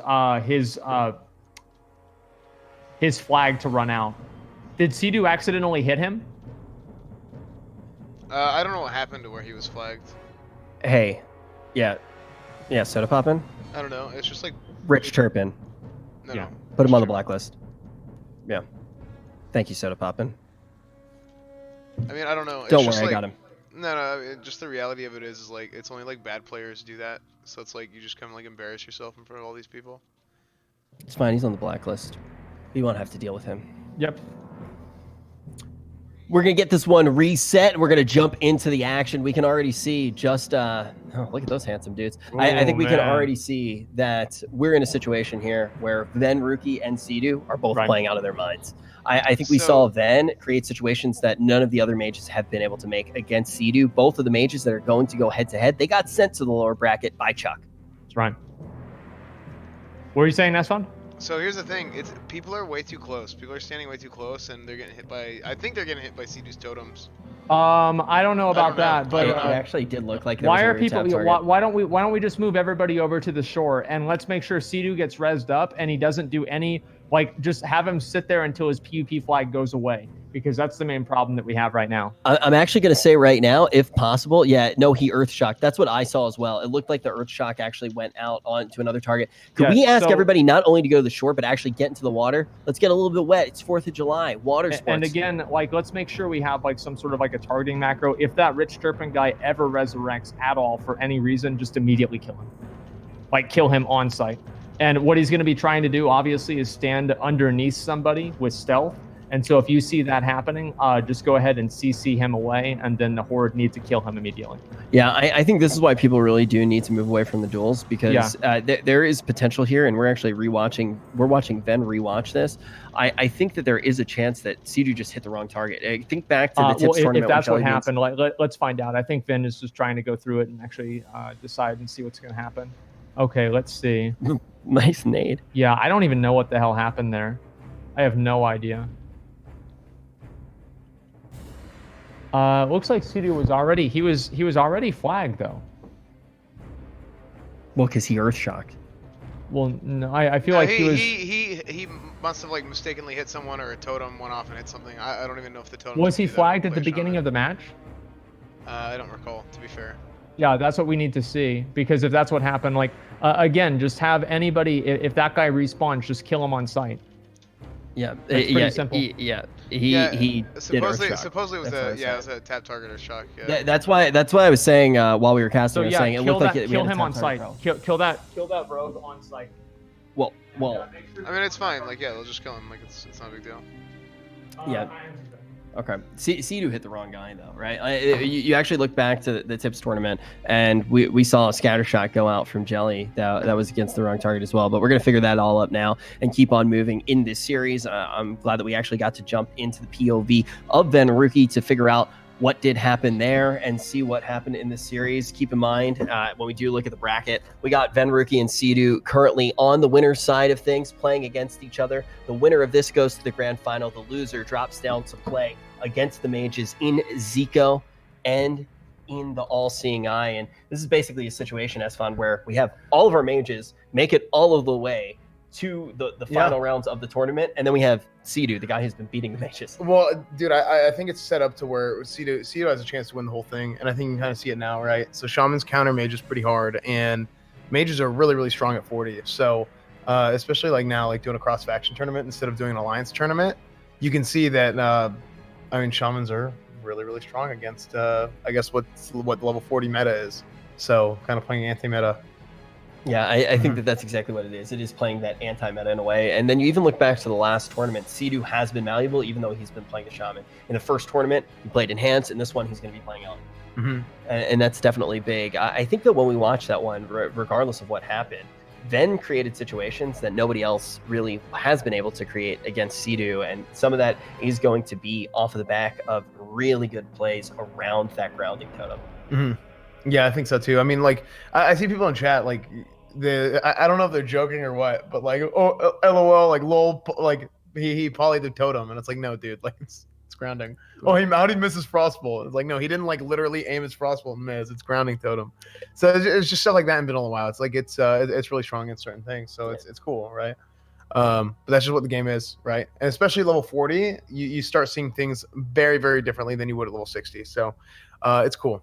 And it was also fun too, because we saw something that we really aren't going to see as much in Classic when it does come out. We saw the level 30 meta as well, which was completely different. So that's probably been the most exciting thing about the beta, is that you're seeing something that nobody's ever seen before, and nobody's really ever going to see again, because who's going to care about like level 30 meta or level 40 meta dueling tournament? Like nobody's going to care about this. There might be some twink like battleground stuff. Yeah, like that would be be twink really fun. stuff, but then like specifically like, oh, like let's have a level 40 dueling tournament. Like that would reasonably, there's no reason for that to happen. Level 40 would probably never happen. I could see Yeah. 39 potentially happening. Like It's we like said, twink tournaments and stuff like that. But maybe. also the thing is with Yeah. that is you don't have the capstone abilities. You can't make it all the way down Yeah. to the town tree. So this is such a unique thing to actually get to witness. And we saw the same thing at level 30 as well. I even think about different things like when Asmongold was farming for his whirlwind axe, right? All these different things are, people don't farm them that way when the game actually comes out. No, It's a lot yeah, of fun. it's totally different because, like, I mean, you just look at the different weapons. You might not bother getting those weapons. You might just level through. It's whatever. Now, whirlwind axe is very, very powerful.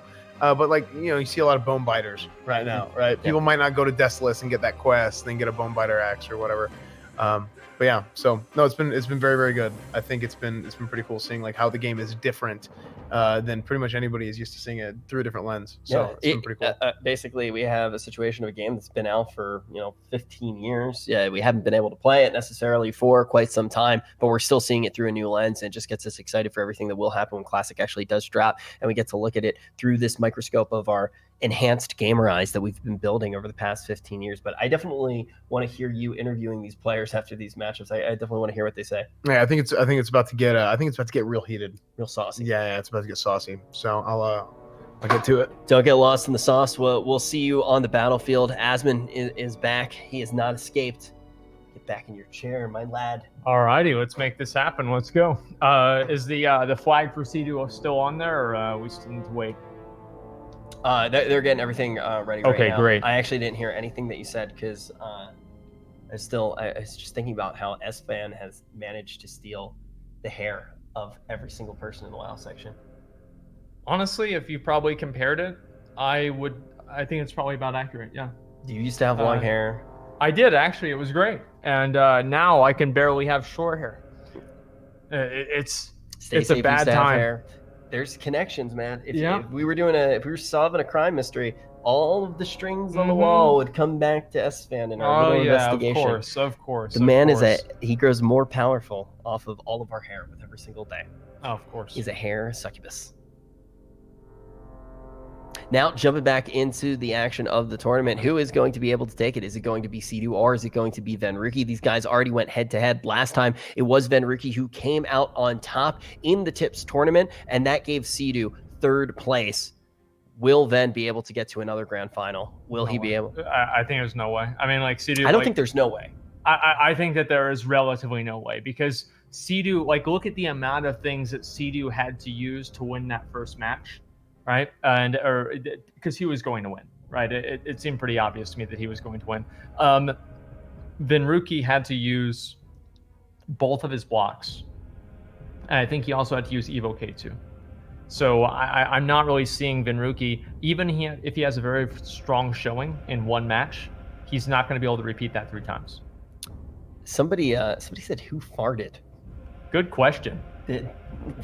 Does Twitch have smelling activated on it now? I certainly hope not. Trust me, if they did, nobody would watch my stream. So don't worry about it. I don't think that's true at all. Pants. I actually wasn't sure who it was either. The AC just turned on too. Somebody's trying to cover it up. Whoever smelt it dealt it. I think it was Twitch chat. Yeah, I guess so. I wouldn't be surprised. Alrighty, well, let's keep this. So just for the record, in case people are wondering, we are waiting on C2's PvP flag to Oh, okay. So yeah. Wait, S fart? I didn't fart.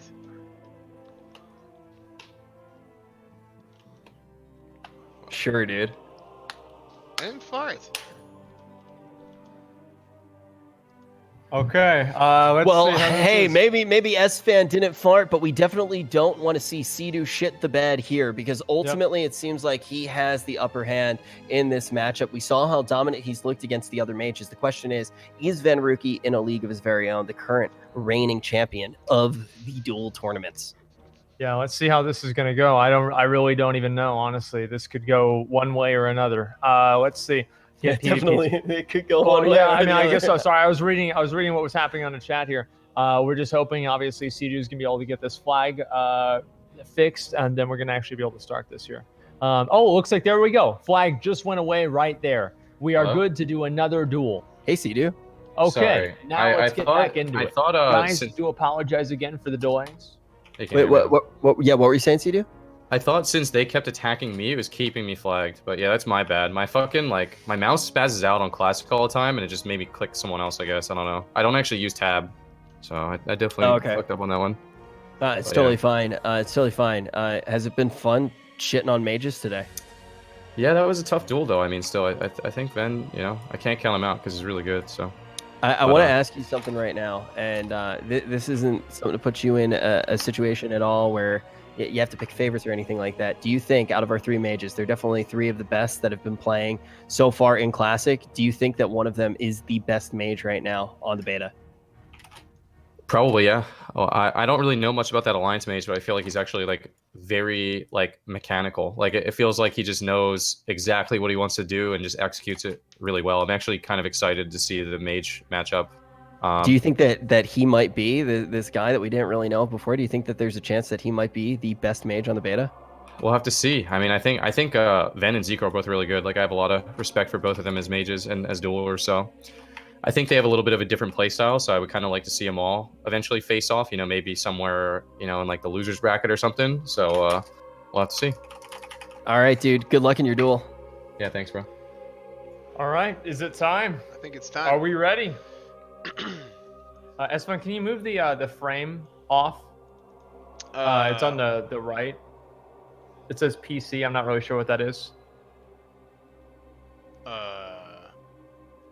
MPC Essentials.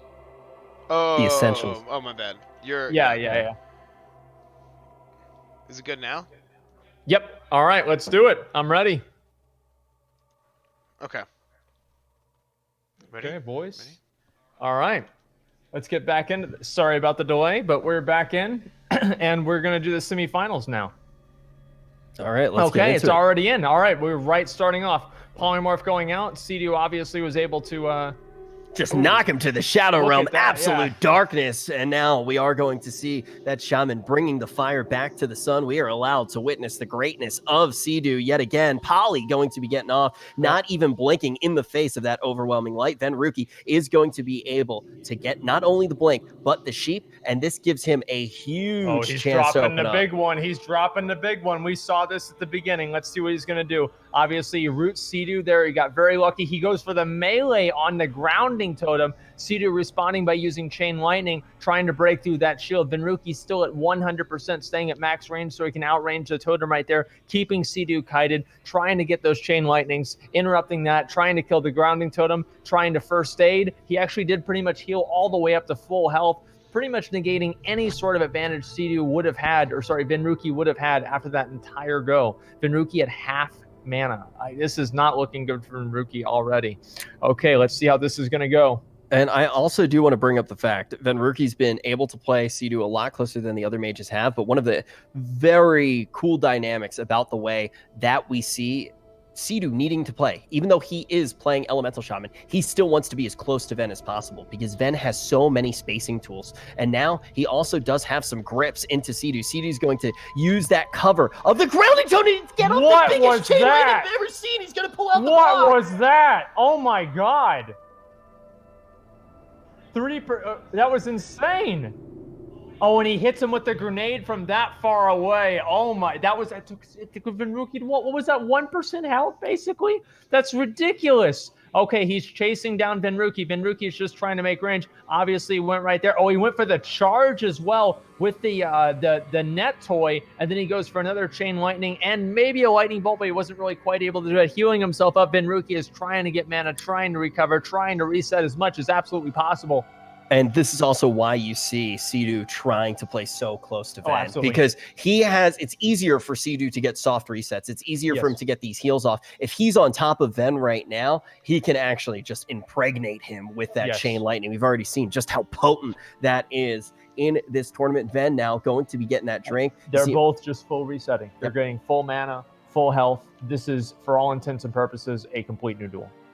Okay. Well, not a complete new duel, obviously, right? because they did have to use block, right? Exactly. Venruki had to use block. So you favor Sea-Doo now. So Sea-Doo also used elemental overload, as far as I know, right? That's the guaranteed crit thing. I think that when you look at the power of the ice block and pre-ice blocking those chain lightnings, you do now put Venruki in a situation there where he hasn't used the second one yet, but it's getting a little bit hairy. Yeah, this is not looking good. And also, like, again, we're not really waiting a lot of time between these two duels. So if you use one at this point, it might not even be up for the second duel. Okay, here we go. There we go. Venruki's going for another. He's trying to get more mana, and Sea-Doo is just trying to run him down right here. Sea-Doo is trying to run. Oh, with a 635 critical strike chain lightning, hitting him with the absorb there. Venruki is just running all the way over again, trying to kite Sea-Doo out as much as possible. And he's going to probably get right on the edge of that dueling area. He's got 5 seconds to go back in. I don't know if he's going to be able to get in. Let's find out. 2 seconds once. Oh, just barely. And Venruki is just kiting Sea-Doo back and forth. And also grounding does go down there. I think Ven does pick it off nice and quick, but he might not have time to reset. We might actually see Sea-Doo able to close this in time. Sea-Doo's going on there on his mount. He's ready. He is out for blood. Okay, here we go. War Chief riding in on his wolf, looking for the chain lightning, and there we go. 617. Can he finish with a shot? Lightning bolt comes through. It's going to be a big absorb. Is this going to be a Venruki at 19% health? Sea-Doo just needs one big attack, but Sea-Doo is also sheep. This is not looking good for Venruki, but also Sea-Doo. It looks like Venruki's being able to reset this regularly. I mean, he's resetting this very, very regularly. He's just waiting for that opportunity. I think this is going to be just the same as our first match that we saw at the beginning. Venruki waiting for that opportunity for somebody to make a mistake, and for him to have the possibility to just kill him. You can feel this ting through the screen. It's only going to be 491 this time, but it is going to be enough. Is he going to be able to finish him off? One lightning bolt, that's it! What was that? The lightning bolt in the air. Wow. Wow. Spell batching. I don't even know if that was spell batching, but one way or another, that is absolutely insane. Okay, that's one match for Sea-Doo. That's one win. He needs 2 more to go to the grand finals. You look right now at Venruki and how he's getting these resets. Nobody else can do that. There's no way. He's actually giving himself so much life in these matchups. Oh, yeah. And I'm curious, if we looked at all the mages' gear, what the health pool of Elliot is compared to the other guys. Oh, I'm very curious about that. You know, you're seeing like crits close to like the 700 area coming through, and Ven just gets by. You know, you see him at like 9% health, 10% health, then he goes for the reset. So we have an all-out skirmish going on here. No, burn them all. No, they're just killing Naru. It's like these 2 guys. Okay, that's fine. Are they ready for the next duel? Are we ready to go into this? Guys, everybody who's spectating right now, if you could actually do us a favor, could all of you go into the water and drown yourselves for chat? Or just move to the edge, like one or the other. But if you drown yourself, that'd be, I guess, maybe a little bit good too. Chat wants to watch all of you guys go into the water in the game and drown in the game. Mm-hmm. Okay, let's make this happen. Chat said it. Stop with the D colons.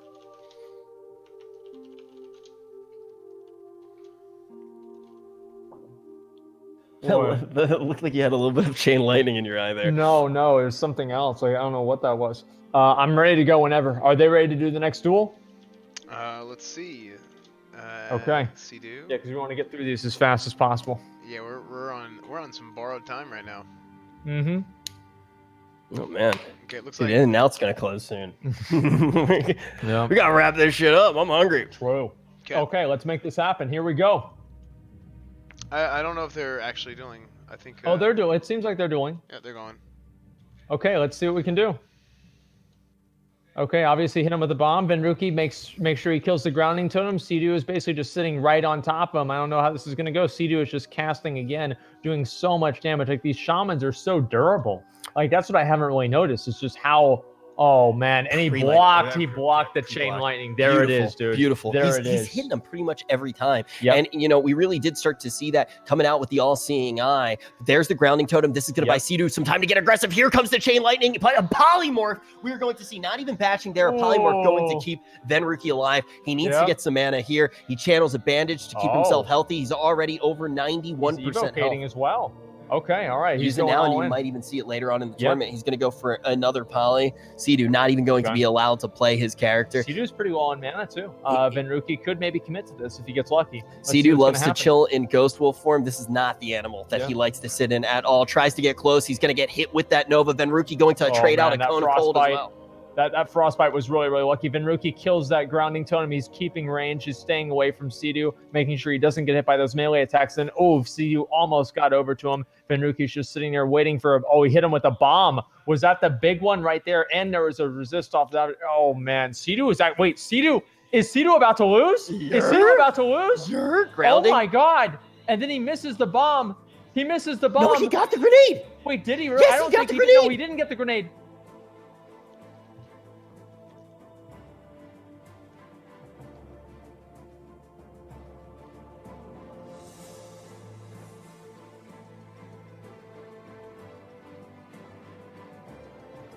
What? Looks like the game says Sidu won. Sidu won. So that's what you like to call a triple Wind Fury proc at the last second. Has a quadruple Wind Fury. Wait, show us the. Can you show us the log? Let's see this combat log right here. I think Sidu really needs to buy a lottery ticket after this game. Chuck, could you show the log? Yeah. I'm not sure if Chuck can hear me right now, but Chuck, show the log. Look at Chuck's face right now. Yeah, we have to see this, dude. Yeah. He's so. I've interviewed this guy after he's won tournaments, like some of the biggest tournaments. I've never seen him this hype before. Yeah. Well, he did cry when he won BlizzCon. But wait, show us the logs. Yeah, show us the logs. Yeah, we want to see the log. Let's see it. Okay, here we go. Look at that right there. See, that's what I just said, man. The triple Wind Fury, right? I mean, that was just. Oh, man. Match point. Then played out of his dome. Then played out of his dome. Yeah, that was incredible. All right, let's go. Match point. Let's do it. Sidu wins this. He goes on to the grand finals. The loser of this. The triple. Plays the winner of the next game in our losers bracket. Okay, let's make sure this happens. Here we go. So just for the record, like an explanation of what Wind Fury is. It gives you a 20% chance to get 2 swings. So that was 1 Wind Fury proc, and he got the 2 swings off of it. So that's a total of 3 swings. So there you go.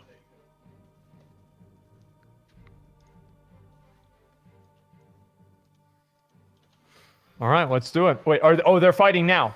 They're fighting now. Okay, let's go.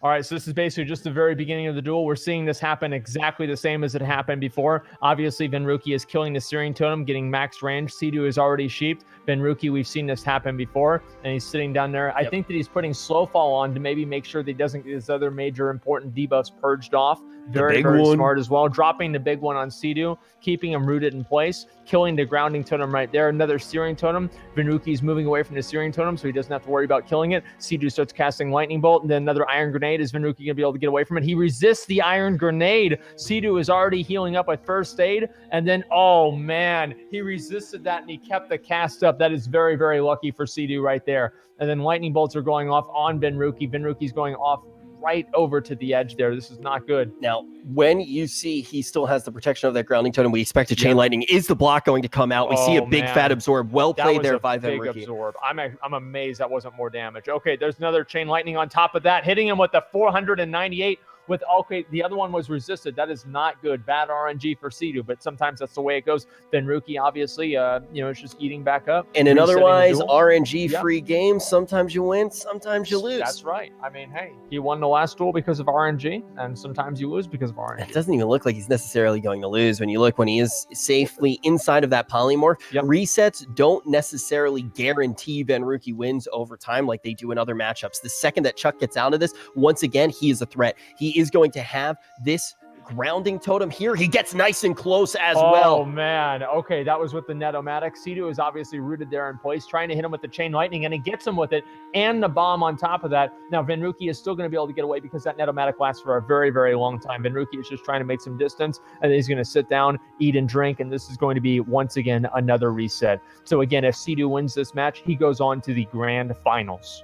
There we go, getting onto his wolf. Going to try to close that space just a little bit. We've seen him use this mount before. Ven wants to have as much space as possible. Now he's going to have a nice Frostbolt to slow up Sea-Doo even more. Sea-Doo drops the grounding, already going to be out of the equation as he tries to get some of these lightning bolts onto Ven. It's going to be another poly. You can see Chuck just goes, okay, I'm taking my hand off the keyboard. Ven's going to do what he's going to do. Yep, that's the way it goes. I mean, honestly, Sea-Doo's at pretty much full mana. Ven's going to do whatever. It doesn't matter. Honestly, nothing has really changed here. There have been no real major cooldowns exchanged. I don't think we've seen a block. He didn't even need to pre-block yet. Yeah, we haven't even needed to see a block. The only thing maybe is elemental overload. Everything else besides that is just pretty much standard rotational abilities. So this might take a little bit longer, and that's just fine. But the thing is, Sea-Doo is going to be able to get mana a lot faster than Venruki is, and so that might give Sea-Doo a little bit of an advantage here. Yeah, and this is the way that Venruki can win. I see people in chat right now. Everybody's like kind of asking why he is playing so defensively.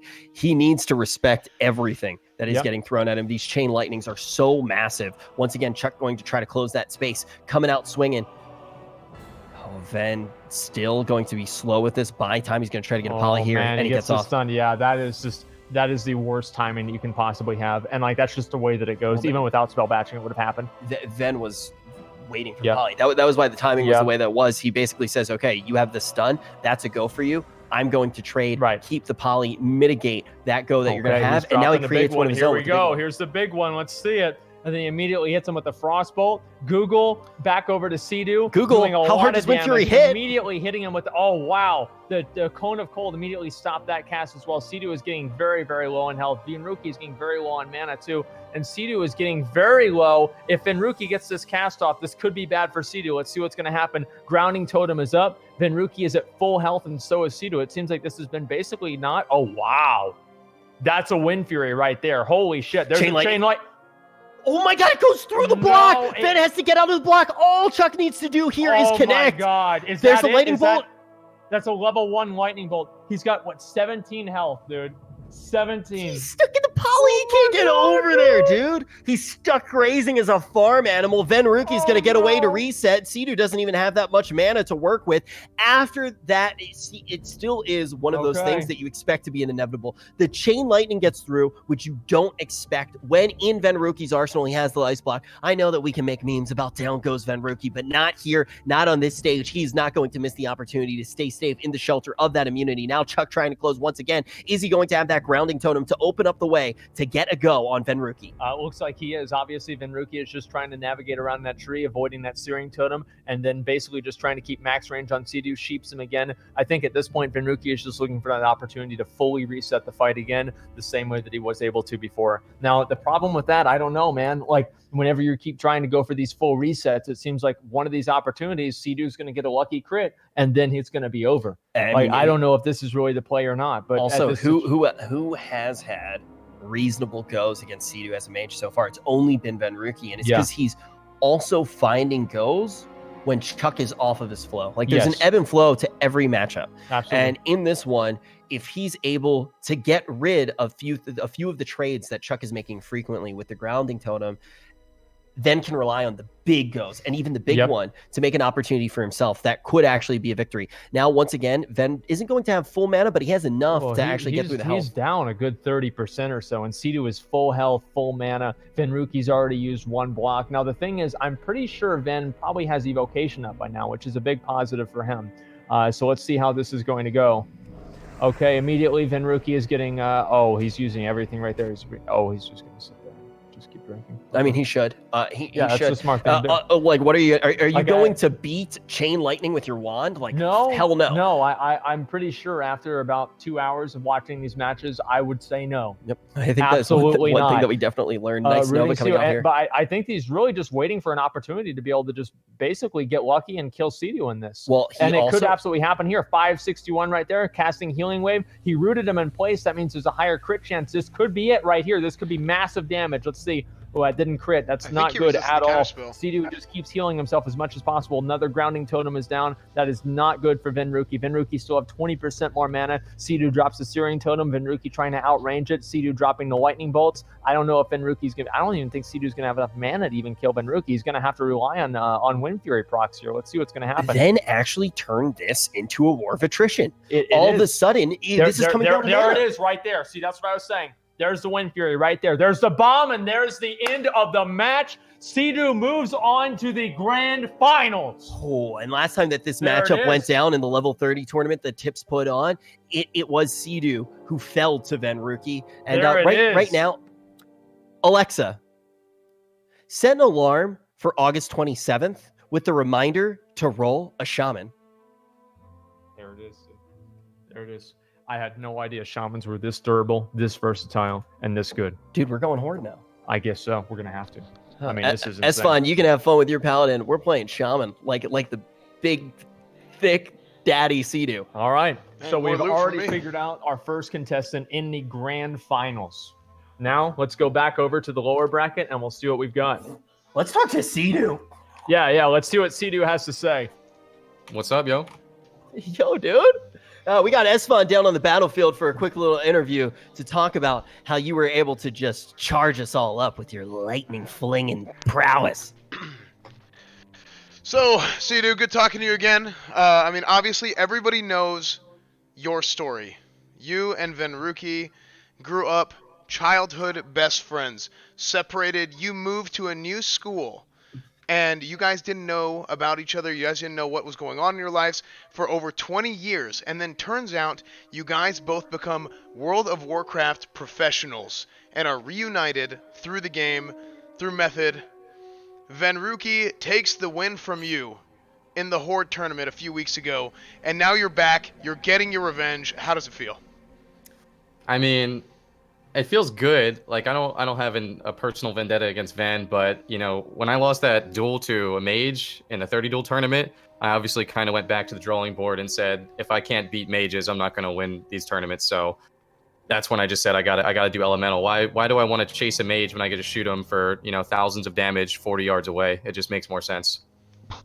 Very good. Very good. I think that strategy, you essentially playing anti-meta at level 40, was a really good way of looking at this tournament. Thank you. It's looking Why pretty does he nice. laugh after every interview? Like, what is The victor goes the spoils. Enjoy, Sea-Doo. Yeah, enjoy that. Thank you, bro. Thank you. All right, we'll see you later. It's getting kind of hot in here. True. It definitely is. And hey, if you're able to win in World of Warcraft, that's what you're going to get. Sea-Doo going to be moving on to the grand final. And now it is an all-mage affair in our losers portion of the bracket. First, we need to see Does the that mean that all-seeing. mages are losing?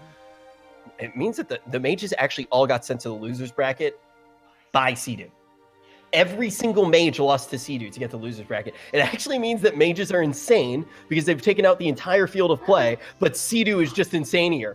I guess you're right. Yeah, So- you're totally right. So Okay. now it is time to figure out who the best mage in the entire beta is. Is it going Absolutely. to be Zico versus the All-Seeing Eye, who's going to come out on top there? And whoever takes that has to play against Venruki, the current champion of the dueling tournaments on the beta. So first up, Zico versus the All-Seeing Eye. And All-Seeing Eye, we already knew that Zico and Ven were insane. Yes. All-Seeing Eye has proven It's that he's also definitely insane. up there. Yeah, it is also insane. You know, a lot of practice on classic beta, a lot of time spent dueling other people, and this is a mirror match. I think all mirror matches, in my opinion, are very interesting. Just to see who's going to be able to play a little bit differently. And you can't say that it's a counter class or anything like that. Obviously, there's some luck involved with RNG, etc. And there's, of course, things that can happen that make things a little bit more unfair. But I think mirror matches are always something that's a very good determiner of skill. And I'm really excited to see what these are going to be. Out of the three mages, who do you think has the best chance of actually taking down Sea-Doo?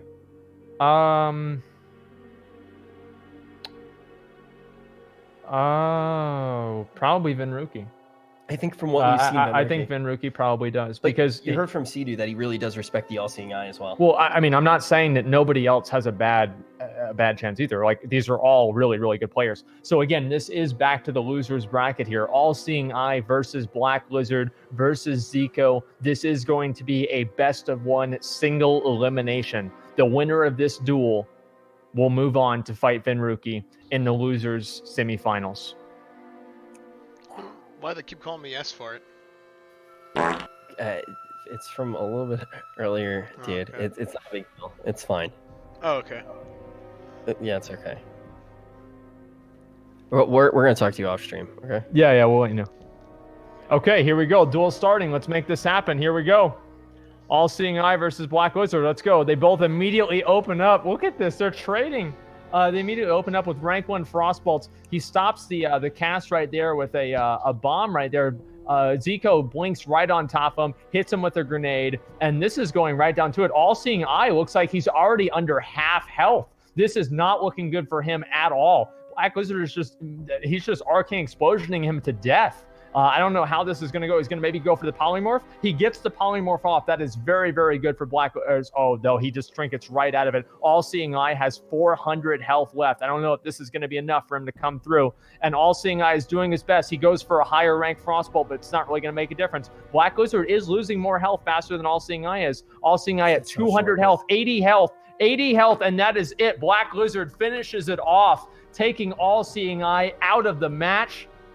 And now we go on. I do want to say final three. I do want to say that when we look at All Seeing Eye, what was able to do in this tournament, like he's gone up against names that have been in the scene for so long. Yeah, these are like the best mages in the entire world. Like the fact that he was able to get even close to it is absolutely incredible. We Like gotta get All Seeing Eye in the guild. I hope so. I think any guild would be glad to have this guy in there. Any BG would be glad to have this guy in there. He's an amazing player. Hats off to All Seeing Eye. Great fucking job. One of the most unknown people to come into this and actually make a name for himself in this tournament right now by just purely being a great player. So hearts in the chat for him. Great fucking job, All Seeing Eye. We look forward to seeing you in future dueling tournaments. Definitely agree there. Now moving on forward. Zico versus Venruki. Baker versus Baker. Brother versus brother. This is it, dude. These guys. This is it, dude. Okay. They literally play. They literally play with each other all the time. We're pitting friends against each other. That's what Classic's all about. Yeah, that's dude, what Classic's all right, about. let's go. And again, this is going to be a how long on Zico's cooldowns? Because I'm thinking about, obviously Venruki is going to go into this with full CDs, and Zico is not because he just had a match. And the idea of waiting on cooldown should be in between each different match. And because it's a single elimination, I think that how long will it take for Zico to have his CDs? I think we should give him a couple of minutes. You know, yeah, we want to make sure that this is the matchup between Naruto and Sasuke. Yeah, we want to make sure this is the most fair and Sasuke needs his Chidori off of cooldown, and Naruto needs the full power of the nine-tailed fox here. So we want to make sure that the mages have that. You weebs know what I'm talking about. Yeah, we want to make sure that this is completely fair going into that. So I think we're going to take a quick break here. Esfon, that's not what we're taking a break to do. What is this? Esfon. How long on Zico's cooldowns? As soon as we figure that out, we'll seems a little bit distracted here. I wonder why. We should take a quick. Wait, what am I distracted by? Sorry, I was distracted. I think that maybe here we should take a quick little break to pump it up, allow for Zico to get his cooldowns. Only 2 more series left in our tournament, and then we're going to know who is. These are the final 2 matches. Basically, Sidu is already locked in to be in the grand finals. These 2 mages will decide who is going to lose to him in the grand finals, because that's why they're in the lower bracket in the first place. Chuck chews up mages right now. I could actually see Venruki or Zico coming out ahead. Hey, look, a Ret Paladin actually won a duel. Well, because they've actually seen Sidu play against mages for the last 2 hours. Yep. And they know all the ins and outs. They know what to expect. They know what should happen. They know what shouldn't happen. And they've seen not only themselves run into these problems, but also the other mages as well. Yeah. So smile, guys, too. You guys are on stream. Go ahead and let out a couple smiles. We wouldn't have been able to do this show without you guys. Yeah. Thank you guys so much for putting on such an incredible show with us. And we do want to make sure that everything is completely fair for all these players, and we're going to let them get those cooldowns, and then we'll Absolutely. be ready to actually get Seems this like one the fair underway. thing to do. And yeah, guys, I want to say again, I really appreciate all the support with this tournament, guys. I didn't know really how this was going to go. And whenever the idea for doing it kind of came into my mind, I was like, maybe I'll do this. And I had like this image of how it's going to be. And let me tell you something, this reality far exceeds my expectations. This is absolutely fucking incredible. And so thank you guys so much for watching. Thank you, Rich, for being part of it. Thank you, Esfon, for being our executive producer and making all of this possible.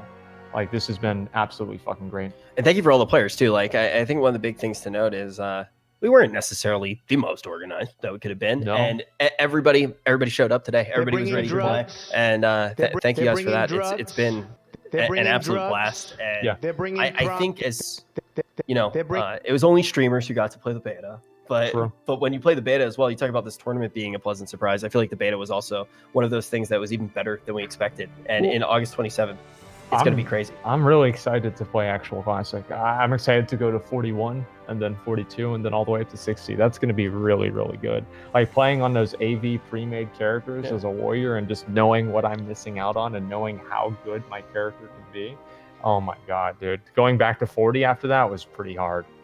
Yeah, I think that this is also one of the... there's also a stress test they announced. I think it's on the 17th. Am I right? I think it might be the 28th. Yeah, I don't remember, but I they think are it goes doing down one on the more 12th, and then on either the 25th or the 28th, they're going to have that stress test again, and everybody's going to be able to play that. So definitely looking forward to. They said 25th and 26th. Really? Okay. Yeah. So 25th and 26th, we'll actually be able to. I'll jump in, and you think maybe we could do a stress test dueling tournament? Why not? We'll see what happens. You thought this was a shit show. Yeah, imagine stress that. test dueling tournament. That would be beyond everything. Esfon, are they ready? Are their cooldowns up? Yeah, I think they should be ready. I just looked at Zico's screen. Okay, sounds good. Can we go ahead and we'll, I guess, probably just go over to their frame and just wait for them. Okay, let's make this happen. Here we go. Oh man, it's so crazy. I do want to bring up one more time, like Shifty, like all these people that are hanging out here watching. These are all people that we played the beta with. Shifty actually lent me, I think it was like 40 gold, and that's how I bought the necklace before you got it. Oh that's yeah, how I got the remember. I was Kaleidoscope mad. chain. Yeah, Shifty lent me the gold, and I paid Shifty back. Like it's just everybody who's here right now, we've had the chance to play with. Oh, look at Shifty actually. Giving some gold to the Black Lizard now too. Hi. Shifty's the bank. Yeah, I see that. Okay, this is it. It looks like the cooldown should be up, and we'll be able to do this. And Kaleidoscope chain is such an awesome Now, piece of gear. I actually. Do we want to give?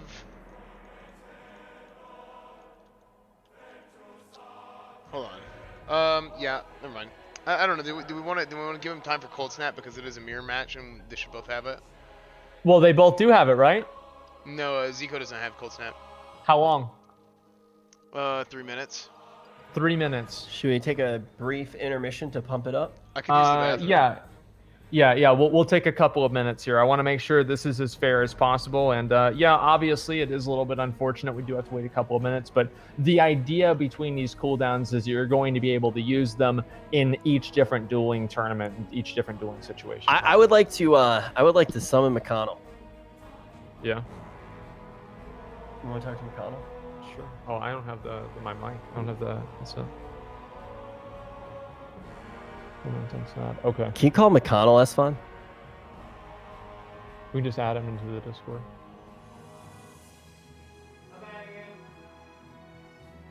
Guys, if you wanna see McConnell right now, could you put your hands up in the chat?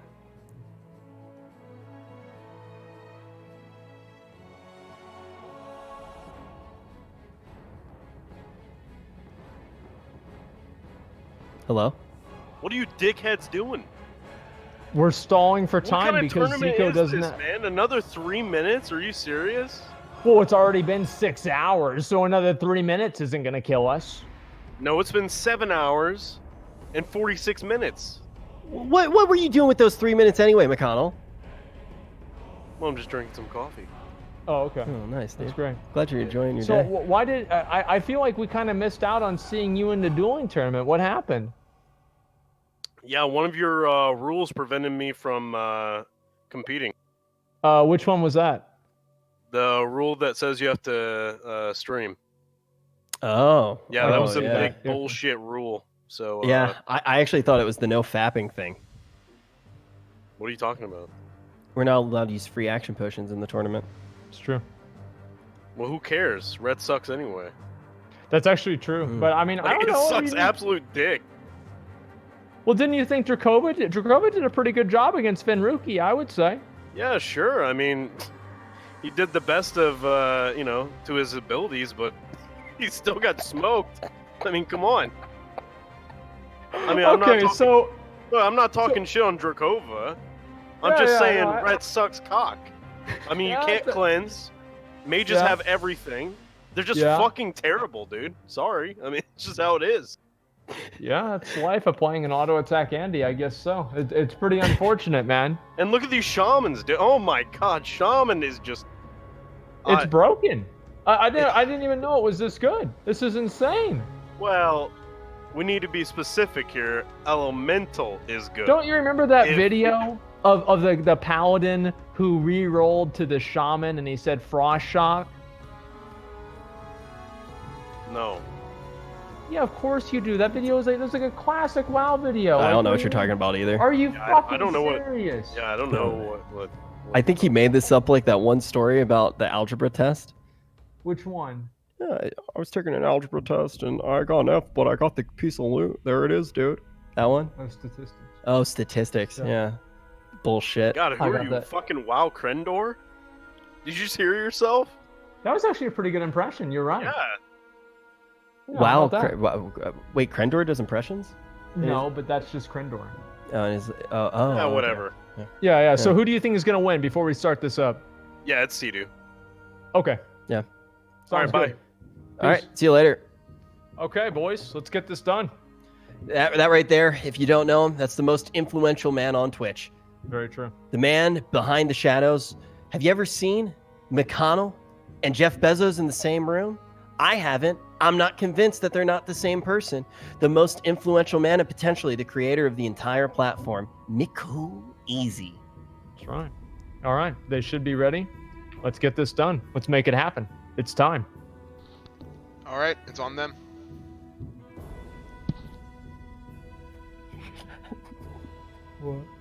Yeah, I know. I'm just reading their chat. That's all. I'm reading the chat they have. Bakers are nothing but gentlemen. Okay, I'm really curious to see what this is going to be. Who's going to come out ahead? I don't know. You know, full disclosure between these two guys. You know, I've been talking about. It's firework. That's what it was. So I think one of the big things that I need to know about these guys, like just how well they know each other. Right now, they're not, because I believe the tournaments are taking a short break right now, which is probably the reason that they're able to compete as well. But these guys are literally roommates. A large portion of the year when they're at these tournaments. Like, they literally live together and they've known each other for a very long time. They've been on the road with each other. And we're pitting them up against each other. We're going to destroy that friendship. That's right. Only one of them can be the best mage in this tournament. Okay, Zico is ready. The time is now. Let's go ahead and make this happen. The winner of this goes on to the grand finals to face off against Sea-Doo. Talk to Sea-Doo? People are saying Sea-Doo wants to talk. Sea-Doo has a question. Okay, yeah. Let's put Sea-Doo in. Let's patch him through. Hey, Charles.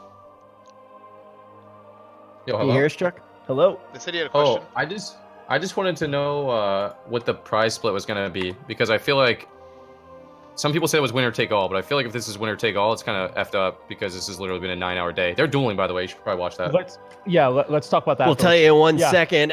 This is going to be a $3,000 tournament. We'll talk about what that split is, but you got to watch this matchup first. All the attention's going to be here as we see Fenruki get a solid opening here onto the Black Lizard. Big crit coming taking through. him all the way down to 25, 30% health, almost 0% health. Fenruki almost 100-0ing him, and Black Lizard just barely gets, oh my god, he trinkets out, and Black Lizard blocks the, oh, this is insane. Okay, here we go. I don't know. I think this could be over already. Let's see what's going to happen. Fenruki just had such a strong opener. This is insane. Block it. Yes, he blocks it. Oh my God. And he goes for the gotta next push the polymorph. advantage. It is only 2 seconds left. This could be the fastest mage duel that we have ever seen. Here we go. Vin's out of mana. Yeah, let's see. Venruki's out of mana? He's very low on mana here. Oh, actually, sorry. I was looking at a little bit of a weird angle. Okay, He here should we have enough go. to take down Zico if he can close this let's space see what's right gonna now. happen here. Oh my God, this is really, really close. Going Ice for the barrier's gone. evocation. Okay, evocation, I see that. Interesting. Oh, he's gonna poly that? Okay. Oh, that did not quite go off. 20% health. Black Wizard sitting there at 20% health. Oh, he blocked that cast. They're just going all out right here. Venruki immediately first aiding. This is not looking good for Black Lizard. This is looking very, very, very bad. He's already used both of his blocks. Venruki is just casting on him, absorbing with the ice barrier. He's already going into the dueling forfeit area. He's got to move back in. Iron Grenade is going out. He's going to try to get the polymorph out, and the polymorph does go out. That's good. Now, this could be potentially an opportunity for Zico to completely reset this. Let's see what's going to be. Another block. He cold snapped and blocked. Saying Staying completely aggressive here, but another poly. Oh my He's going to have to God. sit this one. Okay, and then he's going to sit this one, but it's only half time. So Zico's going to be able to get a little bit more mana, and then, he gets the Frost. Oh, there we go. He blinks right out of it. He goes to the third polymorph, and it doesn't really quite go off. And then, there we go. He fakes that again, and then here we go. Oh, man. I'm actually Dude, he is. Oh my God. Zico's got nothing left. Scorching to try to close this one out. He's trying to use fire barrier just to stay alive. He's using Iron Grenade, gonna hopefully stun Venruki. The stun goes off. Zico has nothing. He's got no health, no mana, no blocks, and Venruki is just finishing him off with rank 1 Frost Bolts. This is it. The big Frost Bolt is coming. The time is now. And Venruki does get polymorph. Zico is staying alive.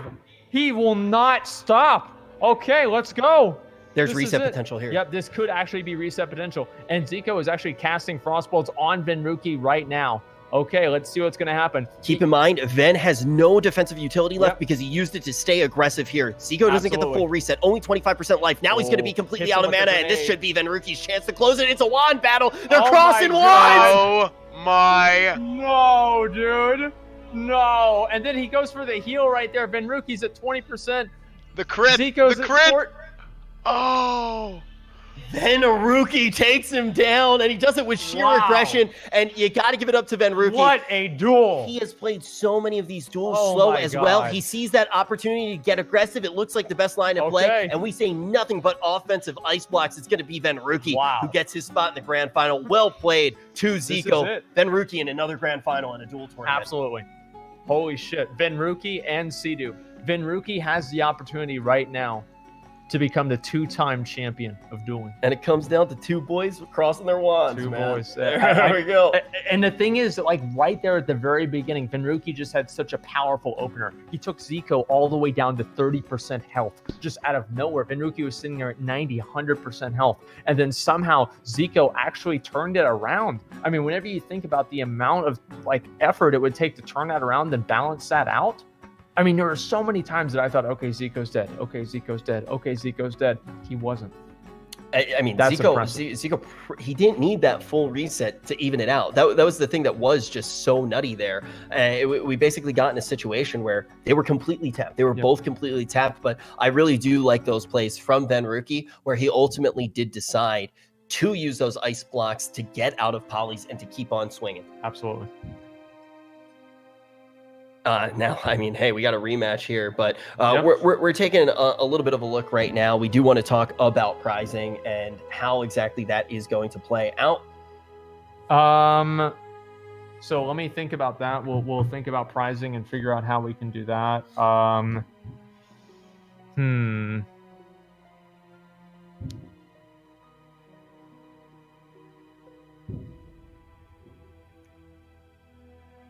We're deciding we've got $3,000. So it's not going to be winner take all. Let me just get that out of the way right now. It is not going to be winner take all. It's either first, second, third, or we also do fourth as well. This is my recommendation. I think we give, we do first, second, third, S-Fand, and then I'll take 50%, and then you can use 50% for the guys who played. I think that's a good idea. Yeah, that's probably fair. All right. Do we want to interview the players right before the grand finals, Esfand? Because we obviously do need to take a few minutes to wait for Venruki's cold snap to come up. I think we should.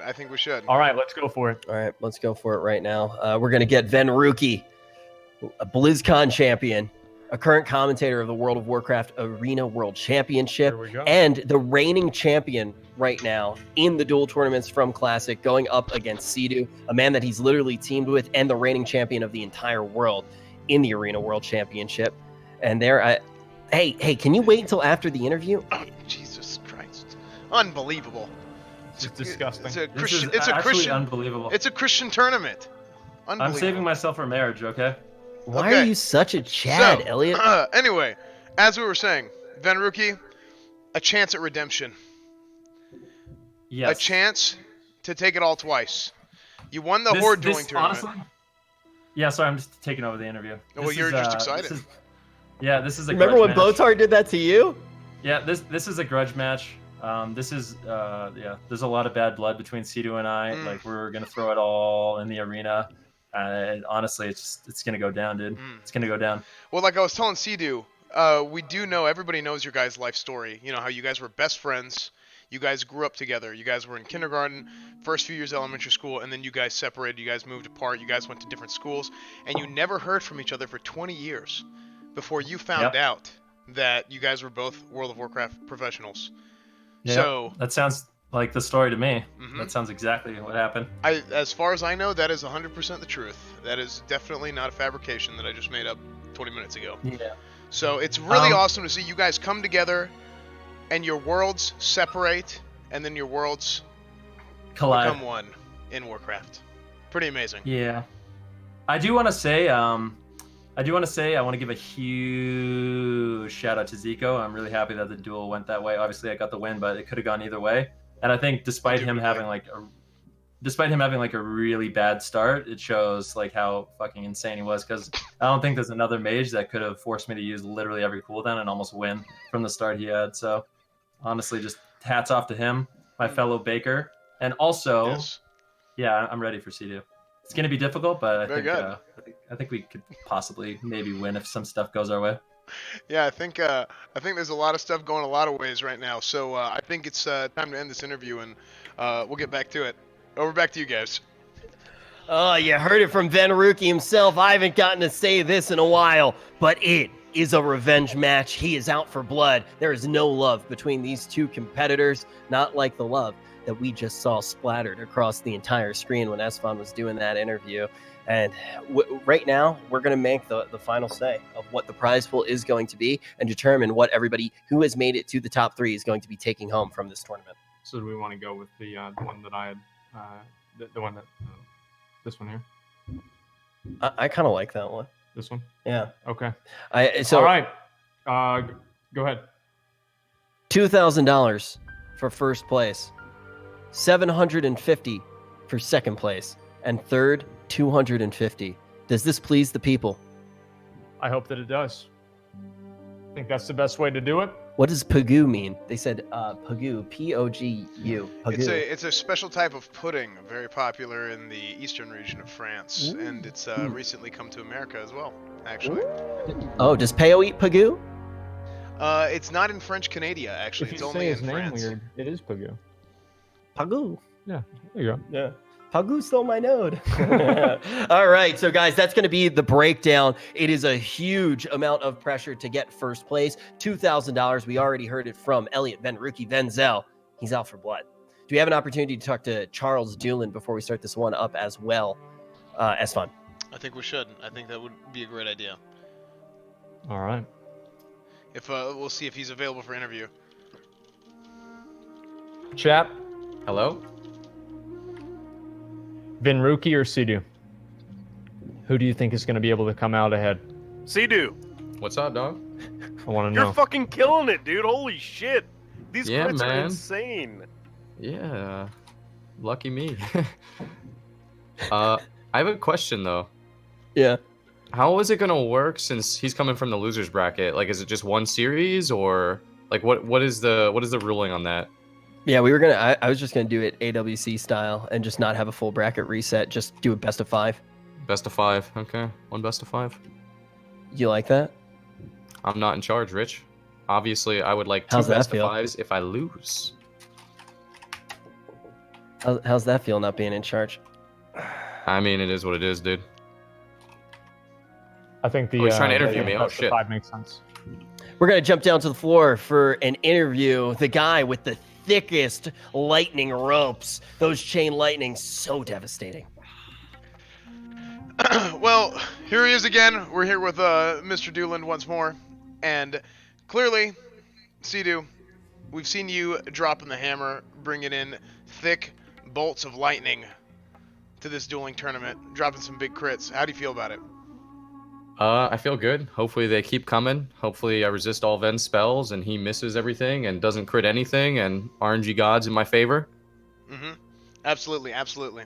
So, I see you've taken a great step. You're playing an Elemental Shaman, but you're also using melee to your advantage. Obviously, RNG, the Thunder Gods are on your side. Do you think that you can replicate the same kind of luck that you've had so far with that? Honestly, I have no idea. If so, maybe I'll buy a couple lottery tickets because I think I should have lost one of those duels earlier. And, what can you do? Well, that's just how it goes sometimes. The people are excited. The people are here. This is a lifetime's worth of drama, tension, backstory, lore that is taking place here tonight on this channel, right here before the entire world of Warcraft. Pog. Let's get to it. Good one. Thanks for your input, McConnell. Thank you very much, Sea-Doo. It's nice to talk to you, both champion and not a champion. Thank you for that, McConnell. Thanks for giving us a little bit of diversity of opinion there. And now, to actually get to down and final $2,000 for first place. This is it. This is it. It's all come down to this. Sea-Doo versus Venruki. I think something a lot of people might have expected. If Venruki wins this, can you imagine that? If Venruki's able to come out and win, It looks like we might be, guys, we might be having a little bit of audio issues. Do I sound weird to you guys? Yeah. I think we might be having a little bit of an audio issue. It might be because of all the explosions going on Yeah, there's, right now. But there's a lot of noise outside. I feel the ground shaking. yeah, next time, let's not have a tournament on the 4th of July. Yeah, really. S-Fan is fine. I think it might be the Discord connection. Here, let me take a look. It's good now. Yeah, Okay, it's fixed now? I think you're good now. Did they hear the joke that I made at you, McConnell? What was the joke? I said it was really nice to talk to a champion and not a champion at the same time. Thank you for your input, McConnell. Because Sea-Doo's like a champion. I didn't even compete. Oh, and McConnell's not. Yeah, McConnell's Yeah, not. okay, I see. Yeah. I what see. I'm That saying? makes a lot of sense, actually. McConnell didn't win anything. It's true. Yeah. Did they hear that, McConnell? No, you're a shitspin scuff for like 5 minutes. Oh, okay. I'm not going to say it then. I'm not going to say it then. It was probably only funny in the moment. But is everything good now? Yeah, I think everything's good now. Just do the show. Keep going. Okay, all right. If McConnell says so, let's do it. Let's get into the duel already. We have seen both of these players put on a fantastic show. In the first tournament of the beta, we saw Venruki take the entire thing down in matchups that he really wasn't favored in. Well, he's going to find himself in a situation like that again. He is definitely not favored against what a shaman is going to be able to do. Sea-Doo has been the mage killer, the anti-mage throughout this entire tournament. Every single mage that we saw, they all made it to the top 4. By the way, the 3 mages that were in the tournament, they all faced the wrath of Daddy Do. Will he be able to get it done yet again against Venruki, a longtime friend and now an enemy? Can we also get all the people to move over to the shore? It seems like we're getting a little bit crowded here. Yeah, this is the last match, guy, or not the last match, but the last. Yep, last this round. is the last series. Last series. Let's do it. So let's get everybody here over by the shore. All the alliance, everybody, so we don't accidentally tab target, and it just looks a lot cleaner. Somebody in chat said play Apex. Man, hey, you managed to find one game that was deader than this. Should we play Artifact next? That's great. What else do you guys want to see? The flag is down. All right, let's get this duel started. The time is now. The grand finals begin. I'm ready. Let's fucking do this. Yeah, you can see us getting ready, stretching a little bit. Sea-Doo's going to be doing the same thing. I'm ready. Let's go. Let's do it.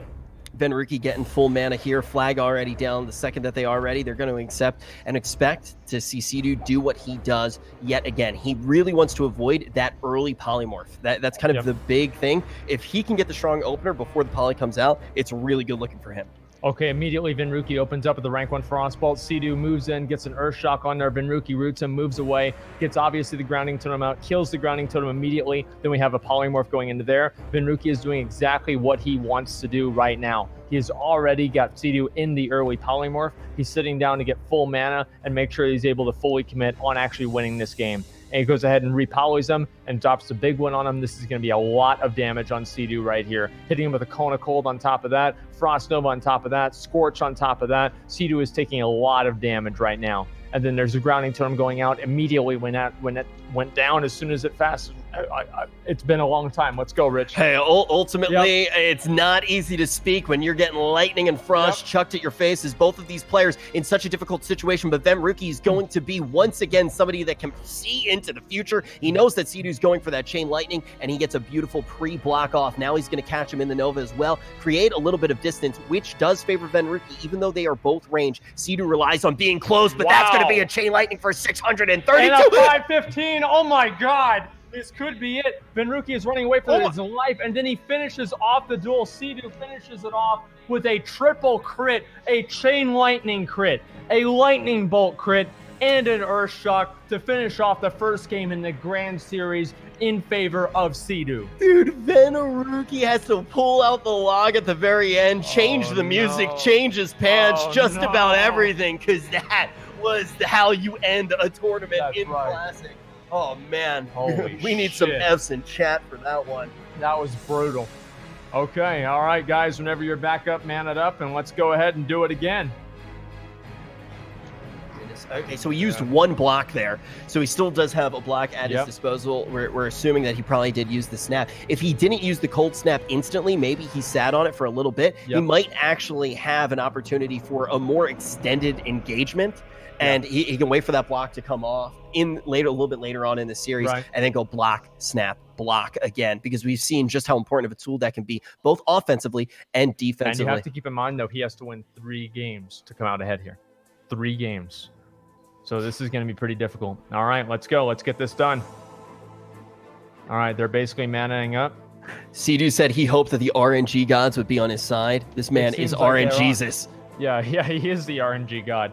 All right, the second duel is happening right now. Dueling is going off, and all right, opening up again with the rank 1 Frostball, doing exactly the same things they were doing before. Sea-Doo hitting him with the Earthshock, getting back in range. Venruki rooting him with Frost Nova. Venruki getting higher range away, and then it looks like he's probably gonna. This is a big indication here. The first chain lightning is going to be a really big indication. This is a very, very good poly. This is a much better start for Venruki. The first chain lightning is going to be a very big indication for us. If we don't see Venruki in a place where he's just going to get a free absorb and he doesn't block, that means he's going for the extended play, looking a few series into the future. That poly actually gets grounded there. That is huge for Sea-Doo. He tries to close the space. This is not looking good at all for Venruki. Searing Totem goes out. Venruki automatically re-kills it. The big one is coming out. This is going to be a lot of damage on Sea-Doo. He gets stunned. He immediately trinkets out of the stun. Venruki gets lucky with a Cone of Cold proc for Frostbite, keeping Sea-Doo in place. Venruki is trying to just make any range as possible, slows him down with the Frost Shock, hits him with an Iron Grenade. The grenade hits. He's hitting him with the Chain Lightning. There's the block right there. We knew it was going to happen. And then right after that, that's already one block used, just for that one ability, that one Chain Lightning. And then it still hits him from all the way across the map. He hits him for 615. You've got the little Dragonling chasing him down, keeping Venruki in combat. Venruki's going for the heal right now. He's trying to get any sort of first aid as he can. Goes for a rank 1 Frostbolt. It hits the... Go ahead.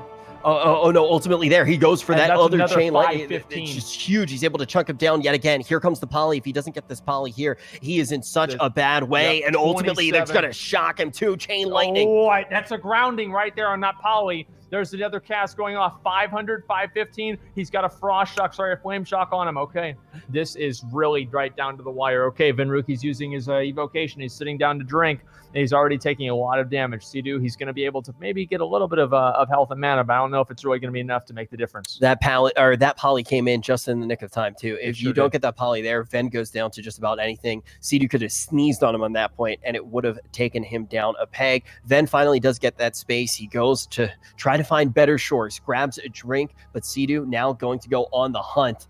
And already Venruki used that Evocate as well. That's going to be one of the biggest resetting tools that he actually does have. And now Sea-Doo actually says, "Hey, it's been a full reset anyway. I'm gonna just let him. Yeah, let's just drinks all around. Not even a big deal. This round's on Sea-Doo. Okay, Lightning Bolt immediately going off, rank 1 Lightning Bolt, and basically trading with a rank 1 Frostbolt. Earthshock right there. Sea-Doo moving in to hit Venruki, gets rooted, moves away. And let's see what's that. Obviously, Grounding Totem went out immediately. Sea-Doo gets cheaped again. And Venruki, I think at this point, is just waiting for that perfect opportunity. He's probably going to sit down and drink, I'm assuming, and then just do as much damage as he possibly can. So Venruki has actually been successfully able to almost full reset this, minus his big cooldowns like Evocate and also the die swap. You know, this is looking a lot more like we expected the games to play out. Ven has done such a good job at getting these resets. Sea-Doo just like whipped just a giant load of crit out and just slapped Venruki across the face with it last time. It was a crit on absolutely everything. You had a huge Chain Lightning for over 600 damage. After that, you had a huge Lightning Bolt, which came in nice and fast cast for over 500. And then he finished off with an instant to just delete him. Yep. He got completely vendored there, but Ven this time around, he doesn't tilt. He plays it nice and calm. He goes for these resets, and now Sea-Doo isn't in as comfortable of a place that we've seen in the rest of the tournament. There's been a number of times where Sea-Doo's actually been in kind of an awkward position here. Sea-Doo's kind of low mana. Venruki's also low mana.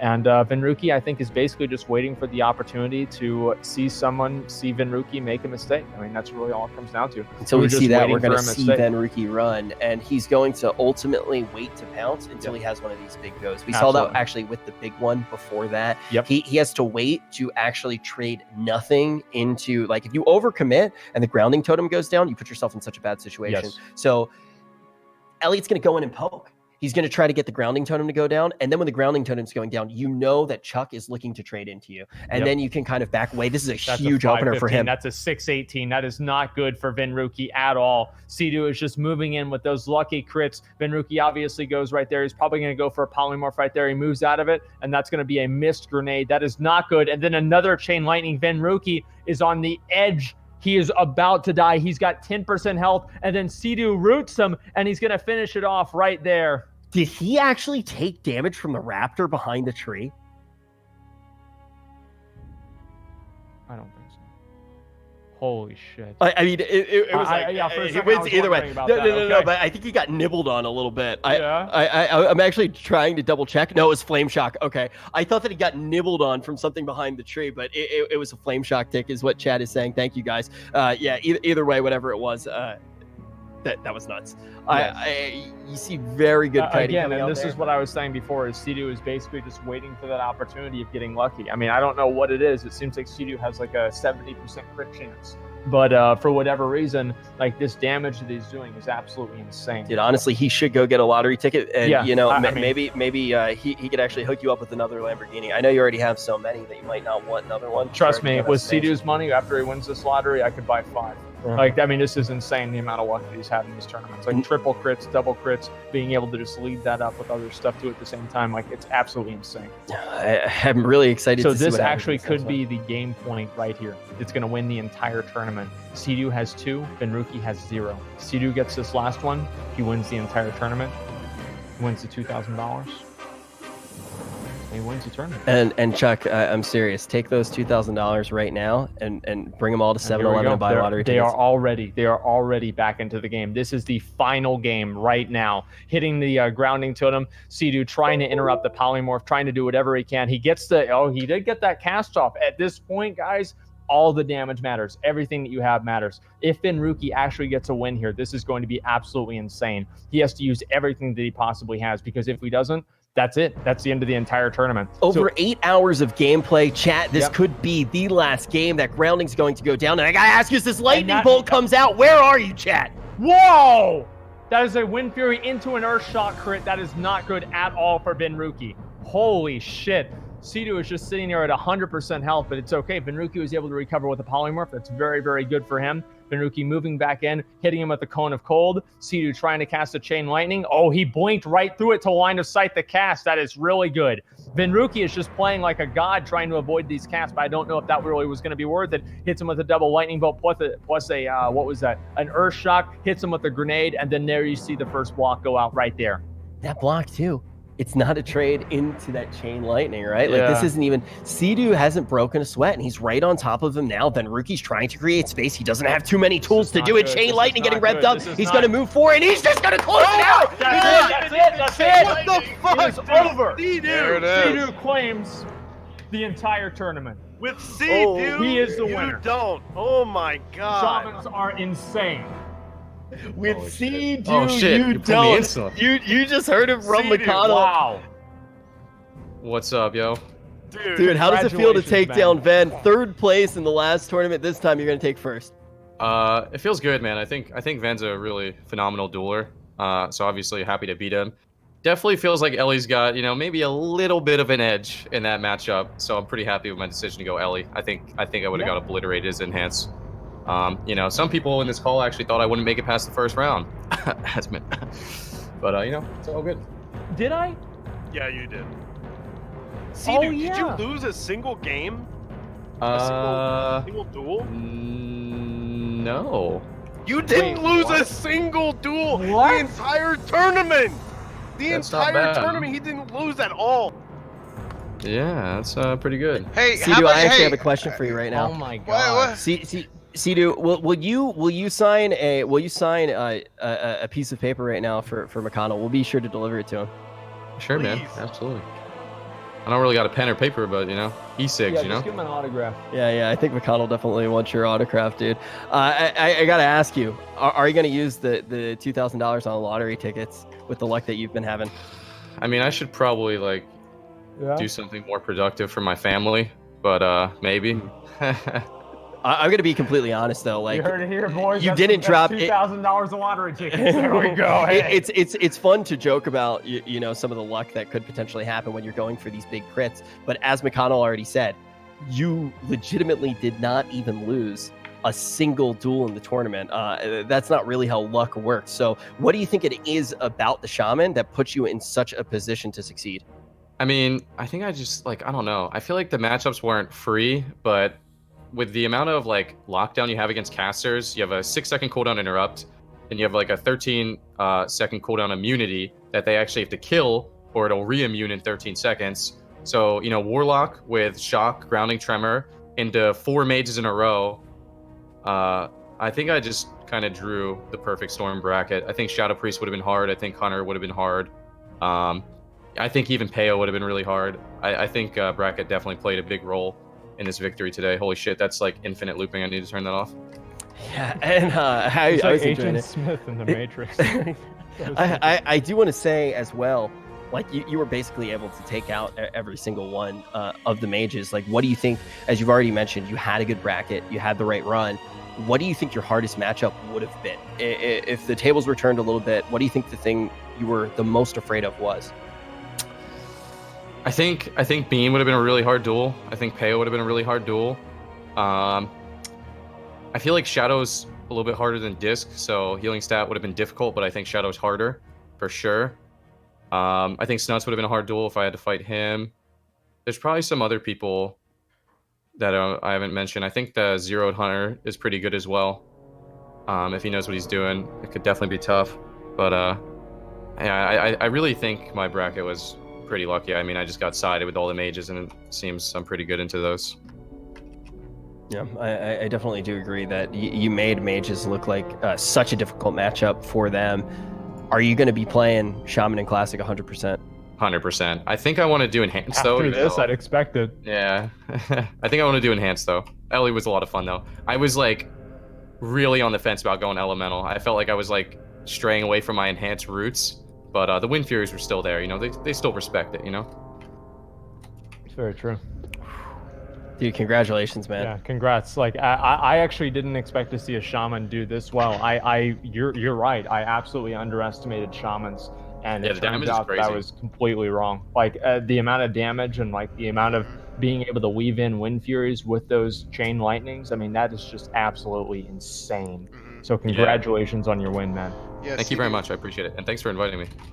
Yeah. I think Esfon's got a couple of questions for you as Oh well. no, for sure. I just want to say, like, you did a great job. Like, I think, I mean, definitely, like, going from enhanced to elemental was really smart, and just kind of the way the brackets and stuff kind of laid out, right? You ended up going against mage and warlock and stuff a whole lot, and that's basically what's meta at level 40.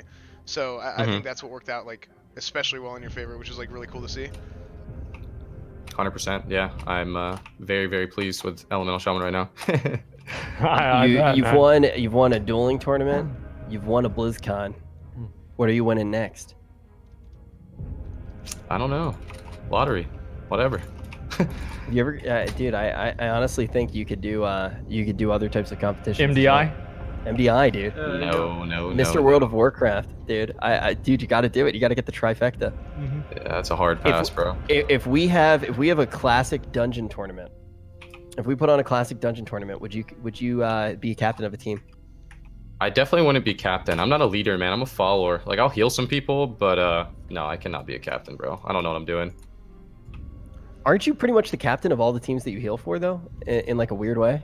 I mean, I could tell you what comps are good in threes, but I'm definitely not going to tell you what are strats and dungeons and raids and stuff. Like, that's not me. That ain't me. Okay. No matter what you are, you're definitely a champion. There's 5 slots, and he can be the other 4. That's no problem. Yeah, that's okay. Yeah, congratulations on the win, man. That's absolutely incredible. Thank you, for real. Thank you, I appreciate it. We'll be sending the check. We'll talk to you soon, Sea-Doo. Yep. Thank you very much. Go ahead. We'll do all the payouts probably tonight or tomorrow, and congratulations again, man. Thank you very much. Yeah, things are definitely clearing out over here. So. Where do we go from here, man? Where do we go from here? Just real quick, I think we'd mention, guys, the attendees today. Thank you guys so much for joining us. We had hundreds of thousands of people out here in the crowd over on the aisle, so very, very exciting to see. Very good to see that. So thank you guys for attending. We didn't have any problems at all whatsoever, which was again great to see. No issues at all.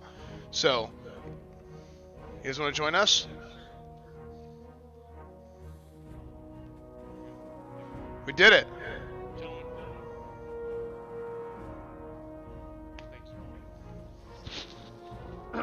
First dueling tournament that we did. Very good. This would not have been possible.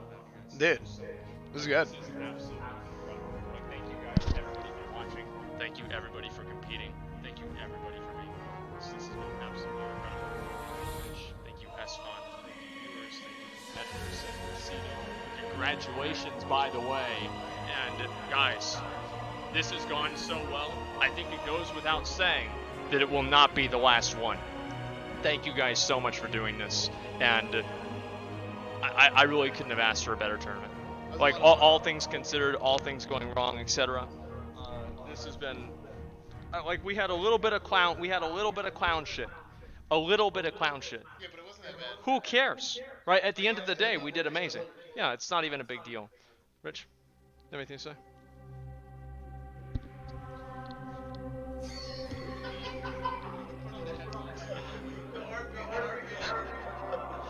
Guys, this was pretty insane. It took a long time for us to plan out exactly how we were going to do this entire thing, right? And ultimately, all the players that came on such a short notice, we can't thank you enough. And the reason that Asmon actually handed the microphone over to me is because he wanted me to remind all of you that he actually is sponsoring a mount giveaway for the store mount in BFA. You can get your very own Sliverian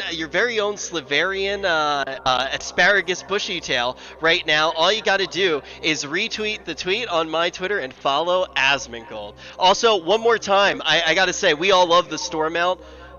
I think the microphone may have died, but ultimately, I don't know, but I want to say big shout out to Esfon. All of this worked because of him. Follow him on twitch.tv or twitch.tv/SFanTV, and then also you can follow him on Instagram and help him find a wife. That's right. And also, let's give Rich your wife and do that.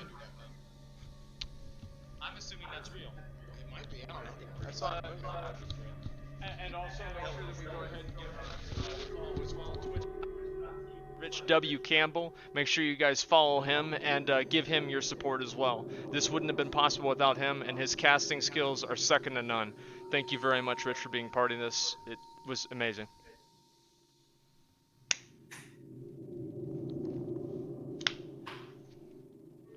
Thank you, boys. I think that's about it. I think that is just about it. Let's go ahead and we'll link all everybody's like social media stuff and suck each other's dicks. Shut up. Let's see. I can't even hear him. Yeah. Everybody knew what it was gonna be. And we'll go ahead and we'll host Sidu since he won. All right, man. Let's do it.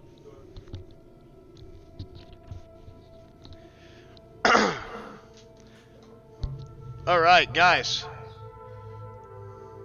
Look at that. Now we're in the real world. So what do you want to do? You want to link twitter.com/Asmongold.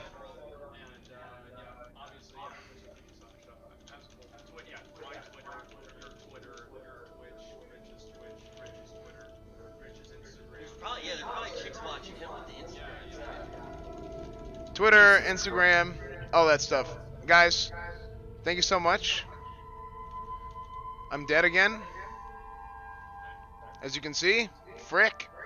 But guys, thank you so much for joining us. It was a whole lot of fun, dude. It was a whole lot of fun. Really, really good tournament. We're definitely gonna try and do more stuff like this in the future. I mean, I didn't buy all this stuff for D's at once, you know. Yeah, that's true too. Yeah, we got all kinds of stuff. So guys, thank you guys so much, and we will host Sidu, and we'll see you guys later. Bye.